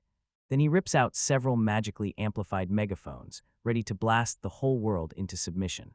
The plan's locked in and the party's raising megaphones, so there's no battle, just a weird cheer for the undead. What kind of crazy operation is this? The plan's simple, kind of unhinged. Vel's two companions blast magic-infused megaphones to go full nuisance, kicking off a non-stop shouting brawl and slinging insults straight at the long-dead Margrave Brayfield to rip his attention wide open. And one guy labels him a loser, blaming him for the deaths of 2,000 men, while the other shrugs and cheers, calling him a failure with zero talent. Vel even throws himself into the blame game, screaming that the Margrave killed his master. From the edge of the woods, Elise watches with sharp suspicion, praying this crazy plan actually pays off. Rantark leans in and reassures her. Sure, the undead are mindless, but down in their bones there's still a flicker of their old selves, and they're clever enough to clock every joke at their expense. And yeah, he's right. Those insults land like shots, and from the forest shadows the undead army starts to rise, their eyes burning with cold, hateful light. They shamble ahead as a sickly tide of rot and rust, lured by the taunts like moths crashing into flame. Then the shambling horde crawls out of the trees, and the party on the hill snaps into action. Our scouts are right here. Once the bait gets swallowed, Vel throws the signal. Elise's hands flare with holy power as she snaps into her chant, and a massive magic circle blooms from beneath her feet, pulsing bright enough to light up everything. Moments later, it detonates outward, spilling over the forest in a silent, glittering wave that wipes everything clean. The undead soldiers get ambushed from nowhere, and the sacred energy surges over their bodies like a holy wave. They don't even get the chance to scream as that holy light rips through them and wipes them out on the spot. The whole party holds their breath for impact, then nothing hits. The zombies don't even make it near him. One moment they're there, and the next they just dissolve into glittering particles. The undead legion's front line crumples to the ground, leaving nothing but empty armor stacks clattering like a funeral rain. Up on the hill, the knights just freeze, swords still up, utterly stunned as that anticlimax hits like a punch to the gut. Are you serious? That feels a little too weak, one of them blurts out, completely stunned. But everyone can't stop agreeing. This feels almost unfairly easy. The zombies just stumbled straight into the spell and asterisk poof asterisk, they got vaporized. After the first wave is crushed, Brantark snaps the order, start hauling the armor back from the fallen. They actually cleansed around 800 of those grunts, but Vel knows the real prize is still waiting just out of reach. He can't help but wonder if the leaders, or even Margaret Breathild himself, might be clutching something valuable right now. They realized the first wave wasn't an attack at all, it was pure cannon fodder. We're baiting the big boss to show up, then blasting him with an even bigger purification spell and wiping it all out in one brutal sweep. Elise grins and swears she's got way more than enough magic to take it on. And they snapped that trap shut. 10 minutes later, the main target finally bursts out of the shadows. This one hits different, its armor is way more ornate, and its presence crawls up your spine with menace. It's the previous Margaret of Breathild, twisted into a cruel mockery of what he used to be. And that's when it all finally comes together, right here. As the party gears up, Brantark watches, sick to the core, as a once noble man is ground down into ruin. Ine coldly tells her brother, sure, that guy's kind, but kindness won't stop a war. Vel shuts them out, sharpens every sense, and casts a detection spell to track what's going on. His eyes snapped wide with panic, because it wasn't just the Margrave out there. Over 1,000 zombies were lurking in the trees, packed in a 200-meter radius. Brantark locks eyes with him and gives a confident nod, trusting him to take the lead, then Vel whips around to Alice. You ready? This time they're going all out. Vel jabs his own mana straight into Elise's spell, trying to blast the purification into a monstrous 500-meter radius. Their hands flare with light, and they unleash a blinding surge of holy power that swallows the entire forest in white heat. A tiny sun detonating out of the dark. The outcome is total annihilation, one instant, and the 1,000-strong army gets vaporized clean off the map. The rest of the party just gapes in total disbelief. Wait, that's it. One of them blurts it out, completely flabbergasted. Brantark fires off his own detection spell just to double-check, and it comes back empty. The whole area is 100% clear. With the threat wiped out, Vel leans in and tells Elise, you can stop the spell now. Brantark snaps at them to move fast. Now that this area's empty, other monsters could come hunting in an instant. They waste no time, scrambling through the wreckage like their lives depend on it, hunting for any piece of valuable armor they can grab. As they rummage through the heaps of empty armor, Vel spots something that doesn't belong. They dug up a ton of armor from Margrave's troops, but every single piece from the feudal lord's soldiers was nowhere to be found, even though they fought right beside them. Everyone else snaps to the truth, he's right, and it's like the two armies got split into different sides the moment they were turned into zombies. Brantark clicks every piece into place. Now he sees how the feudal lord's troops were marched into a brutal, unwinnable war, and how they carried a seething, deadly grudge straight toward the Margrave who led them to their deaths. A grudge so fierce it refused to die, even after he turned undead. And just like that, Vel gets it. Zombies don't come from nowhere. They act on the instincts they carried when they were still alive. So if there's a whole second army of undead out there, and they're marching in with a grudge, then this mess is way worse than anyone realized. And the worst part, the second army is sitting beyond their radar, just out of reach, so they're not attacking yet, they're waiting in the shadows. Brantark narrows his eyes and grits it out. He's being extra careful, hunting for the perfect moment to pounce. To seal his fears for good, Vel cranks his detection magic to the max, blowing the search range way past the area around him. He digs up the proof, and it's downright chilling, a few thousand zombies lurking right on the very edge of his range. But wait, those feudal lords just combined their troops with a rampaging army of undead monsters. They're not just some mindless horde anymore. They're forging a rising legion, slaughtering monsters and snapping them into fresh undead recruits. But Brantark says moments like this only happen when you've got the right leader, someone to take command. They catch on fast, like the answer clicks the second it shows up. Leading this blood-soaked army is Vel's very own granduncle, the mastermind who set this entire tragedy in motion, while a sharp-eyed, brainy enemy keeps every move under surveillance. So Asuna just lays it out. Things are grim, and there's no sugarcoating it. Before anyone can even take it in, the forest erupts, then a swarm of undead wyverns crashes down from the sky. Massive, monstrous boars and wolves burst out of the trees and come charging at them. The ambush snaps shut right on them.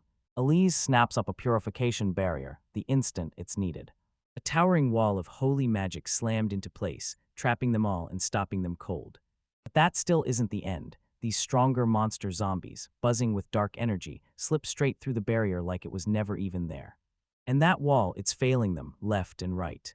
The party's frontliners hurl themselves into the chaos, and the knight drives his massive sword through the monster, splitting it clean in two. Louise slams her magic armor to life, and her fists ignite with raw, blazing power. Before he screamed with pure ferocity, he blasted that giant wolf into dust with one single punch, ripping through the pack with ruthless, no-nonsense precision. Inna moves like a dancer. Her silver blade flashes again and again as she carves through beast after beast. Her blows hit with perfect precision, each one landing like a lethal promise. While the ground troops take the hit, Vel snaps his focus upward, straight at the sky. Then he pulled together a massive sphere of raw energy, like it was about to explode out of his hands, and then blasts loose a devastating wave of magic, shredding through the wyvern flock and blasting them into dust. The sky erupts in blinding bursts as explosions tear through the undead dragons, wiping them out for good. He pauses, eyes sweeping the horde, and realizes it's mostly undead monsters, no humans in sight. The world just got darker, zombified wyverns are now showing up, and it's a horrifying new nightmare. The sheer wave of enemies hits like a tidal explosion. There are just way too many. Louise can't help but blurt out the question, were these really the only monsters Vel's master wiped out before he finally died? Vel can only grimace and finally swallow the truth. Yeah, it really looks like that. Brantark lays it out. Vel's master, Alfred, was a magician with terrifying power, and to keep his students safe, he hits them with a one-of-a-kind time-lag spell that traps every monster at the same time. Louis isn't thrilled that his training turned into everyone else's problem, but Vel snaps into full disciple mode and fiercely guards his master's legacy. The girls only sigh as he gets swept away by his own admiration. Honestly, the audacity to say this is nothing, like our past adventures didn't blow it out of the water. A few hours later, the second wave gets obliterated for good. And just like that, the forest goes eerily still, yet one lone figure refuses to drop. This zombie is on a whole other level. He struts right through Elise's deadliest purification wall like it's nothing, and not a single scratch hits him. Brantark spots that armor and instantly recognizes it. It's the very old yeoman who once served the Baumeister family. Vel tells the figure, "You died more than 15 years ago," and then drops the truth, "She's here to bring you peace." To their shock, the zombie actually gets it, his voice cracked and raspy as he blurts out about his grandchild. Vel locks eyes with him and tells the truth. His successor is here, and a great-grandchild has been born, an adorable little girl who looks just like him. He leans in and tells the old man, with total confidence, that his family is living the good life. The words slice through years of undeath and rage, and the zombie's rigid stance finally starts to loosen. Then he crumples to his knees, his sword clanging to the dirt, and with his last breath rattling out, he begs them to purify him. Brantark finally realizes the truth. This guy's rage at dying didn't end with his death. It twisted him into a brutal, power-packed lick. But the moment Brantark hears that his family is safe and thriving, that heavy fury drains away, and the peace he's been chasing kicks in, letting him let go. Vel's faint smile flickers into something real, because he finally gets it. This whole thing was his master's true plan from the start. He knew that man couldn't move on without the news, so he sent Vel to handle the purification. And right there, Vel understands his master better than ever. This is a truly kind soul, even when it comes to the undead. The battle ends and a brutal silence crashes down over everything as Vel stares at his granduncle's corrupted soul, begging to be freed. His heart feels like stone as he swears, "I'll purify you." Sure, the request is handled, but the real mayhem inside the Baumeister family is just starting to explode. Velniels lifted his hands, and a warm, holy glow blazed from his palms. It's not an enemy anymore, it's a lost family member, begging for peace with a trembling voice. As Vel unleashes his magic, the whole party goes dead silent, eyes locked on him, hearts clenched, praying they can still reach the lost soul. "Rest in peace," they whisper, and the light surges brighter and brighter. The undead knight's corrupted shape starts to unravel, no gruesome blast, just a wave of calm, sparkling particles drifting away like light. His armor slams onto the ground, hollow and lifeless as the last traces of his spear fade into nothing, an end so quiet and dignified it hurts after everything he's lost. With the ugly job finally finished, Vel snaps his focus to the armor and pushes it back toward Marlinson, thinking of his brother Herman's wife. But Brantark shoots a hand up, knows his face goes deadly serious. "Wait, hold up a sec." Then he says, "Before all that, I've got to stop at a place first."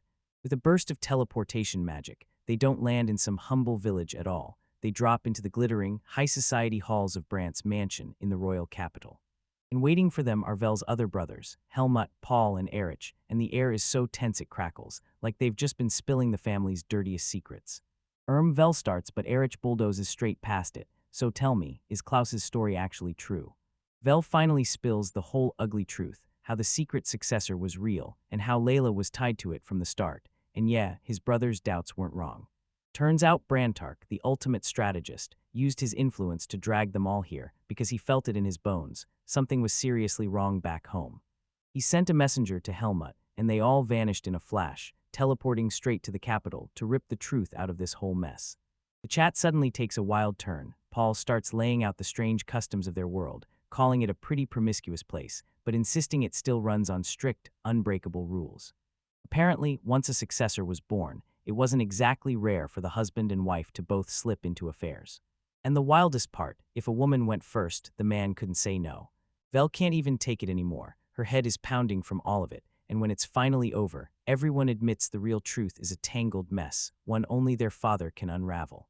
"We're sorry we couldn't help you much," his brothers blurt out and then admit it straight. "What we said is just speculation." And then they dump the whole burden right onto Vel's shoulders. "Truth is on you, Vel. Go find it yourself, because everyone's whispering that you've turned into someone with real power." They lay it all on the table for him. His domain is drowning in misery, and they're staring at Vel like he's the only lifeline left.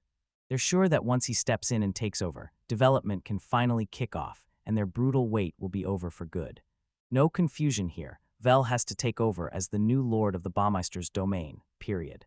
Vel sinks back with a heavy sigh, slumping in his chair, like no matter how hard he sprints, his family's destiny always catches up, and yeah, it hit him the same way all over again.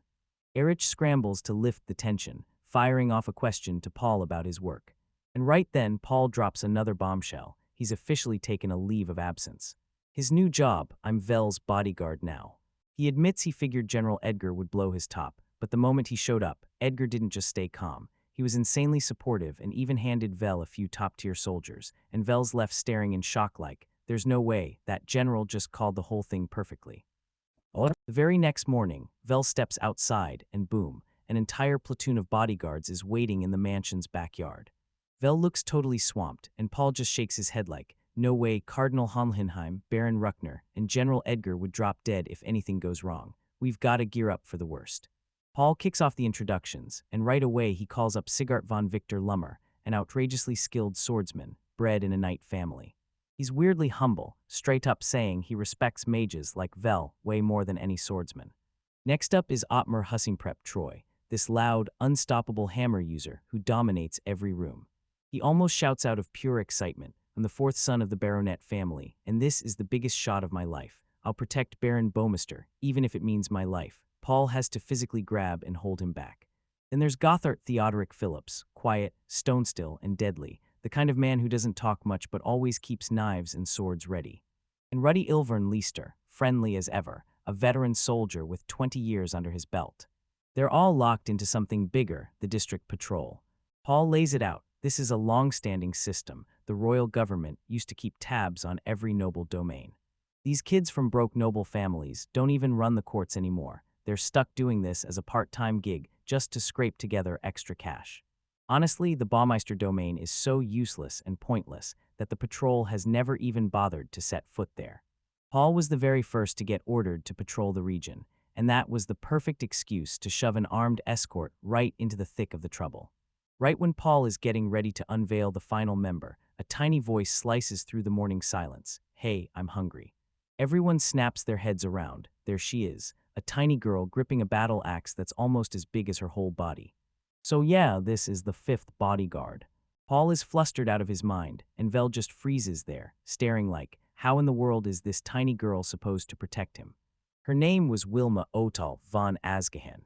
One of the other guards blurts out, stunned beyond belief. She just ate 5 whole portions for breakfast.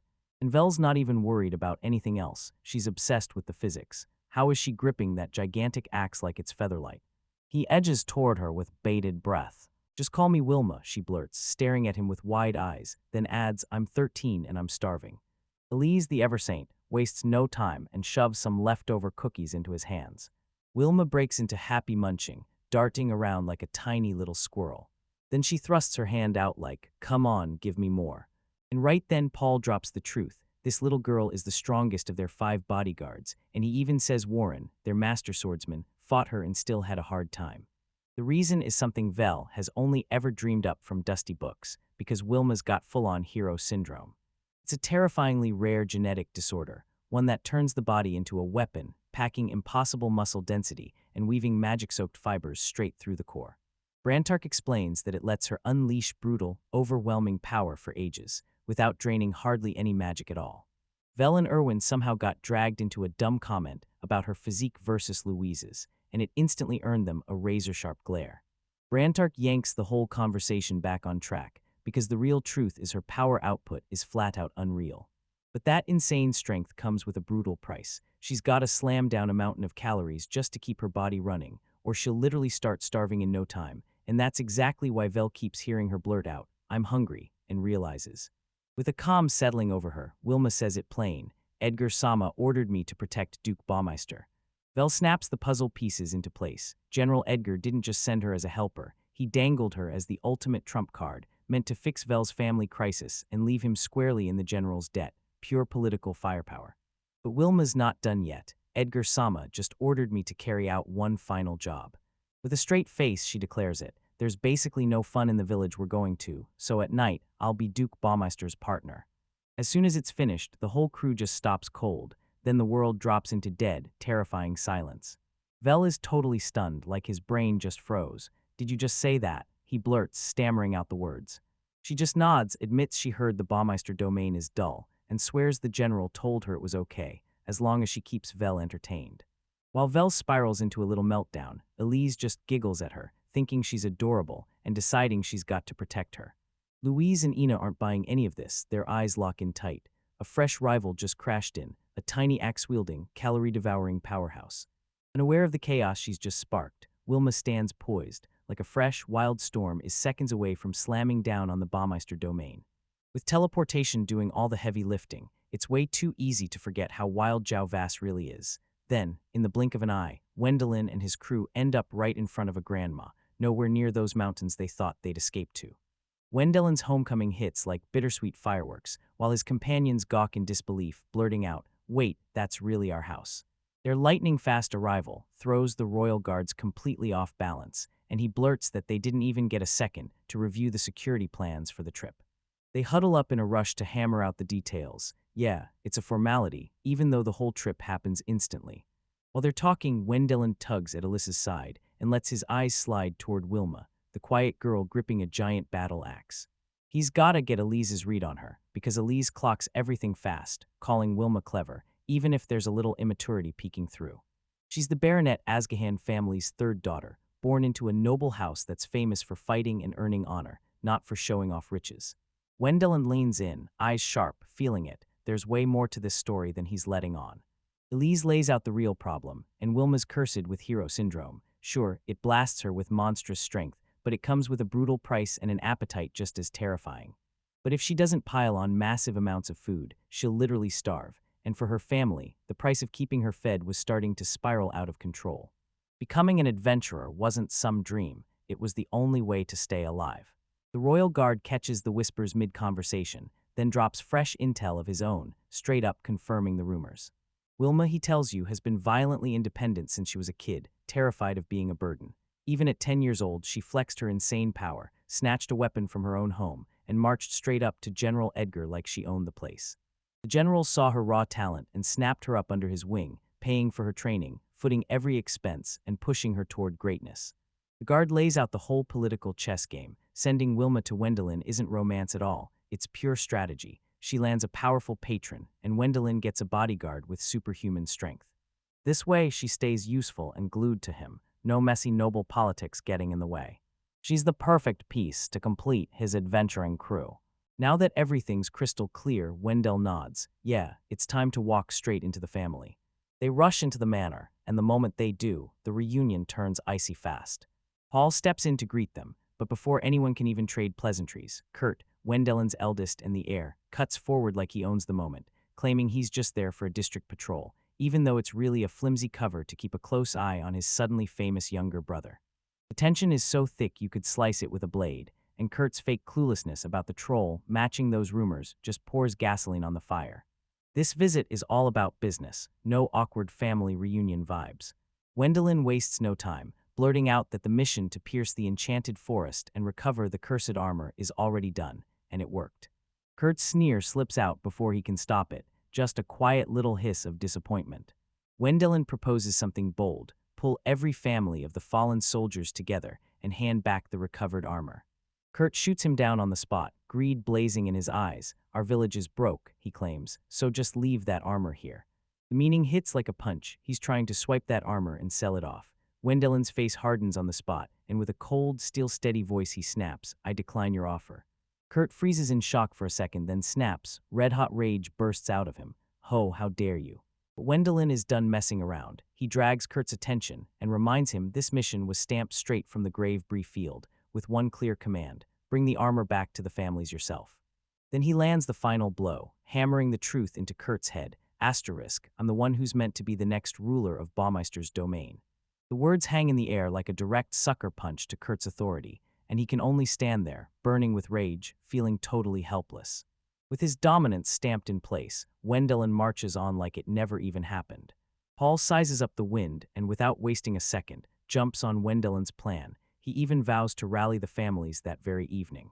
Wendell, acting like it's just a precaution, slips in a quiet order to Paul: bring Klaus in to oversee it, because it's obvious he doesn't trust Kurt one bit. Kurt scrambles to get his footing back and demands to know Wendelin's plans, so Wendelin asks for permission to hunt in the territory for a few days, and Kurt shuts him down on the spot.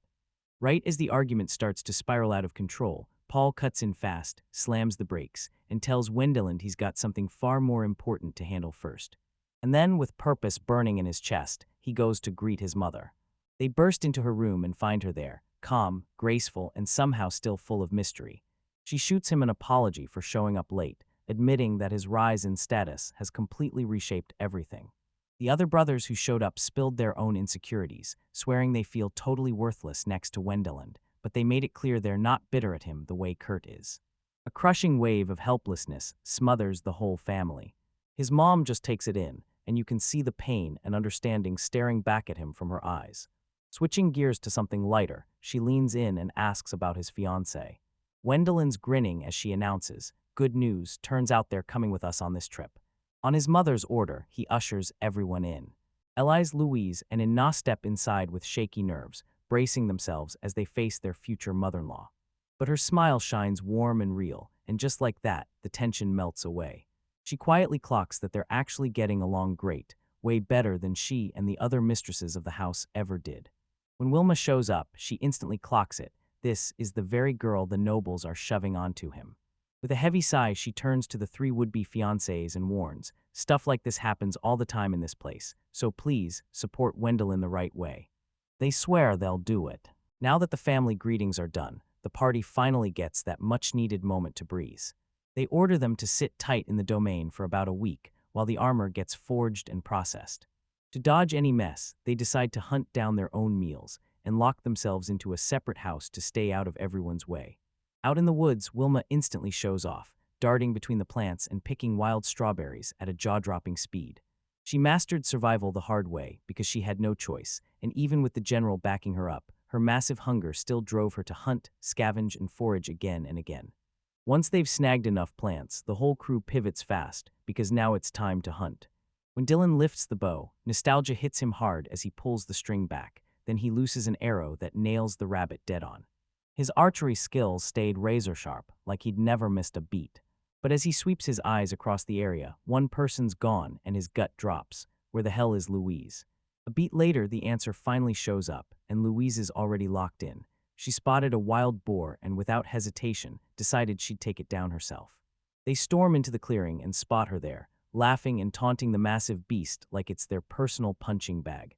The boar comes charging like a wrecking ball of tusks and rage, but Louise just flashes a grin. Then she bull-rushes it straight on and smashes a knockout punch into its snout.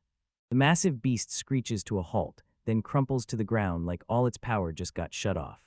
Everyone's left speechless by the sheer, raw power she unleashes. But the thrill isn't done yet. Where's Wilma? Someone blurts, and the room hangs on the answer.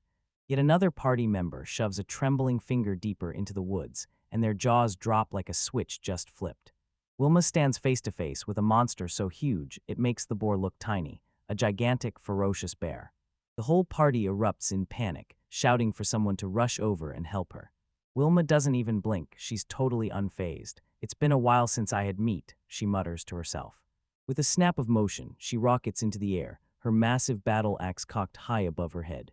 With one earth-shattering swing, she slams the axe down and cleanly chops the bear's head right off. A colossal body slams into the earth, and just like that, he's gone for good. The whole party just freezes there, staring in shock as their brains melt from what they're seeing. Wilma whips her gaze back to them, calm as a blade's edge. Wendelin just shakes his head, grinning like he's got a secret. "There's a ton of meat today. Stuff yourself now, and we'll deal with the rest later." That night, they dive into a feast so legendary it feels unreal.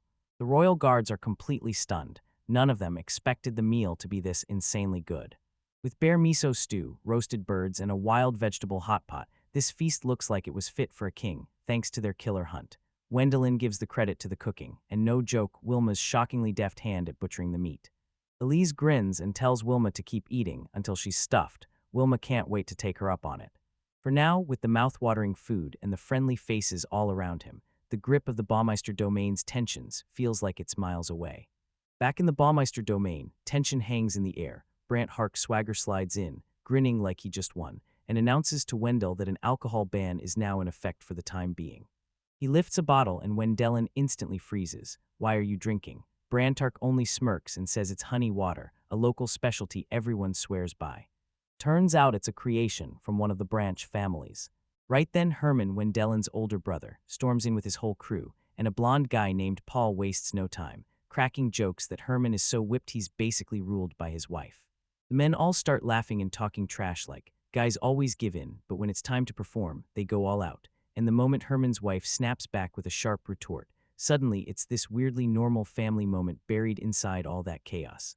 With so many people crammed in, yeomen and families included, they all realize they might run out of food fast, and Wendelin's party offers to pitch in, but he shuts it down and decides he'll handle it by cooking up even more himself. Next morning, Kurt storms up to Wendelin, jaw tight and eyes blazing. He can't stand how smoothly his brothers are getting along. Wendelin blurts that they had to drag the Hairman to dinner because their own father still wasn't okay with Kurt being invited the day before. Kurt wastes no time. He presses for answers, demanding to know how long they're staying, and Wendelin fires back a blunt reply right up until the last payment from the main family finally clears. This whole tense mess kicked off the night before. On Klaus's orders, the families of the men who died in the war were forced to gather together. They showed up to snag the armor taken from the enchanted forest, one last piece of their fathers and husbands they could finally carry home. Kurt shoots that idea down coldly, saying the armor can't be reused like this, so they should melt it down and start over. Then he hits them with the ultimate bombshell. He's confiscating everything, claiming the deceased's valuable goods will get taxed at half their value, and when they refuse to pay, he pardons them by taking the broken armor and swords instead. The villagers are left staring, because this is unheard of. They insist on burying the armor where their loved ones should have been, as a last, painful tribute. But Kurt shuts them down instantly. He calls their worries pure nonsense, and insists the metal can be melted and turned into farming gear, saying that would turbocharge the domain's development. He corners the headman, and demands to know how much longer he plans to hold onto mementos of the dead. The headman swears they paid for the armor themselves, and there should be no issue, but Kurt doesn't let up. He just keeps pushing. He demands the armor, and the old man just freezes in shock, because this isn't wisdom at all, it's naked greed dressed up like practical sense. Right as Kurt is about to push his luck, Wendelin steps in like a wall, calm as ice. "Stop meddling," he tells him, reads the need to reuse resources, then shuts it down the right way. He'll buy the armor from the citizens at a fair price. Wendelin instantly spots Eckhart, the local blacksmith, right there beside Kurt, and he knows exactly what this means. Brantark sent these guys to spy on the bazaar. Wendell can feel it, his work's not good enough, while Eckhart sits on a monopoly in this cut-off world, untouchable only because nobody else is here to challenge him. For generations, his family stayed loyal to the Baumeisters, and that's the only reason he ever earned his position. Wendelin finally clicks and realizes Kurtz's move. If Kurtz takes the top seat, trade with other countries explodes, and Eckhart's shady racket goes up in smoke. It's not about progress, it's about keeping a corrupt system alive.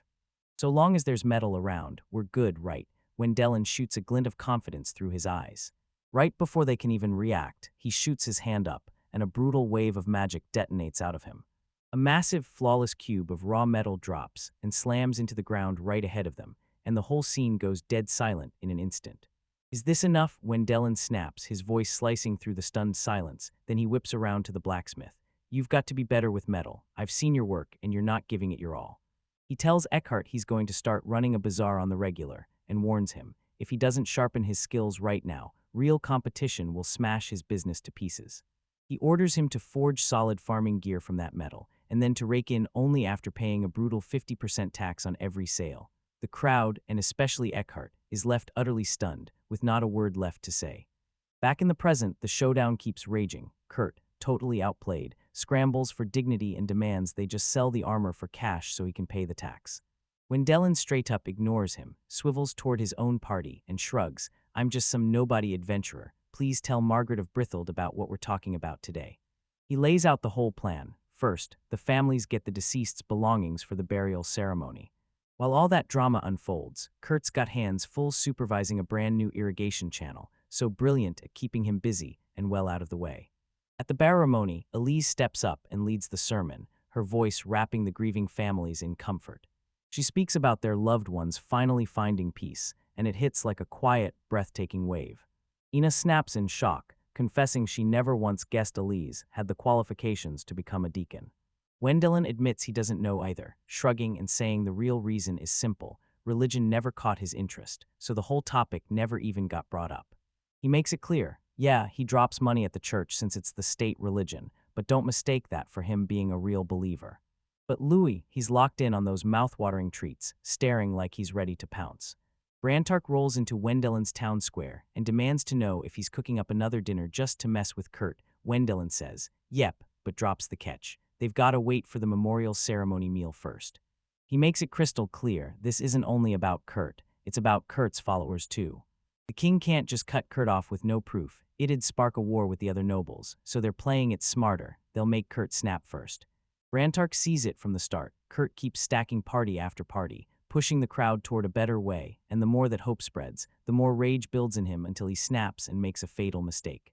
The plan is already paying off. Rumors are flying that Wendelin and Herman are hosting a memorial meal for the 77 who died, and every family member's invited, so the whole village is raring to pitch in. To pull off a feast big enough for everyone, Wendelin steps up and declares he'll hunt in the forest to bring home the food.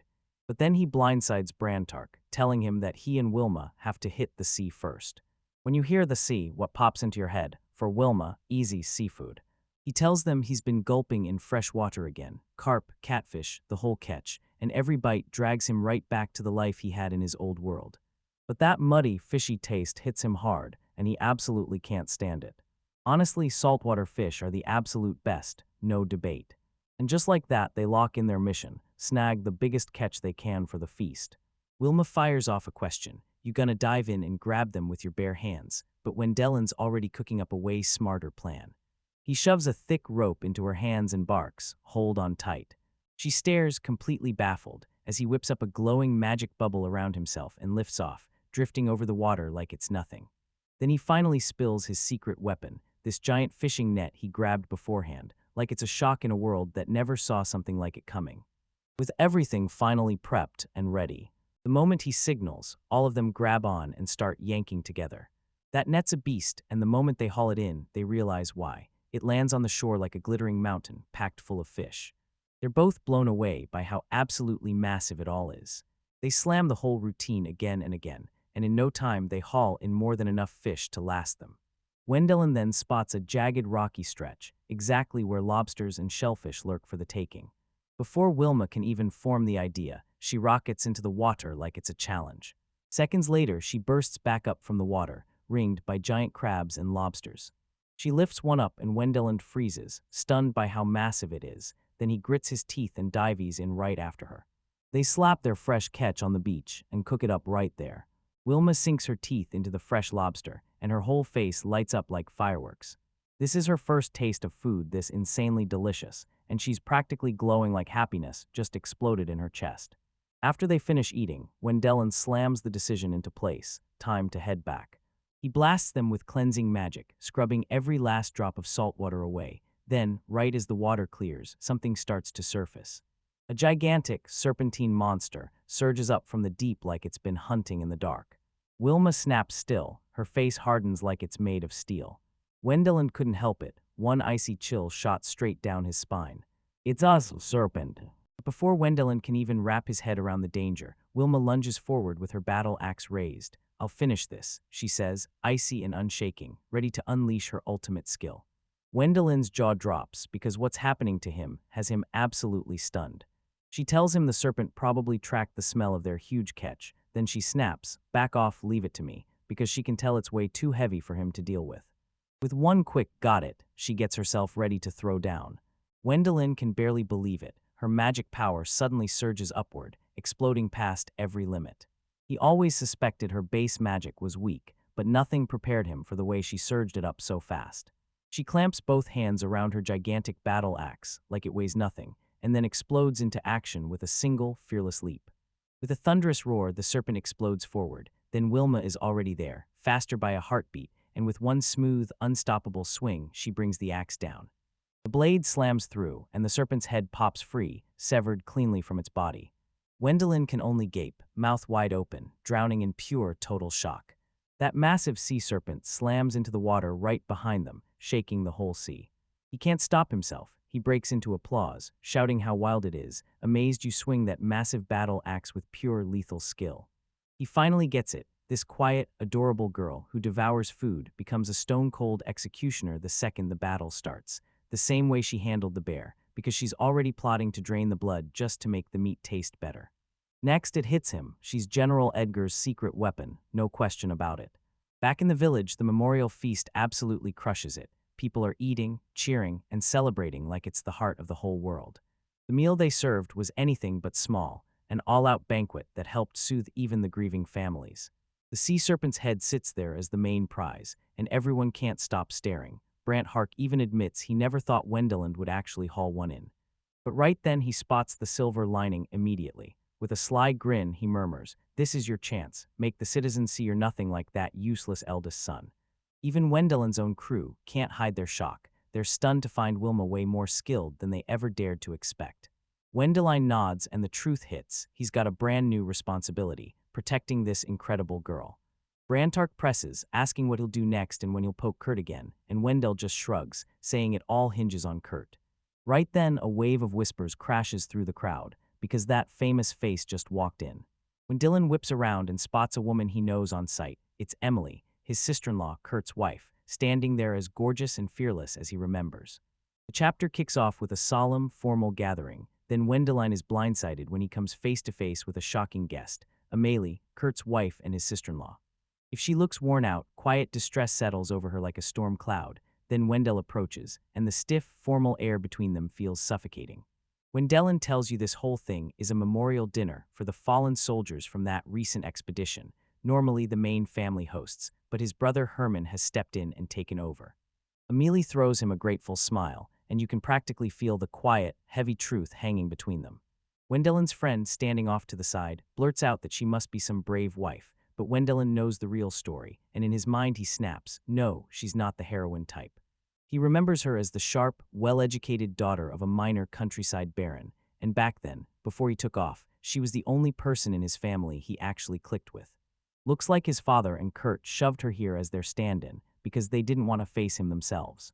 Sure, it's a classic political trap, but watching her get caught in the middle of it all messes with him in the worst way. Seeing her there with her kids, sympathy hits him like a wave. He steps right up and invites them to dinner.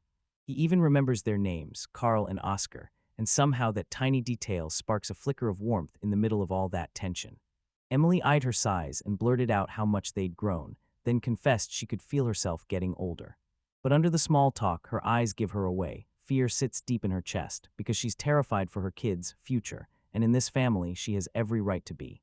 Wendelin finally snaps into action, locks eyes with her, and drops a chilling prediction like a bomb. A storm's coming real soon, so she better grab her kids and get out, no questions asked. This isn't a suggestion, it's a command forged from a grim certainty. As she swallows the shock, he throws her a lifeline. He's got friends, powerful ones, who can carve out a future for her and the boys, far from Kurt's leadership crumbling in front of their eyes. And the relief hits so hard she collapses into tears, thanking him over and over like she can't say it enough. His friend yanks him aside, wide-eyed and shocked. "Wait, you're really gonna help them," he blurts. Wendellin's face is pure stone-cold focus, because this move is everything, and he's going to need Margrave Brithold's full backing to pull it off. A week later, they're counting up every last treasure from the forest purification, and the spoils are piling up fast. Klaus the administrator slams down the final numbers, and they're brutally low, not because the haul was tiny, but because the money got siphoned off somewhere else. Under their deal, the Baumeister family would pocket a massive 30% of the profits. But then Klaus drops the real bombshell. Every last coin of the family's debt to Margrave Brethilda is wiped clean. The announcement hits like a punch, sending shockwaves through the room. Then he turns back and says the rest will be handed back to the family. Wendellin's father, Archer, looks like someone who just had a whole mountain ripped off his shoulders, like he's barely standing because of how heavy that relief feels. But Wendelin isn't finished. While his father exhales in relief, Wendelin pushes harder, cracking. "It's better to clear our debts early, right? Like that's perfectly reasonable." Then he slams the next item onto the agenda, a 20% tax on his party's adventure earnings, money they've got to cough up to the domain. He's running it like a machine, ice-cold and ruthless, demanding monthly statements to make sure every last detail stays squeaky clean and above board. That class is practically glowing with admiration. What a savage move. Arthur is seething, trapped in a corner, while Wendelin snaps the rules into place and Klaus stands guard beside him, quietly provoking Kurt without ever throwing a punch. Wendelin clocks the truth instantly. Klaus is helping him, not blocking his path. The negotiation finally crumples, and Kurt's fury explodes as he's left shaking, furious, and completely powerless. The moment Wendelin makes the first move on the chessboard, he and his crew slam their base straight into the Baumeister domain. Their goal is ruthless and crystal clear. Slam Kurt with so much pressure that he either snaps or gets kicked out of power for good. To make it happen, they've got to build their plans from a real headquarters, so Elise leads them to an old, insanely powerful magician, who drops them into a quiet, empty field as if it's already waiting for them. With a dramatic flourish, the old man fires off a spell Wendelin-s never seen before, and a massive mansion rips out of thin air. He's a magic wrecking ball and rebuild specialist, tearing down entire buildings and putting them back together with terrifying precision. Wendelin is blown away, but he quickly realizes even this insane magic has boundaries, since it can't move underground structures. But one house just wouldn't cut it. At Wendelin's request, the old mage tore through reality and teleported even more buildings, forging a whole compound right in the wild. Everyone's jaw drops at the wild scale of it and the insane speed that just won't stop.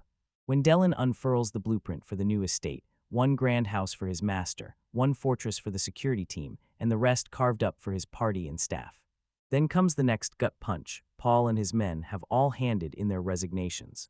Flashback hits you hard. After their escort mission, a letter lands from the general himself, and suddenly their whole life flips. Resign from the security team and step up as the Wendelins' permanent retainers. The rewards hit like a thunderclap. Paul is set to be promoted to a baronet, and he's getting his own land to rule. His men will become his official retainers, and they'll each get their own reward too. Once the implications finally hit, they'll get undeveloped land, money in their pockets from both Wendelin and Herman, and suddenly they're stepping in as the founding members of brand new branch families under Wendelin. To help bring Kurt down, you'll have to face the most brutal assignment of your life, and trust me, the reward is life-changing. The men erupt in pure joy, swarming Paul in wild celebration, because from this moment on, their futures and their kids' futures are finally safe. Their excitement flips on a dime. Gratitude twists into a terrifying, zealous kind of loyalty. They start talking out loud about how they'll protect Baron Baumeister, then casually admit they might accidentally cut down anyone who steps in their way, even his own oldest brother, Kurt. Wendelin has to jump in and slam the brakes on their way too enthusiastic retainers before they spark a full-blown civil war on the spot. Back in the present, Wendelin pulls his next move, business. He opens a shop in the new territory and puts the brilliant Rodrich in charge. The shop will throttle the supply lines from the outside world, turning trade into a one-company stranglehold, basically a monopoly. He just took a direct swing at the whole power structure. By seizing the salt supply, he cuts the domain off from outside merchant crews and makes them lean on him instead. Kurt threw a tantrum, right on cue, and their father shut him down cold. R even snapped that Kurt hadn't done a thing while the Margrave ran the trade, so he had zero right to complain now, not when Wendelin was faithfully paying his taxes. But that's just the start. Wendelin hustles Rodrich to his next big job, a brand new plantation field so massive it stretches to the horizon, all the way as far as the eye can see. Roderick is totally speechless, like his words got ripped out of his chest. Wendelin flashes a grin and declares his true mission: I wanna eat new rice. But under that simple desire, a cold, calculated plan is already in motion. Not a single soul in his family had the nerve to tame this wild land, so when he charges in and does it himself, and does it asterisk fast, he's basically screaming Kurtz's failures to the whole world. He harnessed magic to sweep the land clean, carve irrigation channels, and even supercharge the soil itself. Rodrich doesn't hesitate. He immediately steps up to run the new venture. When Dellen finally spills the endgame, once the land starts paying off, he'll pass it to his brother Herman as financial help, cementing his alliances even harder. This whole project is Rodrich's nonstop training camp, gearing him up for the massive development that's coming next. Roderick throws up a solid warning about security. This place stayed untamed for a reason, and it's packed with deadly wild beasts. With only a handful of guards, how in the world are they supposed to cover a place this massive? Wendelin just grins because it's already handled. He whips out earth magic and raises a gigantic defensive moat and earthwork wall around the entire plantation. The local workers are already singing his praises because he made the land safe and somehow made the work feel effortless. But here's the catch: those workers are stuck with one brutal problem. They're short on fertilizer. They've got all the raw ingredients, but the actual natural process for crafting the final mix drags on way too long. Wendelin makes it look like child's play. He announces he's a master of fermentation magic, then unleashes it and instantly turns those heaps of waste into towering piles of top-tier fertilizer. The farmers are left staring in pure, blown-away disbelief. That one spell is all it takes. Now the first harvest is guaranteed to hit like a miracle, and the grateful farmers swear they'll take over the rest of the work themselves. Wendeland is bringing in brand new workers, and they're about to get put through training too. So who are these new workers? They're not random recruits from the capital. They're battle-tested rice farmers from the Margrave's domain, hired to mentor the rookies, and every last detail is already locked in. Later that night, Roderick stares into the dark and realizes the truth. Every time Wendelin climbs higher, Kurt's spot starts slipping away and fast. He rages that Wendelin's method is brutal, straight up murdering a person's future, while Kurt gets to stay clean, like he's never touched a thing. Wendelin doesn't deny it. He can't just wave magic and fix this mess, so he turns to Roderick and asks, "Be honest, do you see me as someone detestable?" Roderick fires back with cold, straight truth. He sees Kurt for exactly what he is: a man who stumbled into power, never fought for it, refused to evolve, and shoved away his brilliant younger brother with nothing but pure arrogance. Sometimes Roderick lays it out plainly: nobles have to learn when to drop their heads out of sight. With the massive wealth and power Wendelin commands now, he bulldozed through what his family couldn't pull off for generations, because there's one simple truth behind it all: magic is an insane, almost unfair advantage. Your party dives into a wild, uncharted corner of the continent, and this jungle hits like a whole different world, lush, alive, and nothing like they've ever seen before. The air clings to your skin, heavy and humid, and those plants, they look completely alien to anyone like them.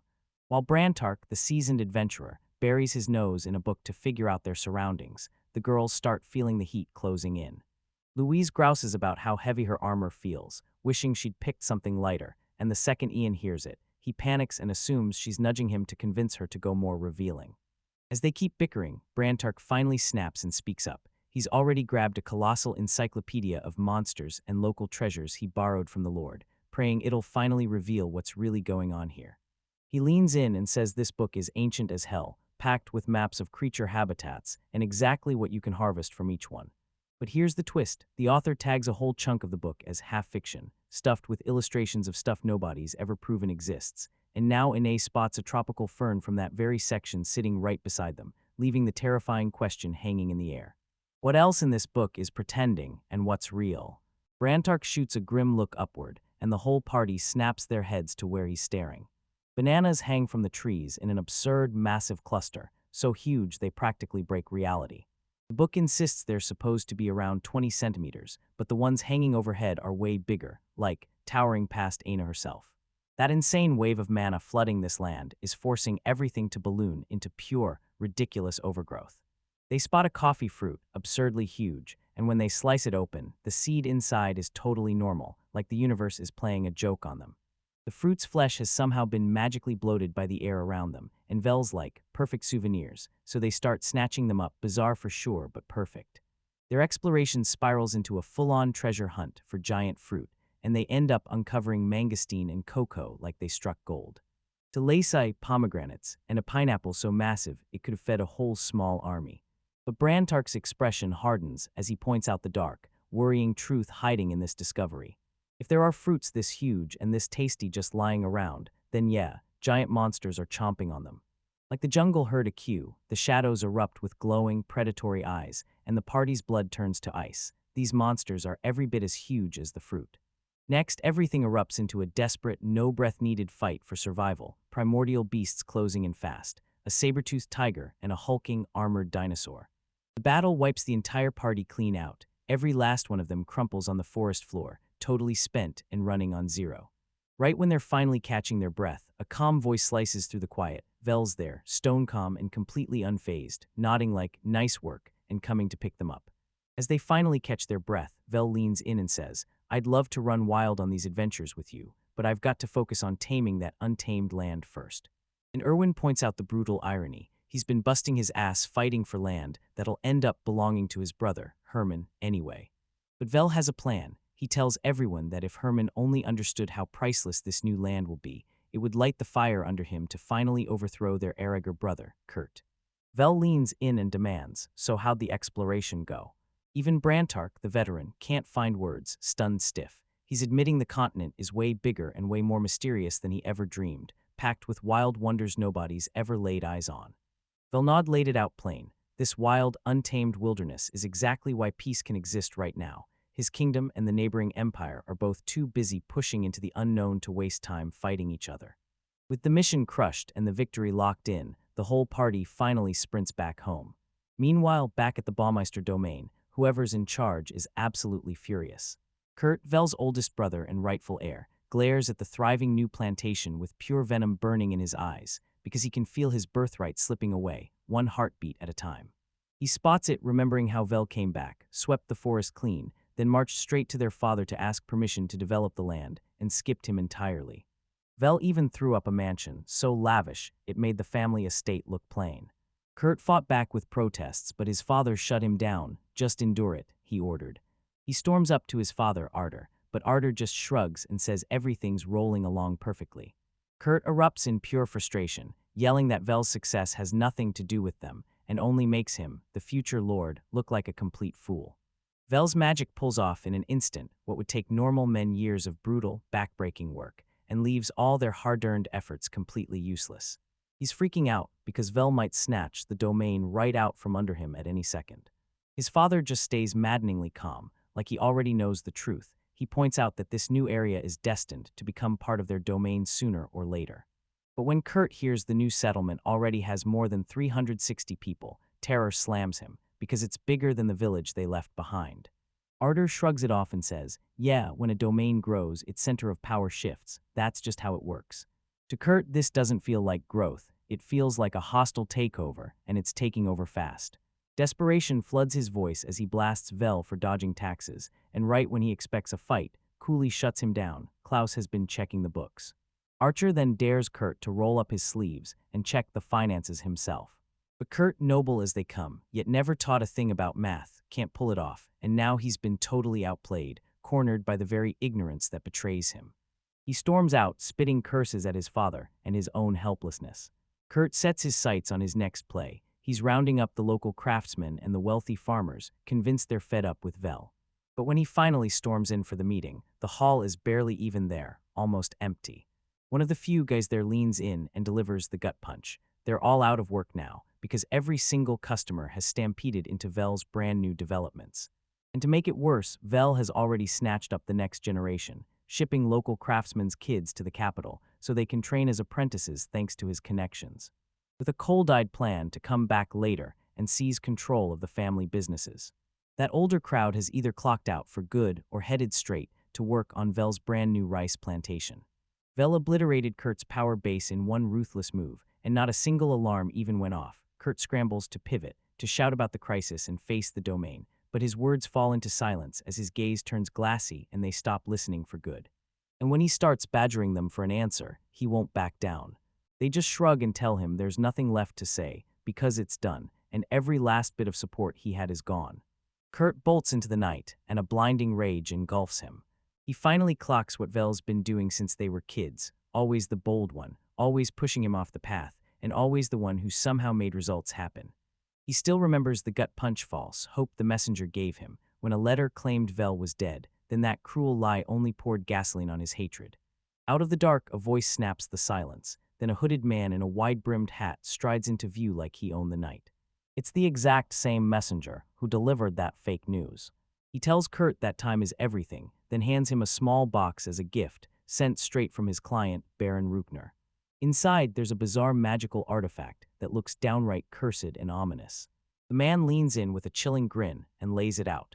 This is the weapon meant to assassinate Baron Wendelin von Binnenbaumeister.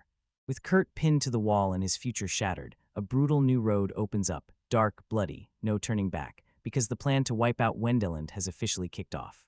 Deep in a secluded forest, a secret meeting is already in motion, while a man in a top hat slides a tiny, ornate box into Kurt's hands, just like that, from Wendelin's bitter older brother. Inside, there's an ocarina-like instrument, and the message hits cold and clear. It's meant to assassinate Wendelin. Kurt's face twists into suspicion and pure resentment, and the hat-wearing man leans in, spelling out the nightmare they share. "Let's join hands," he says. "We're both being cornered." The man spreads the political chessboard out flat, because for Baron Ruchner, his client Wendel's rise is the one roadblock, while for Kurt, it's a complete disaster waiting to explode. Back in the capital, the nobles are swarming like vultures, desperate to grab a slice of the new land's concessions, because to them, Wendelin isn't a home at all, it's a literal gold mine. The man rams a brutal truth into Kurt: throw in all these powerhouses, and a rural lord's heir like him is nothing but dust in the wind. Those words slammed into Kurt like a punch to the gut, because deep down he can't deny the truth. Things just got spicy. Wendelin's huge fortune has the capital's nobles drooling, and he's got almost no retainers to shield it.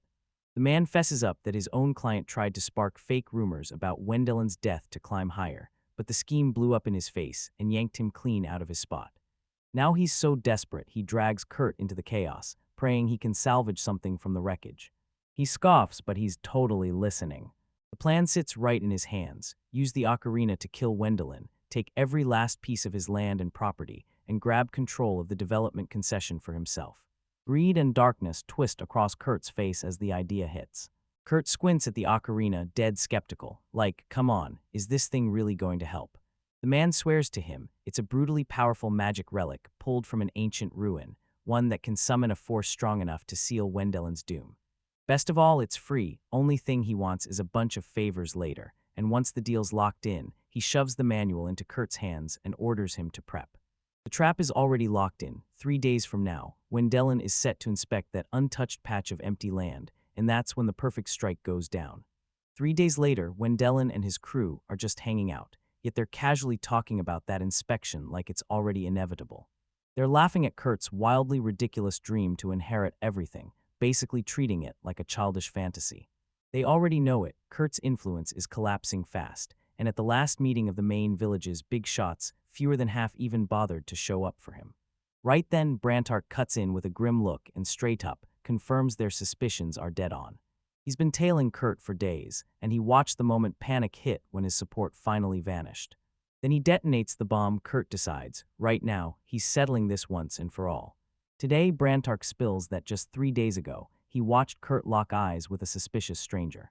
Wendelin snaps the clues together in an instant. This has to be Baron Ruchner's doing, the same noble who spread those fake rumors about his death. Brantark confirms it. This guy slips Kurt a magic item, and the hit is already locked in for today's inspection. Erwin's brows knit with worry, so wouldn't it be risky to go? Brent just smirks and shoots back, nope, it's not dangerous at all.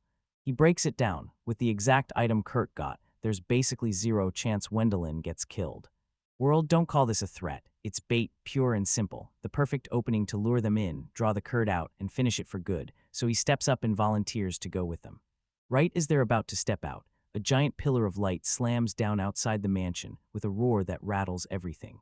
Everyone bolts to the window, eyes wide with pure disbelief at the crater that just tore open in the yard. As the dust finally clears, there stands Armstrong, royal head magician himself, still loud, bold, and grinning like he owns the whole place. But it's not only him. Everyone in the party gapes in stunned silence at what's lurking behind his back. A hulking dragon lies battered and bruised on the ground, completely pinned down and out cold. Armstrong shrugs and admits he was blasting through the air at full speed. Then the dragon swoops in and hijacks his view, and next thing you know, he just smashes the problem, wins the fight, and drags it along like a surprise gift. But his grand entrance wasn't for something epic at all. It was way more mundane. He still hasn't had breakfast. Moments later, he's tearing into a mountain of food like it's his destiny, jaw working nonstop, loving every bite. And somehow he ended up in this totally ridiculous eating showdown with one of the girls, which he promptly drops in seconds like a total kid. Meanwhile, deep in the woods, Kurt and his cloaked followers vanish into the shadows, waiting to strike. One of them blurts out, shaking with nerves, "Will the assassination actually work?" Kurt, ocarina jammed in his hands, smirks like he already won, calls it the flute of malice, and vows that the moment he plays, he'll rip a whole swarm of dragons and wyverns out of the mountains. An army so massive that even Wendeland can't hold its ground. When a follower admits they're scared for their own safety, Kurtz drops a chilling reminder. He brings up how the Wendeland's master was crushed under sheer numbers. Then he leans in and says the flute will only shield whoever plays it, and the rest of them. They're totally expendable. They stay locked in place, watching Wendeland's party steam closer, perfectly visible between the trees. Kurt spots Herman and Paul, his other brothers, packed right in the crowd. Perfect timing, he sneers like he planned it. He raises the ocarina to his lips and snaps, "Those idiots who kiss my stupid brother's ass will die as one," and then he goes, "Here I go." A spine-chilling flute melody tears through the mountains, echoing like a ghost refusing to leave. The Wendelans slam on the brakes. Someone blurts, "Wait, is that a summoning flute?" Brantark's eyes blow wide. He instantly recognizes the tune, the infamous flute of the dragon tamer, and he snaps back fast, warning you it calls up something far worse than dragons. Kurt, totally clueless about the truth, shoots their confusion down from a distance, thinking, "You're wrong, the dragons are going to tear you to shreds." A dark cloud slams in from the horizon, charging straight at them. Kurt's men snap their heads up in sheer panic. Those aren't dragons. They howl at Kurt to stop, but he's so locked into his wild dream of victory that he refuses to hear a word. Armstrong instantly slams up a crushing magic barrier around the whole party. That swarm isn't some dumb flock of beasts. It's a churning wall of black smoke, pure malice given shape. Kurtz's followers start to crack, scrambling and pleading for him to stop while the darkness rushes right up on them. They get swallowed by the pitch-black darkness, and their screams tear through the forest like alarms. Kurt glares them down, spitting that they're nothing but cowards. Behind the safety of the barrier, Wendelin stares as the nightmare plays out, and he realizes the followers' bodies are showing the black smoke's sick, brutal truth. Kirk and Kurt keep playing like there's no tomorrow, convinced their sheer numbers will drown Wendeland in sheer force, not even realizing he's about to doom his own men for the cause. The cloaked figures start to crumble, one by one, until they're nothing but drifting dust. Their bodies writhed and warped as the transformation hit, grotesque, zombie-like monsters stumbling out, groaning for nothing but meat. Their humanity crumbles as screams erupt all at once, like a nightmare choir taking over. That's when Kurt's blood turns to ice. Cold dread slams into him. He yanks at the flute with all his might, but it won't move. It's fused to him, like it was never meant to come off. A sickening realization hits him. He's been played. Once you start the game, you can't ever quit. He erupts into a blood-chilling scream, slamming curses at the nobles back in the capital as his dreams of power crumble into ash. Despair crushes him, and he makes one last spite-filled move. So if we're going down, let's wipe out even more. Inside the barrier, Armstrong stays stone calm and lays it all out. This black smoke isn't some monster, it's the grudges given form. That flute is not the dragon tamers at all, it's the flute of grudges, an ancient cursed relic built for one thing, vengeance. It siphons the hatred from the world around the user, weaponizes their fury, and turns them into an undead monster, ready to hunt their target down. Armstrong lets out a chilling laugh, and everyone knows Baron Baumeister is hated to the bone. They all snap to the truth. If they want this to end, they can't touch the guy using it. They've got to smash the magic item itself. The air crawls with pure malice. Touch it and you're dead, period. The barrier is the only thing standing between them and instant death. When Dylan drops the grim truth, Kurt and his followers have already been killed. That flute won't stop. It's going to keep screaming until it finally wipes Wendelin off the map. Brant Hark jabs a finger at the twisting storm of black smoke, and the moment he's controlling those grudges, the curse sinks in and turns him undead. From the choking dust and twisting shadows, a monstrous presence starts to take shape, like something waking from a nightmare. Kurt's followers got zombified first, then their hatred swallowed Kurt whole, and he transformed into the black giant that became the heart of the nightmare. The moment the newly born giant appears, nothing but raw, hideous rage, it rockets straight for their position. It slams its fists into the magic barrier over and over, but the shield just won't budge. As tensions explode, Armstrong surges forward. "All right, my turn," he declares. "Just let me handle this." He lifts his hand and snaps up a simple, personal magic barrier that slides the giant's brutal punches right off like nothing.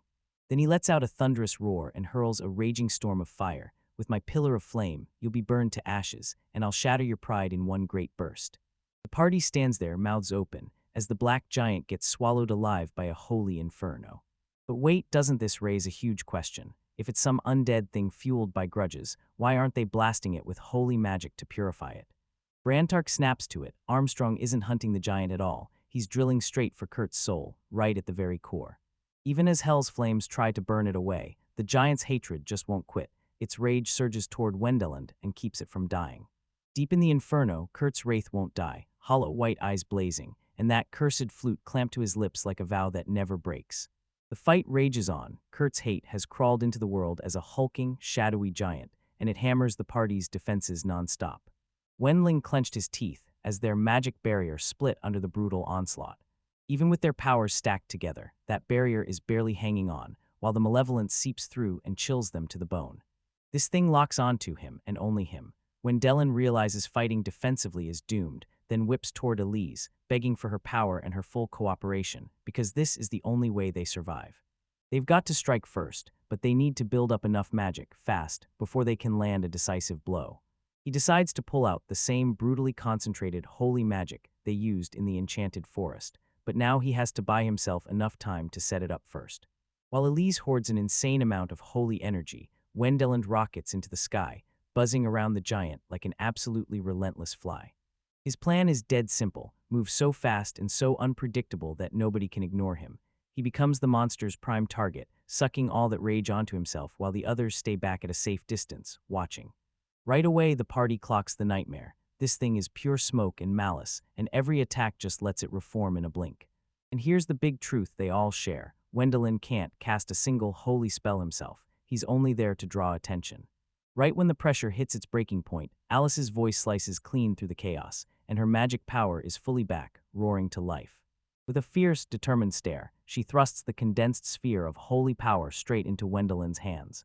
He darts in, clutching the sphere, then blasts a brutal high-concentration purification spell straight into the monster's core. Right on the spot, it hits, light like a flashbang detonates, the creature shrieks, and its shadowy body starts to melt away under that holy power. It's actually working. Watch the monster fade out right before our eyes. But then, boom, the celebration gets ripped away. The second the light dies, those scattered bits of grudge and smoke start snapping together like they're finding their way back to revenge. In the blink of an eye, the monster rockets back to life, like that brutal, devastating attack was nothing more than a tiny inconvenience. Darbus lays out the brutal truth. As long as the grudges inside it keep spawning, it can never be truly wiped out, just a never-ending grind of attrition. Even worse, Elise blew through nearly all her magic with that one massive attack, and now they're left without their only shot at this immortal monster. So when their ace in the hole blows up, Wendelin rockets back to the group, time to slam in a quick strategy meeting. While they bicker about their next move, Dorba's master cuts in calm, certain, and unshakable, declaring the solution is simple. All eyes snap to him. He strikes a dramatic pose and declares, "We're going to use holy magic." The whole party freezes, mouths hanging open. No one sees this coming. Then he finally shrugs it out with a sheepish grin and crushes their hopes. He can't actually use it. He tried it once in his entire life and it failed. Erwin can't believe his luck, trying out fresh magic on a monster. This monstrous feels straight up suicidal. He pitches a retreat, but they shut that plan down on the spot. Let this raw grudge run loose, and the whole Baumeister domain will pay the price with chaos. Unshaken by the criticism, Dorbus flares up. This firing feels like destiny, the perfect opening to finally master holy magic. He yanks a book out dramatically, an holy magic color book for beginners, written by their old master, Alfred, and swears it's ridiculously easy to follow. With fresh courage from a book, he rockets off to take on the monster solo. He drifts up to the giant, gulps in a deep breath, and locks his focus like all his power is about to burst. He shoots his hands forward, pouring every ounce of power into the spell like a bomb about to explode. A tiny, pathetic spark of light bursts out of his hand. It drifts straight toward the monster, then harmlessly fizzles out on its chest like a soft burst. Back on solid ground, the whole party goes stone still with pure, second-hand embarrassment, and when someone finally asks Wendell for a comment, he smartly shuts his mouth. And still, Dorbus refuses to doubt for a second. He insists the monster is way weaker than it was 20 years ago, and this is exactly their shot. His fresh attempts still spat out those same pathetic, barely there sparks of light. Wendelin watches the chaos unfold, and suddenly it hits him. He yells at his master, reminding him that his real fight style is brutal hand-to-hand, not long-range magic. He tells Darba, forget shooting holy magic, soak your own body in it, and the master's eyes blaze like, boom, that's the perfect idea. Dorbez starts channeling holy power into his own body, and a blinding aura erupts around him as an earth-shaking force crashes outward. With a battle cry ripping through the air, he lunges forward, ready to smash his opponent the moment he's in range. Instead of punching or kicking, he pulls off something so wild it makes your brain short-circuit. He rockets straight at the monster and slams into it with a crushing hug. Everyone's frozen in horror. Making direct contact with manifested grudges should kill you, yet it's somehow working. The monster screams in brutal agony as Dorba's holy power purges it from the inside out. Seizing the opening, he screams for the others to dump every ounce of power they've got, and that combo of magic crashes down into the already battered beast, ripping it apart until it's totally annihilated. As the dust finally chills in the air, one thing remains on the scorched ground, a cracked, broken flute of grudges. Looks like the fight is finally done, like, for real. Dorbus confirms it. Yeah, the magic item finally dropped. But just as he says it, one last wisp of Kurt's grudge leaks from the flute and races off toward the horizon. Wendelin blurts out what they should do, but Darba just shrugs like it's nothing, because what can you even do for some leftover remnant? So they've got no choice. They'll report it straight to the church. And just like that, the brutal, non-stop ordeal with Kurt finally hits its finish line. After the chaos finally fades, the party gathers up and hammers out the official report. Baron Rockner's assassination attempt, kicked off by Kurt, hit a brick wall and got stopped cold. Now they're rushing to spill every detail to Arthur Dono. Wendelin even points out that Kurt's grudge wisp is already blazing its way straight for the royal capital. Brantark immediately clocks the danger and agrees on the spot to fire off a magical message to both General Hohenheim and the king himself. Once the urgent stuff is dealt with, they rush straight to the Baumeister family home to deliver the news face-to-face. Arthur Baumeister, their father, hears that his older son is dead and lets out a crushing sigh, then snaps, that idiot, burying his face in his hands. He can't stop mourning Kurt's pride, the very thing that sealed his fate and ended his life. He explains that the royal family's punishment was already locked in, picked out long before, and ready to hit. And the official story says Kurt and his accomplices were the only criminals. True to the deal, Archer stepped away for good, and Herman took the wheel, becoming the new head of the family. For Kurt's punishment, the kingdom snapped up most of the undeveloped land from his family, then turned around and handed it straight to Wendeland. The king even has a long game. One day he'll push Herman's name all the way up to baronet, cementing the family's status for good. This was just the tip of a much bigger political chess move. The undeveloped land, now officially Wendeland's, was a prize he'd finally managed to seize. Good news, Wendeland's got the development funds locked in, and he's got a wild but clear plan. Once he hits around 30, he's ditching the adventuring life and finally settling down to run his domain the right way. That's a rock-solid life plan, no doubt. Brantark drops another bombshell, after clearing the underground ruins, smashing a corrupted duke, and now having the Wendeland's rank climb twice over, they're finally naming him an earl. The room goes dead quiet as the shock of this promotion crashes down like a wave. At the meeting, Wendelin whips his head toward Klaus, his old village mentor. Are you truly satisfied with this ending? He asks, eyes locked on you. Klaus shakes his head hard. This isn't about satisfaction at all. He just refuses to let Kurt take the family's next headship because he wants another son to inherit everything. Arthur shoots back, bitter and blunt, saying that in the end, he and Klaus are basically identical. And just like that, the sons who despised each other and their whole messy grudge are gone for good. That twists everything for Arthur, because he's sure his other sons were thrilled with the choice, so he snaps back hard, insisting there's absolutely no bad blood between them. Archer grabs Wendelin and fires off the big question, what did Klaus tell you? Wendelin just shrugs and says reality depends on how you look at it. With that rift burning between them, Klaus steps up and swears he'll finally spill the absolute truth about everything that happened all those years ago. Ardor tenses up, clenches his resolve, and throws in a firm agreement.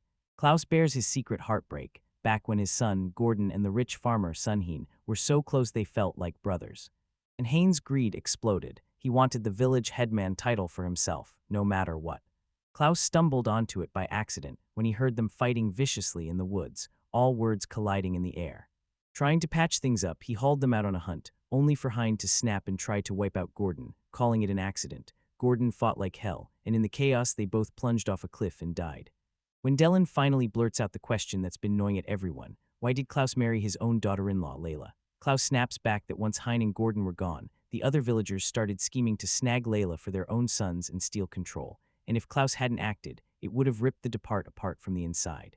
By marrying her himself, he steadied the whole village and kept her safe. That, he insists, is the real truth. Later on, when Dylan finally catches up with Amelie, Kurt's widow, and lays out the whole situation, she fully grasps how heavy her husband's sins really are, then chooses a quiet life shut away from the world. All she can think about is her kids' future. Then Wendelin steps in and swears he'll do everything in his power to help them, and when that hope finally lands, she breaks down in tears, overwhelmed with relief. Now it's just a nail-biter, waiting for the royal family to drop the final decision. It's done and over now, but what happened keeps echoing, and it'll haunt their lives for years. Wendelin and his party finally caught their breath after the brutal fight with his brother Kurt, and life slipped into a calmer groove, while Armstrong, the walking hype man, threw himself into mastering his brand new, fully magical abilities. Wendell split his life between two worlds. One day he'd be a blazing adventurer, hunting ruins and smashing monsters, and the next he'd be all lord, plotting how to build up his brand new domain. For a fleeting second, it looked like he might finally seize life to the fullest, until the moment he stepped back onto his estate, and that dream instantly shattered. And his friends were waiting right there, their faces etched with grim determination. Right before he could even open his mouth, those words slammed into him, like a punch to the chest, and something bad had already gone down. In the royal capital, a brutal massacre had ripped through the streets. What crawled into his life was beyond his wildest imagination. Kurt's last grudge didn't just vanish, it rotted and swelled, and in only 2 days it burst into the capital as a terrifying phantom fueled by pure hatred. Then it crashed down on a noble party, slaughtering over 80 people and turning their bodies into mindless zombies. The group drops into their seats, trying to digest the nightmare in front of them, because this wasn't random at all. The victim was Baron Ruckner's brother. Elise lays out the grim truth. This thing wears Kurt's personality and consciousness like a stolen skin, hunted the one person Kurt despised most, the man who played him, and tore out its revenge. She explains that her zombies don't just wander, they stalk whatever they hear and smell, fueled by a hunger so endless it never lets up. Kurt's grudge ran deeper than anything they could have ever imagined. But this wasn't some creepy little haunting, it was a cold-blooded purge, and a whole pack of nobles tied to Bernruckner got slaughtered in one single night.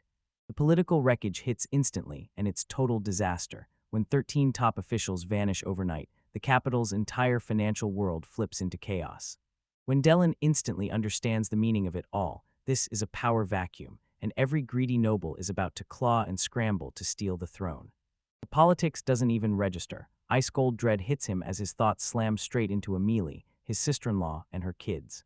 He plotted to keep them living in peace in the capital, until the day they finally inherited the old family lands. But now, with their father behind this royal disaster, the whole kingdom is about to hunt them down. No choice left, he had to haul himself to the capital, personally. Without wasting a second, Wendelin and Armstrong teleport straight into the kingdom's core to hook up with their allies. First, they win over Cardinal Hohenheim, and he swears he'll throw his full weight behind them. Up next is General Edgar. He's in on helping too, but he can't resist needling Wendelin. Don't forget, you still have to marry your adopted daughter, Wilma. Even when everything falls apart, some things stay the same. Next, they're headed for the finance minister's estate, but what they stumble into isn't order, it's a full-blown circus. A massive crowd of nobles has packed the place, and they're shamelessly elbowing each other for the dead man's titles and lands. It's a slimy little act of opportunism, yet it's exactly what Wendell pulled off out of nowhere. When a guard steps in to stop them, they toss out a quick word about their title, Tiscount and Baron, and the guy instantly caves, bowing and scrambling out of the way just to get them through the doors. Inside, they spot Finance Minister Ruckner, looking wrecked, barely standing, drowned in the crisis like it's crushing him breath by breath. They skip the small talk, Kurt's behind the massacre, and now they're hunting for the one solution that can stop it. But then the minister drops a shocking twist, and that's when a far bigger problem crashes in. That trouble, it all points back to Rodrich. Turns out Ruckner was the guy who fed the magic item for Kurt's assassination attempt, and now Rodrich, the ultimate opportunist, is twisting that secret into blackmail to seize power and status. Wendeland can't believe the nerve. This guy helped mastermind his attempted murder, and now he's acting like nothing ever happened. Cornered on every side, the minister takes fire from all corners, even the king, and realizes there's only one escape route left. He cooked up a cold, ruthless play, snuffed out Baron Ruckner's family line like it was nothing, then made a public show of cutting every tie, all to save his own skin. The very next day, the king's verdict hits like a lightning strike. Inside the royal palace, Baron Ruckner's family is officially branded as accomplices, and every last piece of their property gets seized. Right after the announcement, Wendelin gets swarmed by his brothers, Erich and Helmut, who rush in with heartfelt condolences for the whole brutal ordeal. Then the king summons all three of them in, right there before his throne. Out of nowhere, the king elevates both Erich and Helmut to baronets, rewarding their steady service with a promotion that hits like thunder. Then he whips around to face Wendelin, and the king steps in for the big move. He strips the undeveloped Baumeister lands from the now-gone knightly house for good, and hands every last bit straight to Wendelin, and with the land comes a brand new rank. Earl Baumeister. Outside the audience chamber, Armstrong can't believe it. His brothers just got promoted out of thin air, and it feels downright weird. But Erich, sharp as ever, snaps it into place. This is inconvenience compensation, a royal apology for the mess their family name made, and a power play to lock in their support for the new earl. Armstrong slams his hand against Wendelin's back, reminding him that being an earl isn't just a title, it's a whole new world of responsibility. But Wendelin only smiles like he already has the whole plan locked in. Look at all that paperwork, and he's already picked the perfect person to dump it on. Rodrich is about to get absolutely buried in work. Now that the capital's political chaos finally calms down, Wendelin can finally stop running on empty and focus back on home. The real dream he's been chasing since day one. It's about to ignite, because his own massive territory is finally ready to be carved. Now he's Earlbaumeister, lord over more than half the land south of the Liege Mountain Range. Church, along with his brothers Hermann and Paul, now rules as barons beneath him, serving as his loyal vassals. Right before everything falls apart, the whole family gathers one last time to slam the final loose ends into place. Molly blasts the news she and her kids are moving into Paul's brand new domain, taking Wendelin's parents with them too, and it's a smart play that gives the children room to grow in peace, far from the capital's suffocating shadow. Paul's father, pure practical genius, steps in to help him run the new lands, and all those years of hard-earned experience finally get to work. Kurt's plot ropes in people he never told, so to keep prejudice from striking, the families of the other men, who had no clue about the conspiracy, get moved too. Wendelin hands them over to Paul, and Paul grabs the new responsibility with unshakable determination.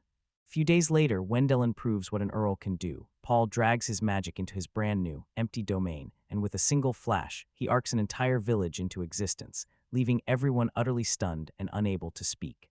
Staring out over the lush wetlands, he's already got his mind sprinting, plotting how to tear it all open for development.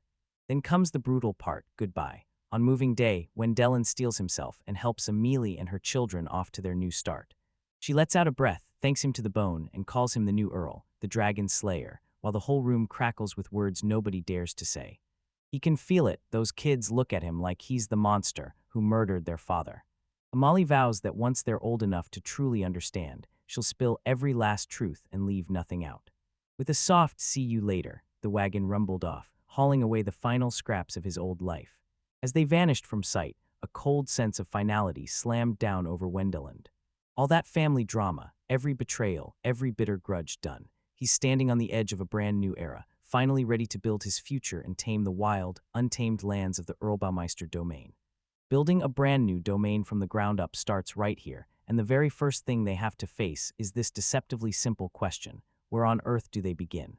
So yeah, our hero looks completely wrecked with confusion. The map in his hands is just a rough sketch he drew himself, and he blurts that out like he's panicking, because time is sprinting by, and they're basically stumbling through darkness. But his ever-ready retainer, Rurich, brushes off the maps and snaps that it's time. He's going to pick the headquarters site in person. Vel's stunned, but Rodrich just grins like he planned everything and tells her he already did all the legwork. He's sifted the list down to just 356 possible locations. Vel's smile drops instantly, because Rodrich isn't joking. He goes stone-cold serious and warns that where they plant their headquarters will haunt generations, so one bad choice right now could trap their descendants for centuries. Once Vel sees the logic, he nods, but then he hits the real question. How do they possibly check all those places? Easy, Rodrich grins and points to Vel's teleportation magic, claiming they'll sweep every site in a single day. Suddenly, Rodrich's power rockets through the roof. He barrels straight into Vel's space, screaming about what the king noticed and demanding they hurry, while Vel just wants him to back up a step. The rest of the party cracks up at the chaos, and Erwin can't stop laughing out loud while Vel's getting crushed. But his joy lasts about 2 seconds. Roderick jabs a finger at him and snaps that, as my lord's bodyguard, he doesn't get a choice. The girls tell them to stay safe, swear they've got everything covered at home, and with that, the boys' grand tour kicks off. Then comes a brutal, brain-melting montage of non-stop teleportation. They dash from one spot to the next, while Rodrich kneels down and picks apart every tiny clue. Then reality hits. The soil here is terrible. The ground's rock solid, the elevation's wrong, and that water source is way too far to reach. Hours smear together as a never-ending loop of leaping forward and snapping away every sight that dares to tempt him. After tearing through all 356 candidate sites, the verdict finally hits. It's over. Rodrich is glowing with pure joy. He can't believe they pulled it off in one day, exactly like the plan said. Vel is totally wiped out. His magic is maxed out, and all he can think about is crashing into bed and shutting the world out. Next morning hits, and while everyone else is still dragging through their exhaustion, Roderick crashes into the room like he's brand new, smiling and shouting that he's finally made up his mind. He lays out his plan. He even considered a coastal trading hub, but he shuts it down fast, because that enchanted forest nearby would choke off any chance of future expansion. Instead, he jabs a finger straight at a spot right in the middle of the undeveloped grasslands. It's got solid, level ground, so flat and steady it's basically begging for a whole sprawling city to rise.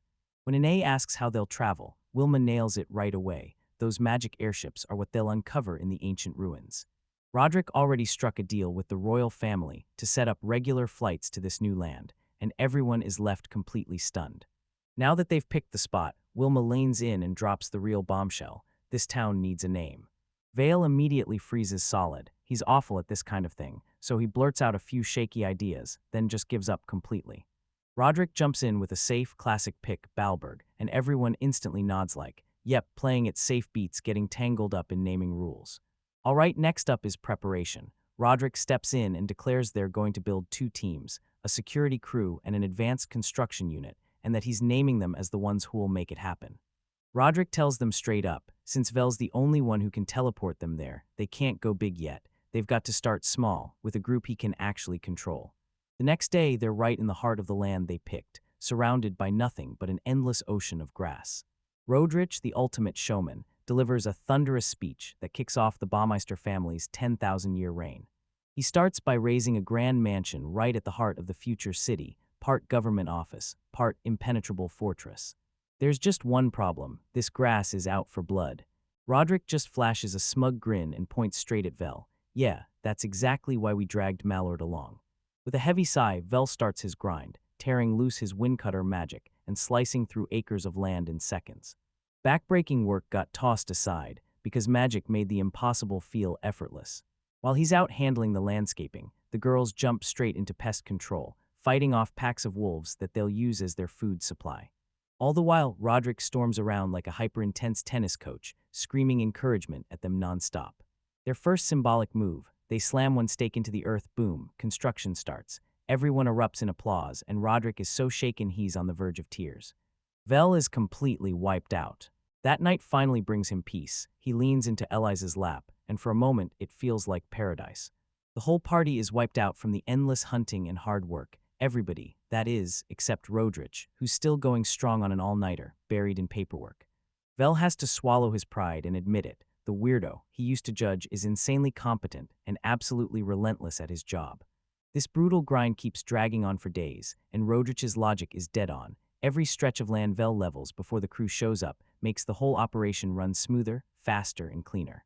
The party storms the wild, hunting monsters to lock down the area, but the creatures never slow down. They fend off wolves, and the moment an angry horde of bears crashes in, Wilma doesn't flinch. She launches a brutal kick to fend them off, protect their brand new home, and lock in the ingredients for a stew that's about to be legendary. 5 days of nonstop work finally breaks the spell. Louise says she's holding up, but Velzai's face looks totally dead inside. He slips into a zen-like trance and clears the land on autopilot, like his body, running the mission without his brain. But all his grind finally paid off, slashing their timeline faster than anyone expected. Then bam, a majestic sight bursts across the sky. A crackling magic airship plunges out of the sky, dropping off the first wave of workers, surveyors, and hard-hitting security forces. The lead worker just stares, utterly stunned. Those planes are so perfectly lulled, it feels like only magic could pull it off. Vel's whole body shakes with relief, tears spill as he welcomes them, because for the first time, he's truly free. As he welcomes the newcomers, his eyes snap to a familiar face, Tristan, the son of General Edgar, and yep, the guy is technically his stepbrother now. Roderick leaned in and admitted he'd pulled every string he could, getting the sons of military nobles to head the security team and proving, once again, just how wild his connections really are. Roderick snaps into action right away, seizing control and whipping the chaos into order with pure, master-level efficiency.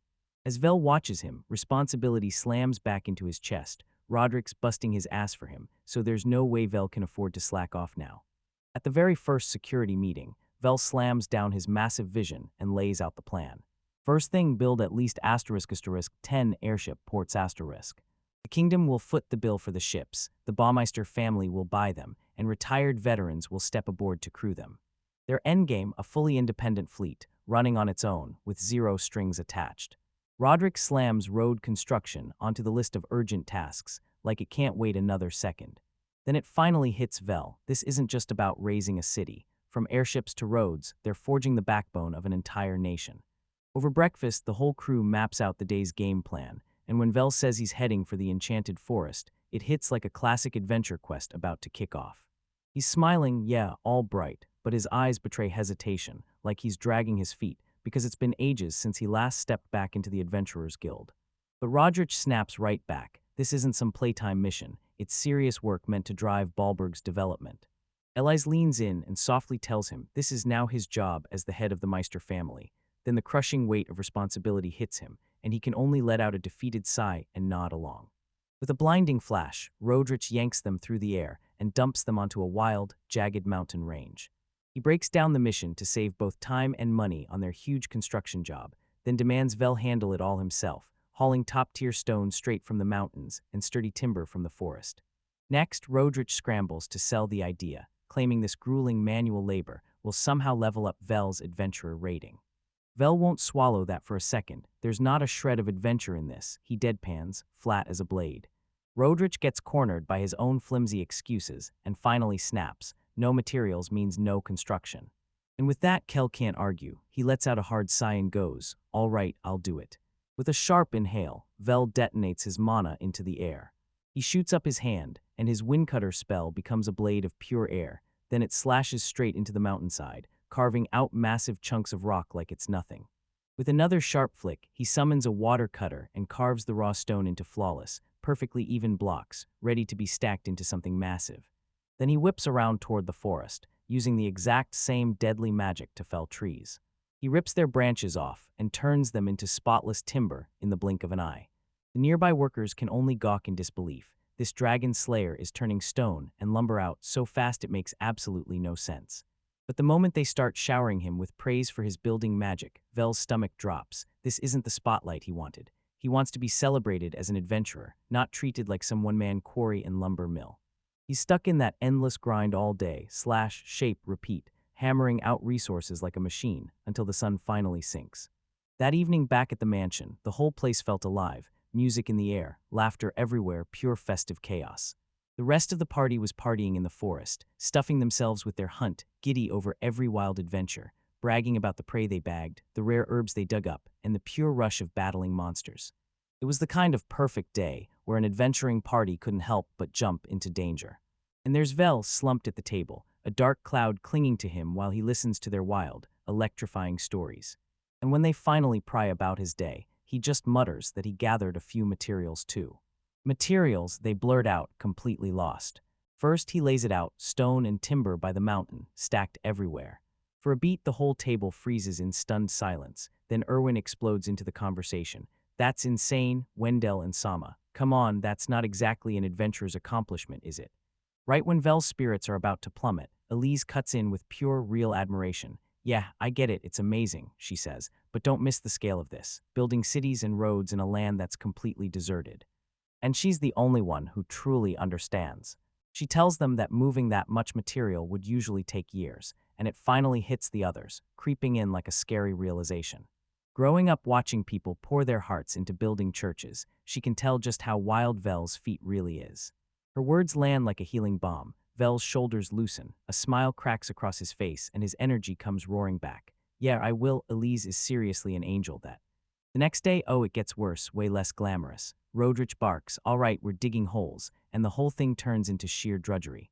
Vel gets ordered to dig out the foundations for the new mansions, and when he stares at the Marktoff plots, they slam him with memories of those old-world ruins he used to obsess over in textbooks. And just an hour later, those tiny marks we started with have exploded into massive, perfectly dug foundations. The workers are completely stunned. One job that used to take their fathers 2 long years to finish for a single mansion is being cranked out for multiple mansions in just an hour.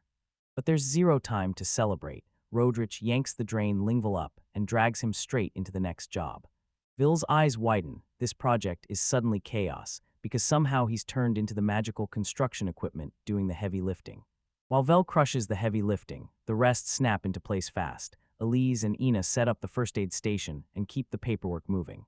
Rodrich runs the whole operation like a mastermind. He's calling the shots at every site, bartering with merchants, and shutting down worker complaints before they explode. Meanwhile, Iru, Louise, and Wilma charge with the security squads, tracking down the savage wild beasts that crash onto the project and force them to defend their plans with moats and mounds. Next up on the list, roads. Rodrich takes the wheel and orders brand new wide main highways, blazing outward from the central construction site. So they slap on huge sizes right from the start to stop future messes. Then Vel steps in as a human road paver, smashing the ground with stone blocks like giant hammers, using his magic to pound the earth flat. He slams the land flat and digs drainage ditches along the sides, knocking out every bit of prep work in a blink. His magic acts like a flawless replacement for heavy machinery in this world. Everything is moving so fast it's dizzying. With all those fresh workers in town, Rodrich realizes they'll die without steady water, and Vel laughs, then drills a well so deep into the earth with one single burst of magic. Ine stares in awe because she's been there, and she knows firsthand how brutal it is to break into deep bedrock. Realizing they're months, maybe even years, ahead of schedule, Rodrich practically tears open a clipboard with excitement and blurts, "Okay, then we're pushing the second construction plan forward too." Vel's eyes go wide with pure horror. He realizes he's trapped, and the more perfectly he works, the more trouble he spawns for himself, like he's digging his own grave with every move. Later, Vel finds himself in Rodrich's office, and he pushes back hard, worried about the workers still stuck in tents, because if their basic needs aren't handled, their drive is going to crash fast. Rodrich, the ultimate strategist, lanes in and tells him, don't worry, because his plan is already ripping into motion. He pitches a trip to the royal capital, so everyone can finally kick back and enjoy the break they've earned. After weeks of dust and hard labor, the party finally crashes into the capital, and the welcome feels like a breath of fresh air. They dive into the city's fun, gorging on fancy desserts at a chic little cafe. But Erwin knows this trip isn't for chilling, it's hiding something way bigger. Will's suspicions get confirmed when he spills the truth. They're here to track down someone who can finally help crack their housing crisis. Right then, boom, that flashy, way too familiar face bursts in, blasting loud congratulations to Vel for getting promoted to Earl, and it's none other than Baron Linghanum, the same guy who sold them those busted, faulty properties back then. His guard shoots up the moment it happens. Linghanum marches them over to a row of used houses and sells the idea hard, cheap, workable, and just begging for a quick refurb to make it shine. But then he snaps, he's got a better idea, and it's way smarter than the last one. He drags them straight into the suburbs and unveils a colossal new housing development like it's nothing. He explains these are spec homes built by carpenters who can't even live in them, and they're so cheap they can be snapped up in bulk, then shipped by Baron Rembrandt's crew. It's a brilliant scheme. Baalberg gets a place to live, and the capital's economy starts booming. But hold up, Louise just nailed a scary truth. What happens to the government and military bases? Linghanum grinned like, no worries, I've got this. He drags them into a lavish mansion, and it's totally empty. The old owner went under, so they're dumping the place at the land's price. meaning you basically get the building for free. It's one more win-win, and Vel can't help but stare in awe, even though the sting of getting swindled by this guy is still fresh in his mind. Linghanen brags that he learned his lightning-fast turnover business plan straight from Vel himself. Their tour isn't finished. Far ahead, a palace-like building looms on the horizon. Just as they get closer, General Edgar steps in and greets them like he's been waiting the whole time.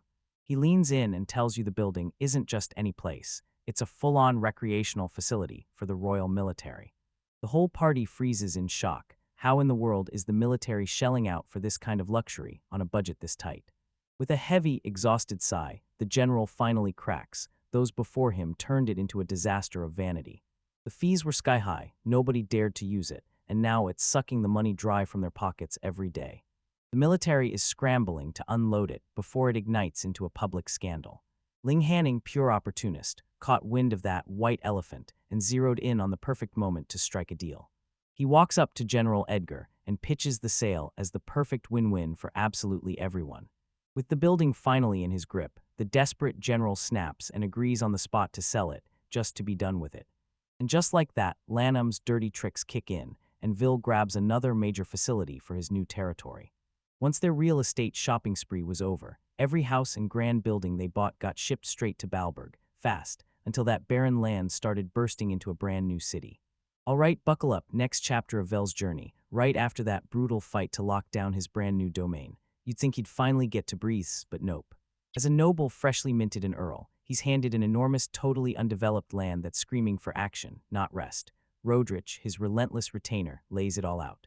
Earl Baumeister's new domain is massive, and if they want it to survive and bloom, they've got to build everything from the ground up. We're laying down transportation routes to ship crops, carving water channels to keep the fields alive, planting new towns and new villages, because the list of things we have to build just doesn't stop. Staring at the map, I can't help but think, this is a crazy, ambitious move. A brand new port on the southern coast, salt and sugarcane operations to spark the economy, and even new mines to pull out resources. Vel isn't just designing, it's a full-blown nation-building project, and he's the chief architect calling every shot. Roderick assures Vel smoothed the schedule into something he can handle, but that sly little smile screams the truth. He already knows what's about to hit. And just like that, the next second has Roderick dropping to his knees, begging for forgiveness like his life depends on it, because the schedule really is brutal, and he's already driven Vel straight to the edge of magical exhaustion. Vel, the ever-loyal trooper, shrugs it off and insists it's the perfect way to train, then blast his limits. But Roderick can see right through that brave act. He actually cares, and he presses Vel to tell him what he's feeling for real under all this crushing pressure. That's when Vel flashes this massive, genuine grin. He straight up admits he's having the time of his life, casting his own magic to conjure roads, towns, and ports from nothing, and the thrill practically hits him like lightning. This kind of power fantasy doesn't just throw Vel into monster fights, it lets him build asterisk something, and that creation hits like pure soul-deep satisfaction. After crushing a brutal day of work, they finally throw in the towel and call it a night. Before he finally settles in, Vel pauses and checks on his fiancée back home. One by one, they pop into his communication crystal, and every single one brings their worries. Elise, the graceful one, tilts in and asks if he's okay. But Louis and Ina straight up tell him, don't get cold, and more importantly, don't flirt with any other girls. Vel just laughs it off, reminding him this is an all-male construction site. And yeah, Wilma's laser-focused on one thing. She demands he promises he'll go with her when he comes back. When he sees them, Vel feels his past crash back into him, right to the bone, because some part of him is still an adventurer, ready to dive back into the unknown.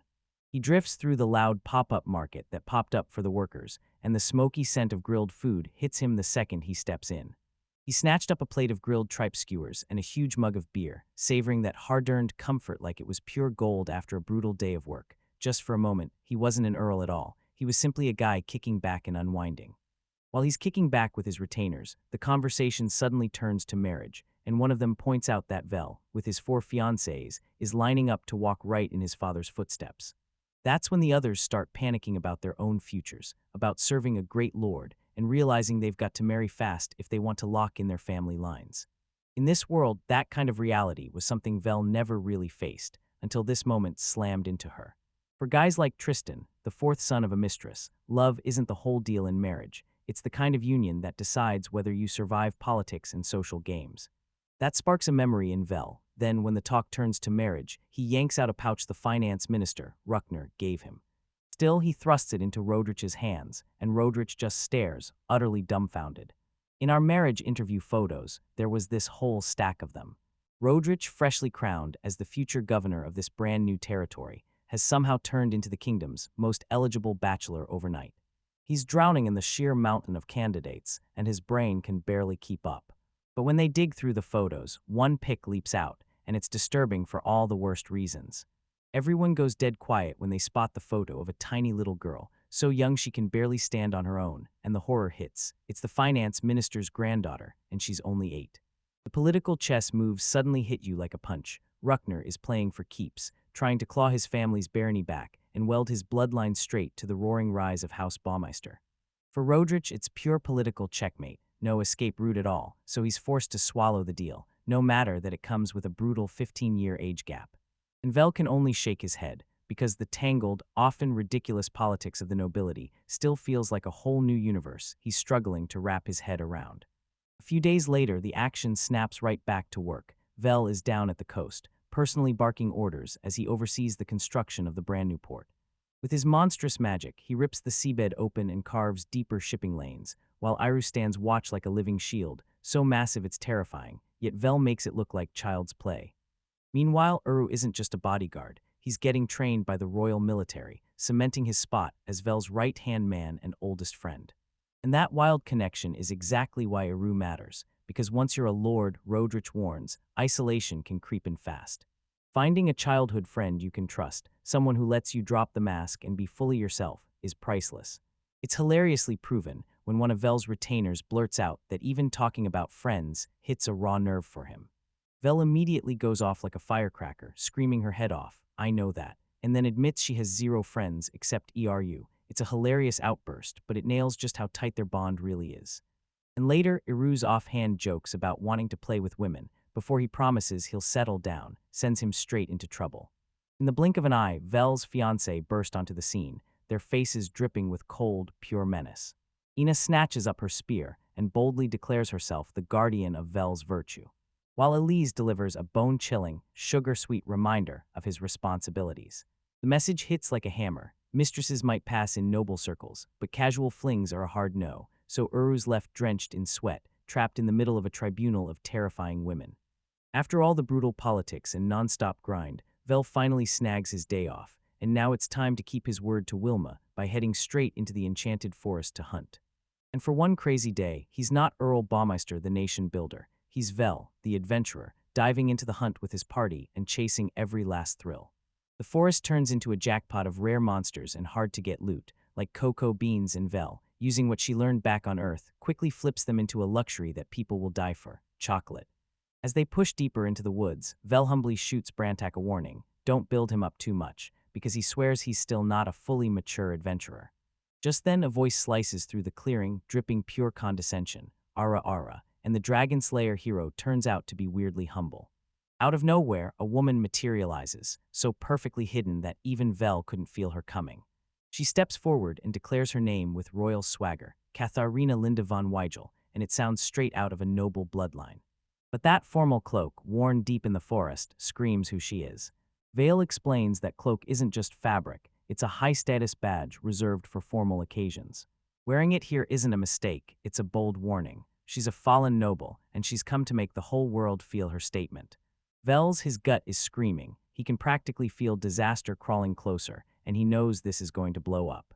Katharina snaps his own words right back at him, mocking his whole act of humble maturity, while calling out how immature an adventurer he really is. Brantak instantly clocks it. She's throwing down the gauntlet, challenging him to prove she's better. Vil tries to calm the whole situation, telling everyone the forest is huge, and there's no reason to turn this into a competition. But she didn't want to hear a single word of reason. Crystal Clear Tim is her obsession now. She's going after the legendary Dragon Slayer, Earl Wendelin von Binnebomister, and if she can beat him, she'll turn that win into the first step toward restoring her family's name. The tension snaps, Velux locks dead in his eyes, and his patience is completely gone. "So you're itching for a fight with me, huh?" That smug smile is all he needs, just as the hunt gets ripped off its tracks. A new challenger is closing in on Wendelin, and right then we meet Katharina Linda van Weigel. Pure aristocratic pride, blazing determination, staring him down like she's about to ignite the whole story. She's a fallen noble with her pride shattered, and now she's hunting one shot at redemption, beat Wendelin in a public match, win the spotlight, and rebuild her house's honor. Wendelin, the ultimate pragmatist, throws out a no-nonsense deal. Let's settle this with a one-day hunting showdown and pick the winner. Katharina nods with a sly grin, then flips the rules on him. You've got until sunset. She leans in and reminds him, crystal clear, that her magic reserves are way bigger than his, so he'll run out long before she even starts to sweat. But Wendelin just glances back, unbothered as ever, and fires off a cool retort. If he's got less magic, then it's her who should be worried about staying in the race. Right before they even get started, a hulking man in heavy armor, probably Katharina's guardian, steps in and declares, I won't let her run into this alone. Wendelin, dead set on a fair fight, snaps back that he'll bring his whole party, then quickly says, no, that's overkill. And you can tell he's a little scared his guardian, Rodrich, will get mad, but he's determined to make it a true one-on-one duel. But the second they start laying down the rules, the sky suddenly darkens, then a monstrous figure slams down from above with a ground-shaking thud. As the dust finally clears, everyone's left stunned, while the girls burst into sharp, startled cries. That newcomer, a mountain of a man with a wild mohawk, he charges the room and roars out his intro. It's Christoph von Armstrong, the royal headcourt magician, and yep, he's stepping in as the referee for this match. Katarina freezes in shock, because the name she's just heard belongs to one of the kingdom's most terrifying, top-tier mages. Armstrong lays it out plain. He's here so Earl Baumeister doesn't get hurt, full stop. Not some referee, but a top-tier bodyguard. Katharina swears she'll guard Wendelin if she wins, yet Armstrong just waves it off like, relax, I'm only here as insurance. He crosses his arms like Wendel's safety doesn't even register, utterly unbothered. And then, no warning at all, Armstrong snatches the unsuspecting Wendelin by the back of his collar. He lets the gang in and roars, almost flinging our hero straight into the jungle. Wendelin's caught completely off guard, yelping in shock as the match kicks off with zero warning or ceremony. As Wendelin gets hurled into the chaos, his party barely even blinks, because they're busy with a totally different job grabbing Coco while Mario keeps moving. Vel glances back with a hit of disappointment, realizing the truth. He's way more fired up to make chocolate than to face that high-stakes duel. But his friends just flash him a bright wave, swearing they'll hold the rest of the group down while he's away. They've discovered. At least he finally grasps how serious this really is. She whips her gaze to Wendelin, dead serious. She knows Katharina won't stop until someone settles it with a real, full-on clash, and there's no sneaking out of this fight. She reaches for his hands, squeezes tight, and sends him off with full faith, like she knows he'll win. With Wendelin's friends cheering her on, she nods once, then rockets into the sky, fully geared up for the hunt. With that magic bubble floating up, Wendelin kicks off his search, while Armstrong is right there, munching like it's a picnic and not a hunt. Wendelin doesn't waste a second. He locks onto his first target and slams a swift windcutter spell straight through the air, dropping a wild impala instantly. He yanks out his monster encyclopedia and checks the pages to make sure it's exactly who he thinks it is. A ruthless plan snaps into place in his head. He's not just hunting, he's hunting smart. He'll smear the impala's blood as bait, luring in bigger, hungrier carnivorous monsters that pay out far more. The plan hits like a switch, almost instantly, because the air snaps with the smell of blood, and from deep in the jungle a pack of saber tigers crashes into view. These beasts aren't just regular monsters. People once swore they were straight-up legends, spotted only in those old picture books. But one recent hunt proved these beasts are real, and when their pelts hit auction, the price went through the roof. For Wendelin, hunting them isn't just sport anymore, it's a literal gold mine. The tiger lunged forward, claws shooting out like weapons. And Wendelin doesn't even blink. He casually snaps up a magic barrier that slams the beast to a stop. Now the real hunt kicks off. He has to take them down fast, and even faster, without tearing a single strand of their priceless fur. Blazing wind cutter spell would slice through those pelts so hard they'd come apart, and end up totally worthless. He needs a gentler hand, then an idea hits, and he glances at the trees around him with a grin. With a flick of his magic, he tightens the nearby branches like a vice, sharpening them into razor-dead wooden stakes. Simple, brutal genius. And then he slides in for a stealth strike from behind, going straight for the medulla oblongata to drop the victim instantly. The execution is razor-sharp. One tiger drops after another without a peep, and their magnificent pelts stay perfectly intact. But when Wendelin stares at his handiwork, boredom hits him hard. Too easy, that's all. and even so, he knows efficiency matters, so he decides to stick with this method for now. After effortlessly mowing down pack after pack of saber tigers, Wendelin paused the chaos. Break time is here, grab your lunch. He drifts down and spots Katharina dozing nearby, but his guardian is nowhere in sight. She's laid out a ridiculous multi-course feast, pure luxury, right in the middle of the jungle. When he demands where her master is, her guardian squirms and admits the man spotted some delicious berries and ditched his post to go snacking and foraging. Wendelin strides up and can't help but gush over how wildly impressive her spread is. Katharina swells with pride and tells everyone that, as a noble, she keeps her elegance untamed, even out in the wild. Just when he expected to be shut out, she grabs his attention and invites him over, flashing a grin as she says she's not the petty type to start a fight during a lunch break. Intrigued, Wendelin can't resist, and she accepts her offer. Their lunch gets ripped apart the second. A massive southern grizzly barrels through the trees, smashing everything in its path. Wendell pulls out his encyclopedia, calmly but intensely, and flips through it to figure out what it is. And Katharina looks genuinely blown away by how calm he stays and how much he actually knows. While she's digging into a feast, Wendelin slips away for his own tiny stash, just a couple of rice balls. Scuffs off, muttering that his food was boring. But he shrugs it off and says, I load up on huge breakfasts and dinners, so a small lunch is all I need. Katharina's gaze drops, her voice cracking just a little as she admits the truth. Though her family has lost their lands and title, she's still a noble, and she's determined to eat like one. When Wendelin asks how she pulled it off, she smirks and says a cook waits behind every adventure of her level. Wendelin's mind screms, no way. He's absolutely sure this place is untouched, nothing but a tiny guild outpost, and the thought that she'd have servants here whipping up a gourmet meal is just laughable. He stares at her, and for the first time, he finally sees past the arrogant noble, Fakad. He clocks that familiar loneliness in her, the panic-sweet scent of someone clinging to perfect appearances, and something in him softens, so he chooses to let it slide. After finishing lunch, the two shake on it, then fire back into the competition, splitting up and heading off in opposite directions. Wendelin keeps the hunt rolling, slicing through beast after beast at lightning speed, and even takes down a rare white saber tiger. As night crashes in, he makes his way back to Armstrong. The head court magician leans in, impressed, and praises Wendelin for using his magic to hunt without so much as scratching a single material, because that kind of precision only belongs to a truly skilled mage. Armstrong admits the theory sounds simple on paper, but staying calm when monsters are bearing down on you is a whole different nightmare. Wendelin leans in and grills about Katharina's performance, and Armstrong hyped her up hard, calling her hunting style wildly flashy, then dropping the bombshell nickname she's known by out in the West, Katharina of the Storm. Turns out she's a legendary adventurer. She rocketed straight to the top of the ranks just 1 year after debuting at 15. Wendelin's jaw drops, but Armstrong just brushes it off, grinning that in the adventure world, rankings and rumors don't mean a thing.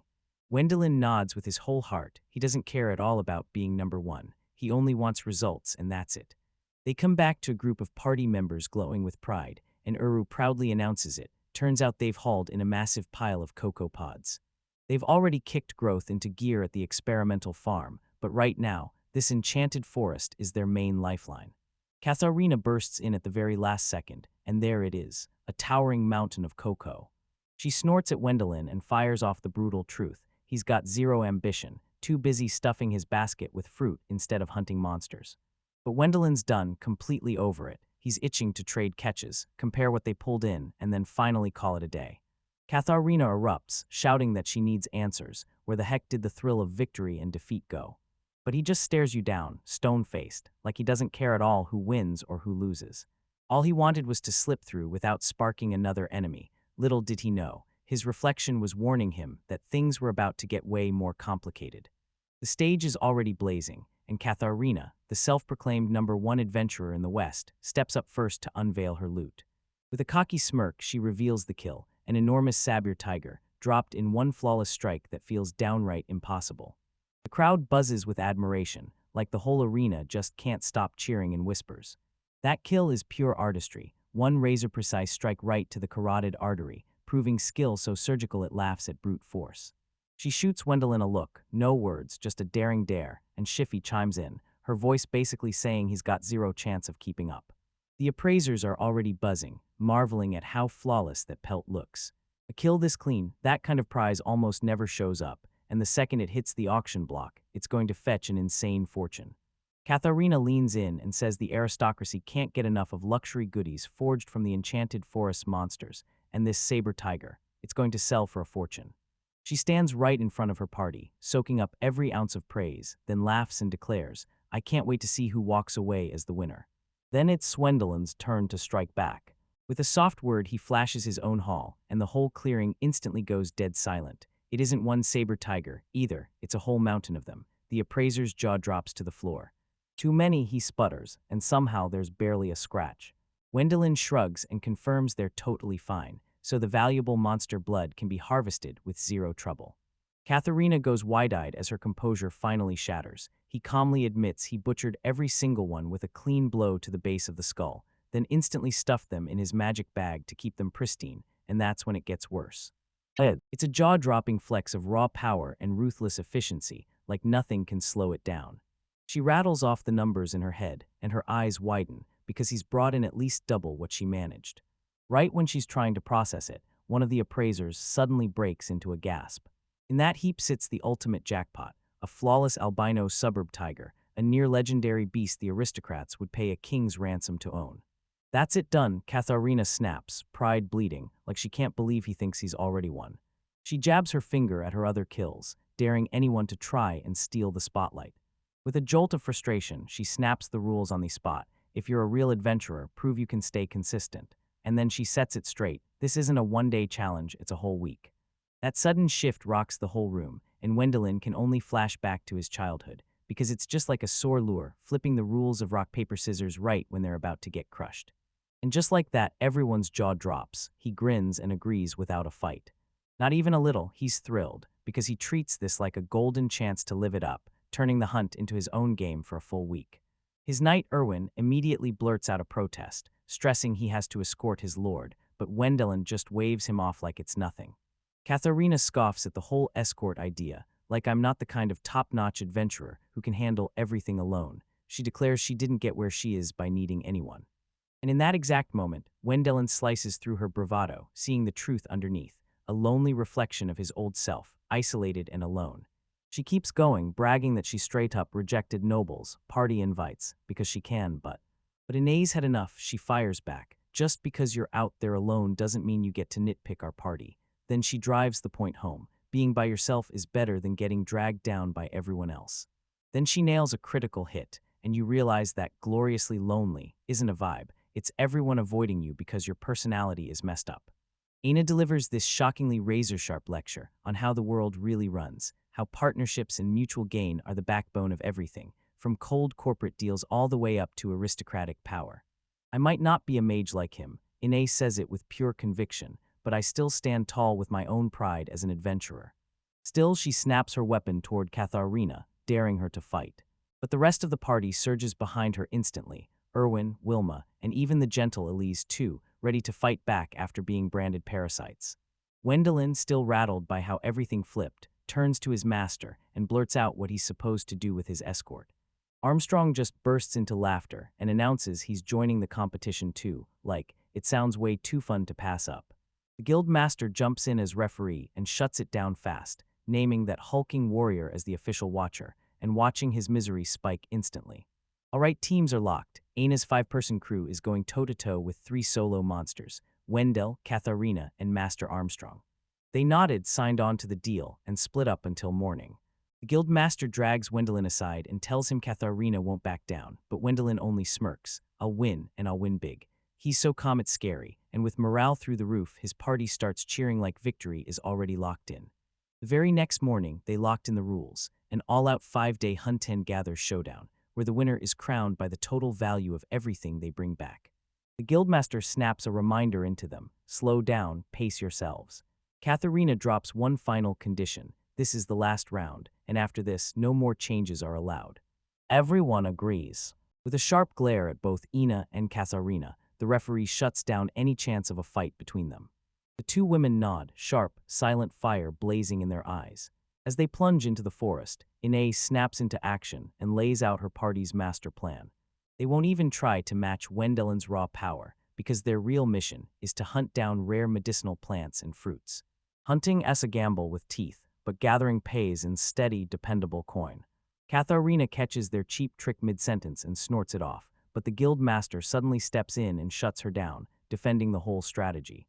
He snaps at her for that narrow-minded view, explaining that a real adventurer's work isn't about flashy kills, it's about the grind behind every survival moment. It's all about hauling back valuable goods again and again, without getting yourself killed, and the guild values steady, trustworthy earners way more than reckless glory chasers. As soon as the lecture ends, the 5-day game kicks off for real. In Wendeland, it's business as usual. He breezes in, wipes out another saber tiger like it's nothing, and just wonders, almost lazily, why they keep sprinting straight into their doom. Right as he slides into lunch, a sudden visitor bursts into his day and shocks him. Katharina shows up, her curiosity blazing as she looks at his plain onigiri. He leans in and tells her the pickled plum has a preservative inside, then offers her a taste like it's a secret cure. She takes a shot at it and admits, shocked, that it's actually way better than she expected. To seal the deal, she hands him some of her own food, guinea fowl she cooked professionally, while he scoffs like there's no way she'd ever bother cooking for herself. It's delicious, obviously. Wendelin can't just leave things be. He whips up a thank you dessert and uses his magic to blend a fruit drink straight into the cup. She's blown away by how he controls wind magic with surgical precision, never spilling a single drop.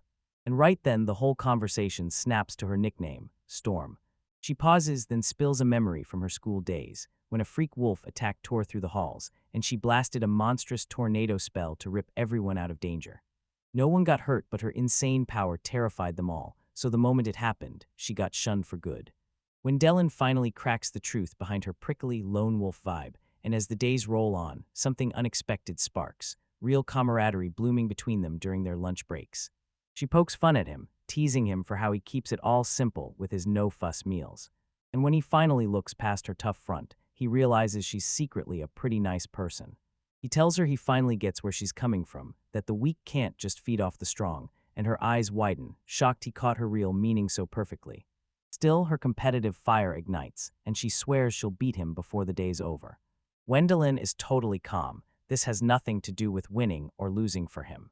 And just like that, the 5-day showdown finally crashes to a close. And now it's time to drop the final score. Wendelin's body count comes first. His hunt is on a whole other level, staggering in volume like a monster's trophy room, a mountain of pristine carcasses, easily triple what Katharina managed. And now, she's left completely, utterly speechless. But the contest isn't finished yet. The appraiser zooms straight into Aina's party.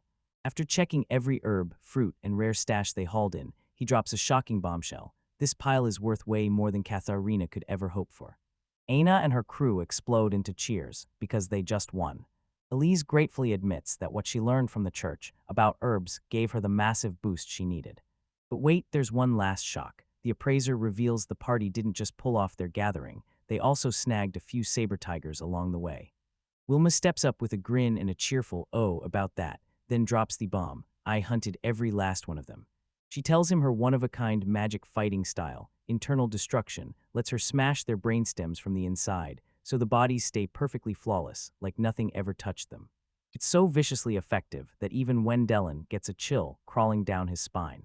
Across the clearing, Katharina isn't furious. She flashes a slow, impressed grin because she clocked that insane level of technical skill and fully respects it. The hunting competition is finally over, and now the winners are about to be announced in front of every adventurer packed into the crowd. Stepping up to the spotlight, an official announces the first-place winner, and nobody even blinks when it's revealed, Count Baumeister. Vel's whole party gets the second-place spot, and the ruthless wizard Katharina snags third. But when the official scans the place, his heart drops, because the guy everyone's waiting for is nowhere in sight. Vel's party is totally baffled. He was standing right there a second ago. They shout for him at the top of their lungs, and their voices slam through the clearing like thunder. Suddenly, a voice snaps from the forest's edge. Vel steps forward, flashes a casual gesture, and calls them over like it's no big deal. His friends are left completely speechless, staring in sheer disbelief at what they're seeing. Behind him sprawls a mountain of monster corpses, an absolutely wild, jaw-dropping pile that screams how far the slaughter went. The other adventurers are left utterly stunned, because this isn't a hunt, it's a full-blown extermination. Brentek, the official, eyed Vel and asked, deadpan, how did you pull that off? Did you just smash through everyone with fists packed full of magic power? Vel just shrugs like, yeah, that's it. It's a simple move, brutally efficient, and he's dead certain he's the only guy in the world who can pull it off. Right when the shock starts to fade, Brantak leans back and casually admits that while he was out hunting, he tripped over ruins hidden deep in the forest. Everyone's attention snaps to him right away, and he thinks, I'll hit the road and explore tomorrow, because Vel's crushing win basically hands him the top spot anyway. The others just shrugged and signed it for a week, like total resignation. Another adventurer, Dubucky, fires off a joke, saying Brantak should be taking jobs away from the younger generation. With a massive grin, Brantak roars that his second and third wives are both pregnant. He has to scrape together some serious cash for the new arrivals, and he's dead serious about it, because prevention hits harder than cure. He bursts out, loud and unstoppable, swearing he's praying for a daughter this time. With all the subtlety of a charging boar, he announces his plan. If a girl is born, he'll marry her off straight to Count Baumeister. The whole crew, especially Vel's fiancée, is completely stunned, and Vel is mortified because that sudden proposal hits like a lightning strike.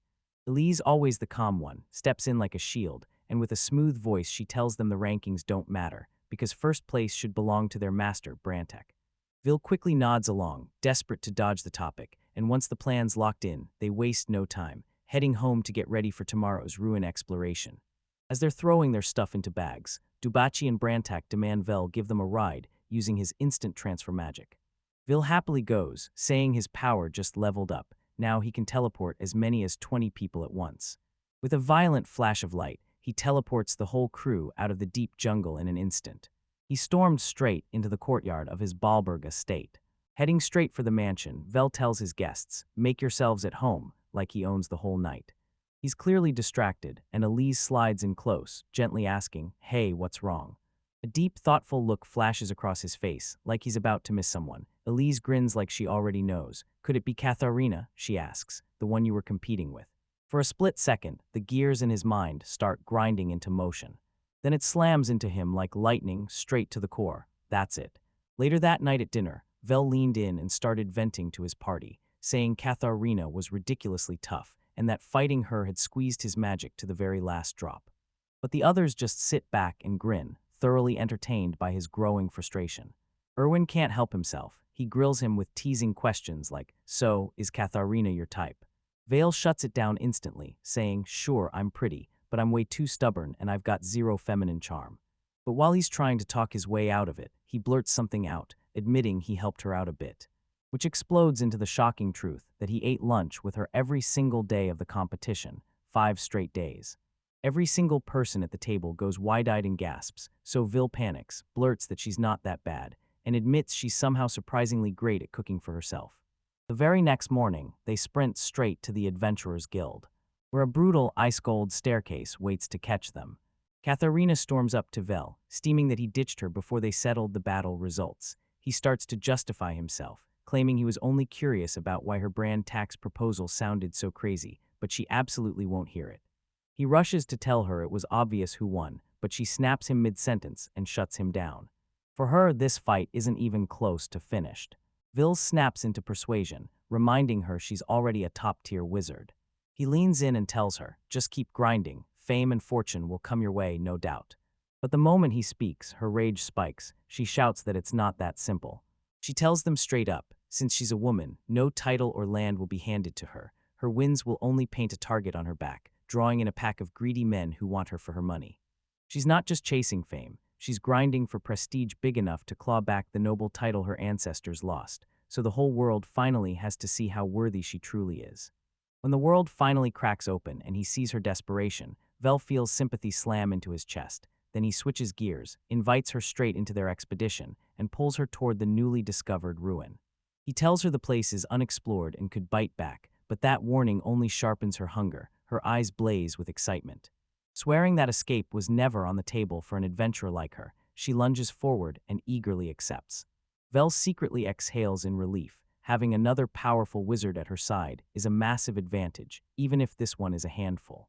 Then Katharina drops the rumors about Baron Ruckner's fall, and she ties it straight to a failed assassination attempt on Vel. Rodrich, a financial auditor, let loose a rumor that the Baron and his men vanished on their mission, and never came back.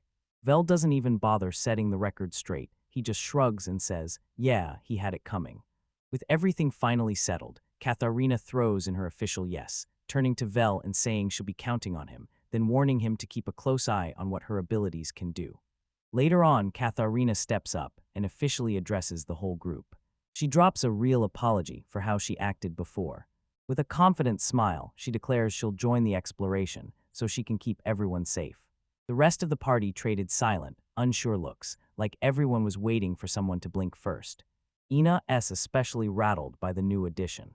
Louise clocks him as interesting, but Erwin just shrugs it off. He doesn't care as long as she pulls her own weight. Vilma, pure as snow, lanes in and asks if Frolsama's coming with them. Vel snaps back and tells her, Katharina's useful right now, just for now, and nothing beyond that. It gently nudges Vilma that when you're out exploring with someone, you don't just use any word, you use their proper name. Which gets a gentle M from Katharina. This sparks a dazzling, ultra-formal introduction between the two noble women, Katharina Linda von Weigel. Elise Katharina von Hohenheim and her counterpart swapped polite pleasantries, but the vibe crackled with tension. Once the whole party finally locked in together, everyone flashes smiles. Yeah, they're feeling strong and ready. Brantak steps forward like a spark and tells them, back up, leave it to me. 1 hour later, everything had changed, and the tension only kept climbing. He drags them to this tiny, plain stone doorway tucked deep in the jungle, like it's been hiding the whole time. And when you ask how he found it, he just shrugs and sheepishly confesses he only stumbled on it because he desperately needed a place to pee. Right before they step inside, Brantak demands a full trap check. Erwin snaps his trap-sensing magic into place, and the whole battlefield feels like it's watching back. But he digs and comes up empty. The only thing standing between them and the next move is a huge, slick, modern combination lock. The whole group just stares, baffled, and it hits them hard. This isn't some magical ward or a complicated contraption at all. It's a plain, boring lock, the kind that's way more annoying than it should be. Katharina flat out says that trying every single combo on that 4-digit lock would take forever. Brantak, always the realist, pushes for a straight-up door-blasting plan, then the others slam the idea down fast. They don't have a clue what's waiting on the other side, so they're forced to gamble everything and test every single number, one after another. So tell me who's gonna get saddled with that brutal, brain-dead work. They make the newcomer decide. Vilma jumps in and says, let's settle this the old way, rock, paper, scissors. Vel and Katharina are completely thrown off. Turns out the game doesn't even exist in Katharina's part of the world. Vale tells them, I taught it to Vilma, and now it's their go-to way of putting every fight to rest. Poor Erwin mutters through clenched teeth that he's never once managed to beat her, no matter how hard he tries. Katharina shrugs and calls it a game of luck, insisting everyone gets the same shot, while totally missing how deadly Vilma's skill really is. Erwin tightens his resolve, fully ready to never let this moment slip away. And the entire party gears up for the showdown that will decide everything. After what felt like an eternity, hours finally passed. Erwin hunches over the lock and spins the dials with jaw-clenched focus, while the girls kick back on their picnic blanket, happily munching chocolate candies. And shooting the breeze without a care. Erwin's getting crushed here, but Vilma shuts him down, flat out saying he lost and there's no way he can take her spot. He groans in frustration, but Katharina coolly shuts him down, telling him that as an adventurer, he has to swallow defeat with grace. At the very end of his rope, Erwin explodes with a furious scream, hammers the lock with everything he's got, and click, the door finally bursts open. He's frozen in shock, because the moment he stepped in, he nailed the final combination on accident. Velpat slumps with a bitter look, muttering that whoever designed this lock has a seriously twisted sense of humor. He'd even thrown 999 in as his last guess, and it was just jaw-dropping, miserable bad luck. Staring at that plain little door, Brantak looks crushed, like hope just slipped right through his fingers. And he confesses he's feeling pretty low right now, explaining how these nothing-special entrances to the ruins are almost always a total disappointment. He recalls how he once explored a place like this, only to discover it was a deserted food warehouse, and it had been sitting empty for 10,000 years. Vil starts cracking the code, and the truth hits hard. Every big discovery leads to those massive underground complexes.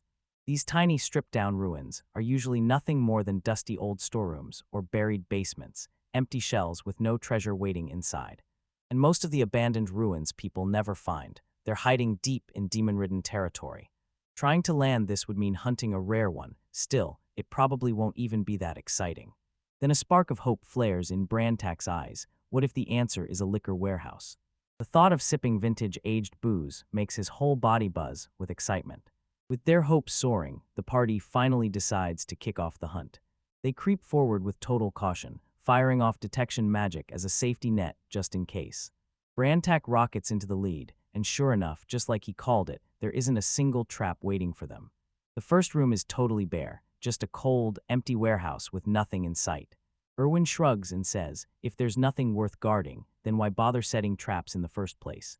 Brantak unleashes light magic, flooding the whole space with blinding illumination. That brilliant glow blasts open the whole chamber for everyone to see. At the very end, they spot it, another door waiting, and a brand new lock begging to be cracked. The party pushes deeper into the underground ruins, until a colossal, reinforced door slams their progress to a halt. Staring at that painfully simple little lock, the whole group just freezes, Brantak included. He cracks his knuckles like a warning, because if a key won't do the job, then brute force is about to crash the party. He flat out declares, we've got no choice, smash it down. Right as he coils up for a crushing strike, Katharina's voice slices through the moment. Wait. She steps forward with a flash of pride in her voice, then declares that unlocking magic is something she can do. She tells him it's a rare, delicate spell, one that summons a key forged from pure magic, letting her crack open any lock without even scratching it. The rest of the party freezes in pure shock, because what he just pulled off is a ridiculously niche skill. Wendelin, the ever-sharp analyst, sees the real power behind it, a magic that demands insane control and deadly finesse, which is exactly why almost no mage ever learns it. Brantak, still as practical as ever, fires off, so why would you even bother learning a spell this specific? With a shy little smile, she confesses she picked it up just to chase her dream, so one day, she can explore the ruins all by herself. She lights up instantly, grinning like a dream came true because Brantak, the renowned wizard, just recognized her talent. He confirms he's heard the whispers about the Western prodigy, and how, in just one crazy year, he went from nobody to top-tier adventurer. Then he whips around to Wendelin with a smirk, teasing him like he has zero clue how famous she is. Wendelin just shrugs it off like, yeah, I've been buried in my own duties, so deep I haven't even had a second to catch up with what the adventurers are doing. The girls point out that he got shut out of the usual networking scene because he never made it to the prep school in the capital. Trying to catch up, Wendelin blurts out to Katharina how long she's been an adventurer, and she confirms it's been about a year. Then with zero social grace, he blurts out, oh, I thought you were older than me, and right after that, he just freezes because, wow, you're basically the same age as us. Katharina freezes for half a breath, then snaps into fury, screaming that the weight of trying to revive her fallen noble family, the Weigels, single-handedly is what's aged her. Her voice trembles with raw emotion as she spills how she busted her tail for years, practicing magic alone since she was a kid, all to protect the family name. In that instant, Wendelin catches his own reflection staring back at him, echoes of his lonely grind, that outsider sting driving him past his breaking point, and he realizes the same fierce spirit lives in her. Struck by a wave of sudden empathy, he reaches out and softly pats her head, leaving her totally stunned and unprepared. And he tells her she's incredible, not just for her magic, but for spotting what she'd need later and learning it early, just in case when she finally made friends. Blushing hard and totally flustered, Katharina whips around, snaps the lock open, and the door bursts free in a flash of light. She acts unbothered, bragging that a basic lock is a joke for someone who's trained to dive into solo ruin. Wendelin grins warmly and tells her she's a trustworthy big sister, then her cheeks explode in a deeper blush, while the other girls burst into giggles behind their hands. With the way cleared at last, the party bursts through the entrance and dives deeper inside. They stumble into this endless, empty corridor, and just when hope starts to rise, it slams to a brutal stop at a single wall, total dead end. But Brantak raises a hand, a smug little smile flashing across his face. Nope, he says, this isn't a normal elevator, it's magic. Wonderland's eyes bulge, an elevator. Just like in his old life, it's still powered up, and the control panel spits out a terrifying secret. This place drops 20 floors straight underground. This place dwarfs everything they've ever pictured, like it's bigger than their wildest nightmares. When the elevator doors finally close on them, Wendelin leans in, guessing that even if this ruin is just some old warehouse, the elevator could be a chunk of lost ancient tech, and that makes this find insanely valuable. Brantak rips into it. This elevator is light years beyond the one in the royal castle, with tech that's on a whole different planet. The ride down is so cramped, you feel trapped the whole way. Katharina suddenly yelps and whips around. Did you just touch my butt? Wendelin finally cops to it, sheepish as ever, and apologizes for all that wasted space. Chaos rages on as someone else screams they were groped, and the moment the doors finally slide open, Louise grins and asks for permission to beat Brantak up. They push out into another long hallway, and it screams ordinary underground storage the second you see it. Then Brantak suddenly spots a special door. This isn't a normal storeroom at all, it's a magic warehouse. Wendell quickly explains it, an enormous magic bag where time freezes the second the door clicks shut, keeping everything inside perfectly trapped and unchanged. Right on cue, they spot something that gleams inside, like the perfect proof. It's a magic crystal, still blazing with insane power after more than 10,000 years. This is it, jackpot. Elise throws her breath out like a prayer, stunned that this whole complex had to be carved by a true master from the ancient magical civilization. Everyone can feel it in their bones. This ruin is about to blow wide open as a legendary discovery. The party barges into the magic warehouse, and the place snaps to life. Every light ignites on its own, unveiling glowing walls and ceilings etched with intricate magic circles. They stumble on fresh wooden boxes that look pristine and smell like they were just made yesterday.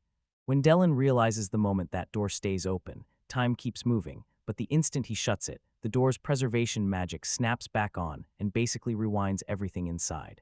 Louis calls out a nasty flaw. If you're keeping perishable food, every time you open it, time still chews away at it, and it'll spoil anyway. So what was the real reason this place even existed? Hunting for the truth, Wendelin stumbles onto a dusty old document, an inventory list that might finally crack the case. But nope, this place is way more than that. It's stuffed with boring little everyday stuff, and right in the middle of it all, there's this huge, flashy-looking ad for a massive department store. A wild sense of déjà vu slams into him. He clicks the pieces into place and lays out his theory to the others, because in that ancient age, magic tools were everywhere and dirt cheap, until the market got swamped, businesses crashed from overproduction, and the big players swooped in, snapping up their broken rivals' stock in bulk. He grins like, seriously, this place is just the warehouse version of an outlet mall from my old life. Their discovery hits like a tidal wave, 20 floors, 20 rooms each, and boom, 400 storerooms packed with perfectly preserved treasures from a vanished civilization. For Katharina, this isn't just money, it's the only shot she's got to claw her family's honor back. Sure, some countries may welcome a noblewoman with open arms, but her heart beats for her own people, and she's hell-bent on taking her rightful place back at home. But after staring down this massive mountain of treasure he has to sort and clear, Wendeland only manages a weary sigh, because looks like his other projects are getting slammed on hold for way too long. After they tore through the towering underground ruins of the enchanted forest, Wendelin and his party finally hit the massive stone gate, the moment everything they've chased comes to a head. This place reeks of an ancient magical civilization, an enormous maze of underground warehouses still standing in the shadows. They've already smashed open 7 of these vaults, and now they've finally dug out the 8th. Right now, the only thing between them and freedom is a ridiculously tangled combination lock, and Ducker, poor guy, looks absolutely wiped out. He grumbles about the endless grind of dialing through thousands of possibilities, a test of patience he's botched 8 times in a row. With the final lock snapping open, they shove the massive doors aside, sure they're about to feast on gold and jewels, only to slam face first into endless shelves crammed with boring household stuff. Ducker and Irwin wear their disappointment like a bruise, because this is absolutely not the romantic adventure they dreamed of. As Wendelin and the rest dive into the goods, the shocking truth hits them. This whole thing isn't what it seemed. Elise points out that sure, each item's cheap, but the sheer mountain of them is unreal. This isn't some little treasure chest, it's a fortune just begging to be cashed out. They unearthed an insane haul of seeds, so many different kinds that some might be rare or even thought to be extinct. Crates of furniture and tools sat right next to barrels of liquor, and even stacks of kids' toys. Then Wendelin stumbles on the real prize. Right in a corner sits a whole stash of magical appliances that feel way too familiar. A magic oven, a washing machine, even an air conditioner, like someone rebuilt his old life's household electronics piece by piece. And get this, he even stumbles on a magic mobile communicator, basically a working smartphone, still kicking after all this time. Staring at the flyer, he felt hit with sudden déjà vu, ads for 0-cent contracts, and it was like the cell phone industry had already been a brutal battlefield in this ancient world too. Then they uncovered magic cars, motorcycles, and even farming machines, not just random stuff, but tech treasures that could flip the entire future. Like clockwork, word of this mind-blowing discovery ignites and spreads like wildfire. By the time it reaches the enchanted forest, the whole area morphs into a roaring boomtown, packed with thrill-seekers from everywhere, all chasing rumors of their own hidden warehouse. The local Adventurers Guild is jammed wall-to-wall, and with the sudden population boom, public safety takes a brutal nosedive. To crush the problem, a brand new security chief gets shoved into the role, Cornelius von Armstrong, the third son of the muscle-bound Master Armstrong. Wendell shakes his hand, and relief floods in like a warm wave. Cornelius might not have his father's build, but when he flexes, Wendelin catches the same bloodthirsty fire in his eyes, and just like that, he knows Cornelius is the perfect guy to keep those rowdy adventurers under control. With the danger locked down, the brand new settlement bursts into life and keeps growing strong. More adventurers pour in, development explodes, and once that happens, Wendelin's domain starts raking in a flood of tax revenue. Back in his office, his retainer Rodrich is practically vibrating with joy, and he slaps down a schedule for Wendelin that juggles lordly duties with his work as an adventurer. Rodrich can't stop grinning. This fresh income finally eases the money pressure crushing the Baumeister estate. Wendelin's development projects are insanely expensive. He's been using his magic to single-handedly lay the foundation from the ground up. Of course, they're still stuck with the logistical nightmare of hauling every single good, and right then Wendelin steps in. He lays out the plan. He uses his magic bag to carry everything straight out of the warehouses. But their city can't fit all of it right now, so they'll rip open plans and build new storage facilities right there on site. They decide to split the warehouses. One heads to the kingdom, another to Brachberg, and the rest gets carved up among the party. Katharina throws in a teasing ask for one to rebuild her family, and Wendelin just grins warmly and tells her she'll get one right within her share. He swears he'll make it happen, and for one brief second, Katharina's guard drops. She looks genuinely moved by how sincere he is. Back at the mansion, everything finally settles into a rhythm, yet Erwin's thrown off by what he sees. Katharina's hustling around the house, hauling baskets of fresh produce like she belongs there. She tells him she's staying behind to watch over her cut of the profits from the ruins, so nobody dares mess up the numbers. She even insists on paying for her own room and board, swearing that even as a fallen noble, she still has pride, and she'd never risk doing anything that would invite gossip. But that pride doesn't stretch to manual labor. When they asked her to peel vegetables, she shut the idea down with a furious refusal, swearing she was too noble to do it. Wendelin wryly points at Wilma, a fellow noble who wields her knife with deadly precision, shutting down Katharina's complaint instantly. Later, Wendelin ends up on the balcony with Elise in hand, staring out like it's the key to his next move. He finally admits he can't stop wondering if Katharina's staying with them for a reason that goes way deeper. Elise finally blurts out that she's been curious too, especially about how the Weigel family all came crashing down. They both admit it's touchy as hell, and there's no way they can just straight up ask her about it.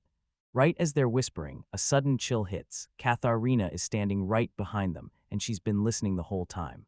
But instead of flying into a rage, she just shrugs it off and says it's not a secret. She rounds everyone up in the parlor, and now it's finally time. She's about to spill the whole truth. She finally spills the truth. She's not staying for the vibes. She's staying because her family's downfall is the real reason. Eyes burning with cold fury, she snaps that she's come to put the loathsome Marquis Rookner family under pressure. He snaps the pieces together and grills her. Did the Rookners' conspiracy really wipe out her family? Katharina confirms it all. Marquis Rookner set the Wagels up, then seized their lands, stripped away their mansion, and even stole their name as nobles. Katharina kicks off her family's story, and the past instantly starts yelling for attention. The Wagels were a booming knight baron family, and their tiny territory sat perfectly on the highway to the capital, prime real estate for power and profit. They fed the capital with bounty from their fertile lands, then turned that lifeline into power, growing strong right inside the city and raking in massive tax profits. But their sudden win lit up the spotlight and turned them into the next target. Elise recalls a royal decree that yanked minor lords out of their homes, yet the Wagels just refused to follow it. Everyone swore it was just a dumb act of defiance. But Katharina finally cracks the truth open. Her grandfather was already ready to accept that order. So what went down? In Helmut's kingdom, it all came down to noble protocol. See, a nobleman was expected to deny a royal order the moment it was given. Wendelin is totally stumped by what's happening. Katharina lays it out plain. It's all about prestige. She shuts the deal down, then lets them sweeten the terms, and suddenly the whole order feels a whole lot easier for their citizens to swallow. Yeah, it's a full-on political song and dance. The Marquis Rookner didn't just accept it, he forged that custom into a weapon. The moment her grandfather refused an order once and stuck to protocol, they yanked his rank instantly, permanently, because he dared to disobey. It looked like justice on the surface, then you realize it was just a ruthless political assassination in disguise. Marquis Rookner cooked up a ruthless scheme to wipe out his rival. She tells him the real motive was a brutal tug-of-war for power, back when Lord Ruckner clashed with Count Lilienthal, the Minister of Finance. The Weigel family stood shoulder to shoulder with Count Lilienthal, and they held a massive fighting force right on the doorstep of the capital.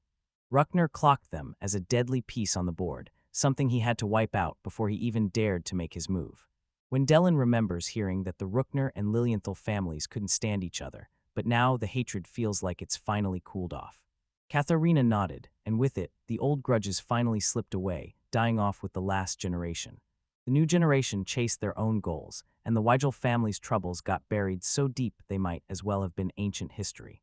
The Lilienthals, once their allies, dropped them like a dead weight and vanished for good. Through it all, the Weigel's vassals never wavered, staying loyal and backing them to this very day. She says it like a vow, this is for them, and with burning determination, she swears she'll drag her family's nobility back from the ashes.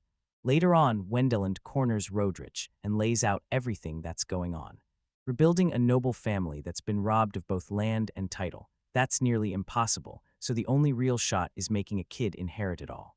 Rodrich, the ultimate pragmatist, ditches the small talk and goes straight for the jugular. So why not claim her as your wife? He leans in with a sly grin, and the moment he suggests it, Wendelin totally loses her cool. Rodrich brushes aside the other hopefuls, while Erwin has turned into a full-on playboy after everything his mentor, Brantak, taught him. Like Wendelin can't stop replaying those few days ago, Katharina shrieked the moment she saw them training shirtless, and the reaction felt weirdly naive for someone who calls herself an adventurer. It looks like Erwin might not be the right guy for her after all. With every other path shut tight, Rodrich whips around and heads back to Wendelin. So my lord, he declares, and he points straight at him like it's the final answer. It fit the bill so perfectly, it felt like fate. He lays out the logic, and when he does, it's clear Katharina is a top-tier adventurer, ready to fight side by side with him. From her side of the story, one child with a heavyweight noble like Wendelin could lock that child a front-row ticket to the royal palace. It's a win-win deal for both of them. Wendelin isn't convinced she'd actually go along with it, but Rodrich won't drop the subject. He swears a real heart-to-heart is the best shot to strengthen both the Baumeister and Weigel families. Right as the serious talk finally wraps up, Rodrich's eyes snag on something else. Then he leans in and asks, "So what's the deal with that mark on your cheek?" Wendelin traces that faint lipstick mark with his fingertips, lets out a heavy sigh, and says it's from what happened that morning. Yet somehow Elise won't even touch it, won't heal it at all. But she won't even let him fix it himself. She's punishing him for every mistake, and it leaves Rodrich completely dumbfounded, wondering what he could have possibly done to deserve this.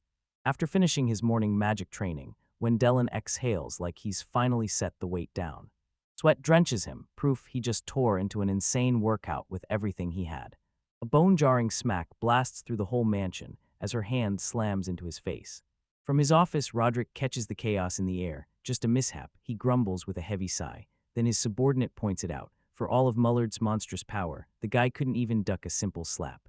Rauteric just nods, because in a moment like this, you've got to feel the whole atmosphere, and swallowing the punishment is the smartest move. Back in the room, everything spiraled into full-blown drama. Katharina sobbed her heart out that she can't get married anymore. Elise clung to her trying to calm her down, and she kept glaring at Vel like he'd pulled the rug out from under her. "Wow, are you two seriously overreacting?" Viltbleeds is completely thrown off like it was only for a minute. But the deathly stares he gets from both women hit him like a warning. He'd said the wrong thing again. He can't shake the feeling that in his old life this would have been nothing, but this world plays by different rules, and he's getting crushed. Bowing his head like defeat is swallowing him whole. "I'm sorry."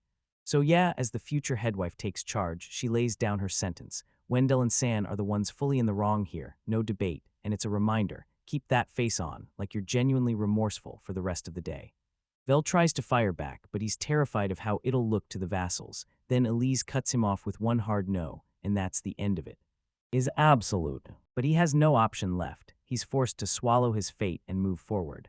Later, his other fiancés are busy whispering about the whole incident, but their biggest worry is Vo. Just how does Katharina's figure look? Still clutching his cheek, he finally admits it. She's got serious curves too, and he swears it's all coming back to him from that sight. The girls were buzzing with excitement, trading whispers and comparing her to Elise. Right when the tension peaks, Vilma jolts. She's just spotted something, Velsama, and it looks exactly like that starfish pancake they sell in the royal capital. Her eyes lit up with one burning need. She couldn't stop thinking about trying that famous starfish pancake. Vel can't stop herself from grinning at her innocence. All right, I'll grab some next time I'm there. Seeing her bright, untainted joy washes away all the morning chaos like a breath of fresh air. As they tell Rodrich the whole story, everything finally clicks. True clarity is within reach. My lord's getting dominated, no question. Roderick smirks as he watches, then snaps that Elise's reaction wasn't random at all. He claims it's exactly because Garina's hunting the revival of her family that she has to play her part like a flawless no-blue woman. This scandal could torch her reputation, so Alyssa's public reprimand wasn't punishment, it was armor, meant to keep her safe. Rodrich then charts the clearest next move. Katharina would marry in like a son-in-law, and she and Vel's child would step in as the new head of the Weigel family. You should talk to Katharina, she'll lay it out for you, and he'll advise you straight. He's stunned by how far Vel has come, thinking a wizard of that level is exactly the kind of treasure nobility should lock in and properly welcome. A bold plan gets laid out to everyone. Wendelin and Katharina are going to have a child, and that kid will inherit the Weigel name and the title. Katharina calls it the most realistic move, but she won't shoulder this alone. She vows she'll bring it up with the others, the former vassals who still swear loyalty to her family. Even after the Weigel family lost their lands and titles, people still cling to the memory of her grandfather, a legend of pure virtue. She grabs Vel and begs him to come with her so they can consult with them. He looks at her and sees a real leader, someone who genuinely respects her people and carries her grandfather's spirit in her bones. Got it, he said, voice iron-stamped, I'll go with you. Just a few days later, they roll in by carriage to the old Weigel domain. The town is absolutely buzzing, lights blazing, people everywhere, and the whole place feels alive with energy. Almost instantly, Heinz, the elderly man, bursts out to greet them, his smile lighting up his whole face. Katharina Sama, you're back. He's the one calling the shots. He leads her last remaining vassals. He whips his focus to Vel in a heartbeat, instantly recognizing the man, Count Barmeister, the legendary dragon slayer. He's absolutely stunned by the powerful ally she's dragged in with her. Heinz points out how wild it is. She doesn't usually bring anyone home, then remembers her as a total loner ever since she ran off at 12 to start adventure prep school. Velis muttered to himself that she was still a loner at heart, but Louise cut in with a low whisper. Despite all that constant grumbling, she's actually thrilled to be with us, right? Vel has no choice but to agree, because he remembers how she, a highborn noble, used to dive into soul-crushing civil engineering tasks without a single complaint and still nail every detail flawlessly. He finally clocks it. She's his kindred soul, another loner who cracked the door to real friendship and found the joy of not having to do life alone. Katharina reels Heinz and the others in, inviting them to his house for a major talk that can't wait. As they stroll through town, she proudly calls out the grand home of the current governor. She says it used to be the Weigel family's main home, and you can hear the bitterness in her voice. The governors, all tied to the corrupt Ruckners, don't just take their house, they drain their salaries too. The whole party gapes with disgust, like they can't believe what they're seeing. Inside Heinz's home, the descendants of the old Weigel vassals crowd together, ready for whatever happens next. They greet Katharina with open hearts, then stare at Vel like he's a legend come to life. Katharina steps forward and rallies everyone at once, her voice cutting through the room with brand new confidence. I'm here today to hit you with the most important story, because right after I start, she begins to speak. Listen, I just cracked the code to bring my whole family back. A jolt of hope and pure excitement surges through the crowd like a wave. She tears into her old plan and admits it was doomed, because as a woman, she could never become the head of the family, not even with everything she'd accomplished. So yeah, I've decided to flip the whole game. I'm going to marry Count Baumeister and let the kids we have take over the Weigel family. The room explodes into cheers. While Vel's mind races about how packed his life already is, he gets it. Through her eyes, this is the smartest move they can make. Katharina then lays out a choice. Stick with her, or if you can't, she'll still make sure your years of service don't go unrewarded.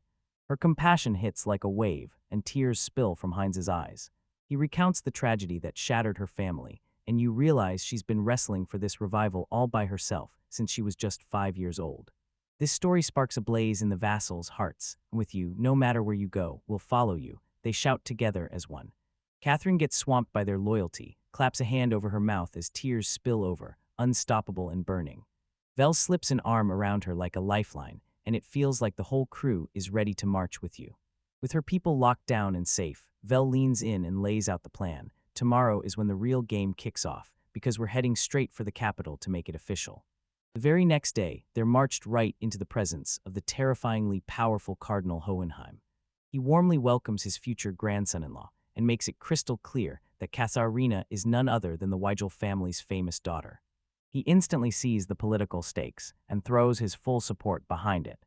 As they trade words, the cardinal lets it slip that another suitor has already come sniffing around Katharina, the third son of Count Lilienthal. She said he swore he'd rebuilt the Weigel family and told her, "You can be my wife." I snapped back in your dreams and kicked him out. Then she turns to Vel, and her face melts into tenderness, because Wenlinson is solid as they come, warm-hearted through and through, and there's no way she could ever picture anyone else as her husband. And she blushes bright red, then says, "Oh, by the way, I love being out there in the sand with Wendell, and you treat me so well too." The whole party just stands there, gaping, as stoic wildcat Katharina suddenly flips into full lovey-dovey mode. Even the cardinal has thrown him back into it, so tell me, is this dare really trendy with the youngsters? He blurts it out, totally stunned. Right then, the whole crew crowds together, only to throw everyone off, because we're not rushing to the royal palace at all. Cardinal Hohenheim calmly nurses his tea like he's plotting 4D chess, then tells Wendelin that their first stop is the mansion of Finance Minister Ruckner. Wendelin gets completely blindsided. He thought going straight to the king would be the easiest play. But this is the world of aristocrats. Nothing ever goes down clean. The cardinal makes it clear. Sure, his majesty would probably grant whatever his golden boy Wendelin asks for, but showing up uninvited would stomp all over the delicate pride of powerful people. First, you gotta lay the groundwork and pull the key players to your side, because this game is all about favors, influence, and playing your cards right. Wendelin instantly gets it, and it tears him straight back to his old salaryman life, where stubborn, prideful bosses made everything harder than it had to be, because no matter which world you're in, some things never change. They pull up to the finance minister's absurdly lavish mansion, and when Lord Ruckner finally steps out, he looks like he's been awake for a whole week straight. He spots Wendelin, the kingdom's rising star, standing shoulder to shoulder with Karina, the last scion of a fallen house, and the look on his face basically yells, "Why do I have to deal with this?"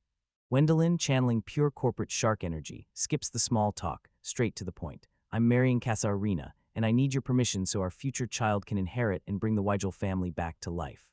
Ruckner looks like he's one heartbeat away from an aneurysm, and you can practically hear him snapping at his father, the cardinal, for dragging him straight into this mess, because the first thing he wants to do is refuse. With Cardinal Wendelin and his whole party staring him down, the realization hits hard. He's totally cornered, trapped with nowhere to run, so he slumps and lets out a defeated sigh. "I can allow it."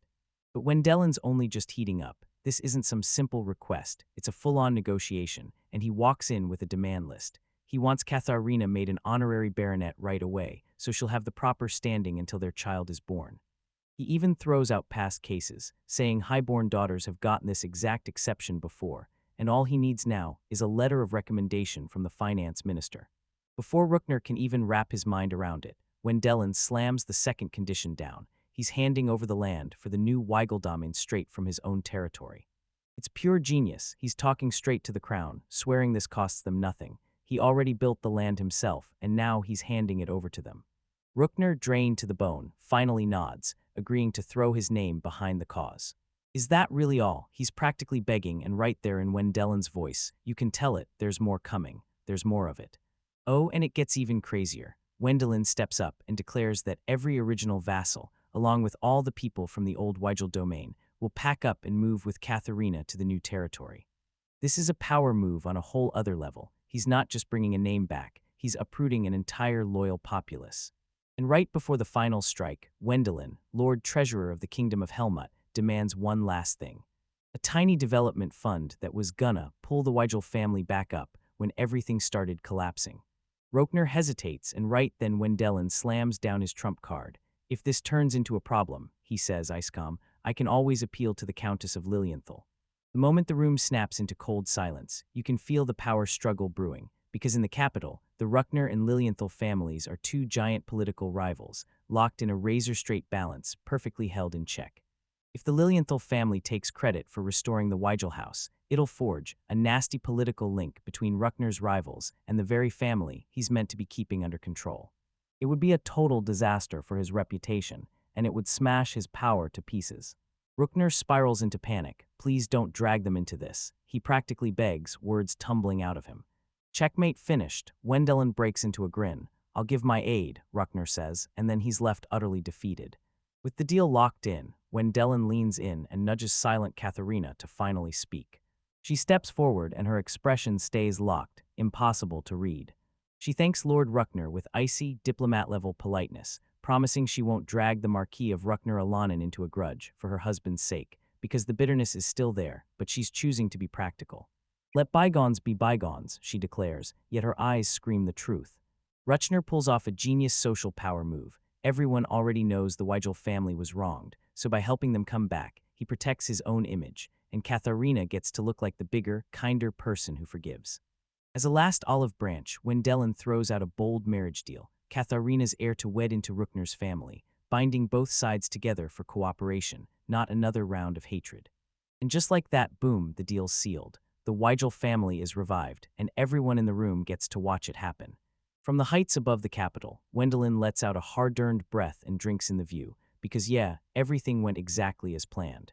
Back at the Cardinal's place, the whole house is buzzing with celebration. Katharina finally thanks Wendelin the right way. The Cardinal slams the confirmation down, making it crystal clear. The deal is ironclad. The next day, a royal envoy is set to show up, and he'll officially hand Katharina her temporary title as a baronet. Once the business is settled, the party decides to call it a night and stay right where they are. They get led into a jaw-dropping luxury room, and the instant they finally settle in, Katharina suddenly stumbles, wrecked by emotion. Relief and stress crash over her all at once, like the lifelong fight has finally reached its finish line, so she drops into a chair, grips her ring tight, and can barely whisper, I can't believe it, tomorrow, I'm finally a noble again.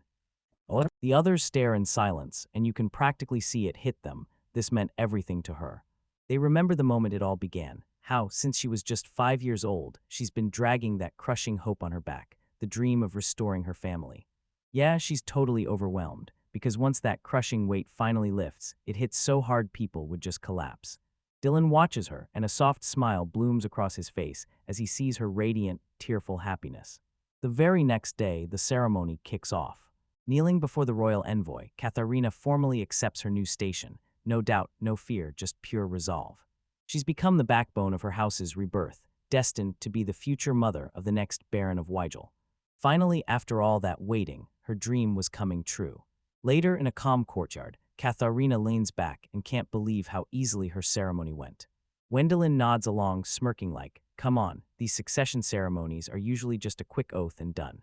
This twists the talk right onto his brother, Herman, since Herman's own succession gets jammed by the messy politics of finding a concubine. Because Herman's wife comes from a lower status family, tradition demands he take a concubine from a more influential household, yet neither of them wants it one bit. It's the perfect snapshot of what noble life really demands, troublesome duties straight from the prince's plate. While they're still chatting, Erwin strides over and praises their hard-earned practice. He's talking about Wendelin's wild magic meditation, something he created by pulling skills from his past life. That technique is so brutally effective that even Master Armstrong and Brantark have swallowed it into their own training routines. Jealousy gnaws at Erwin's heart, while Wendelin is still young, and his magic is exploding upward by the second.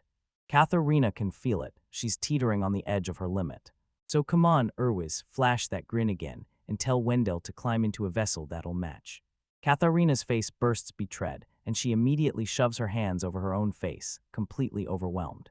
Wendelin's totally clueless. His master never taught him a thing about it. What even is vessel matching? He blurts out, completely lost. Erwin kicks off his explanation. This is a ritual meant for a man and a woman to sync their magic, and the moment Wendelin's mind flashes with images, let's just say they're not exactly SFW. He finds out this isn't something people just do casually. It's usually reserved for married couples or a master and disciple, and when you see it between two unrelated guys, it screams romance. Louise and Ina pop up out of nowhere and casually drop the bomb that they've already matched vessels with Wendelin. Louise figured it was basically inevitable. After all, they're engaged. And it only muddies everything more, especially when Erwin snaps back to Katharina, so you're really saying you don't want to do that. But he insists it'll push her past her limits and sharpen her magic control for real. Shyly, Katharina shoots back. It's not that I don't want to, then suddenly blurts that she's going to take a bath and change before bolting out the door. Everyone's jaws drop, and the whole room freezes in stunned silence. Wendelin tries to pin the whole thing down and fires off the one question that matters. Okay, just to be 100% sure, vessel matching is basically holding hands right. And Erwin steps in, locks down the basics, and makes sure any wizard understands the core knowledge. And that's when the horrifying, hilarious realization slams into Wendelin. Katharina's weird blushing, bolting off to bathe, the whole thing suddenly makes sense. Don't even try to tell me. He's telling himself it's just a lie, because she swears you can get pregnant just by holding hands. An hour later, Katharina bursts back in wearing a breathtaking silk gown, drenched in the sweet scent of roses, and ready to dive straight into the ritual. Wendelin tries to keep a straight face, then just blurts out, okay. They lock fingers and boom, that magical energy rockets between them. Katharina can barely contain it, grinning as her power surges to life on the spot. Thank you so much, she beams, and then admits with a blush, I feel like I'm totally doing something naughty. The others just sigh, because that sweet, clueless side of hers is exactly what makes her so damn endearing. As the day crashes to a close, a classic misunderstanding blows up. Later, Katharina storms in and screams to the other girls that the Bindelin's magic is vanishing, leaving everyone absolutely mortified. Back in the capital, Wendelin's support is rolling in. Roderick steps up and unveils a plan that's been ignored for ages, building an in-town base for adventurers right by the enchanted forest. Vel's caught off guard. He remembers hammering out the plans, but somehow it all feels like it happened in a far-off dream, like they'd just frozen it and kicked it down the road forever. Lately, his whole schedule has been swallowed by helping Katharina carve out her brand new domain, leaving zero room for him to even think about his own development plans. And just like that, Roderick drops a jaw-dropping bombshell. Thanks to Katharina-sama, we can crank our plans into overdrive. Velsma just goes completely blank. What? Thanks to Katharina. How the heck could she possibly help? But Roderick cuts it off fast. This isn't about her construction magic, even if it would help, because that's not the real thing slowing everything down. He snaps back that the real problem is the sheer manpower. If they're going to run a whole town just to feed adventurers, they'd have to hire, train, and keep a mountain of workers. Vey gets it, but the answer slips away until Roderick spells it out without beating around the bush. Katharina's vassals will take care of it. Heinz, the ex-head of the Weigel family, isn't just sitting back anymore. He's now consulting for Roderick. This changes everything. Heinz is a wizard at run-ins, basically built on the Weigel family's trade, and he's got the kind of deep, insider connections in the travelers' guilds that can open any door. Suddenly, this ambitious plan doesn't just feel possible anymore. It feels insanely promising, like destiny just flipped the switch. After that, Heinz sets up a meeting for Vel in the royal capital. He's ready to introduce him to the Travelers Guild's top leaders. As Vel and his crew roll in, a weird wave of déjà vu hits him hard, like he's lived this exact scene 100 times already. Heinz introduces them to this loud, flashy man, and yep, he's someone Rinnenheim, the same noble Vel once helped salvage after his property went all wrong. Rinnenheim practically radiate as they shower Vel with praise for his win, then can't wait to throw their services at him. Even with that shady aura hanging off him, Vel still decides to hear the guy out. Rinnenheim quickly lays out two huge, spotless properties, and it's obvious they're ready to be used straight away. The rest of the party just stares. Who would ever throw away buildings that perfect? Letting them go feels insane, like a massive waste. Vel gets it. Capital plays by brutal numbers. Tons of cheap, convenient, brand new places run on the traveler's decadence, and in a market that cuts that close, if you don't keep innovating and winning customers back, you don't survive, you go bankrupt. It's a savage world out there. The whole plan isn't to run those things in the capital. No, they're dragging the buildings themselves, hauling them to the new place. Dornan, the ultimate pragmatist, can't help asking, why don't they just hand the whole operation to some massive commercial firm? Heinz shuts that idea down on the spot. He's fired up and argues that if they do this, every last profit will bleed out of the Baumeister domain, because the real mission is to guard the local economy, not let outsiders rake in the money. The party finally clicks, and they realize just how deep and deadly this plan really is. Heinz paints the plan. Weigel and the Baumeister families will slam their money together to form an association, and they'll start recruiting innkeepers under one strict, unified system. Vel instantly understands it. This is a modern business model kicked straight into a fantasy world, and it turns into a full-on franchise. Heinz breaks down how the Weigel family's innkeepers were getting pushed out by bigger merchant groups, so he pulls off a genius play. Right before they even move to their new domain, he sells the prime land their old inkstands sit on to a wealthy merchant for a massive payout, locking in the cash they need to kick off this bold new venture. Vel can't help but feel downright lucky. This plan is pure business genius, and that team is stacked with true pros. A moment later, Rinnenheim hustled them out of the city gates and promised he'd show them even more properties out in the suburbs. They ride in a carriage across endless open fields, with nothing but rolling hills stretching as far as the eye can see. The party's totally baffled. There's nothing here, not a thing, just empty air. Rinnenheim just flashes a grin and points past the trees, saying the buildings are right there, waiting just beyond. After a quick stretch of walking, they crest the hill, and the whole crew abruptly stops cold, staring in pure shock. Staring right in front of them is a whole spotless town. No joke, it's a fully built resort village, untouched like time itself never got in. Vil spots the guy from Rinnenheim, and his face clicks into place as Treasurer Ruchner. Rinnenheim leans in and explains this is all that's left of a resort project that totally collapsed in his cousin's territory. This is one of those classic tragedies of bad planning. The local lord swore he could build a tourist town, but the land had nothing worth seeing, so the crowds never came. They built the whole village on nothing but a shaky dream that money would magically show up. Now those brutal maintenance bills are burying them alive. The lord is desperate to dump that monument from his bad investment fast, anything to raise the cash and slam his debts shut. For Vel, this isn't a setback, it's a jackpot. He's got the perfect plan to turn this ghost town into gold, because with his teleportation magic, he can yank the whole village into his domain and plant an instant in town right there. He nods instantly, orders Rinnenheim to take over the talks, and tells them to buy everything right away. 1 week later, the plan hits like a thunderclap, pure success, and the freshly relocated town is already packed with life, buzzing like crazy near the enchanted forest. Vale can't stop thinking about it. His thriving town is standing on nothing but busted dreams and terrible investments made by other nobles. When he spots Katharina's grim expression, he realizes she knows that bitter bite of aristocratic ruin all too well.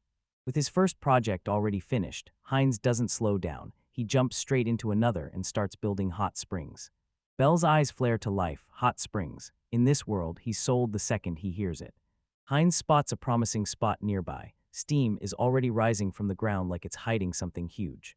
So Vel decides why not both, and plots a tiny vacation, heading to an already built hot spring resort to scope it out for research. Just a few days later, the whole crew finally rolls into the legendary Ricart Hot Springs, the spot everyone's been bragging about in those tourist guides. Vel can't sit still. He's buzzing with pure excitement, dying to sink into his very first hot spring in this new life. But the second they step into town, something feels wrong. An unnerving silence crashes down on them, with empty streets and every single shop shuttered tight. Right off the bat, a local manager rushes up with bad news. No hot springs, they've been dry for a month. Curious as hell, Will asks to be taken straight to the excavation site. As they push deeper into the trees, a thunderous crash rips through the silence, and a voice booms right after it. Vel's jaw hits the floor, because the one blasting through the ground right now is none other than his master, Armstrong. He was a familiar face at the resort, and once he heard the news, he jumped in to help, bringing a brand new spring with his own ridiculously unsubtle twist. With all that insane power, he still came up empty, like the world just refused to give him a single answer. This situation screams hopeless, and even the mighty Armstrong can't hide it. He's genuinely heartbroken at the thought of losing his beloved vacation spot. A few days later, back in his own territory, Vel and his team roll up on the exact spot Heinz had pointed out and start investigating. You've gotta believe it, hot steam is blasting up from the rocks. Realizing he's got to dig deep, Velen snaps out a crushing earth-drilling spell, an insane vortex of power that rips straight into the ground. As the spell digs deeper, the earth starts violently shaking, and he slams up a magic barrier to shield everyone from the deadly flying debris. His hard work finally hits pay dirt. Those hot spring experts he brought along are buzzing with excitement, already sketching plans for their brand new hotel. Everyone in his party is buzzing with excitement. Then one of the girls drops the real deal question. So, is mixed bathing actually allowed? And Elise calmly explains that married couples can bathe together. A fire ignites in Vel's eyes, and just like that, this project becomes his top priority, pure, unstoppable motivation. With the biggest threats finally crushed, Wendelin's ready to start building their future, and with Katharina right beside him, he's fired up to kick off construction on their brand new hot springs resort. Katharina clocks it. He's 10 times more fired up than ever, and she's shocked he almost blurts out that he's dreaming of a mixed bath. He shot back in a hurry, insisting that hot springs are good for you, period. Just barely dodging a painfully awkward conversation. Katharina, though, clocks the bigger plan. Hot springs have been where people trade secrets, connect, and bond for ages. She kicks back and chills in a warm soak while chatting nonstop, then goes for a refreshing cold drink. She's all in, calling it an amazing idea. Wendelin can't stop grinning. She's sure she snagged his story because she's got that same loner streak, and she just gets why people need places to connect. With both of them fired up, the building rockets forward at a superhuman speed, powered by their combined magic. And before anyone can blink, a stunning hot spring resort is finished, so fast it feels impossible, hiring in the staff from a recently closed place too. The guys go first, and the moment they try it, everyone agrees. This thing is absolutely incredible. For the older guys, a good soak hits like a miracle, melting the aches right out of their tired bones. But for the younger ones, their thoughts snap away from the moment like sparks flying. They all whip their eyes toward the wall that cuts them off from the women's bath.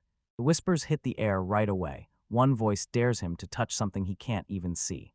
Iru, the absolute troublemaker, dares him to take a peek, but the other guy shuts it down fast, telling him they'd get fired the moment they're caught staring at the Lord's fiancée like that.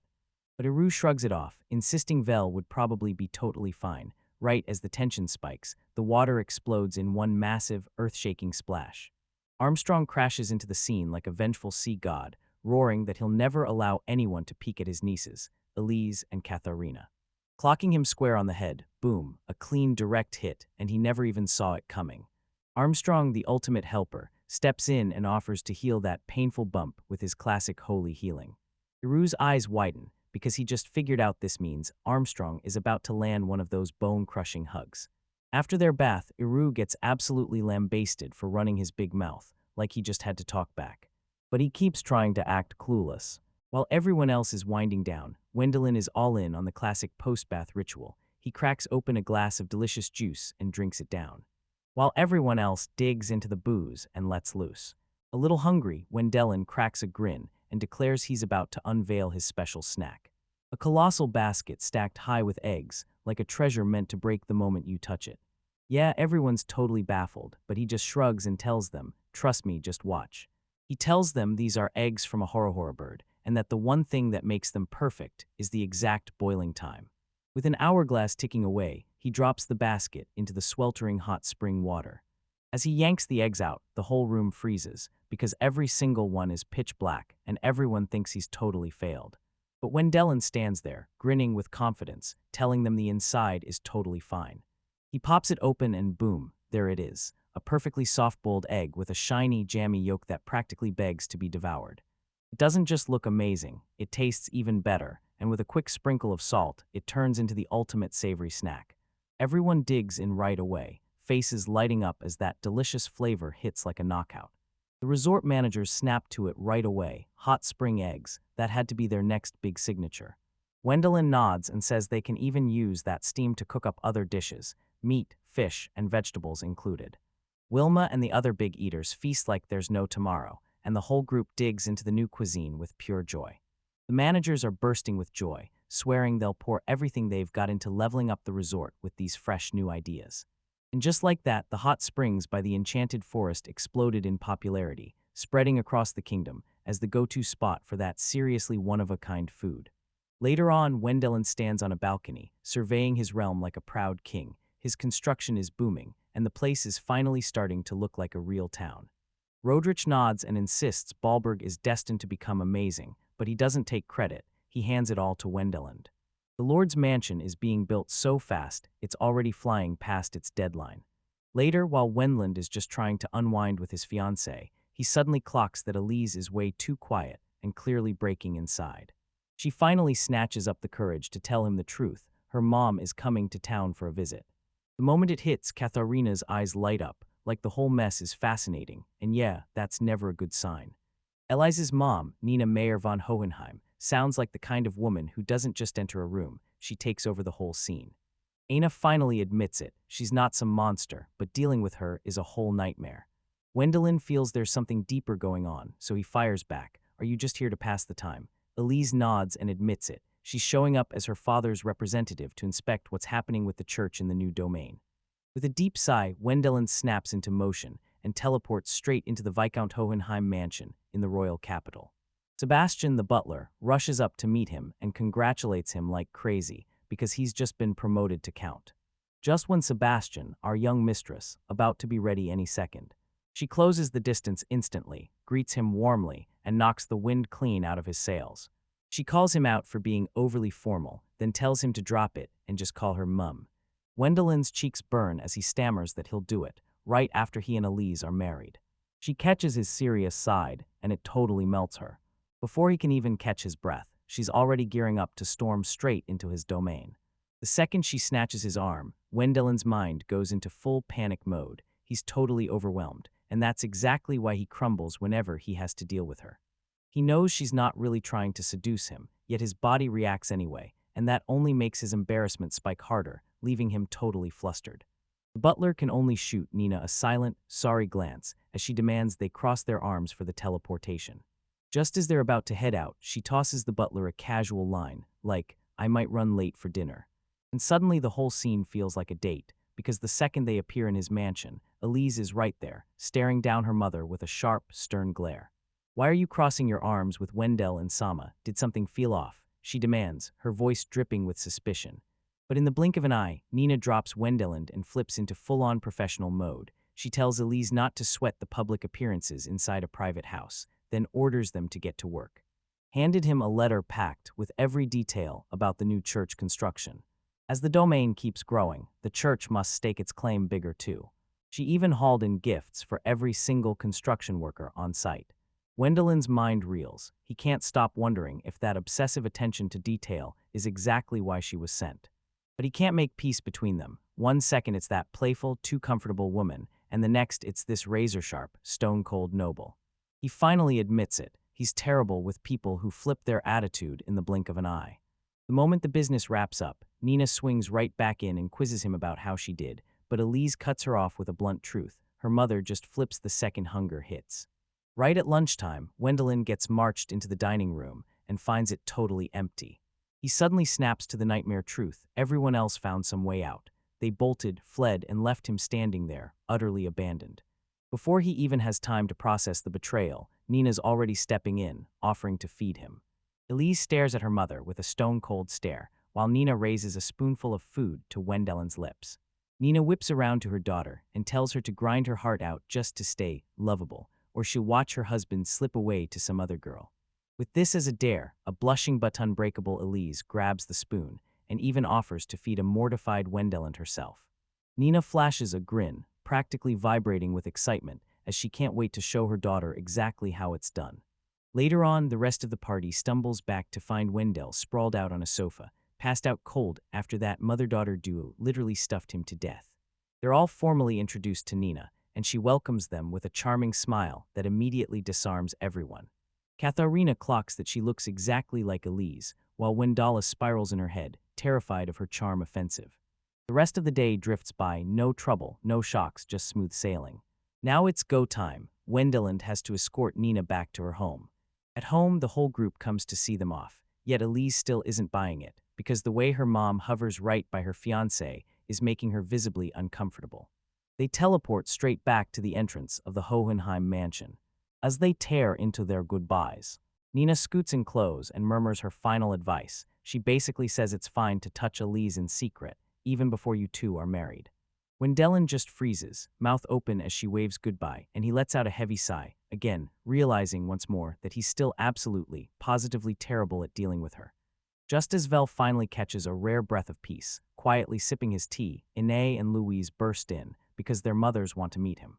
The question just hangs there, heavy with hidden meanings, so he blurts it out, and confusion claws tighter in his stomach.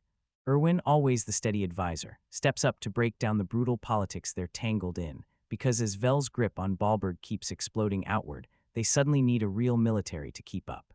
Erwin nails it. Having a solid defense is everything, because a huge domain can't stay defenseless, peace or not. Vel nods like he gets it. Yeah, the logic checks out, but the second conflict comes up. unease crawls under his skin, and he's praying he can dodge a fight if there's any way out. Erwin pushes for a more formal martial arts training system, one that forges strength without hunting war, and the idea explodes in popularity fast, because even heavy-hitter nobles like Margrave Brithild already have their own specialized vassals. Ina and Louise stand proud, bragging that their families are experts, Ina's bloodlines in spearmanship, Louise's in magic fighting, and then it finally hits Vel like a thunderclap.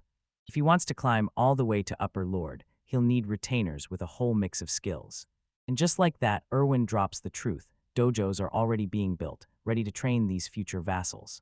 But when Louise lays out that they have to pick people to run these brand new facilities, Vel can't shake the feeling that this whole thing is way overblown. Is it really that important? He snaps, it's just a dojo. He instantly regrets every word as Ine and Louise close in, glaring at him with pure, furious outrage, and they snap back in perfect unison. Of course it is. If you're trying to live off martial arts, that's not just important, it's life and death. Vel jerks back, apologizing fast, but the message lands hard. Once again, this world runs on rules no one explains. In his old life, martial arts was just a hobby. Here, it's a calling and a career he's forced to answer. The girls break it down. Those dojo positions are solid, dream-worthy jobs, and they'll pull in tons of applicants. They can't just fling those doors open with zero plan, so they finally spill the truth. It's exactly why their mothers are showing up, ready to thank them and throw their full support behind this new adventure. But Vel's still totally lost. If the nobility's hierarchy is that rigid, shouldn't the fathers, the family heads, be the ones who make this formal visit? Erwin's bulk slammed back into the murky waters of noble etiquette, and the truth hit hard. Their fathers served as vassals to the Margrave, so if they bowed to Vel, it would be a brutal insult to their own lord, a betrayal that meant switching sides. It's a total political minefield, so they cook up a clever workaround, hiding behind the mother's soft humming and using their daughter's engagement as the official excuse to veil the truth. They won't just go, every one of them will show up with their sons too, the concubine's kids, not the legal wife's, because those true heirs are locked in to serve the Margrave straight to his face. And then it gets even wilder, when they say the kids of the legal wife want to come to Balberg too. Vel is stunned. Wait, our territory is that famous? He blurts it out, staring like he can't believe it, because pulling this off means waltzing through a minefield of political disaster. By showing up to talk with the mothers, Vel dodges a full-blown diplomatic disaster before it can even ignite. He lets out a tired sigh, because nobles are always the same, hiding their real motives behind a thick mask of lies. A few days later, they finally roll into Breitsburg, that provincial city, ready to greet their guests with open arms. As expected, the mothers pull up looking absolutely elegant. Then they greet everyone with warm smiles. Ina's mom, Zuzan, and Louise's mom, Irina. After the official introduction, Vel strides up and slams their hands into a handshake. Zuzan launches straight into fussing over Ina, but Eli steps in like a pro, calmly telling her that Ina's sensible as can be, and she's the type who always takes care of everyone. Meanwhile, Irene acts like Louise's trouble doesn't even faze her. She and Zuzan banter like lifelong besties, and you can feel the history in every word, while Vel can't stop staring at Irene, who somehow looks more like Louise's older sister than her mom. When she says it, she laughs and admits she's almost 40, and right then, Vel's convinced she's got some kind of age-defying magic up her sleeve. With the pleasantries done, Vel snaps his hands and readies a teleport to yank the whole party straight into his domain. The moms are blown away by how effortlessly his magic makes everything so convenient. Louise yanks him aside and snaps out a warning, "Don't fall for my mother's trap." She hisses that she's more witch than mom. Vel gulps, and for a second, he's sure he was about to get played. They burst onto the dojo construction site for a full tour. It's straight up heartwarming. Mothers watch their sons busting their asses, and from far away they wave back like, "Look at us." Later, as the kettle sings, the moms spill their whole story over tea. They started as childhood friends from low-ranking vassal families, then ended up as concubines, stealing time to train their own martial arts together.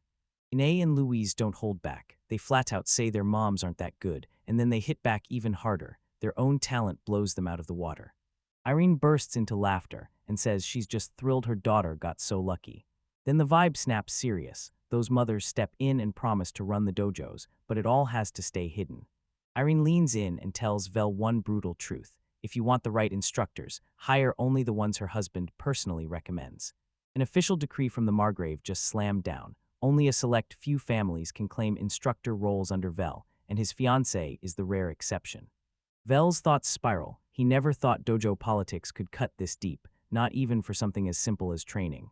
His mothers slam the warning into him. Other nobles, especially the ones sitting close to the Margrave's legal wife, are going to try and sneak their own people in. He has to double-check everyone's origin stories with ruthless, no-mistakes precision. Vel feels a sharp pinch of sympathy for anyone just trying to earn a living, but Louise cuts it off fast. This is all about protecting pride and keeping the political scales perfectly balanced. It's a brutal world out there, Val muses. One mistake and the whole thing bites back. The talk finally flips, and the whole group barrels into it, asking everyone about their parents. Erwin acts like he's fine, but his real mother died when he was still a kid, and he's got zero harmony with his stepmother. Wilma just shrugs and calls hers normal, and honestly, everyone nods like it's exactly the best outcome. Then the spotlight shifts to Katharina. She can't hold it together as she admits her parents are gone. Then her imagination goes turbo. Suddenly they're dressed like impossibly proud nobles, and everyone else freezes in stunned silence at how wildly ridiculous it all sounds. Right when everything finally starts to feel peaceful, bam, Vel gets a message from her brother Herman. Klaas's family scheming retainer is demanding an urgent meeting, right now. A wave of dread crashes into the room, and Herman's panic spikes so hard that he grabs Vel and begs him to come with him. Elise calls it out like it's staring them in the face. Klaus only agreed to peace after his attempt to assassinate Vel failed, and that's exactly why they've got every reason to be on edge. With fear gnawing at everyone, the whole party chooses to stick together, and it leaves Erwin completely stunned. They finally roll up to the Baumeister estate, and right away his brother Erich steps out to greet them like the chaos is nothing, totally unbothered by the crowd. The mansion's been cleaned up and spruced to perfection, an instant shout that this domain's been leveling up fast. Erich tells them he's got plans to build a new home right in the heart of the territory, but what drives him most is practical stuff, helping immigrants and boosting local industries, and he insists he can do it all with Vel's support. And then he thanks Elise for getting a priest sent to their church, singing praises about how insanely capable Vel's fiancé is. When Vil asks about civil administration, Erich's expression hardens, and the room feels darker in an instant. They've got people, sure, but the only one who can actually lead them is Klaas. Katharina sharply calls out the risk of handing your money to a man like him. The talk shifts to Klaus's grandchildren, and you realize they're also Vel's half-brothers. Give them preferential treatment to calm things down and keep the class satisfied. But the moment it sinks in, the whole group realizes this plan would turn them into his puppets. It's made to poison. Tiny doses can be useful, but mess up the amount and it turns deadly fast, and right now, this feels dangerous beyond belief. Because Klaus is hated in the village, everyone starts throwing out a sharper plan. Herman should bring in a concubine, then raise their new children to grab positions of power and cancel out Klaus's grip. The second the idea gets mentioned, Herman completely loses his cool, going flustered in an instant. Tossing aside all the guesses, Vel lanes in and fires the real question: what does Klaus want? Louise snaps into action and screams right away, because she knows it's a trap meant to end you. But the others just shake their heads. Unthinkable, they say. Sure, Klaus is a schemer, yet he's got brains. A honey trap theory gets tossed into the ring, but Vel shuts it down instantly. With a deadpan stare, he sizes up his 5 fiancées and asks, tempted, like, why would he even want that when they're all younger and prettier? That blunt, totally unexpected compliment hits like a bomb. Both girls instantly blush, and the whole room freezes in awkward silence. Once Vel thinks they've spilled enough guesses, he shuts it down and moves. The only way to know what's really going on is to go straight to Klaus and dig up the truth of what he's trying to pull. Vel shows up thinking this is just a quick little tour, but the air is so formal it feels like a trap. Then Klaus, the guy now running his old family's territory, steps in and ushers him straight into a whole row of strangers. Vel gives a calm, respectful nod, but his smile stays cold, and his mind is already sprinting ahead. Klaus starts calling them out, Walter, Karl, and the husbands of his half-sisters, Agnes and Corona, one by one. Vel just awkwardly cracks a smile. He's got zero connection to these people. Sure, they're family by blood, but to him, they might as well be total strangers. Vel drops the awkward small talk and jumps right in. So, is the tour ready to start? Klaus nods, then flicks a hand, and the whole party surges ahead. Their very first stop, a buzzing apiary, alive with wings, work, and non-stop motion. Klaus spills that the yeoman family he married into used to control the honey and mead production all on their own. Now he's leveled up the whole operation, hauling the entire community in to crank productivity through the roof, while Valub keeps the workers dialed in with their protective gear. Watching everything run so perfectly, it feels almost suspicious, like the system doesn't even need him anymore. Then Klaus notices something weird. The bees are massive, nearly twice the size of the last generation. Before Vel can even process what those magically boosted insects mean, he gets yanked to the next stop, right into the honey wine factory. Rantax's hope of tasting gets wiped out fast. The factory's dead quiet and the barrels bone dry. Klaus steps in and says production is paused for now. They've got to boost the honey supply first before they can even think about brewing it again.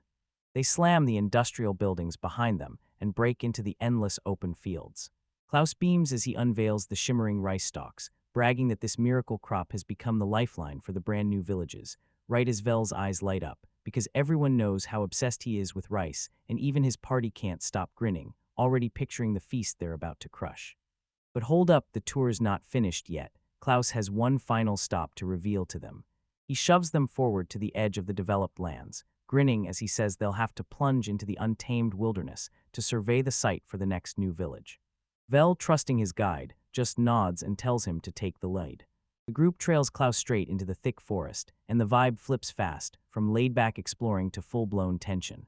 The thick canopy swallows the light until it fades to a dim, eerie glow.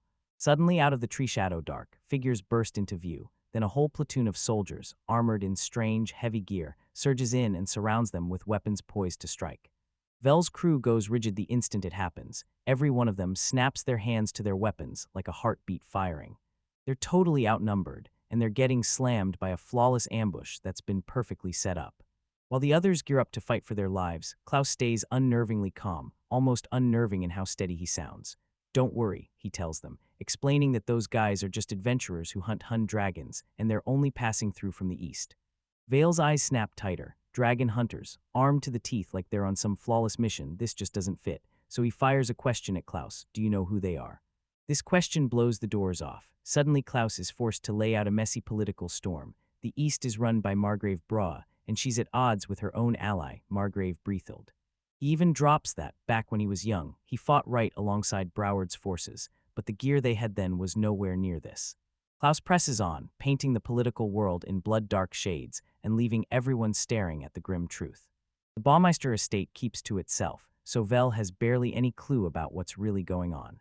He lets it slip. Margrave Bra is gravely ill, and his own sons are locked in a brutal succession war, tearing their territory apart from the inside. They're losing ground, staring at Vel's lands thriving, while their own world sits still, brewing resentment like poison in their veins. But then Klaus leans in and fires off a terrifying question at will. What would a noble family do if it's getting crushed from both the inside and the outside? Vel thinks it through with a cool head. Since they're all tied to the same kingdom, he shuts down the idea of open war. Negotiation was the only way out, until you realize the Margrave is on his deathbed, and that door is slammed shut. Klaus nods with a grim stare, says yeah, that's usually how it goes, but the second his eyes darken, he snaps, it doesn't mean you're out of options. Vel is totally baffled. What in the world other options could even exist? Klaus lays out the terrifying plan, kick off a full-blown conflict, and then strike a fire in the south to yank everyone's focus away and force concessions. They're trying to corner Margar of Brithild and wrestle away the profits and development rights to the exact lands they're standing on. That realization slams into Vel like a physical punch, so he's staring down the truth. A war started over something like this. And he takes in every adventurer closing in around them. And then it all snaps into focus. These aren't dragon hunters at all. They're Margrave Brau's soldiers, shipped in to light the fuse of a full rebellion. Klaus opens his mouth, but the old man shuts him down with a calm, steady denial of anything to do with Brau. The soldiers don't hang around for the talk to end. Roars rip through the air as their commander barks the order, and the attack detonates. "Damn it," Will spits out, furious that they've yanked him into another aristocratic scheme, and as his companions pull their spells up, they groan, knowing this is going to get ugly fast. Before anyone even dares to swing a blade, Vel's party detonates a surge of pure magical power. Boom. It floods the whole battlefield, and the soldiers get hit hard and drop to their knees, frozen solid mid-collapse. Silence crashes over the forest. Every last one of that once deadly platoon is wiped out, and there's nothing left to threaten anymore. Vel eyes the chaos for one beat, then whips his furious stare straight at Klaus, because this isn't an ambush for Vel at all. It's a trap set for those soldiers, and the truth hits hard. "That's why you called me here," Vel growls, "so we could snatch these rebels before they unleash their plan." Klaus clamps his mouth shut, and his face gives away absolutely nothing. But his men snap back the truth, they're way outmatched, and they can't crush a rebellion this massive on their own. Trying to fight them would have wrecked the domain's progress for years. One of them even shoots an apology, admitting they kept Vel's brother, Hearn, in the dark, and saying they had to get Vel's unbiased eyes on everything. If this rebellion ever truly sparked off, it would have racked up an insane number of casualties. When Vel finally faces that cold, unforgiving logic, his rage drains away, and a bitter respect takes its place. He exhales and basically admits the flawless plant deserves every bit of the credit. Even after the win, unease crashes into him, heavy and sharp, like something bigger is moving pieces, and he's just one of them. And just like that, the aftermath hits fast. Word rips through the realm that Count Braua's vassals tried to rebel, and the whole thing got crushed with not a single casualty. Klaus, always the strategist, tries to shrink his own impact, but Vel knows this move was pure genius and demands a massive reward.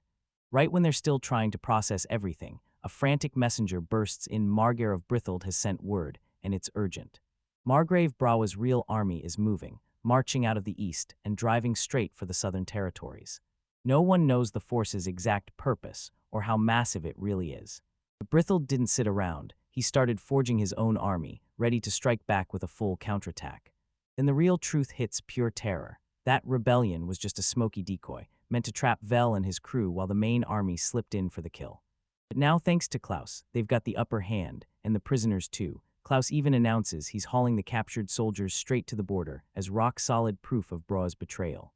He blurts out, wondering what those poor guys feel right now, fully duped, completely played. His own men stand their ground, eyes locked in, promising absolute loyalty. Klaus, looking older and wrecked beyond anything, finally admits he's near death, swearing that everything he's done was meant to shield the younger generation from a slaughter-filled war. He steps up and promises to take the whole blame, then lets his fate hang in Vel's hands. Figuring out what to do with the class is a decision that hits like a truck. One of Vel's retainers strides up and snaps that Klaus's move is unforgivable. He didn't even bother to warn his lord, yet the punishment isn't exile or execution at all, it's a promotion. Vil bursts into the room and announces that the class is heading straight to the capital to tally up Baumeister's domain. His grandsons, Walter and Karl, are about to be named the leaders of brand new villages. And when his granddaughters step into the spotlight, their husbands will snag key positions too. If a domain is starving for real, skilled administrators, this is the perfect answer. Klaus is slammed by emotion, stunned way past anything he ever dared hope for, because his family's legacy is finally locked in for good. The very next day, a magic airship swoops in, piloted by Vilma's brother, Moritz, and you can tell he's bummed he just missed all the action. As the prisoners get shoved into the transport, they spit out furious curses at Klaus, screaming that he betrayed them. The old man just stares them down with tired eyes, muttering that life doesn't care and never will. And in the end, maybe they're the ones who truly get to call it luck. They just label him a liar because they're sure he's steering them straight into doom. Now that the dust settles, Vel turns to his brand new vassal, Klaus, and delivers a chilling final order. You'll serve in my domain until you're completely done.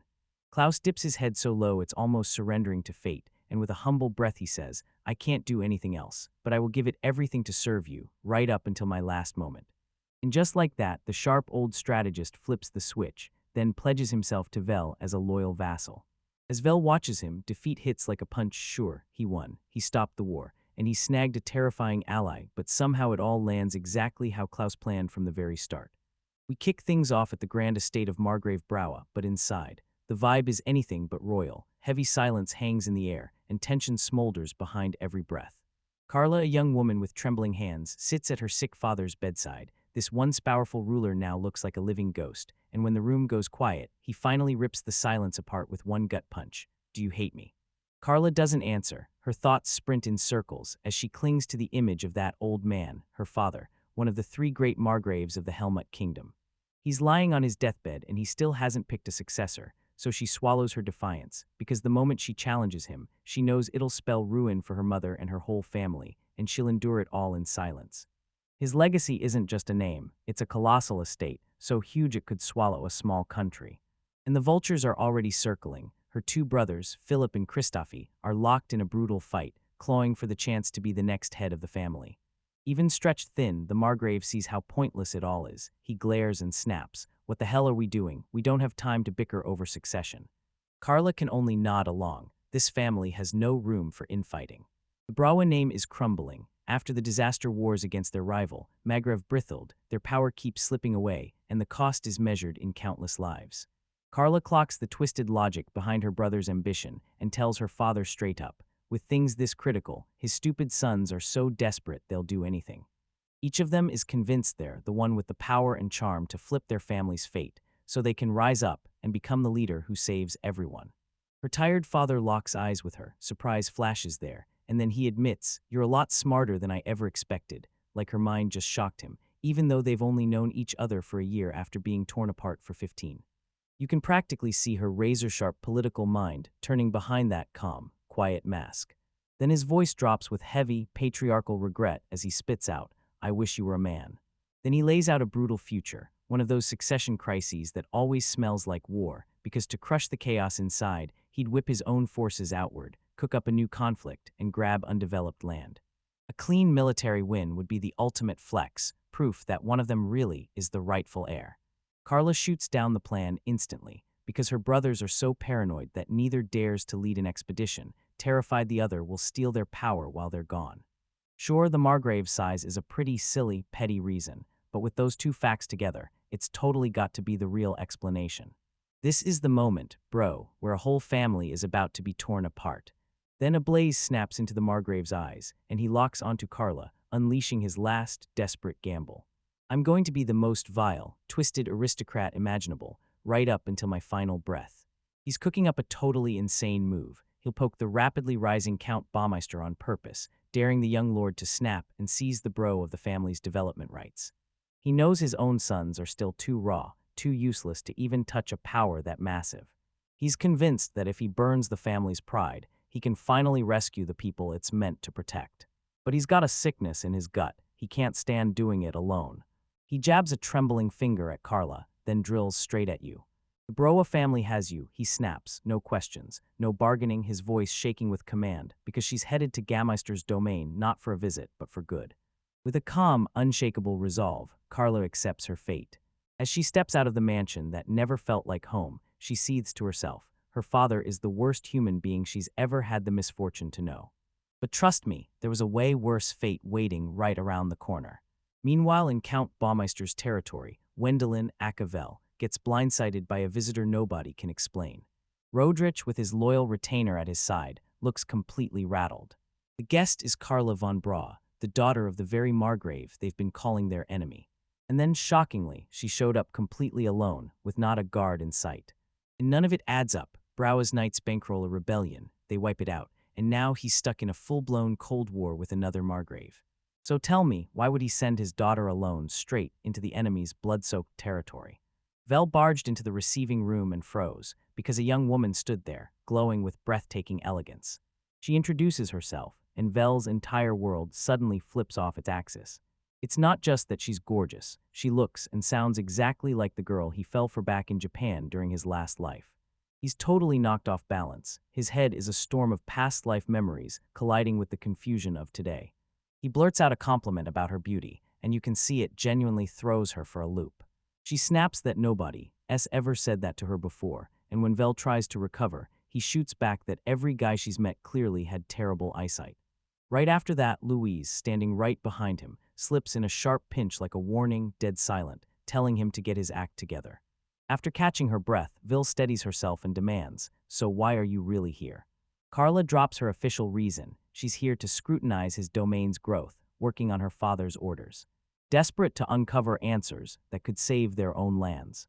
She feels the tension crackling between their houses, then insists her visit is meant to mend what's been broken. Then she finally hits the truth. Because of all the chaos lately, she knows Vel's domain is running on fumes, critically low on development materials. She nailed it. Rodrich confirms her judgment is 100% spot on. These endless fights have smashed their supply lines for construction materials, the very stuff they need to keep waging war. Hunting down a brand new supplier is a gamble, because if it's discovered, they'll expose their weakness to the whole kingdom. Roderick was minutes away from unveiling a brand new plan, and it meant piling even more overtime onto everyone, instantly crushing Vel's hopes. Carlos nailed it with razor-sharp timing. She comes in hot with an answer. She can line them up with a merchant from the east, with the Braua family stepping in as the go-between. This isn't some desperate cry for help. It's a razor-sharp business pitch, and it's got teeth. Vel spots a lifeline for his development projects and snaps up her offer without wasting a second. He clears out a room for her and nods like it's a promise, telling her she can stay a while. Later, Vel plops down with his wives and breaks the news, and the moment the words hit the air, they're all like, "What the heck is going on? This is insanely weird." A noble lady shows up from hostile territory, alone, unescorted, and no one's with her. That's not unusual, that's downright shocking. They're convinced she's a secret messenger on a high-stakes mission. The more they talk, the more the truth crawls into view, until they finally realize they still have no idea who she really is. Rodrich leans in and flat-out confirms it. She really is the Margrave's daughter. But everything gets messy fast. She's his real biological kid, but he didn't claim her until just the very, very recent asterisk past. The tale spills out. Years back, Braua had an affair with a struggling baroness, and that fling is what brought Carla into the world. Terrified of his wife's wrath, he kept their daughter hidden, feeding her only the bare minimum. For him to suddenly admit it right now, that feels dangerously suspicious. Elise's razor-sharp political instincts snap everything into place. Margrave Braua is using his newly found daughter as a bargaining chip, and she knows it. He's pushing for a political marriage, trying to forge an alliance with Vel and keep his collapsing house from falling apart. Vilsais realizes this is a political hot potato thrown straight at him, and the last thing he wants is to get tangled up in it. His parents and both wives finally agree on one thing: if they do it, it'll spark major trouble with their other powerful allies. And deep down, Belle knows her uncanny lookalike with his ex spells trouble. If she gets too close, it's disaster written in ink. So the real question hits harder: who's going to step up and be her caretaker? None of the wives feel built for a situation this delicate and tangled. Right then, Erwin steps up with a confident grin and throws himself into the job without hesitation. Everyone stares at him, then glances between themselves. Boom, a plan snaps into place. From their side, Carla's nothing but the enemy lord's daughter, and the whole domain knows it.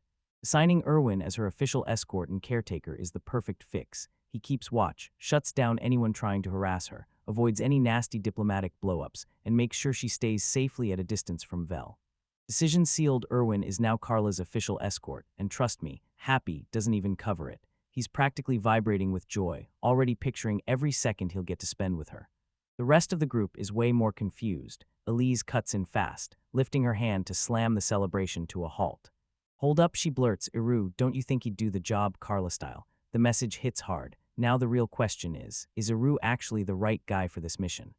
Eru instantly slumps, all flustered by that doubt. No way. He blurts, flailing his hands to wave it off, because in his head, he's nothing more than a loyal vassal, just a plain knight in the Baumeister family. In his head, the only job that matters is one thing: keep Ms. Carla safe while she's here on that diplomatic mission. She shot him a sharp look, still not fully convinced by his sudden, no-jokes professional dedication. Vel, true to his pragmatist nature, jumps in to set things straight. He insists it's not that far at all, because it's still right there in the same kingdom, and he shuts down Uru's over-the-top talk about a foreign land. Katharina locks eyes with Uru and bluntly demands, "Hey, are you feeling okay?" They swarm in fast, patting his forehead, hunting for a fever, and grilling him about whether he ate something weird. And yeah, it's obvious this kind of crazed concern is totally not him. Vel finally spills the real reason. Having Uru as her escort means Vel can sniff out the truth way easier and keep a tight eye on her the whole time. And just like that, he seals the deal. He drops Ms. Carla's escort and hands Ruru over to me. Later, on a balcony, he soaked up his victory like the whole world owed him applause. He can barely hold in his excitement. If it's only as her escort, he still gets to stay right by her side. He replays the instant he first laid eyes on her, and a tidal wave of emotion slams into him. He's utterly stunned by her beauty, like a revelation exploding in his chest, and he can't deny it anymore. This is his first love. But reality slams in fast. She's Count Braua's daughter, and their families are enemies to the core. The social gap yawns wider than anyone dares to admit, and the politics are one bad spark away from total chaos. But Buteru doesn't flinch. He stares into the night sky and declares, no victory comes without a fight, stealing his own courage back from the panic. Fueled by fresh determination, he strides up to Carla's door and finally introduces himself the right way. He drops his full name, Erwin von Arnhem, and delivers it like a promise, saying he'll escort her professionally.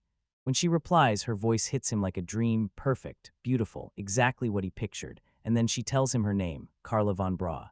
Up close, he's utterly spellbound. He's so struck by her presence that he's completely gone. Then she drops a sudden request on him, call her Carla, just like her close friends do, and she asks that he call her back by calling him Uru in return. Iru's bursting with joy inside, and he can't stop himself from comparing this gentle, kind soul to the sharper, more aggressive personalities he's run into before, like Katharina. The moment she invited him to call her by her first name, off the clock, not as an obligation, his mind instantly started sprinting. A sudden blush flares across his face as the thought hits him, maybe I really do have a chance. He clenches his fist, swears he'll give it everything he's got to close the distance to her. Next morning, Iru spots Carla in the hallway, already awake, already dressed, and fully geared for archery. She leans in and tells you, yeah, it's a habit, one I can't just drop. The second he hears she's going to practice with Count Baumeister's permission, he leaps in and offers to go with her right away. Her bright, cheerful answer hits like a spark, and Iru's heart skips, because the moment he hears it, his brain clicks into place and he can't shake the thought, this feels exactly like a date.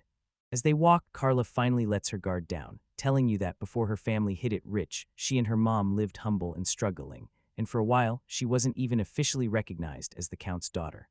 To stay alive, they'd team up and hunt, every single time. Uru finally clicks, this is where Carla the Hunter really came from, and it's the very source of her insane skills. At the practice range, she backs it up, one clean, practiced motion, then she releases the arrow and nails a perfect bullseye. Stands there stunned, like the whole world just dropped into silence. She waves off the compliments like they don't matter, insisting it wasn't luck at all, she just learned to do it to survive. Uru steps up, yanks his arrow into place, and fires, straight on target, dead solid, just not the bullseye. Carla praises his skills anyway, and he instantly turns betrayed, stumbling over himself, insisting he's nowhere near as good as her. He can't wait, he asks her to teach him a few tricks, and she beams as she agrees. Everything was lining up perfectly for him. Soon he drags her to a cozy cafe he swears by, and the second she bites into that cake, her face lights up like it was made for her. While they sit there, Carla stares out the window, jaw dropped at how wildly Vel's territory has exploded in size. She nails the answer thanks to his wild, powerful magic, but the moment it clicks, her smile dies, and a heavy seriousness settles in as she confesses the truth. Her father sent her, and she's not allowed to disobey. She blurts out that she never wanted to show up in the first place, but anything's better than being stuck at home, because she feels like a pawn, always under Vel's watch. She makes it brutally clear, she's not lifting a finger for Count Braua, and their family's feud is already set in motion. Marrying Vel won't fix a single thing. She drops her gaze, her voice turning gentle as she admits, I have no intention of building a relationship that would ever please Count Baumeister, and the despair underneath it all hits like a punch. Iru can't help but realize just how much she's endured, and then Carla drops the real bomb. She tells Iru she's heard how well Vel gets along great with his fiancé, and that she's stuck wishing she had what they have. She jerks herself back, mortified she overshared, then flashes a shy smile and admits she only opened up because Uru is just so kind and ridiculously easy to talk to. For Aru, this is the ultimate compliment. He's practically floating on air, fully convinced they're a perfect match. Back in the war room, Uru slams his report down in front of Vel and her advisors. He confirms it, Carla's here only because she couldn't defy her father's orders. He's convinced she has zero tricks up her sleeve with Vel, but some tiny corner of his mind can't shake the fear that she's just an absolute master actress. Vel stays on guard, still not buying that she truly hasn't tried to get through to him. Then Klaus, the sharp, wise strategist, throws his voice into the room and speaks up. He fires a brutal question. After Carla's whole life of being shoved aside, can she really choose to sacrifice herself for the Broa family now? After Aru's report, it's clear she thinks she's an unnecessary spare part in her own family. And even now, Rodrich still doesn't get it. He just thinks it's a total waste not to use her status.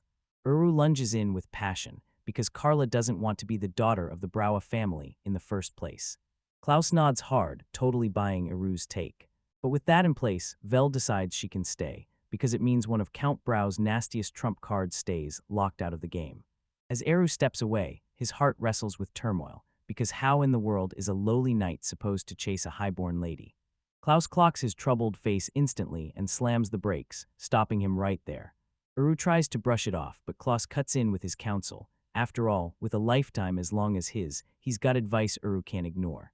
Saying it out loud might just help. The roof finally caves in. Klaus drops a wild secret. He's lived it too, a romance that shattered social lines and crossed class boundaries. After his late wife was gone, he explains, "Look, I wasn't even supposed to be in line to become the village headman in the first place. Back then he was promised to a woman he adored, the farmer's second daughter from just down the road. But then tragedy slammed down. His older brother died out of nowhere, and suddenly Klaus was shoved into the role of heir, while the village elders started pressuring him nonstop to find a wife. So what went down? Uru leans in, totally locked in. Blazing fire ignites in Klaus's eyes. I rebelled, he growls, and he marries the original fiancée, Marta. Iru's left speechless, completely stunned and intensely impressed. But then the story flips to tragedy. Klaus reveals the crushing pressure of her new role shattered Marta's health, and illness stole her life at a young age. He looks down, and you can see the heartbreak sinking deep in his eyes. He finally admits that he kept blaming himself for Marta's pain, until she looked him in the eye on her deathbed and told him she was actually happy. But I was happy, Klaus says, a soft smile tugging at his lips. Marta was my partner, and she'd be my only partner for my entire life. Peru finally gets it. This is why no one in class ever remarries. It also lays bare the nasty history between Klaus and Vel's father. Klaus locks eyes with Eru, and with razor-quiet intensity, he begs him, "Erwin Dono, make sure you live with no regrets." The instant those words landed, Iru felt a thunderbolt crack through his chest. Regrets. Right then his resolve turns into iron unstoppable. He clenches his fists and swears it in silence. He'll confess to Carla, and one day he'll make her his wife. He doesn't know how it'll happen, but he's going to claw his way to the truth, no matter what it takes, to make his first love finally come to life. A whole week slams by. That never-ending feud between the Margraves started choking the flow of materials into Vel's domain, and it's a brutal headache he definitely didn't ask for. And that's not even the worst part. Rodrich keeps hounding him about Elise and the others, because the wedding ceremony is already locked in for the day the new mansion finally gets finished. And just like that, the mansion is almost finished. And the Margrave of Blickradar, their crucial guest, is trapped right in the middle of all this chaos, so he can't make it. They're gonna have to shove it back and delay it. Vel is sprawled in his chair, slumped with a heavy sigh, and honestly, nobles were nothing but one headache after another. Right when he's drowning in frustration, Klaus bursts into the room with a proposition. He leans in and says, "I've got a suggestion that could wipe out most of our problems." Vel's curiosity sparks, but he snaps his guard up instantly, because this is Klaus, the master strategist, and you never know what twisted plans are cooking inside that head. Klaus wasted no time. He went straight for the kill and said Lord Wendelin should step into the conflict. Vale just freezes, totally caught off guard by that suggestion like, wait, what? The War Council is in full swing, and Wendelin suddenly finds himself trapped in the middle of a political storm he never wanted, while his advisors tear into the details of whether they should dive into the ongoing conflict. Next, it's crystal clear. Everyone's on the same page, and they're ready to hurl Count Baumeister's army straight into the fight. But Klaus, always the mastermind, shuts it down and says they don't need some huge army. Why march an army when you've got a living, breathing tactical nuke? Lord Wendelin's magic, spellwork so close to nature it feels alive, can flip the whole battle by himself, a power that's basically worth 1,000 soldiers. And no, this isn't a war where people just go extermination hunting. Wendelin makes it clear. Killing is off-limits in these noble feuds, so a tiny, elite strike team is the smart play. The point isn't to wipe out Margrave Broig, it's to smash him hard enough to make him fold. Klaus lays out the master plan, crushes their resistance, forces a surrender, kicks off negotiations, and rips away massive concessions for his side. A win right there wouldn't just end the fight, it would smash the Broig family to the core, tossing the Margrave's bedroom and his whole house into chaos. This is where the Wendelin's discomfort finally bubbles up in him, no personal hatred, just a hard stop in his chest when he imagines winning them over for political gain. Do I really have to do this? He blurts out, almost praying for a different answer. Then Klaus shuts him down, stone cold. Yes, it's necessary. This isn't just about pride. It's a ruthless display of power, revenge for a past battle, and a loud warning to the whole kingdom. Don't ever underestimate the Baumeister family. Then boom, the magic word drops. Asterisk military merit. Rodrich practically vaults out of his chair, eyes burning with fire, because for a noble who lives on the razor's edge between politician and soldier, nothing buys respect like a real military win. Wendelin boasts that killing 2 dragons should be more than enough to prove himself, but Klaus shuts him down, because that was an adventurer's, a magician's feat, not the kind of legacy a powerful noble is supposed to build. Right now, both armies are frozen in place, locked in a deadly stare-down, caught in a cautious stalemate. They're just standing by on purpose, luring Margar of Brithild into one reckless move. The Broig faction is on its last legs, its leader is sick, every expansion scheme has crumbled, and this war is their final do-or-die move. Now it's Wendellin's turn to step in, smash the deadlock, and flip everything around. But then the talk flips straight into something personal, because they insist this clash is actually the perfect opening for Wendellin's vassals. Erwin's love for Lady Carla is the real mess, deep, tangled, and impossible to untangle. Everyone knows Uru's head over heels in love with her, but the brutal gap in their social status makes that dream feel completely out of reach. Wendellin's real motive hits like a truck. He fires the big question. Is winning this war tied to Uru being with Carla? Klaus answers, and yeah, the connection is real. With a fresh surge of purpose, Wendelin finally knows exactly what to do. He has to talk to Lady Carla himself. He spots Erwin posted like a wall in the hallway, then pulls him aside and demands a quiet word with Lady Carla, while telling his friend to keep everyone out and make sure they're never interrupted. Inside, Wendelin cuts straight to the point. He lays his plan on the table. He's marching into the war to back his foster father, even if it puts his wedding and the growth of his lands on hold. Carla, sharp as ever, clocked it instantly. She stared him down, unreadable, and fired off. So you're really going to war? What's one Carla supposed to do? Her answer hits like a curveball. No one saw it coming. She keeps her cool and calmly says, I pray for your success. Wendelin and Klaus froze, completely speechless.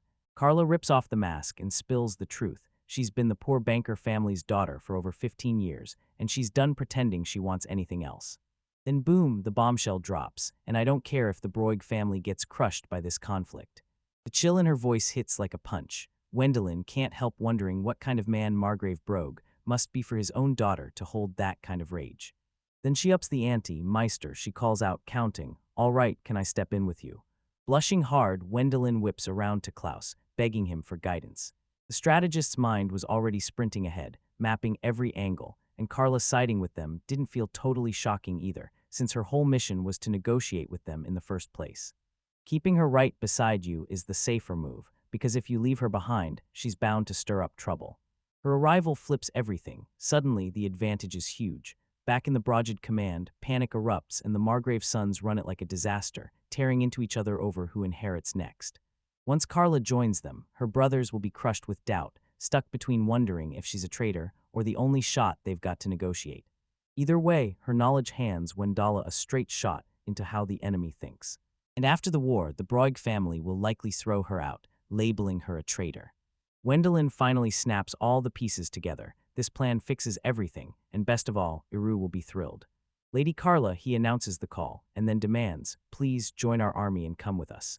I watch her gracefully accept it, like she was sealing a deal right in front of me. And just like that, the whole stage ignites. Everything's ready for what's coming next.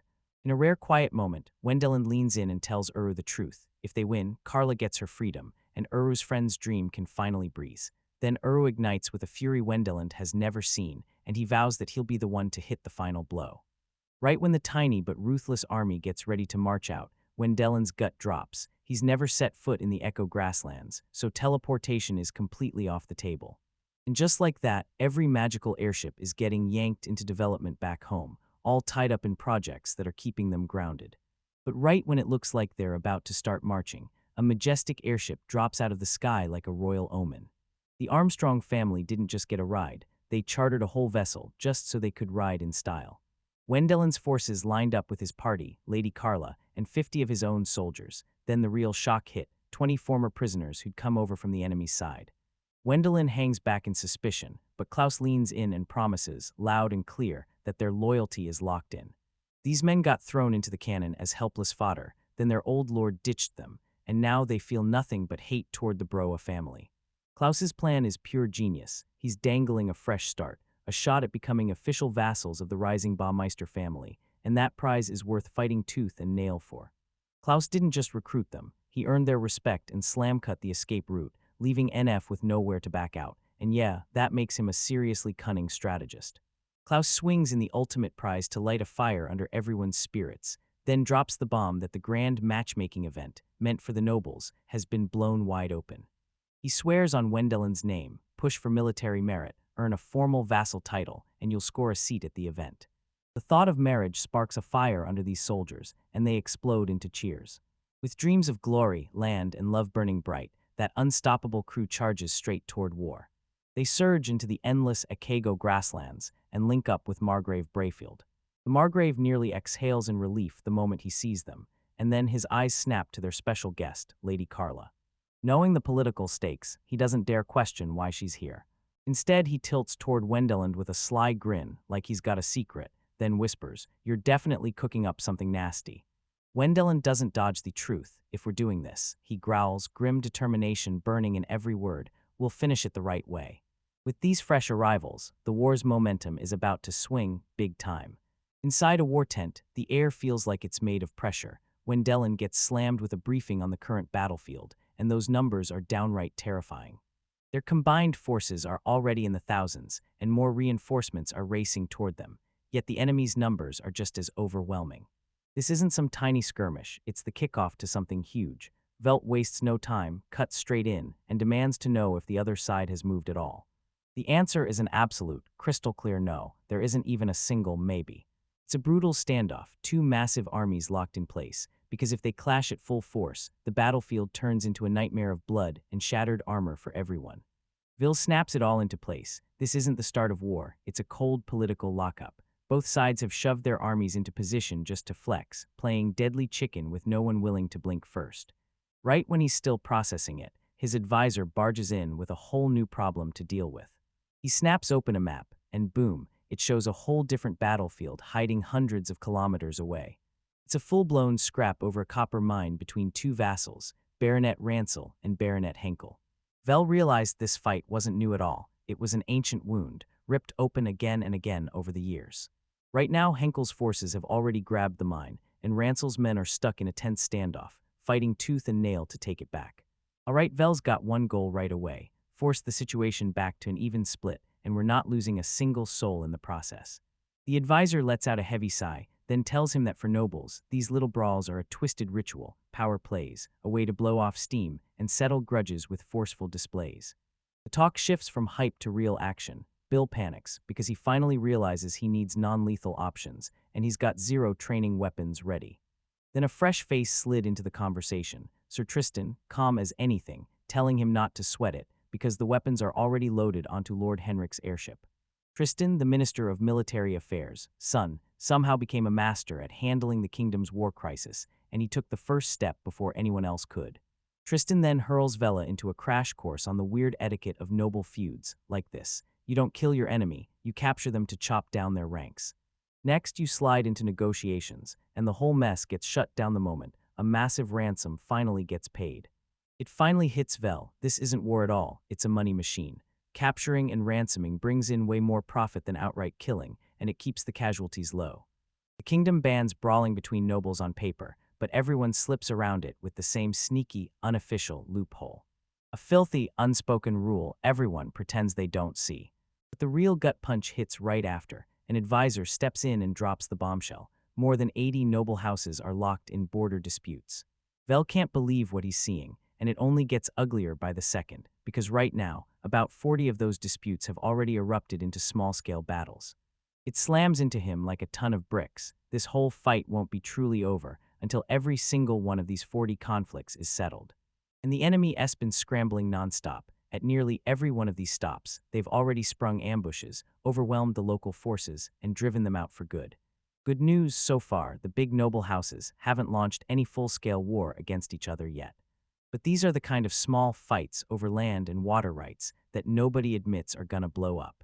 But Tristan snaps that if they don't hit the battlefield right now, they're basically waving the white flag, handing the enemy real control, because a noble's honor is hanging by a thread.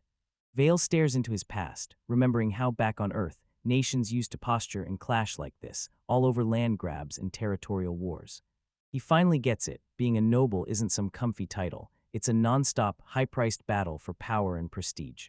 Plenty of houses have managed to stop the enemy dead in its tracks, but now they're stuck in limbo, waiting on arbitration, while their land is still in the enemy's grip. Resolve snaps into place, hardening with unstoppable intent. He clenches his fist, fully knowing what's coming, and if he doesn't tear back the territories that were stolen by force, this war will grind on forever. Later, up on his airship, one of his retainers blurts that Master Armstrong isn't stepping onto this mission. Vale lays it out in one breath: this isn't just trouble in the kingdom, It's a full-blown clash between the southern and eastern regions, tearing at their insides. As the chief court mage, Armstrong stands for the neutral royal palace, because choosing sides would ignite a massive political disaster. His son cracks a joke that his dad would probably leap right in anyway, just because it sounds like fun. And Vel can't stop himself from laughing, basically admitting he's probably exactly like that. They tear through the journey and slam right into the first battlefield, the fight over that disputed copper mine. From a nearby cliff, Vel peered down and guessed the enemy force was standing there, about 300 soldiers strong. Right there on the ground, they get met by Baronet Lancel, the very man who lost the mine. With a hard, confident handshake, they sealed the deal, two rivals turning into partners overnight. Vel de Clares didn't even blink. He snapped, "All right, let's retake the copper mine." Baronet Lancel is stunned by Lancel's blunt nerve, and Vil immediately clocks the vibe, asking straight up if Lancel's worried about sparing needless casualties. The Baronet nods and declares this is his main target. If neither side gets hit hard, they can settle the whole fight without bloodshed. Vel flashes him a calming grin. She'll pull the exact same move she perfected in the rebellion, a huge area detection sweep, then a stun combo that knocks everyone out cold, no exceptions. Just as they're about to move on, a man steps in and introduces himself, Rupert Brewer, a cold-eyed military overseer. But his job, officially on paper and sealed with authority, is to record it all: who owns what land, the soldiers they captured, the ransom money they hauled in, and every scrap of war loot. He's here to stop a problem that keeps happening. Every time those powerful nobles show up to help, they grab the credit, swallow the rewards, and leave everyone else in the dust. He realizes war spoils don't just sit there. They unleash chaos and drag trouble right behind them. Now that the formalities are done, Vel spells out the whole plan. He's going to blast his magic and freeze every soldier inside the mine in place. Lancel is frozen in shock, like his whole body just shut down, everyone staring at him in disbelief. Vilcom hammers it home, then lays out the plan. Lancel's forces will haul in the captives and hold the line to protect the mine they just reclaimed. There's one brutal rule: Lancel is banned from striking back by taking over his enemy's turf, because that's how you ignite an endless revenge loop. If the chaos keeps spiraling, the kingdom won't just watch, it'll step in and take over. And slam their property into official custody, taking it from both of them. Bill snaps back that he's got zero senile interest in the mine's rights. Lancel's reward will be the ransom pulled from the captured soldiers, and even their gear, while the Baumeister family runs the talks, then slaps Lancel later with the bills for keeping those prisoners alive. Once the deal was locked in, they slapped down the official contract and signed on the dotted line. As a final gut check, Vale demands to know if the enemy's got any mages. Lancel nods that they've hired a few adventurers, but the big threat in their arsenal is only a basic fire arrow.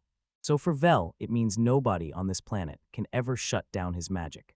All right, this plan is locked in. Now we're storming the copper mine and taking it back, Vildic Lars. His forces surge forward, pounding up the path toward the next step of battle. Right then, a lookout on the cliff spots them like it's the first sign of disaster.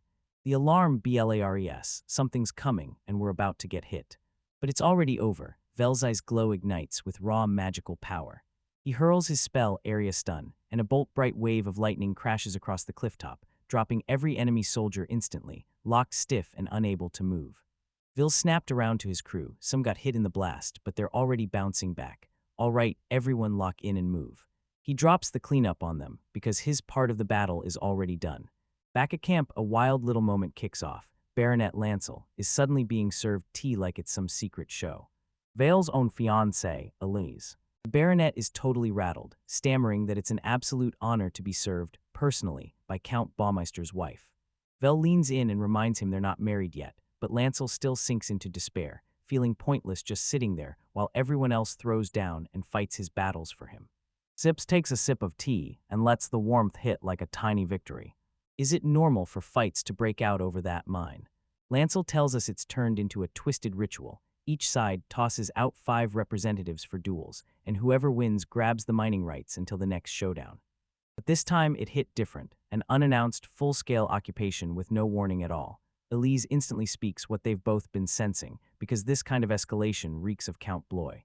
Wells' smile drops, and a dark shadow creeps across his face as I realize it.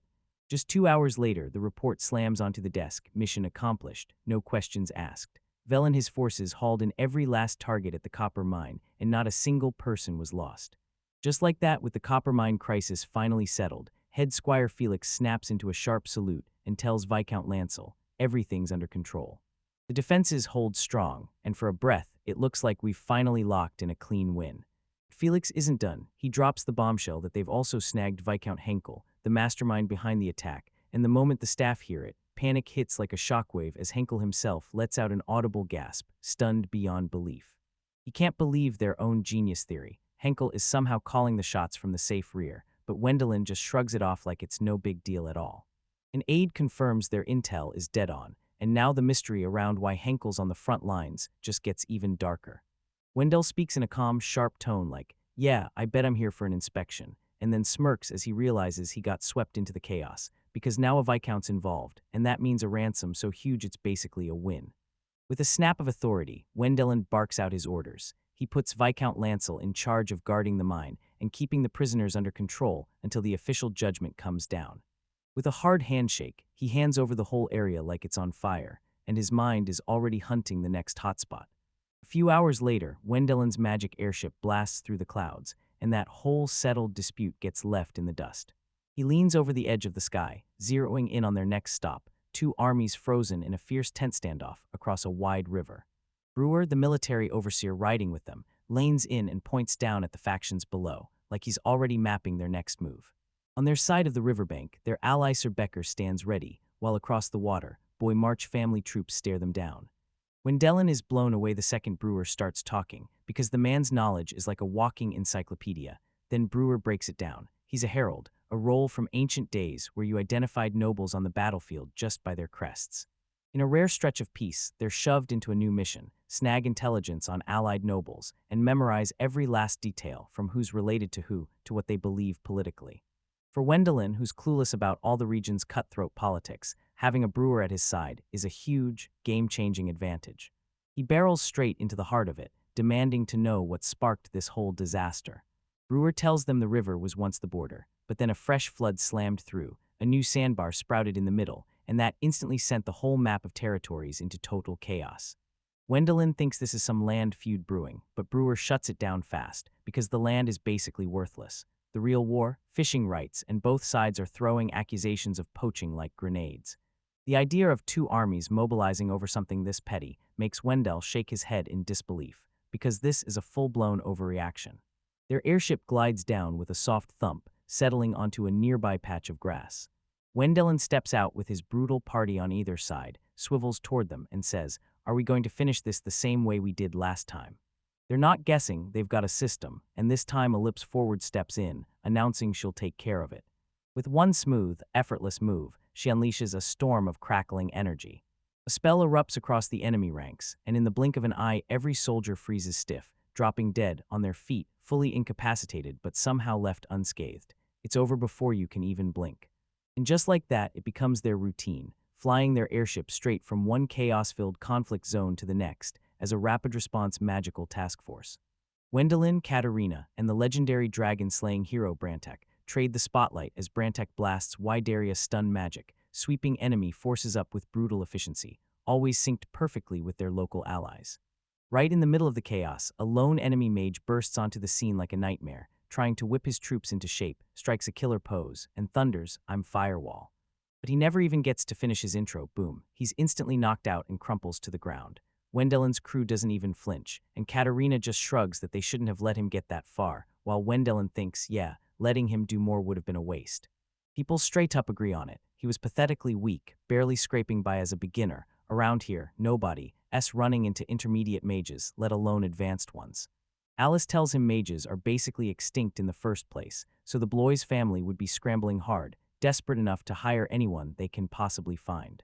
Hitting pay dirt with a brand new mage on the payroll would be the kind of luck they almost never, ever get. Still, Wendelin can't shake the feeling that the guy was totally useless, like some foreign pro athlete who grabs a massive signing bonus and then spends the whole season glued to the bench. In a typical fight where dozens of soldiers clash, a mage who can whip up a wall of fire becomes a game changer nobody can ignore. But everyone in his party keeps shouting the same thing. This mage wasn't just weak, he was cursed, because he walked straight into two archmages who live on a completely different plane of reality. Elise pushes the truth even deeper, and it's chilling. Over the last decade, the number of mages in the eastern region has been steadily draining away. Freshly awakened mages with intermediate level power or stronger are so rare it's basically never reported. Because this mage is so rare, the Bloy family has been pushed into desperation, so they were ready to throw themselves into war, especially once the Brithold family landed Count Baumeister as their ultimate trump card. Brantak laughs it off, saying none of this would have blown up if Wendelin hadn't been harassing them just by standing there on the enemy's side. Then Wendelin groans and realizes his very existence practically signed him up to get yanked into this mess sooner or later. He can feel it, trouble always finds him. Brantak just pats his head and tells him, "Stop that, this is who I am," like it's no big deal. Wendelin's face tightens, his fist snaps shut, and that tired look vanishes as stubborn resolve takes over. Because no matter why they're here on the battlefield, the Baumeister household won't accept a single loss. And that's when he declares it, no holding back, not for a single second. For more than half a month, they tore through the world like a storm, pure magic, total control, hopping from fight to fight and shutting down every last Bristleda family conflict. Once their work was finally finished, the airship rocketed back to the main encampment. Count Brithold is waiting there just for them, grinning like he owns the place, and he's already pored over Brewer's detailed reports. He leans in and tells Wendelin that he just dropped a bomb on the Blue family. That ransom cash scraped from every captured noble is about to turn into a goldmine, an absolute fortune. He heard they trapped a mountain of prisoners with magic, and Wendelin confirms it, saying those 3 mages just kept the whole operation running, rotating roles so the capture stayed smooth and nobody got worn out. But what leaves Count Brithold absolutely stunned is that final report, 0 fatalities, and he declares the whole achievement utterly splendid. Wendelin humbly shout out their allies, and the whole crew lights up. Relief hits first, then proud smiles because they crushed it together. The Count thrusts out his hand and pours out his deepest, heartfelt gratitude. With Wendelin stepping in, the war's balance snapped fast and decisively toward the Brithold family.